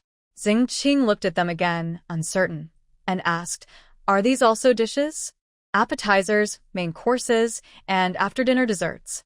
Xiao Jiuyue brought over her well-prepared words and said, "Shopkeeper Zheng, many of the ladies and young misses from wealthy families come to the restaurant to eat. These 2 dishes are sure to be loved by them." Zhengqing tasted them first. He thought he wouldn't like sweets, but after trying a steamed bun, he found it sweet but not too greasy. The skin was thin, and the filling was plentiful, with a texture completely different from dumplings. As for the taro and red bean tofu pudding, there were 2 flavors, one with milk and one without. Zhengqing couldn't tell the difference when eating, but today his daughter Nuno was here, so he served her a bowl. Nuno held her bowl eagerly, almost licking it clean. She licked her lips and asked, "Daddy, I want to eat more." Xiao Jiuyue looked at the adorable 5 or 6-year-old Nuno, then squatted down and offered her a soft candy made from orange peel. She said, "Nuno, would you like to try this?" Nuno looked at Zhengqing to make sure it was okay, then took the orange peel candy. The shredded orange peel candy was sweet and sour. She ate it happily, 1 piece after another, and said, "Sister, this is so delicious." Nuno's eyes squinted happily as she ate, and she said, "Thank you, sister." Xiao Jiuyue gently touched Nuno's round face and said, "Shopkeeper Zheng, now that we've finished all 10 dishes, I wish your restaurant great success." "Miss Xiao, I should also keep my promise," Shopkeeper Zheng said as he handed over the remaining 600 taels of silver in one go. Xiao Jiuyue took the silver note and asked, "Shopkeeper Zheng, haven't you learned how to prepare the remaining 2 dishes?" "Ha." Shopkeeper Zheng chuckled, stroking his beard. "Miss Xiao's character is trustworthy. In the future, if there are more good dishes." Xiao Jiuyue looked at him with a half-smile. "Shopkeeper Zheng, perhaps you should think carefully about the cooperation I mentioned earlier?" Without waiting for a reply, Xiao Jiuyue packed up the silver note and left. She didn't even have lunch. She had to find Tang Tian to deliver the new pastries as soon as possible. The profit from the candy shop, about 30%, depended entirely on these pastries and her activity plan. "Miss, look over there. A new music shop just opened called Jean Pavilion?" Lianxin lifted the curtain of the carriage and looked at the lively scene of dragon and lion dances outside Jean Pavilion. "Let's go another day." Xiao Jiuyue glanced at it. The thought of playing the piano gave her a headache. If only she could inherit not only the memories of the original owner, but also her body's instincts. But unfortunately, Xiao Jiuyue remembered that handwriting. Her writing and the original owner's writing are both delicate and elegant, like small flower calligraphy. The original owner's calligraphy is graceful and confident, revealing a unique style in every. Her own small flower calligraphy, however, is neat but looks like a copy. Recently, she's been practicing to imitate the original owner's style and has made some progress. Without at least 10 years of hard practice, even if she had the original owner's memory, she probably couldn't learn much in half a year. Mississippi Lianxin wanted to say that the lady used to play a song, every day, but seeing that Xiao Jiuyue showed no intention of doing so, she immediately closed her mouth. Across from the candy shop at the tea house, a young servant hurried over to the man drinking tea and said, "Young master, look, Miss Tang is here." The man was about to stand up, but sat back down again. He opened his folding fan and quietly looked over. "Isn't it said that only Miss Tang would come? Why is her brother here too?" "Young master, I don't know," the servant replied helplessly. He didn't realize that usually only Miss Tang came alone, but today, 2 people arrived. The servant's eyes twitched, and he whispered, "Young master, maybe we should wait a bit longer. Perhaps second young master Tang will leave soon." "That's best," the man glared at him, as if annoyed by his inaccurate information. He lowered his fan and stared intently at Tang Tian's sweet face. Second sister also said she should marry a girl from the Xiao family in Shengjing. If she looked really good, why would she travel so far from Shengjing to Hongdu? "Brother, can you go back? I run a candy and pastry shop." "As a man, why are you here? Wouldn't that make others hesitant to buy my candies?" Tang Tian tried to persuade him all along, but Tang Jing insisted on coming with her to meet Xiao Jiuyue.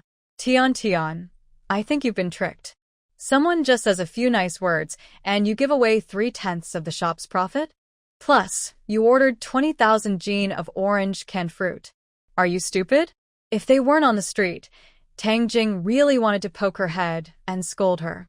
He said, "I am your second brother. You have to listen to me." "Second brother? You just came out a quarter of an hour earlier than me." Tang Tian frowned at his words. "Sister Xiao wouldn't lie to me. Didn't you also eat the orange canned fruit yesterday? Wasn't it delicious?" "It was tasty, but it's not worth 3/10 of the profit," Tang Jing sighed. "You must have been tricked." "Second brother." Tang Tian stomped her feet in anger.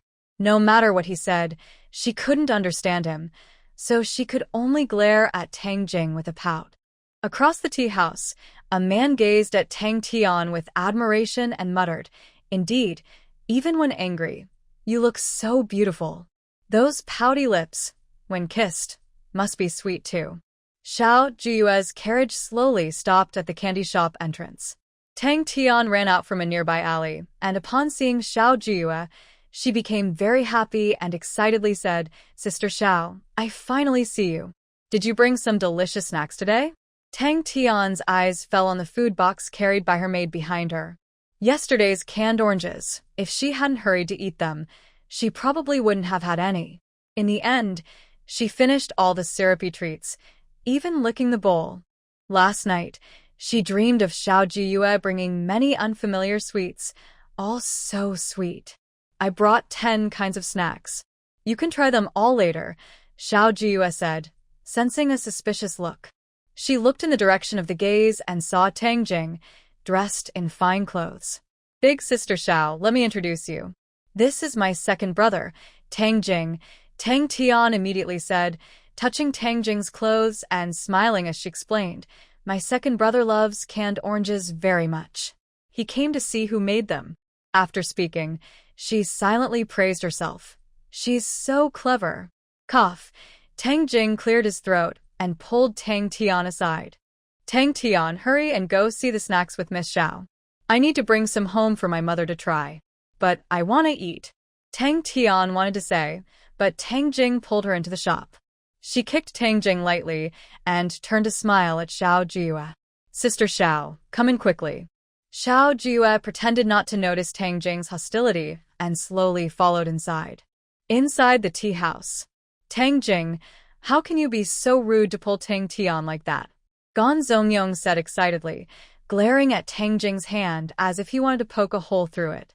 "Let's go, I want to see too." Gans stood up, about to go, but was stopped by a young servant who said, "Young master, you can't go." "Madam." The servant only said madam, and Gans hesitated. Recently, his mother was upset over the loss of her second daughter, Gan Li, and scolded him harshly, warning him not to cause trouble. That's why he sneaked out today. If his mother found out, she would surely scold him again.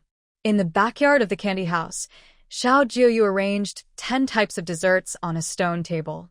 Tang Tian was so surprised she didn't know what to say. The desserts were beautifully arranged. Just looking at them was very pleasing. Tang Tian focused on the delicate presentation of the desserts and asked, "This flower-like one, what is it?" "Date flour pastry," Xiao Jiuyue replied. "It's her favorite. The outside is made of wheat flour and lard, with red date paste in the middle." "No, the date paste pastry I ate wasn't this pretty," Tang Tian said. She had tried date paste pastry before, but it was round and plump, like a bun. "I made this shape on purpose. Do you think it looks better?" Xiao Jiuyue had specially asked the beauty to make it in this shape. "It looks nice," Tang Tian nodded repeatedly. She picked up a date flour pastry and looked at it carefully. The aroma of the date filling kept wafting into her nose. She said, "Such a beautiful flower, I almost don't want to eat it." "You can try it. Do you like the taste?" Xiao Jiuyue watched her eyes sparkle with excitement. She thought if she eats it, she'll definitely want a second or a third piece. Desserts made by the beauty are always special. "I'll try it," Tang Tian took a bite. The sweet and sour flavor combined with a crispy outer layer made the taste unforgettable after just one bite. And it was so pretty, she couldn't help but focus on the small orange square and ask, "What is this?" "Orange jelly, topped with a layer of powdered sugar." Xiao Jiuyue handed her a bamboo skewer. Tang Tian hesitated, but ate a small piece of the remaining date flour pastry before trying the orange jelly. Its soft, smooth texture was something she had never experienced before. Delicious. Tang Tian ate gleam accidentally. She finished one piece and immediately took a second. Xiao Jiuyue introduced a third dessert, soft candies made from orange peel. By the time she finished tasting all 10 desserts, Tang Tian said happily, "Sister Xiao, everything is so delicious. I've never tasted anything like this before. Do you think these 10 desserts can be sold?" Xiao Jiuyue looked meaningfully at Tang Jing, who had just called her a fraud earlier. "Of course. They definitely can." Tang Tian assured confident. "Such tasty treats, everyone will want to buy them. This is the plan I wrote for the candy house. You can take a look." Xiao Jiuyue handed her the activity plan she had spent 2 nights preparing. Tang Tian carefully examined it, and various questions popped up one after another. "Sister Xiao, what is prepayment? What is a member? And what's this lottery?" Tang Tian asked curiously, like a curious child. Tang Jing stood nearby, also confused. "These new words, do they only exist in Shengjing?" Xiao Jiuyue explained each one, and Tang Tian's eyes sparkled. Tang Jing was stunned too. Although he hadn't followed the instructions exactly, he was sure that if they did as described, the people of Lingzhi County would go crazy. Getting 50 coins for depositing 300 coins?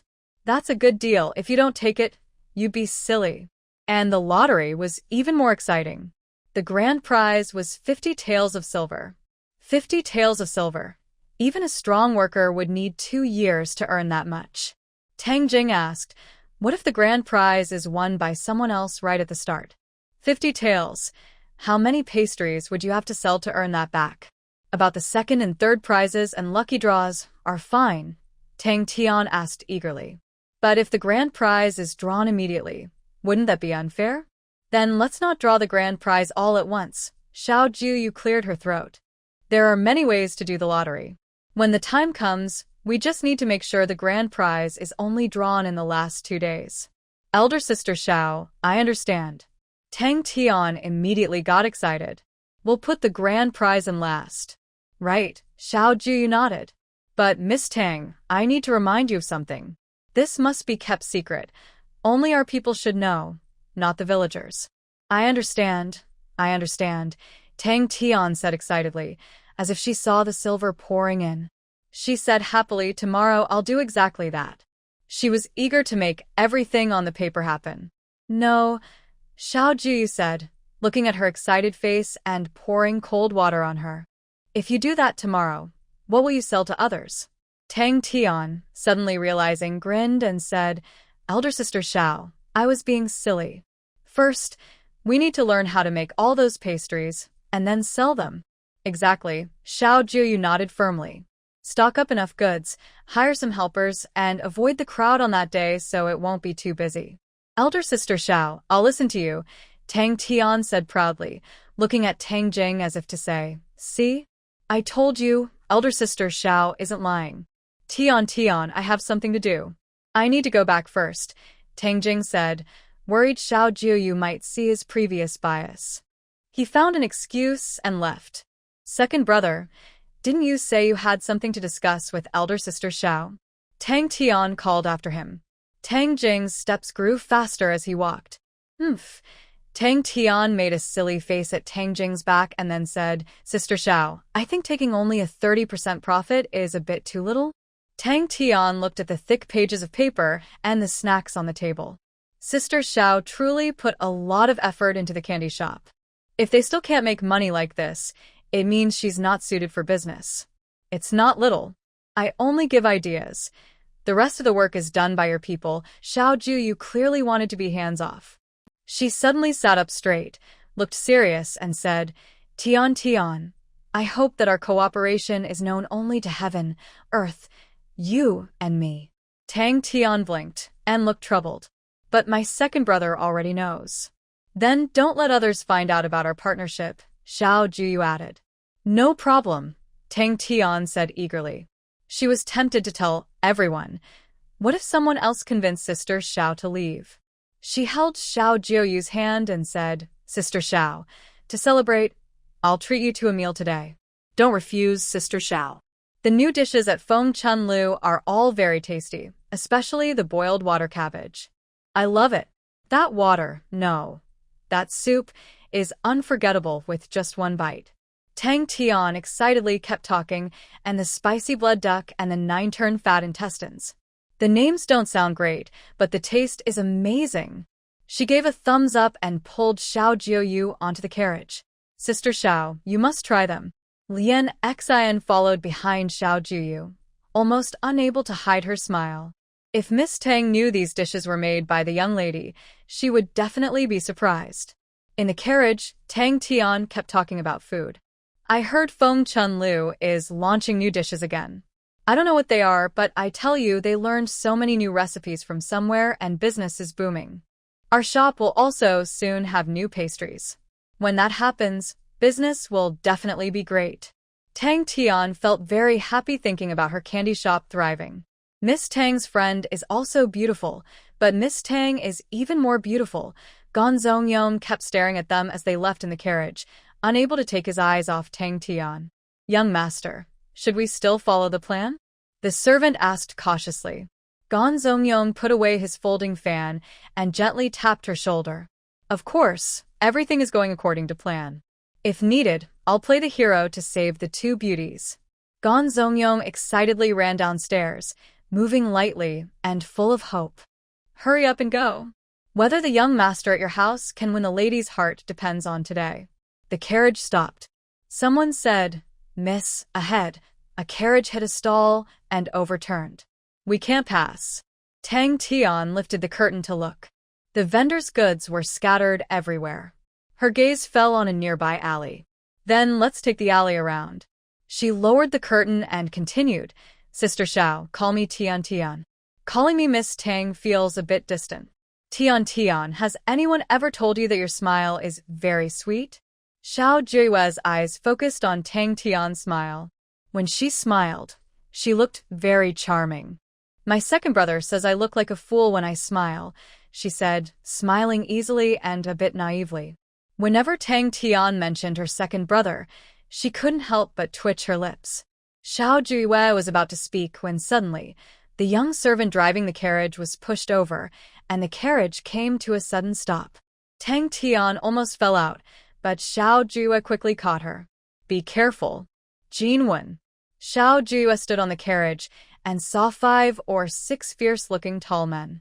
As she finished speaking, Jinwen, who was behind the carriage, already rushed forward. Despite his name including the character Wen, Jinwen was quick to fight without hesitation. Who are you? Tang Tian had never encountered such a scene and looked terrified. A burly man stared at the 2 people on the carriage and exchanged glances with others. Young lady, you're very pretty. Why not come home with us? The burly man stepped forward, intending to attack directly. Tang Tian clung tightly to Xiao Jiuyue's clothes in fear. Xiao Jiuyue stepped in front of her and kicked him hard. Xiao Jiuyue's kick was fast and fierce. The burly man didn't react in time and staggered backward. Seeing this, another man couldn't help but laugh loudly. You're too useless. The burly man's face darkened like a pot. He grabbed a knife, forgetting the master's instructions to scare people, but not to fight seriously. Be careful. Jin Wen kicked away one man and rushed toward the carriage.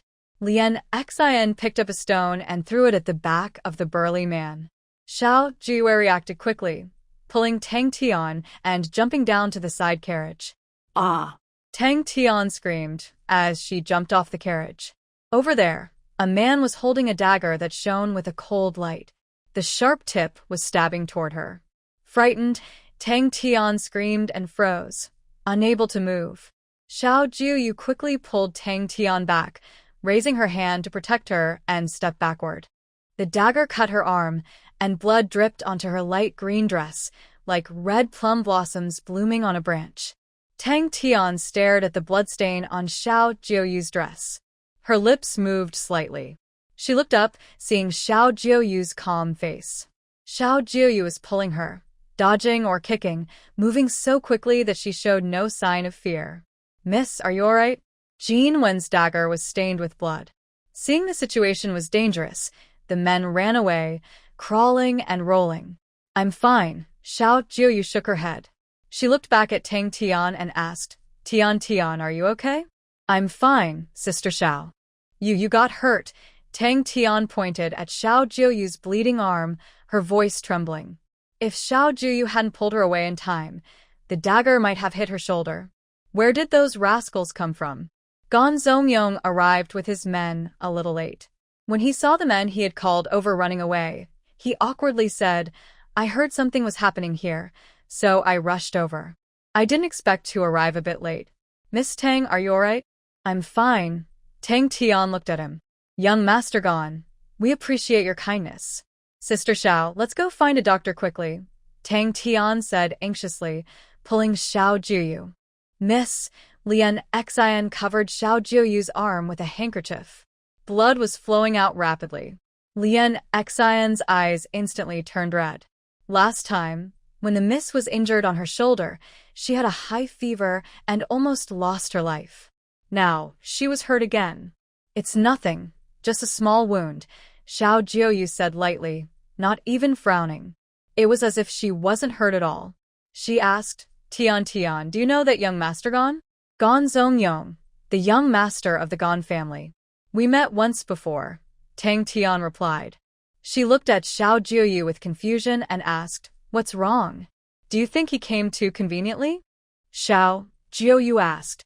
Tang Tian frowned, recalling how Gan Zongyong arrived, seemingly knowing there was a troublemaker.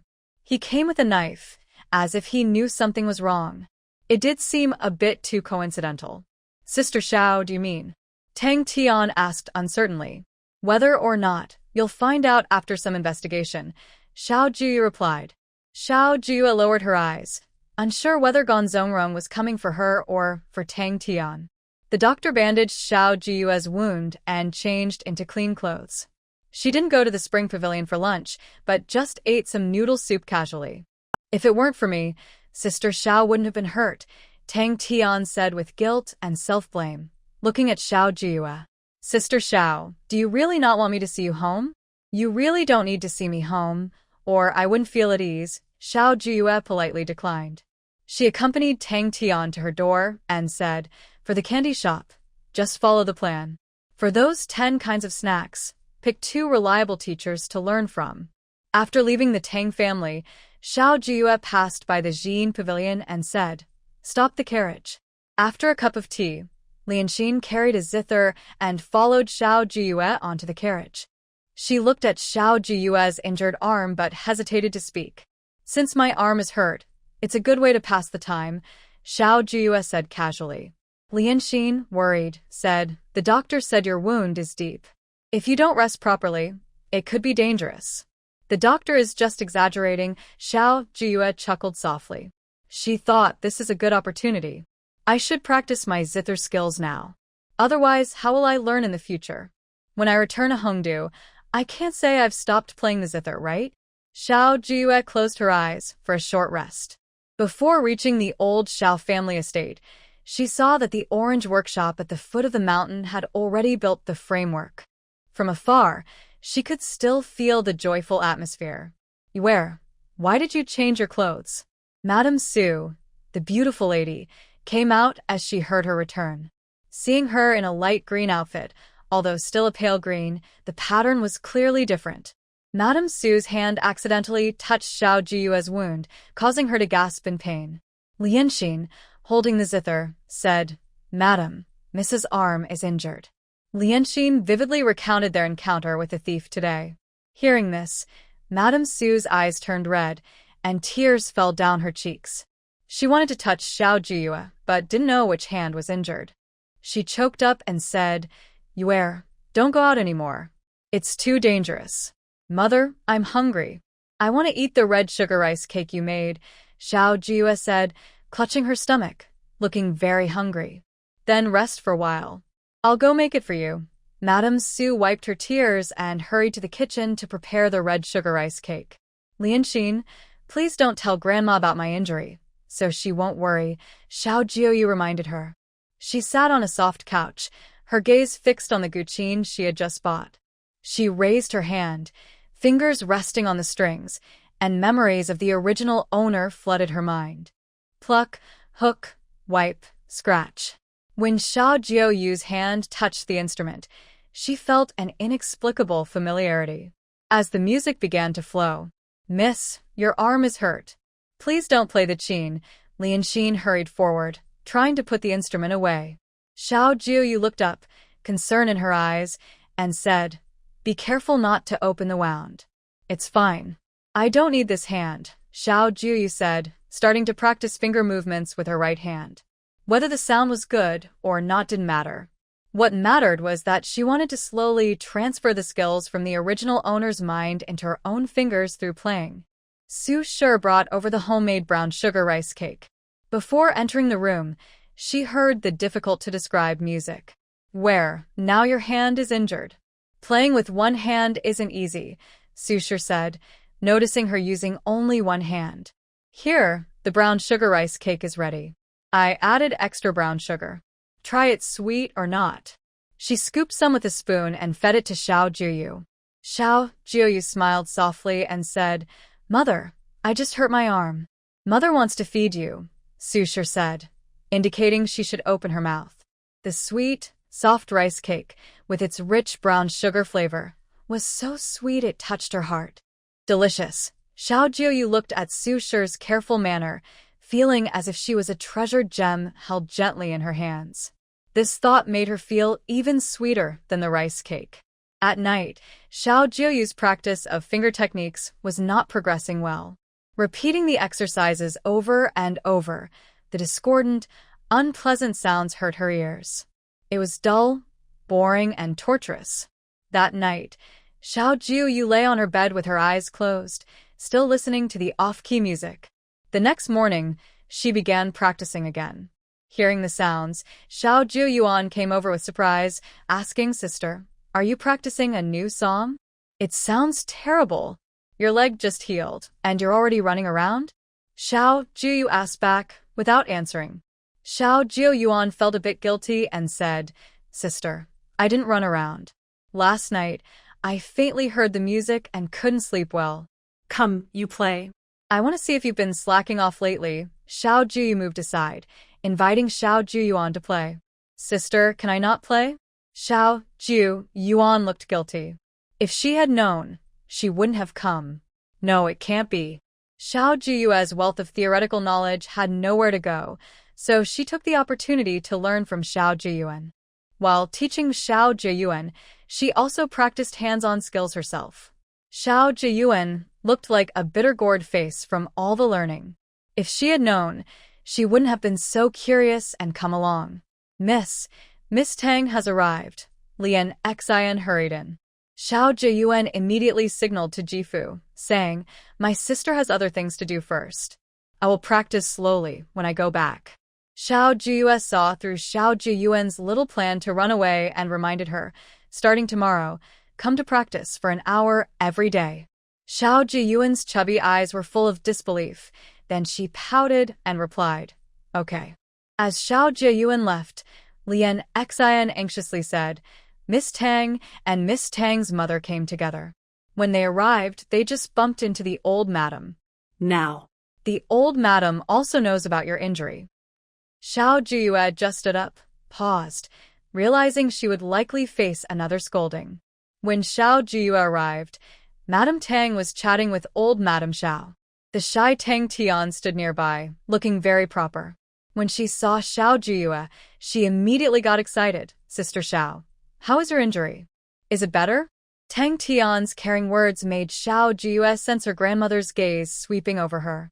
She smiled and said, Tian, it's just a small injury. No need for such a big fuss to thank me. How can it be a small injury with such a long cut? Tang Tian gestured and repeatedly expressed her thanks to Xiao Jiuyue. Meanwhile, Madame Tang, when seeing Xiao Jiuyue, praised her extensively, calling her a heroine, praising her appearance and character.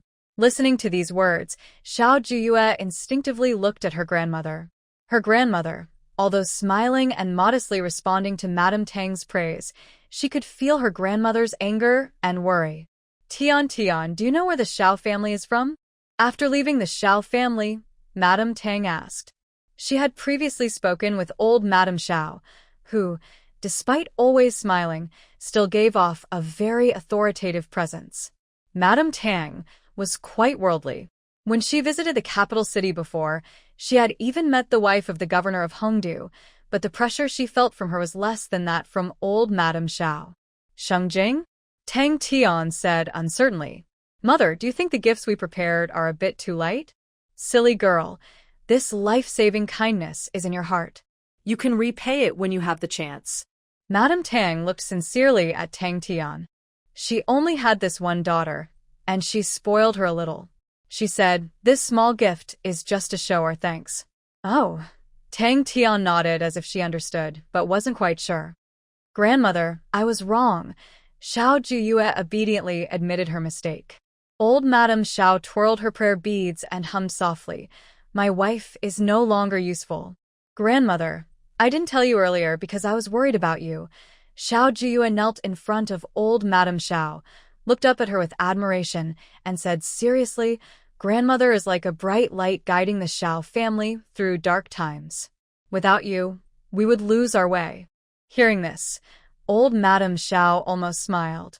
A guiding light? This girl's words are so sweet. She frowned and asked, where are you hurt? On my arm. Xiao Jiuyue obediently pointed to her arm. She added, Grandmother, it's not as exaggerated as Tian said.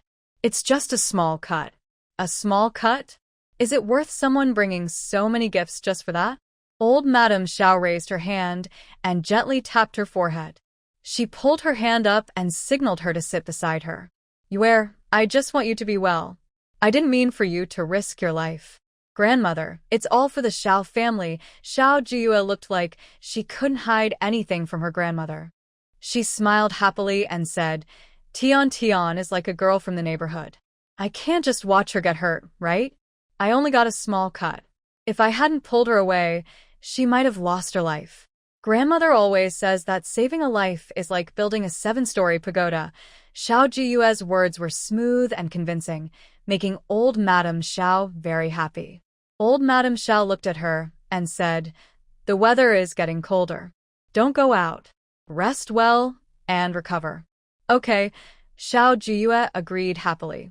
Old Madame Xiao looked at her with a puzzled expression, as if to say, are you really this obedient? Grandmother, Xiao Jiuyue smiled and spread her hands. Grandmother, I plan to go to the county before the new year to buy some festival supplies. Is that okay? Yes. Old Madame Xiao confirmed she wouldn't go out again and finally felt at ease. In the afternoon, Granny He came. Miss Xiao, I am willing to work at the workshop. Granny He bowed to Xiao Jiuyue. Xiao Jiuyue saw Lady He, dressed in a washed-out, almost white outfit, which looked very light and thin. However, her eyes were brighter than when they were first seen. She nodded in approval and said, "Starting tomorrow, you'll be responsible for buying oranges at the workshop. I will also teach you how to make orange jam. As for Helian, when you go to the workshop in the morning, take her to the mansion. I will arrange for someone to pick her up and give her a room, so she can rest peacefully." Xiao Jiuyue directly solved Lady He's worries. Thank you, Miss Xiao. Lady He felt relieved. Xiao Jiuyue signaled Lianxin to take Lady He to see Helian's room. It was a south-facing room, not very big, but warm sunlight poured in. Outside the window were some transplanted flowers and plants in the yard. Lady He was naturally very satisfied and kept expressing her gratitude. She was eager to help Xiao Jiuyue with the oranges and managing the workshop, even willing to go through fire and water for her. Older sister, Xiao Jiuyue, was helped into the room by Jifu. He looked at the zither on the table and held a copy of 3-character classic, saying, "Older sister, I already know the 3-character classic by heart. Recite it for me." Xiao Jiuyue took the book and gestured for Xiao Jiuyue to recite. His clear voice recited fluently. After finishing the entire text, Xiao Jiuyue said, "Older sister, tomorrow I will start learning the disciples' rules. Practice the zither for an hour, then go read." Xiao Jiuyue saw through Xiao Jiyuan's little thoughts at once. While teaching him the zither, she was also practicing her own skills. After an hour of practice, Xiao Jiuyue asked Lianxin to bring out the orange candies she had made, jelly-like candies sprinkled with sugar powder, sweet and sour. Xiao Jiyuan's eyes squinted happily as he ate. "Tomorrow, there will be date flour pastries." Xiao Jiuyue finished speaking, and Xiao Jiuyue immediately said, "Older sister, I will come find you again tomorrow." Seeing his happy return to his room, Xiao Jiuyue couldn't help but smile and shake her head. He was talented in reading and learned quickly, but he was too impatient and impulsive. She needed to teach him patience. "Young lady," Steward Jean returned late at night. He said, "I've found out about the attack yesterday. Gan Zongyong has his eye on Miss Tang, which is why he planned the attack, trying to save the beauty. Does the Tang family know about this?" Xiao Jiuyue put down her brush. She was used to writing daily to calm herself, and even though her hand was injured now, it didn't stop her from her passion for writing. "It should not know." Master Jean hesitated and said, "I found the people directly through Gan Zongyong. The Tang family, I probably haven't found them yet." Xiao Jiuyue looked at Master Jean and said, "Then think of a way to leak the news to the second young master of the Tang family, Tang Jing." "Yes," Master Jean replied. After he left, he immediately called his son, Jinwen. Jinwen asked with doubt, "Father, shouldn't we tell old Master Tang? Why tell the second young master, Tang Jing?" Miss Xiao gave the order. "There is a reason for it." Master Jean patted Jinwen's shoulder and said, "In the past, you wouldn't have had the chance to stay close to Miss Xiao. Xiao Wen, remember one thing. Listen and do as told." Master Jean also called Jinwu over and gave him a good warning. He believed that Miss Xiao would be extraordinary in the future. In the house, Xiao Jiuyue didn't know Master Jin's thoughts. She was lying on the bed, sorting out some details. He Chongqing was bold enough to secretly go to the Gan family. After dealing with their matters, she could rest assured. The Orange Workshop was built, providing the villagers with an extra income. The Xiao family could also profit from it, along with the candy shop's 30% profit. As long as Tang Tian runs it well, it would be like a hen laying golden eggs. She wondered how the Xiao family members exiled to Lingnan were doing. They needed to find a way to send another batch of cotton clothes, medicinal herbs, and silver. Otherwise, how could they get through this cold winter? Miss Xiao, just as Xiao Jiuyue got up, she saw Lady Lan holding the workshop's account book. It recorded how many oranges they collected yesterday, how much money was spent on hiring workers, buying materials, and the wages for roof tiling. Every detail was written clearly. Lady Lan keeps good records, Xiao Jiuyue praised. Lady Lan modestly said, "It's just some simple accounts." "Miss Xiao, I heard you were injured. I prepared some tonic to help you recover." Lady Lan opened her handkerchief, revealing a few silver notes. Lady Lan's kindness, I appreciate it, Xiao Jiuyue said with a wry smile. No wonder her grandmother never liked Lady Lan, perhaps because Lady Lan always took money when she had a favor to ask. Miss Xiao, I have a small, inconvenient request. Lady Lan looked at her with a troubled expression. Is this for Jichen? Xiao Jiuyue looked at her. Besides her son Xiao Jichen, Lady Lan rarely asked for anything. Yes. Aunt Lan nodded and looked at Xiao Jiuyue with a pleading expression. She asked, Miss, I heard you're teaching third young master the piano. Could you also teach Jichen a little? Jichen is the third in line in the family, so he is the third young master. Aunt Lan, take this money and buy a good piano, Xiao Jiuyue said without refusal. As the young master of the Xiao family, even if he is a younger son, he cannot afford to lose face for the family. Thank you, miss, Aunt Lan said excitedly. She took the money and went to buy a piano. On her way, she carefully chose 2 pianos, one for Jichen and one for Jiuyue. The shopkeeper said these pianos are perfect for beginners. I bought 2, just right, Aunt Lan smiled as she explained. She had picked these 2 pianos very carefully. Jiuyue, shouldn't you thank Aunt Lan? Xiao Jiuyue looked at Jiuyue. Jiuyue looked at the piano, puffed out his cheeks, and bowed. Thank you, Aunt Lan. No need to thank me, Aunt Lan said kindly. She then told Jichen, Jichen, study the piano well with your sister. Yes, mother, Jichen said, holding his piano. His eyes were full of curiosity and eagerness to learn. With a little one learning the piano, Xiao Jiuyue found it not tiring at all. Instead, teaching them improved her own skills. At night, Xiao Jiuyue was talking with her mother. She asked, Mother, Aunt Lan gave Jiuyue a piano. What kind of gift should I give in return? No need to give anything, her mother replied while sewing a new coat for them. She had already made new coats for her children and was now working on one for Xiao Fu. I think Jichen is well-behaved and learns quickly, her mother said. Your hand is still hurt, so don't practice the piano for now. Lately, Xiao Jiuyue practiced every day, but because of her hand injury, her playing wasn't as good as before. Mother, are you making this coat for father? Xiao Jiuyue quickly changed the subject. It's already the end of November. It's been about 3 months. Father and Grandpa should have arrived in Lingnan. Lingnan is far from Hongdu. It takes about half a month to send a letter. Yes, your father and them must have reached Lingnan. I wonder if it's cold there, or if they have enough food, her mother said, her eyes reddening when she mentioned Xiao Fu. When your father gets sick, especially when the weather changes, his back hurts terribly. No one can help him, and I don't know how he's managing. Her mother wiped her tears. Xiao Jiuyue was silent. She thought I shouldn't have brought up this topic. She tried to change the subject. Xiao Jiuyue used a handkerchief to wipe her mother's tears and comforted her, saying, Mother, you can't cry. If you cry too much, you'll damage your eyes. How can I reply when father writes back? Besides, you still need to make clothes for father. When you tell him we've settled in Hongdu, you should praise your daughter well.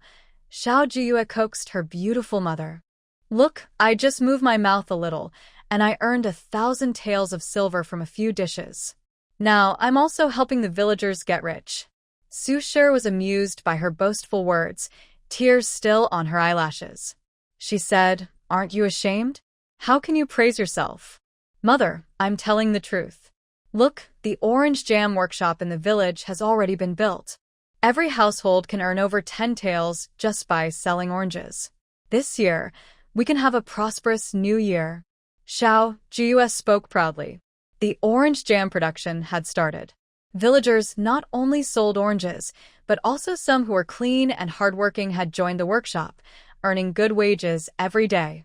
Although Xiao Jiuyue didn't go out, she heard every day from Luo Kue about how happy the villagers were. The strong men in the village would go to the mountain early in the morning to dig winter bamboo shoots, and the Fengchun Tower came to the village daily to buy fresh bamboo shoots. Yes, Jiuyue is amazing. When the time comes, I will definitely praise you well to your father, Su Shi said with a smile, looking at Xiao Jiuyue. By the way, I left a room in the west wing for He Lian. Xiao Jiuyue mentioned He Lian openly to Su Shi. Su Shi felt great sympathy for He Lian's plight. She patted her chest and promised, "Jiuyue, don't worry. I will take good care of Miss He Lian." "Thank you, Mother." Xiao Jiuyue made her mother happy before she left with peace of mind. During her recovery, even though Xiao Jiuyue didn't go out, she still felt busy. In the mornings, she handled some household chores, taught staff at the candy shop and Fengchun Tower to make snacks and cook.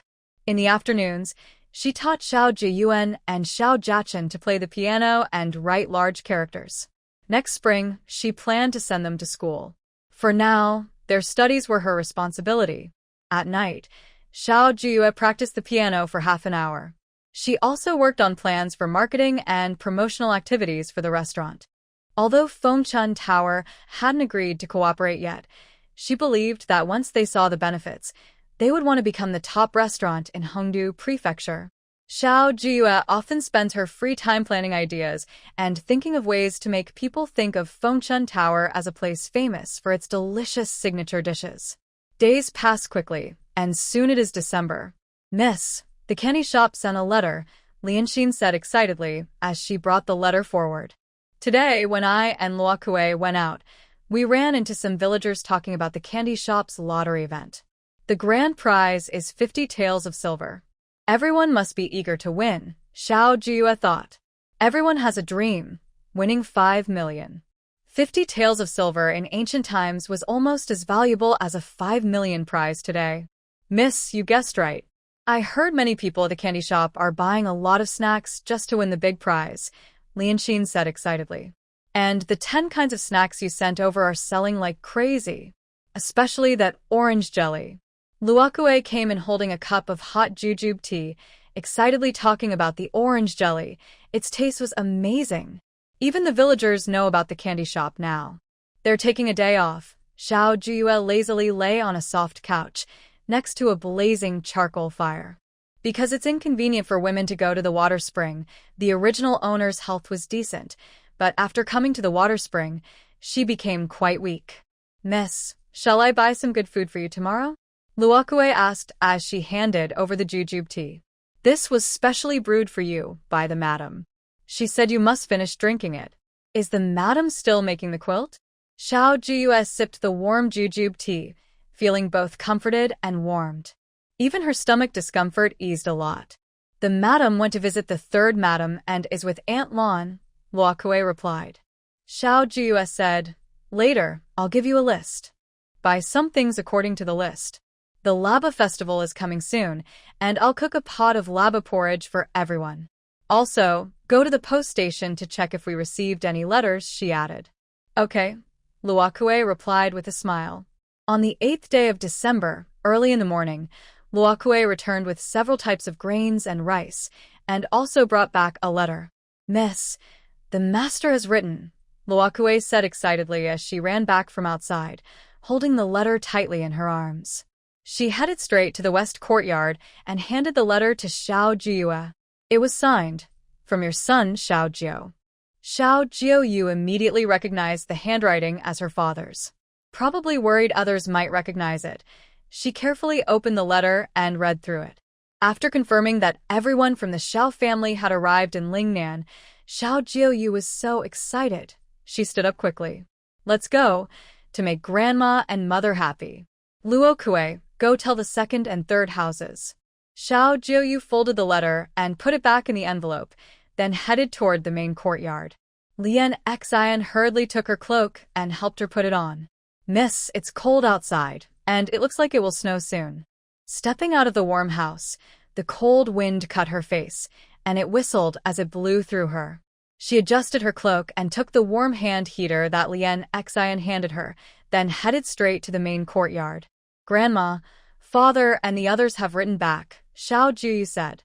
She heard the teacup fall inside the house, followed by the urgent voice of Madame Xiao. "Quick, bring it here, so I can see." Everyone in the Xiao family had been waiting for this letter. "Grandma, be careful." Xiao Jiuyue hurried to support Madame Xiao, who was about to step on the broken teacup. She helped her sit down, while Madame Xiao's maid, Jiang Ma, quickly picked up the broken cup. "The letter is here," Xiao Jiuyue said, handing the letter directly to Madame Xiao. Madame Xiao trembled as she tried to open it. When she finally saw the first line, tears started to fall uncontrollably. Your grandfather's fine, and everyone else is well too. Her voice choked with emotion. Over the past few months in Hongdu, she had been reciting scriptures and praying every day. She often woke up in the middle of the night, dreaming that her husband couldn't make it to Lingnan, or that little Ji and had not survived, or that they were bullied by officials on the road. Grandma, this is good news. We should be happy. Xiao Jiuyue saw her tears and red eyes and knew that this letter was truly heavy with meaning. Where are your father and the others, all right? When the beautiful lady entered the room, tears couldn't be held back. Even Auntie Xiao San, who usually kept silent, couldn't help but ask, is third master doing well? Are father and brother okay? Xiao Yurong also cared deeply for her father and brother. She had no mother anymore, and if she lost her father and brother too, her future would have no hope. Aunt Lan, though silent, looked at them with a particularly eager gaze. The Xiao family members are all gathered here now. Everyone looks at old Madame Xiao and Jiuyue with hopeful eyes. Old Madame Xiao wipes her eyes and looks at their faces, then says, they all arrived in Lingnan without missing anyone. That's wonderful. My heart can finally rest. Everyone feels very happy hearing this. The beautiful lady even starts crying happily. Jiuyue helps her sit down and says, Mother. Jiuyue, mother is so happy, so happy. Mrs. Su wipes her tears with a handkerchief, her eyes filled with tears, but her smile is bright. The beautiful lady, like a flower with tears, smiles through her tears. Jiuyue feels a pang of sympathy and says, after the clouds part, we will see the sun again.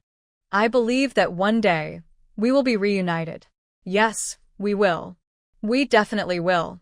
Mrs. Su's voice chokes with emotion. Old Madame Xiao continues reading the letter. It's not long, probably just a safe return message.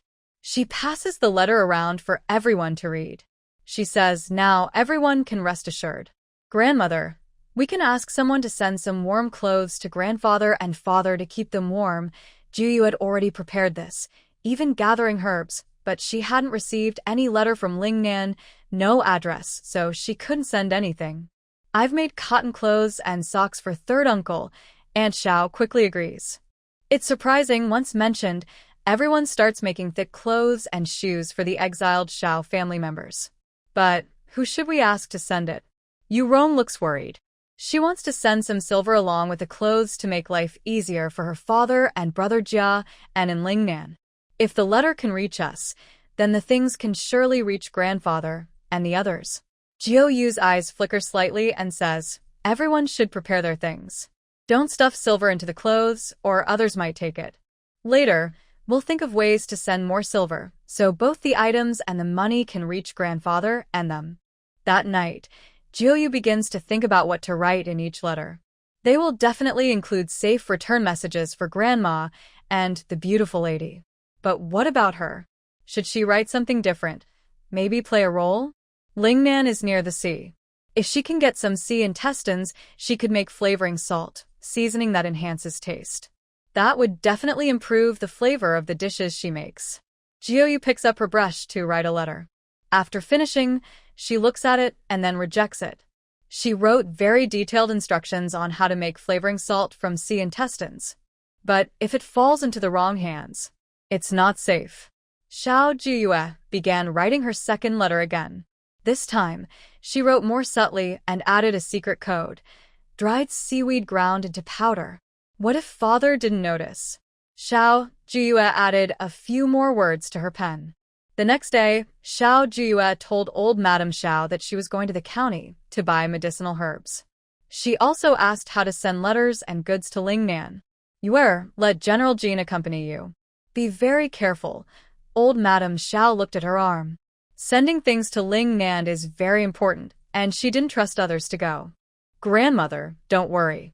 My arm is almost fully healed. Besides, last time was just an accident. Xiao Jiuyue promised again before getting into the carriage. Passing by the orange workshop, she happened to see Madame He carrying oranges to the workshop. Miss Xiao, Madam, he greeted warmly when she saw the carriage, holding out oranges. These are freshly picked from the tree. I brought them for you to try. Recently, Madam, he had been staying at Zhao's house every day. Madam, he seemed to have gained a little weight and looked much healthier. Thank you, Madam, Xiao Jiuyue said after checking the account book. The workshop's canned oranges and orange candies were very well made. Madam, he was straightforward. If anyone did something unclean or poorly handled, she would scold them directly. That's why the orange products were so good. It's only right, Madam, he said, carrying the oranges and watching her carriage leave. Behind her, she heard someone say, "Flatterer." Turning around, Madam, he saw the speaker and immediately frowned. Dog egg mother, look at yourself in the mirror. Even if you want to flatter Miss Xiao, can you do it? Pa, dog egg mother spat. Your son was beaten to death by the Xiao family. Why are you so polite to Miss Xiao? I think your brain is broken. Your brain is the one broken. Madam, he put down the oranges and grabbed a stick, swinging it toward dog egg mother. It was Lady Gan who caused my son's death, and it has nothing to do with Miss Xiao. But your family is sneaky, obviously disliking Iron Gung but still making him do chores for you. That's his own choice. It has nothing to do with me. Dog egg mother quickly dodged to the side, shouting, Widow I don't care how you got the orange-picking job. If you dare to talk nonsense, I'll tear your mouth apart. Come on. Who's afraid of whom? Grandma, he listened to Dog Egg's mother and stepped forward with a stick, ready to fight. Dog Egg's mother was so scared, she kept retreating. She spat and said, Bad luck. Bah. You think everyone is like you, shameless, just thinking about taking advantage of others? Grandma, he shouted at Dog Egg's mother. Xiao Jiuyue's carriage left, but she didn't know what happened after she left. Exile peeled an orange and handed it to her. Miss, the oranges from Fuan Village are really better than those from Shengjing. Maybe the weather in Fuan Village is good for growing oranges. Xiao Jiuyue took a bite of the juicy, sweet orange, which tasted very good and not sour at all. She ate 2 oranges in a row. When she wanted more, Exile handed her a frozen orange. Miss, eating too many oranges can make you get hot. Your wound just healed. My hand is already scabbed over. Xiao Jiuyue looked at the bright orange frozen treat, but didn't insist on eating more. The carriage traveled smoothly and arrived at Lingzhi County. As soon as they entered the county, the most talked about news was the lottery at the candy shop. The carriage stopped across from the shop. The once quiet candy shop was now crowded with people. Miss, we can't squeeze in, Exile said, looking at the 3 layers of people outside. She couldn't help but marvel. In Shengjing, the candy shops only get this crowded during the New Year, right? When the big prize is announced, it will be even more lively. Xiao Jiuyue lowered the curtain and said, Let's go to the pharmacy. Exile told manager Jean, and soon the carriage continued on, leaving the bustling candy shop behind. Suddenly, a shout of excitement came from ahead. I won the first prize. I won the first prize. The excited voice carried far. Exile looked on enviously. He's really lucky. Last time, when Luo Kue and I came, we only won a small lucky prize. Do you want to go buy candy at the shop? Xiao Jiuyue's lips curled slightly. Yes, Exile nodded, feeling a bit shy. Although the lucky prize isn't worth much, just a small bag of candy, it really made me happy. If I buy candy elsewhere, they won't give me anything. That's exactly the effect I want. Xiao Jiuyue listened to the lively sounds fading behind her and started to look forward to the big grand prize of 50 taels. After she announced it, she planned to decorate with a big red flower and parade through the street. The candy shop would probably be so busy during the new year that they wouldn't have time for anything else. The oranges made into canned fruit in Fuan Village sell well, and even the orange peels are turned into soft candies. Nothing is wasted. At the rejuvenation clinic, Xiao Jiuyue straightforwardly opened the door and asked the doctor to prepare some common Chinese medicines. She also requested medicines to prevent snake, insect, rat, and ant bites, especially ointments useful after mosquito bites. Young lady, we do have the medicines, but in the middle of winter, they won't be needed, the doctor said while grabbing the medicines and explaining their uses. In winter, there are no snakes, insects, rats, or ants. Doctor, please prepare them anyway, Xiao Jiuyue said, placing silver on the table. The doctor replied, the ointment needs to be prepared separately and will be ready tomorrow. All right, I'll send someone to pick it up tomorrow, Xiao Jiuyue said. After confirming the list with the doctor, she left the pharmacy and headed to the agency to find out which one had the best reputation. Hey, isn't that Chu? What's his full name again? As soon as she arrived at the agency and got off the carriage, Lianxin saw a familiar person. Qing Shu, Xiao Jiuyue recognized him immediately. Isn't that Chu Qing Shu, the scholar expelled from Qingyan Academy? They hadn't seen each other for a month. He, a weak scholar who couldn't even lift a chicken, was now carrying goods? Qing Shu, I'm sorry you had to go through this, a man said as he helped Chu Qing Shu sit under a nearby eave after unloading the goods. He handed Chu Qing Shu a silver coin and said, this is your wages from yesterday. I also want to thank Brother Chu for giving me such a good opportunity. Chu Qing Shu wiped the sweat from his forehead, holding the coin, and all his fatigue seemed to disappear. Qing Shu, I have some wages here. You should take it to your aunt to see a doctor, the man said, handing him another purse. No, I can't accept it, Chu Qing Shu refused. The man pressed the purse into his chest. If it weren't for my aunt taking care of me, I'd be dead by now. I live alone, and having enough to eat is enough. Just take it. Otherwise, it's like you don't consider me your brother. Holding the heavy purse, Chu Qing Shu stood up and sincerely thanked the man. Brother Chu, I will repay your kindness someday. Enough of this formal talk. When you become successful in the future, don't forget me, the man said, casually slapping his shoulder. We may not be real brothers, but we're closer than that. If you become rich and powerful, don't forget me, Chu Qing Shu said clearly, even dressed in simple work clothes that couldn't hide his scholarly air. Qing Shu, how can you call me a dog? The man said with a smile, patting his shoulder. If I were a dog, would I be eating with one every day? Chu Qing Shu couldn't help but laugh and explained, this dog, here is not the same as that dog. The man waved his hand and said, it's fine, just don't insult me. Anyway, if I am a dog, you probably can't stay clear of it either. Xiao Jiuyue watched this scene and couldn't help but smile. She led her people directly into Wantong Agency. When the other side heard she was heading to Lingnan, they shook their heads and refused, saying, Lingnan is a remote and unhealthy place. We won't send there. I am willing to pay extra, Xiao Jiuyue offered. However, they waved her off and said, even with more money, we won't send there.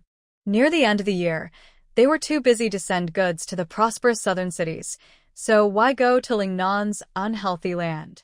After leaving Wantong Agency, Xiao Jiuyue didn't expect that sending letters was easy, with dedicated messengers. But transporting clothing, medicinal herbs, silver, and other supplies was difficult.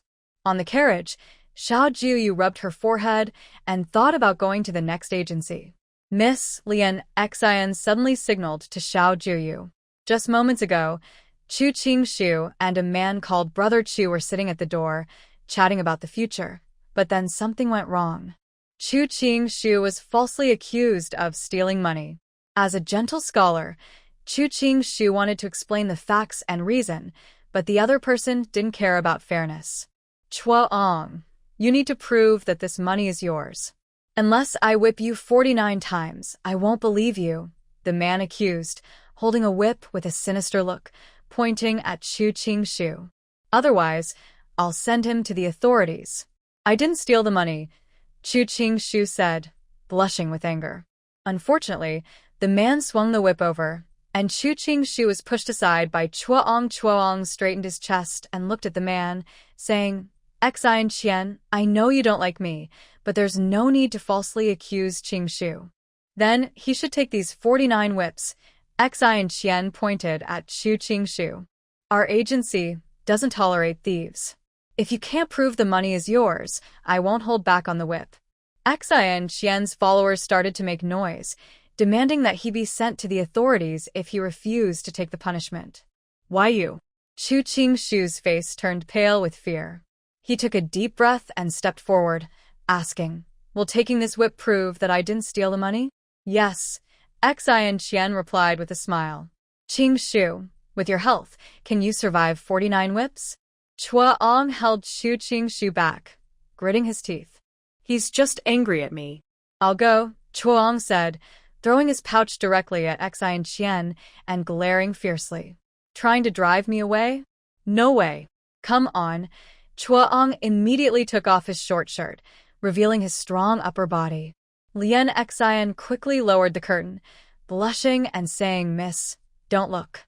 Xiao Jiuyue lifted the curtain, her gaze falling on Chu Ang's determined face. He was bold and fearless, loyal and caring, truly a man. Go ask around and find out what's going on, Xiao Jiuyue ordered as she lowered the curtain. The head steward, Jean, glanced at Chuang and then hurriedly took the carriage to the next agency, Shunan Agency. Compared to Wantong Agency, Shunan seemed more sincere. Xiao Jiuyue sat down and asked, if I increase the price by 100 taels, will you still refuse to us? 100 taels? The man immediately smiled warmly. Please sit, miss. Our agency takes on jobs based on Master Meng's approval. If Master Meng is willing to accept, then we will your goods. Soon after, Master Meng arrived. His round eyes looked at Xiao Jiuyue and asked, are you the one sending the to Lingnan? Exactly, Xiao Jiuyue calmly replied, her gaze fixed on Master Meng. He had a beard and a sturdy build, not very tall but giving off a sense of strength. Xiao Jiuyue sighed and said, my older brother followed a girl to Lingnan out of anger. Father was angry, and mother, worried about her brother, asked me to send some warm clothes and medicinal herbs. She looked around nervously, as if afraid of being overheard. Please forgive me, Master Meng. My father wanted my brother to learn a lesson, so he came back on his own. But I couldn't just leave it like that, so I snuck over to deliver the items. She whispered, as long as Master Meng can safely deliver the items and silver, I promise to add another 100 taels. I won't go back on my word. Ha ha ha. Master Meng laughed upon hearing her words. True loyalty from a brother. I'll take this.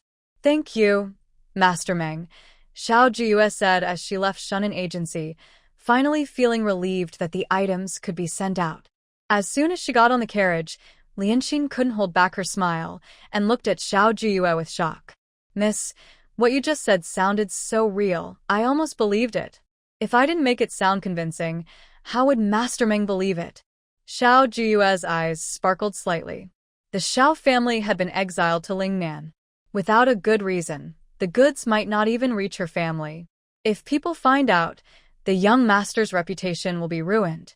Lianxin thought about young master Qingfeng Jiuyue, but instead became someone who left for Lingnan out of frustration over a woman. This doesn't match at all. Don't worry, no one will know. Big brother definitely won't find out, Xiao Jiuyue thought to herself, wondering if she needed to add anything else. Lingnan is near the sea, and the Xiao family probably finds seafood hard to get used to. Go buy some meat. Xiao Jiuyue remembered dried meat. She wanted to make pork jerky, which isn't as good as fresh, but it would satisfy her craving. She confidently bought half a piece of pork. Pork bones can be used for soup. Now, in the cold winter, it's a good time to dry sausages and cured meats. With her harvest in hand, she returned to Fuan village and saw many carriages parked outside the Xiao family's old house from afar. Could the Gan family be causing trouble again? Xiao Jiuyue frowned. Miss, Gan Zongyong was beaten by second young master Tang, and then the Tang family threw the bodies of those thugs at Gan's house as a warning. It's unlikely it's them, Manager Jean whispered, looking at the carriages. The symbols on the carriages look like they belong to the eldest aunt's family. Elder aunt? Xiao Jiuyue remembered her second aunt, Xiao Xia, who was in Shengjing. When the Xiao family had trouble, Xiao Xia had never even shown her face. Yes, that year when the eldest aunt returned to Shengjing, her carriage looked different from others. Manager Jean slowly guided the carriage closer. When he saw the Qi family symbol, he confidently said, Miss, it's definitely the eldest aunt's carriage. Elder Aunt Xiaoing was a year older than her father, Xiao Fu. She was said to be as capable as a man and had even fought in battles. In the original memories, she was fiery and straightforward, always speaking out against injustice. Manager Jean, deliver the pork to the kitchen and ask Gung's mother to make more. Preferably some long-lasting preserved meat to send to Lingnan, Xiao Jiuyue ordered before heading toward the main courtyard. As soon as she stepped inside, she heard an angry voice. Elder sister Xiao Xia is too much. She didn't even come to see mother. When I go to Shengjing, I'll have to give her a good scolding. Her mind is really muddled. She doesn't even care about her own family. She probably thinks life at the Bai family is better than it really is. Mother, your unfilial daughter, arrived a bit late. Xiao Ying's loud voice boomed, crying loudly as if she was about to break the roof. Perhaps because of Xiao Ying's crying, the old lady Zhao's voice also rang out in the house. Xiao Jiuyue's steps paused. At that moment, outside the gates of Shengjing City, grandmother was probably waiting for Xiao Xia. Even if Xiao Xia couldn't come, if her close maid had come to send her off, grandmother would not feel so sad. Miss, you're back? Mama Jiang brought in hot water and saw Xiao Jiuyue, immediately calling out, Old madam, aunt, Miss has returned. Xiao Jiuyue straightened her posture and walked into the room. She immediately saw Aunt Xiaoying, kneeling beside grandmother, wearing a green official-style jacket with a white fur trim. She looked a bit worn out, either from the journey or from crying, appearing quite miserable. Grandmother's mood was also very emotional, likely because she saw her daughter. Her emotions fluctuated as she quickly stepped forward and bowed, saying, Grandmother, Aunt Yuer. Old Madame Zhao's eyes were filled with tears. When she saw Xiao Jiuyue, she took her hand and said, It's been a few years since you last saw Yuer, right? Now, you've grown into a young lady. Little Yuer is becoming more graceful. Xiaoying wiped her tears, her eyes brightening when she saw Xiao Jiuyue, filled with memories. She said, I still remember the last time I saw little Yuer. She was only as tall as my chest. Now, she's taller than me. Yes, in the blink of an eye, it's been 5 years since our mother and daughter last met. Old Madame Xiao looked at her grandson beside Xiaoying and said, Yunsheng has also grown tall and handsome now. Yuer, do you remember? This is your cousin, Qi Yunsheng. Xiaoying pulled her son out from behind her and introduced him. Yunsheng, this is the cousin you cried about wanting to bring home that year, Xiao Jiuyue. Qi Yunsheng looked up, sunlight streaming through the window lattice, illuminating half of his face. His eyebrows like distant mountains, eyes like clear autumn waters, shining with youthful beauty. Cousin, hello. Qi Yunsheng blushed and lowered his head. Big cousin, Xiao Jiuyue slightly bowed, then walked to old Madame Zhao's side and said, Grandmother, since Aunt is here today, I asked the kitchen to prepare a few more dishes. I'll also have someone prepare a guest room in the west wing so Aunt can stay with grandmother longer. Xiao Jiuyue finished and left. That night, the Xiao family gathered together again, which was rare. Unlike Xiaoying, who was crying so hard earlier that she almost tore the roof off, after bathing and grooming, Xiaoying looked radiant. Her straightforward personality made her talkative with everyone she met. After dinner, Xiaoying began distributing her gifts, mostly food and daily necessities. Because Tingwu was unwell and Jia Hong was still young, Aunt Xiao had already taken her and the others home early. Second mistress Xiao Yulong and Aunt Lan also found an excuse to leave. Xiao Jiuyue wanted to tell her grandmother about the mission, so she followed her into the room during her grandmother's dressing time. Older sister-in-law, I heard that little Yuer has broken off her engagement with the Marquis Yongchang's family. Xiaoying held Sue's hand and saw that she was still as beautiful as she remembered. Xiaoying scolded, the Yongchang Marquis family is really unkind. When they first asked to marry little Yuer, they were so humble. Now that something has happened to the Xiao family, they suddenly pretend they don't know her. Maybe it's just not the right time, Sue sighed. Under Xiao Jiuyue's daily influence, she wasn't as worried about her marriage anymore. Little Yuer is already 16 this year, Xiaoying sighed. She's at a beautiful age, like a flower. As her aunt, I feel so worried for her. This time, Yunsheng came with me from Izhou to Hongdu. He's grown up a lot on the way. Xiaoying specifically mentioned Qi Yunsheng. Sue nodded in agreement. Yunsheng looks handsome and talented. He will surely have a bright future. Xiaoing excitedly held her hand and asked, Big sister-in-law, do you think so too? Yes, Sue replied, not quite understanding. When Xiao Jiuyue came out with old Madame Xiao, she saw Xiaoing holding Sue's hand and talking happily. On the way back, Xiao Jiuyue asked, Mother, what did older sister-in-law say to you? Why are you so happy? She just praised Yunsheng. Who knew she'd be so pleased? Sue also didn't understand. She said, maybe as a mother, she just wants to hear others praise her child. Your older sister-in-law was even praising you. Xiao Jiuyue felt something was wrong and asked, Mother, besides that, what else did she say? Tell me everything clearly. Sue recounted everything in detail. Seeing her beautiful mother's confused expression, Xiao Jiuyue cleared her throat. Her beautiful mother had been protected too well by her father. Yuer, what's wrong? Did I say something wrong? Sue asked worriedly. No. Older sister-in-law's visit made grandmother very happy. Xiao Jiuyue changed the subject. As she was about to leave her mother's room, she heard Sue say, Your older sister-in-law, is she trying to get her claws into you? Sue pondered as she walked, gradually understanding. Xiao Jiuyue was about to praise her, but suddenly she heard Sue say, Actually, Yunsheng is quite good, refined and polite. Marrying into the family will be a good match. With your older sister-in-law protecting you, you won't be bullied by your in-laws. Stop. Xiao Jiuyue was stunned by her words. She said seriously, Mother, I heard that marrying into the family might cause the child to become mentally slow? Huh? Mrs. Sue looked at her in shock and asked in disbelief, How could that be? Many families are closely related through marriage. Mother, I heard from a wandering doctor before. They spoke confidently, and besides, the eldest aunt lives in Ezhou. Are you really willing to let me go?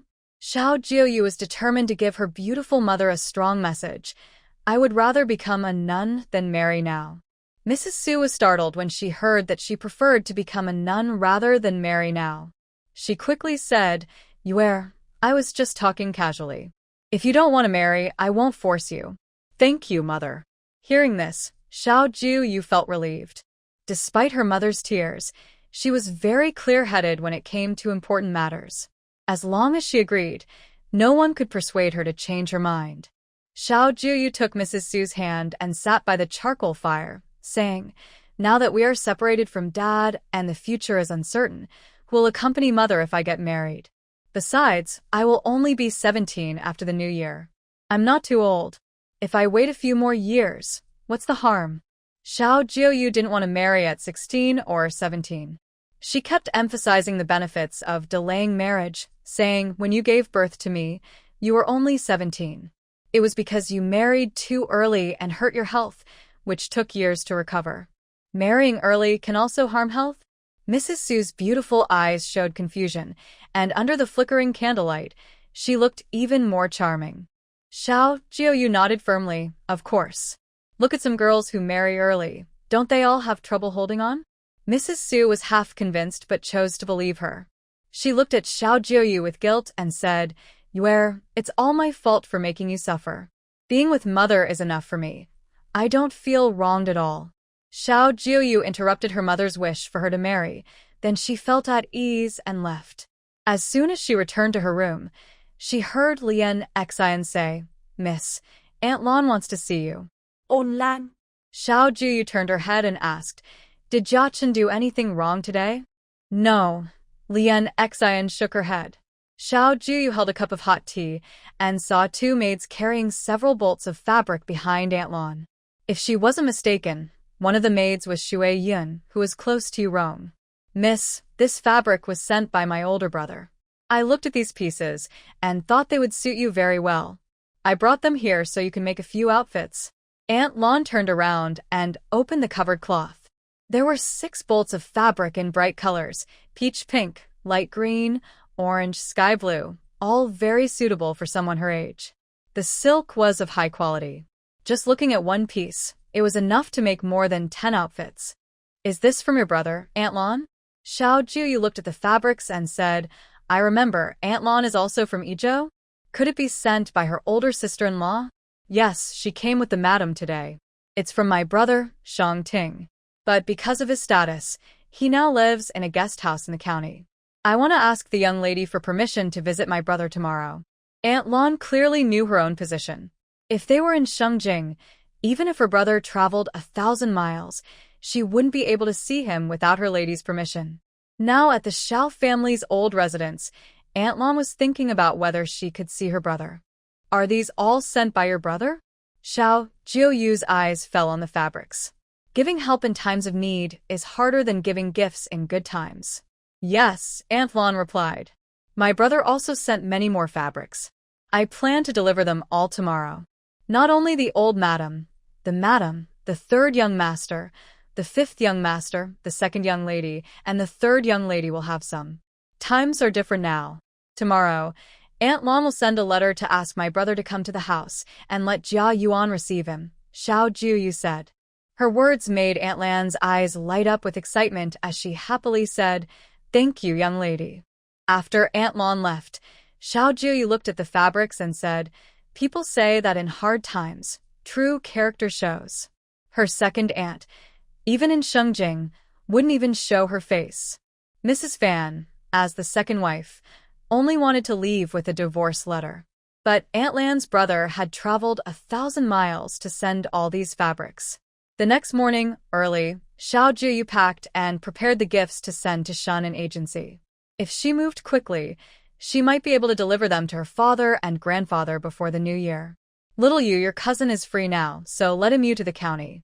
It's good for him to get familiar with the place, Xiaoing said before Xiao Jiuyue left. She added, Mother, Yun Sheng is also going out for a walk. It's good for both of them to keep an eye on each other. Old Madame Xiao looked at the excited Xiaoing and then at Qi Yunsheng's slightly red face. She understood everything. After Xiao Jiuyue and Qi Yunsheng left, Xiaoing directly said, I've heard about the broken engagement. The Yongchang Marquis estate is untrustworthy. They've delayed Xiaoyu. If only she could marry Yunsheng. That idea, better to forget it early. Madame Xiao interrupted her and sat in the yard, basking in the sun. She was twisting prayer beads and said, I know you mean well for Yuer, but this marriage can't happen. Mother, if little Yuer becomes my daughter-in-law, I will protect her. No one will look down on her. Don't you trust me? Xiao Ing looked wronged. She truly liked Xiao Jiuyue. When the Xiao family had problems, Xiao Jiuyue, with her young shoulders, supported the family. It made Xiaoing feel that Xiao Jiuyue's personality was like hers. Xiaoing continued, Yun Sheng is a good boy. Mother used to praise him for being polite and respectful. You're here now, arguing with Qi Rong, right? Madame Zhao's words were straightforward. Xiaoing looked embarrassed. She waved her hand and said, You know my temper, Mother. Don't worry. We've been married for so many years. I understand him well. Humph. Madame Xiao snorted softly. In the past, Xiao family backed you up. Now that Xiao family has trouble, can they still control the Qi family? Mother, Xiaoing was caught and called her by her childhood nickname. She cleared her throat, raised her fist, and said, Who says I can't handle it? The women in the house, none of them can escape my control. Madame Xiao looked at her. Xiaoing knew she had spoken out of turn. She pretended not to care and said, Mother, it's just a few women. It's no big deal. Yun Xiao has a talent for business. Now, many of the Qi family's businesses are managed by him. Yun Sheng is grown up now. Even without Xiao family backing, Qi Rong wouldn't fall apart. This time I came here, Yun Xiao gave me 3,000 taels, saying I shouldn't let my grandmother suffer. Xiaoing had someone bring a box, which she opened. Inside were 5,000 taels of silver notes. Xiaoing said, I added some money. 5,000 taels. Mother, you stay safely in Hongdu. Father, and the others will be fine. About my second brother embezzling money, I believe it. But Xiao Fu embezzling money? Cut off my head. I wouldn't believe it. I believe Xiao Fu will be exonerated someday. The Xiao family will see the light again, Xiaoing loudly declared. Her words sounded very reassuring. Madame Zhao's eyes grew moist. Inger, with your words, Mother is happy. Cousin, the tea here is especially good, and the storytelling is very interesting. I have other things to do, so I won't walk around with you. I'll come here at noon to pick you up. Jinwen, take good care of the young master. Just arrived in the county, Xiao Jiuyue invited Qi Yunsheng to the tea house. After paying, she ordered a cup of tea for him, left a message, then got into a carriage and left without giving Qi Yunsheng a chance to speak. The carriage slowly departed. Qi Yunsheng watched her leave, his eyes lowered. Does Yu's cousin not like him? Unaware of his thoughts, Xiao Jiuyue headed straight to the pharmacy. She picked up all the medicine she ordered yesterday, carefully packed it, and then went to Shunin Agency. Miss, I found out about Chu Qingshu's situation yesterday. After winter started, Chu's mother fell seriously ill and spent a lot of money. Coincidentally, Chu Wang was returning with and he introduced Chu Qingshu to do some loading work for extra money. The troublemaker we saw yesterday was because the agency's daughter liked Chu Wang, so they argued. Manager Jean sat in the carriage, quietly reporting to Xiao Jiuyue inside. Xiao Jiuyue responded softly. Soon, they arrived at Shunin Agency. She saw head monk Meng again, handed over the letter, silver notes, and supplies, and after paying, she also told Lianxin, quickly check, don't let father find out. Xiao Jiuyue and Lianxin worked together. Head monk Meng, convinced that her brother went to Lingnan out of anger for a woman, assured her, don't worry, I will deliver everything to your brother. Thank you so much, head monk Meng. Xiao Jiuyue repeatedly expressed her gratitude. After leaving the agency, she said, go to Chu Qingshu's house. Manager Jean paused, then the carriage turned directly to Chu Qingshu's home. Miss, head monk Meng, won't secretly take our supplies? Lianxin looked worriedly at Xiao Jiuyue. No, Xiao Jiuyue replied confidently. Head monk Meng wouldn't ignore that silly young master. He wouldn't give up easily. Besides, the business is built on trust. I've checked, and Shunin Agency is very reliable. Miss, Chu's house is in the alley ahead. The carriage can't go inside. Manager Jean stopped in an alley. Xiao Jiuyue lifted the curtain and saw the narrow alley that only pedestrians could pass through, not carriages. Ask someone to bring them to a nearby tea house, she said, glancing at a nearby tea stand. Just ask at the street corner tea house and tell them if they want to study, they must come. Xiao Jiuyue arrived at the tea house on the street corner and went straight to the second floor. After a cup of tea, Chu Qingshu entered.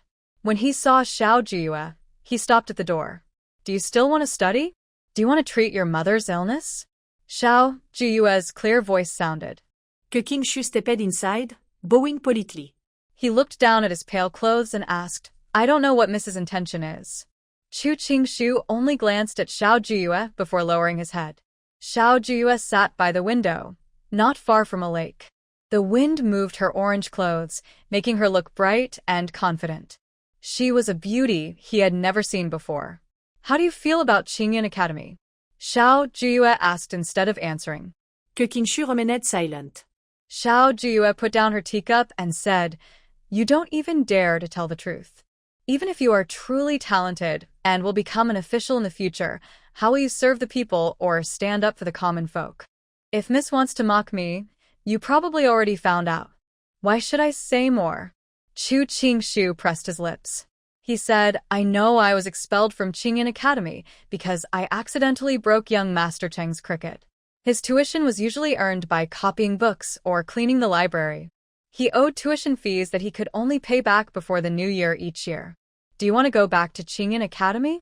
Xiao Jiuyue asked. Chu Qingshu looked at her, confused about her meaning.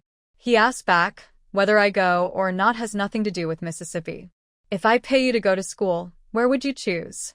Xiao Jiuyue asked. Chu Qingshu asked in return, I don't accept benefits without merit. I don't think there's anything worth Miss spending money or effort on. Xiao Jiuyue chuckled softly, looking at Chu Qingshu. His clothes were washed pale, but when he stood there, his posture was upright, cold, and proud, different from yesterday when he was moving goods. She didn't beat around the bush anymore and said, I have 2 younger brothers. Next year, they will go to Huaxian Academy. because they're young, I worry they might be bullied. If you are willing to go to Huaisian Academy to take care of them, I can give you the money for studying and your mother's medical expenses. Huaisian Academy cares for students with kindness and treats them like family. Why are you worried, miss? Chu Qingshu asked, puzzled. Xiao Jiuyue slightly smiled and said, You probably understand this better than I do, Mr. Chu. Wherever there are people, there are struggles. Besides, I just arrived and don't feel at ease. She took out 20 taels of silver directly. Here is 20 taels of silver, enough for your studies and your mother's treatment. Why was I chosen for Huaisian Academy among so many students? Chu Qingshu looked at Xiao Jiuyue with doubt. Maybe it's fate? Xiao Jiuyue pushed the silver forward. A real man shouldn't be so petty. I'll treat this silver as a loan from Mississippi. I will definitely repay you someday. Chu Qingshu took out a note and wrote a debt receipt. Xiao Jiuyue glanced at it and then asked Lian Exile to put it away. She loudly spoke to the door. Chuang, if there is a messenger who can deliver this, are you willing to take the job? Messenger? Chuang had been outside, watching closely, worried that Chu Qingshu might be bullied. Suddenly hearing his name, he stepped forward and said, If the young lady asks me to deliver it, I will do it. Chuang straightened his back. His back was sore from yesterday's whipping, and he took a deep breath. Still, he tried to stand tall, looking ready to face any danger. Xiao Jiuyue looked at him and asked Lingnan, Are you willing to go? Lingnan? Chuang had heard of that place, full of snakes, insects, and marshy land. He hesitated and said, I can go, but Lingnan is 1,000 miles away. The payment should be at least. Since Chuang had worked at the courier house for a long time, he knew the price for delivering messages. He continued, At least 10 taels. Before Xiao Jiuyue could speak, Chuang added, My price is high, but I can't go alone. I'll need my brothers to go with me. It will take at least 2 months, and there are bandits on the way. It's dangerous. Can you take a message privately, outside the courier service? Xiao Jiuyue looked at him. Sending a message south isn't expensive, but for Lingnan, the cost would be higher. I've already left the courier house, Chuang said shyly, worried that the deal might fall through. He quickly added, Even though I'm no longer with the courier house, I have experience.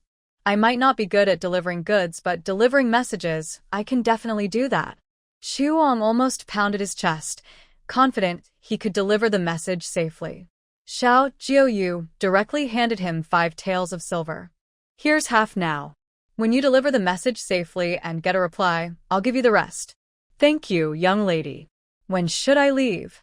Chuang held the 5 taels, thinking that with the remaining 5 taels, he could marry soon.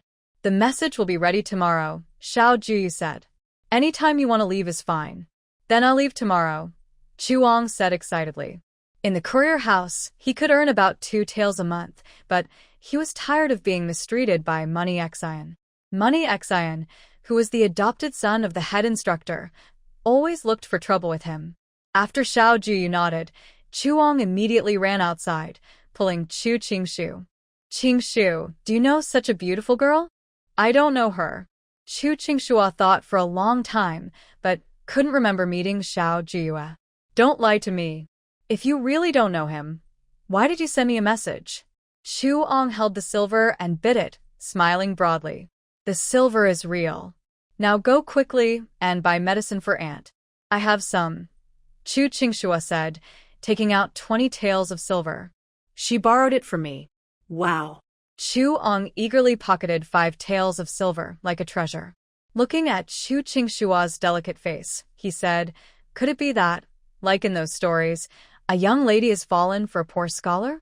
Well, she has good taste. Qingshua, soon you'll pass the imperial exam and become an official. Huan.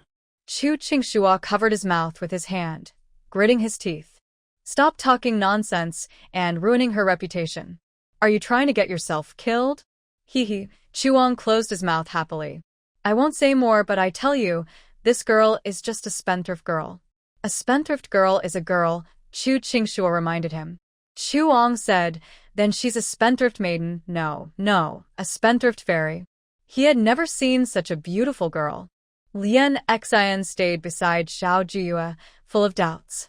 They had already added 100 taels of silver and asked the Shunan agency to deliver messages, supplies, and money. Why did Chu Wang need to go again? Don't put all your eggs in one basket, Xiao Jiuyue said, gazing into the distance at Chu Wang entering the medicine hall with Chu Qingxua. Her eyes flickered with hope. She hoped he wouldn't let her down. At the tea house. Young master, Miss Biao is too much. She threw you at the tea house and left. It's already 2 hours, almost noon, and she still hasn't come back, Xiang Ming said, defending his young master. They had already ordered tea 3 times, but Miss Biao was still not there. Maybe my cousin has something important to do, Qi Yunxing interrupted him. Just focus on listening to the story. Xiang Ming pursed his lips but didn't say anything more. He looked at the storyteller on the stage. They had already listened twice. Jinwen stood at the tea house entrance. When he saw Xiao Jiuyue's carriage coming, he immediately said, "Young Miss Biao is back." Qi Yunsheng stood up. As he reached the door, Xiao Jiuyue apologized, "Cousin, sorry to keep you waiting. To make it up to you, I invite you to try the best restaurant in Lansong County. Their dishes are sure to please you." "Good." Qi Yunsheng got into the carriage. "Did Miss Biao's matter get settled? Do you need my help?" "No need, no need. I just thought, since my eldest aunt is back, I should buy some things to entertain her," Xiao Jiuyue replied with a smile. They soon arrived at Fengchun Tower. Zhang Ming looked at the restaurant. It wasn't as grand as the one in Yizhou, but it was quite busy with many guests. "Miss Xiao." The shop boy was very enthusiastic when he saw Xiao Jiuyue. "Do you have a private room?" Xiao Jiuyue interrupted him. The shop boy glanced at the young man beside her and said, "Yes, Miss Xiao. Please go upstairs." "Cousin, please." Xiao Jiuyue looked at Qi Yunsheng. Qi Yunsheng stepped forward to go upstairs. After a few steps, the person in front of him lost her balance and almost fell. Qi Yunsheng quickly used his arm to steady her, then withdrew it and warned, "Be careful." "Thank you." The woman turned around politely to thank him. When she saw Qi Yunsheng, her eyes brightened, but she quickly looked down and turned away, walking quickly with her maid. "Bao Chui, go find out whose family she is from," the woman said as she entered the private room. Through the slightly open door, she saw Qi Yunsheng's graceful figure flash past. "Yes," Bao Kui responded. "Does cousin have any taboos about food?" Xiao Jiuyue asked. Qi Yunsheng replied, "Except for cilantro, I can eat everything." Xiao Jiuyue ordered dishes directly, mixing meat and vegetables and adding a small cold dish and desserts. She joked with a smile, "Cousin, do you have a fiancé in Yizhou? That girl just now, I think she might have fallen for you." "No, I am not engaged," Qi Yunsheng said with slightly red ears and a serious face. "Little sister, don't talk nonsense. If I hadn't helped her just now, she might have fallen."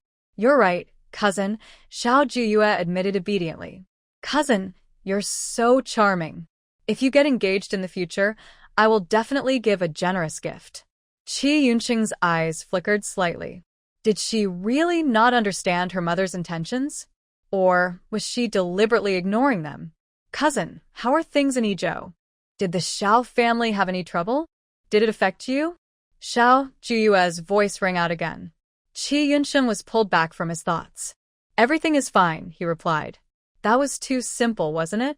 Xiao Jiuyue started chatting casually, asking about her cousin Yun Xiao, how many children he had, and what he was busy with now. During the meal, Xiao Jiuyue roughly understood the attitude of the Qi family. Except for the eldest aunt and 2 cousins and the uncle's family, they didn't want to be close to the Xiao family, fearing they would be implicated. Because of the Xiao family's trouble, Xiaoying fell seriously ill. Plus, with many family affairs, she delayed until the end of the year before traveling to Hongdu to see her grandmother. "Cousin, do you dislike spicy food?" Xiao Jiuyue saw Qi Yunsheng's face turn red and his forehead sweat. She said, "People in Hongdu like spicy food. Next time, use less chili. Here, try this." Boiled water cabbage looks like clear broth with little water, but Qi Yunsheng takes a sip and can't help but praise, "Hongdu actually has such delicious food." When paying the bill, The young shop assistant cheerfully says, "Miss Xiao, the shopkeeper asked me to thank you for your past help. Today's meal is on the house." Then, "Thank you very much for the kindness, shopkeeper Zeng," Xiao Jiuyue replies without insisting on paying. She looks around at the full restaurant, feeling proud that her efforts brought this success. Helping the shopkeeper a little before, "I didn't expect him to be so polite," Xiao Jiuyue explains with a glance back. Qi Yunxing casually tosses a silver ingot to the shop assistant and says, "I'll pay for this meal today." Xiao Jiuyue. The shop assistant holds the silver, unsure whether to accept or refuse. "Miss, they are cousins and don't seem to be locals," Bao Chui says, but her words clearly upset the woman. The woman suddenly throws her teacup and shouts, "Good for nothing. Miss, this is Fengchun Tower." The shop assistants downstairs are keeping quiet, knowing only that the girl following that young master is surnamed Xiao. They don't know anything else. Bao Chui trembles as she kneels down. "Go away," the woman says impatiently, waving her hand. She looks out the window at the noisy street, filled with vendors shouting. Her eyes quickly find Qi Yunxing, who is gentle and refined, like a jade, a handsome young man. Next to him stands a woman with a beautiful side profile, exuding an indescribable charm with every gesture. Lan Song County, when did such a beautiful woman come here? The woman murmurs, frowning as if wondering which Xiao family she belongs to. "Cousin, is there anywhere you'd like to visit?" Xiao Jiuyue waits until Lian Xian and Jean Wen finish packing the food boxes before asking. Perhaps because they've been traveling for days, Qi Yunxing suggests, "Maybe we should go back today?" His words make Xiao Jiuyue very pleased. She gets on the carriage, and as she comes to her senses, she guesses Qi Yunxing probably understands that her task is done and wants to leave, which is why he said that. "Thank you," Xiao Jiuyue sincerely thanks him. "It's my turn to thank you, cousin, for taking me to such a delicious meal," Qi Yunxing says with a gentle smile. Xiao Jiuyue sends her bodyguards out and feels good about the day. On the way back, she chats casually with Qi Yunxing, learning that his family is in the grain business. Xiao Jiuyue finally understands. Perhaps this time, her eldest aunt's visit brought enough grain for the Xiao family to enjoy fresh rice. "Big cousin, you must have quite a few farms, right? How is the grain production at home?" Xiao Jiuyue asked. Qi Yunxing was focused on studying and had already become a scholar. He was eager to earn fame and didn't know much about the family business. He stammered, "The Qi family has farms, mostly selling goods in Yizhou and Zhangzhou." As for the grain yield, Qi Yunxing was completely in the dark and didn't know. "Auntie has high hopes for you, big cousin. I wish you success next year," Xiao Jiuyue offered her blessings. On the way back to the Xiao family's old residence, before getting off the carriage, they saw Aunt Lan seeing off her brother. "Lan Yang, mother is in good health. If it weren't for the long journey, she would come to see you. If you need anything, remember to write to Big Brother." Shang Ting looked at his sister and said, "Mother said that we have benefited from the Xiao family before. Now, even if something happens to the Xiao family, we shouldn't abandon each other. Marry into the family, stay loyal. Although you are just an auntie, don't do anything to shame the Shang family. Take good care of Jichen." "Big brother, I understand." Aunt Lan wiped her tears, thinking of the fabrics and silver notes her brother sent, symbols that her maternal family hadn't abandoned her. Aunt Lan looked at Shang Ting with concern and asked repeatedly, "Big brother, is everything really okay at home?" They are only 2 years apart and grew up together. Shang Lan learned business alongside Shang Ting. When she was young, Shang Lan had some talent for business. She said, "Big brother, although I haven't been in business these years, I managed the dowry shop given to me well. Big brother, if there's anything wrong with the fabric shop at home, I might be able to help." Aunt Lan was not foolish. Although her brother said their mother was ill, delaying his trip to Hongdu, the more this was the case, the more their mother wanted him to come early, unless her brother was held back. And the only thing that could hold him back was the family business. Her nephews were not capable, and her brother, getting older, was working hard alone. "Aunt Lan, it's not appropriate to have Jiechen's uncle standing at the door all the time. It's better to go inside and talk." Xiao Jiuyue got off the carriage and saw Shang Ting. Without Shang Lan's delicate appearance, Shang Ting looked seasoned by the business world, giving a sense of having experienced many hardships. Although not very old, his temples were already gray. He didn't look like Shang Lan's brother, but more like her father. Miss, Aunt Lan introduced herself. Xiao Jiuyue nodded slightly and directly invited Shang Ting back inside. Shang Lan whispered, "Big brother, Miss is the best businesswoman I've ever seen." With just a few dishes, she earned 1,000 taels of silver. And the canned oranges, Shang Lan was in charge of bookkeeping. She had already calculated everything with an abacus.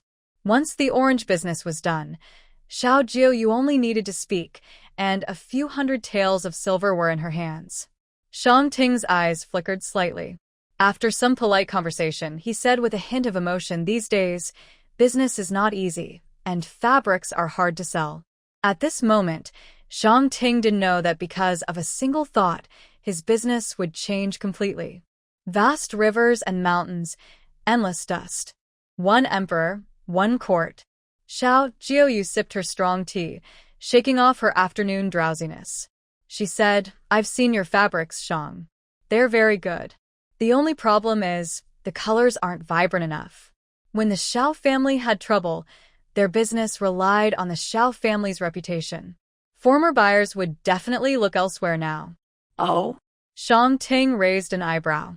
"Miss, you don't know. Our dye shop in Ezhou is among the best. The colors we produce are even and bright. Among the best isn't the same as the first. If your fabrics can't be bought anywhere else and are irreplaceable, then no one can take your business away." Xiao Jiuyue took another sip of tea, her mind growing clearer. Her fingers lightly tapped the table as she asked, "What color is the hardest to dye?" "Purple," Shang Ting answered without hesitation. "Our dye workshop can produce 3 kinds of purple." "Not enough," Xiao Jiuyue shook her head. "Common shades like lilac purple, autumn saffron purple, and crimson purple are all shallow or deep. People always want something new. Soft red light purple, Chongyang cornelian purple, smoky dusk mountain purple, pond blue lotus, and black nightshade purple. If your shop can dye 7 or 8 kinds of purple, everyone will rush to buy your fabrics," she said, spreading her hands. When she used to write papers, she studied plant dyes extensively. It took her a whole month just to gather information. Now, her knowledge might come in handy. "Miss, can you really dye so many kinds of purple?" Shang Ting stood up excitedly. His eyes lit up as he looked at Xiao Jiuyue. Just hearing her mention those names made him feel hopeful. He believed his business could be saved. "Of course." Xiao Jiuyue nodded. She explained in detail which plants produce each shade of purple, how to extract the dye, and even the methods of dyeing. She spoke confidently. Shang Ting cupped his hands and said, "Miss, our business is willing to give up 30% of the profit." "I don't want the profit," Xiao Jiuyue replied. "I have only one condition." She extended one finger.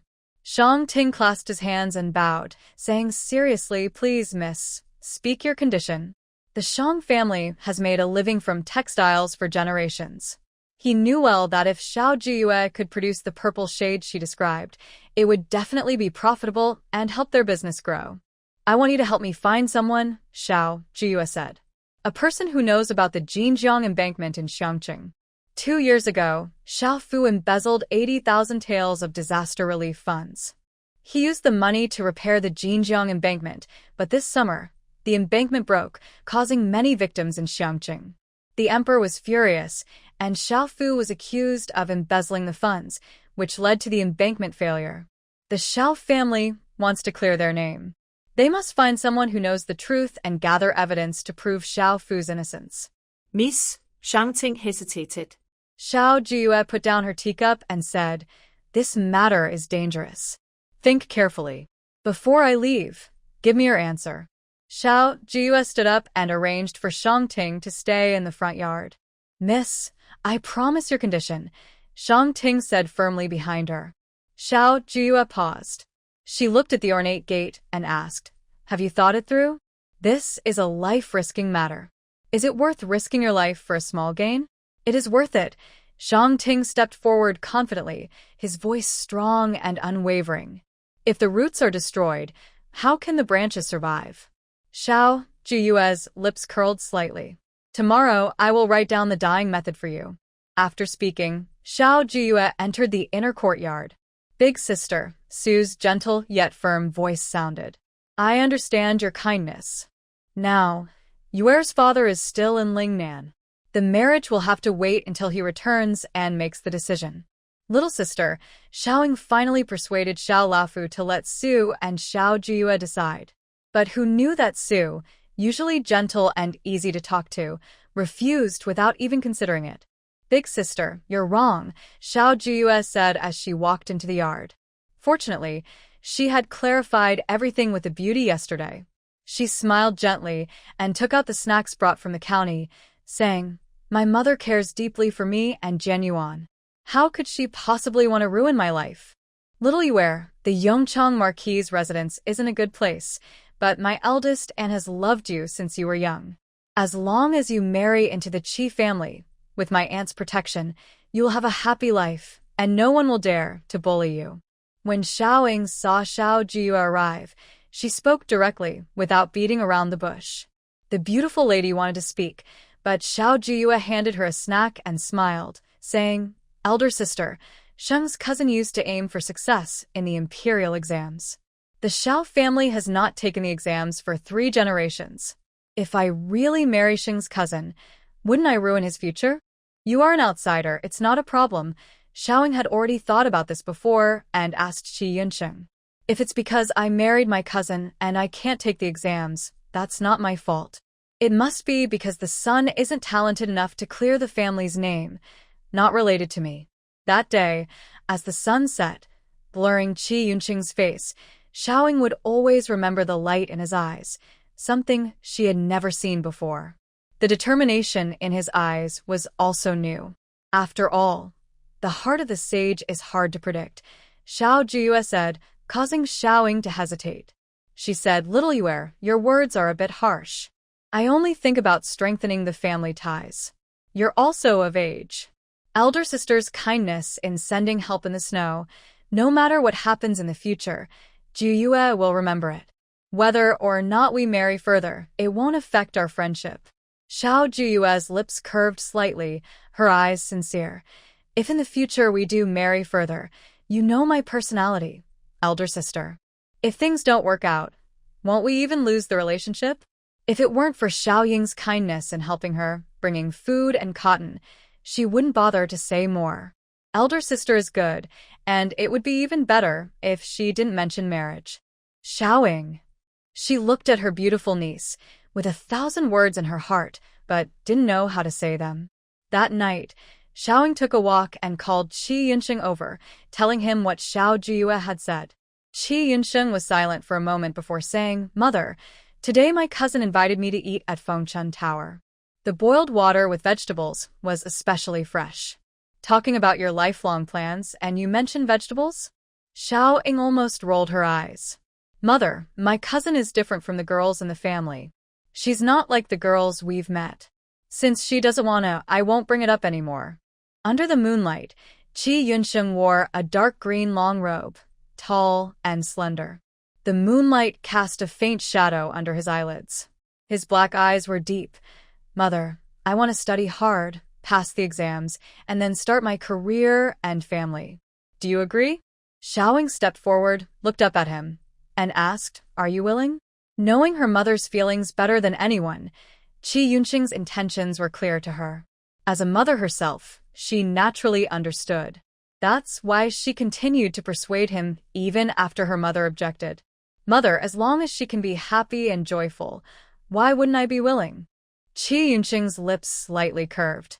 He said, I will try my best to bring the lady back as the noble wife. Then wait for me. Xiaoying lowered her eyes, holding back tears. Yuer, this is a banknote sent by your eldest aunt. It's 5,000 taels. My sister has a kind heart. Old lady Xiao handed the banknote to Xiao Jiuyue. Xiao Jiuyue smiled and said, Grandmother, don't worry. I understand. Keep the money, old lady Xiao said. But Xiao Jiuyue refused, saying, "Grandmother, this is my eldest aunt's gift to you. I can't take it. Since you manage the Xiao family, if you don't take this money, who will?" Old Lady Xiao looked at her and said, "Tomorrow. Grandmother, I need to go to the county tomorrow. Coincidentally, Brother Sheng wants to go boating. I'll leave first." Xiao Jiuyue finished and quickly ran away. Old Lady Xiao watched her leave, glanced at the banknote in the box, and chuckled softly. This girl, she doesn't want money at all. Old Madam, the young lady is wholeheartedly for the Xiao family. That's a blessing for the Xiao family and for you. Jiang Ma smiled happily. Old Lady Xiao's smile deepened. Now this girl is becoming more and more like a head of the household. "Miss, this salt was sent by Yuge. It's the salt sold by the Gan family." Jean, the steward, took out a cloth bag and handed it over. Xiao Jiuyue poured the salt into her hand. It was completely different from the refined or fine salt she had seen before. The grains were coarse like sand. She asked, "Does anyone buy this kind of salt?" "Of course. This kind of salt is more than half the price of regular refined salt," Jean replied. Xiao Jiuyue put the salt down. If a high school student used coarse salt for refining, they wouldn't sell such coarse salt that's as rough as sand. It was a waste. "Miss He is waiting outside. Would you like to see her?" Jean seemed to remember something and asked. "Let her in." Xiao Jiuyue nodded slightly. Soon after, Jean led He Chongqing into the study. The Xiao family mainly consists of women. Usually, this study was where Xiao Jiuyue practiced calligraphy and played the piano for Xiao Jiuyue and Xiao Jiaoshan. He Chongqing was covered in bruises, his face pale from the cold. He knelt down directly and said, "Miss, I found the Gan family's salt well. The revenge of the older brother depends on this Miss Xiao from the Xiao family. Cousin, go ahead and busy yourself. I'll stay here and read." Qi Yinsheng arrived at the bookstore and really liked its elegant atmosphere. Qi Yinsheng was so polite that he showed no resentment at all. Xiao Jiuyue felt a bit embarrassed and said apologetically, "Cousin, wait a moment. I'll treat you to something delicious." Xiao Jiuyue got into the carriage and headed straight to the alley where Chu Qingshu lived. At the street corner, Chu Ong was already waiting. When he saw Xiao Jiuyue's carriage coming, he immediately stepped forward. Xiao Jiuyue handed the letter she had written overnight to Chu Ong, along with the address and the name of the person receiving the letter. "Lingnan Xiaoling, I've got it." Chu Ong repeated the address, then tucked the letter close to his chest before asking, "Miss Xiao, is there anything else you want me to take?" "No." Xiao Jiuyue shook her head, looking at Chu Ong. He was dressed in simple clothes, carrying a bundle on his back. She asked, "Is that all you have?" "I have too many things. It's too burdensome." Chu Ong grinned and patted his chest to assure her, "Miss Xiao, don't worry. I will definitely deliver the letter." Safe travels. Xiao Jiuyue watched Chu Ong run off and disappear from sight. Her heart was filled with countless questions she wanted to ask. Wasn't that letter a poem or a writing Miss Xiao copied yesterday? "Miss Xiao, the Hu family has arrived." The head servant Jin's carriage stopped at the Hu residence. Xiao Jiuyue looked up and saw the dilapidated house. She could vaguely see the former prosperity. The salt well belonging to the Gan family was originally discovered and excavated by the Hu family. The Gan family was just a messenger. Unfortunately, Gan Zongrong was cruel and cunning, destroying the Hu family and taking over the salt well. The Hu family could have completed the salt well procedures, but after Zhao's family fell, everything was put on hold. The Gan family could only secretly sell some coarse salt. 2 hours later, Xiao Jiuyue left the Hu family. The only remaining crippled Hui bowed deeply to her and said, "Miss Zhao's kindness will never be forgotten by Hui.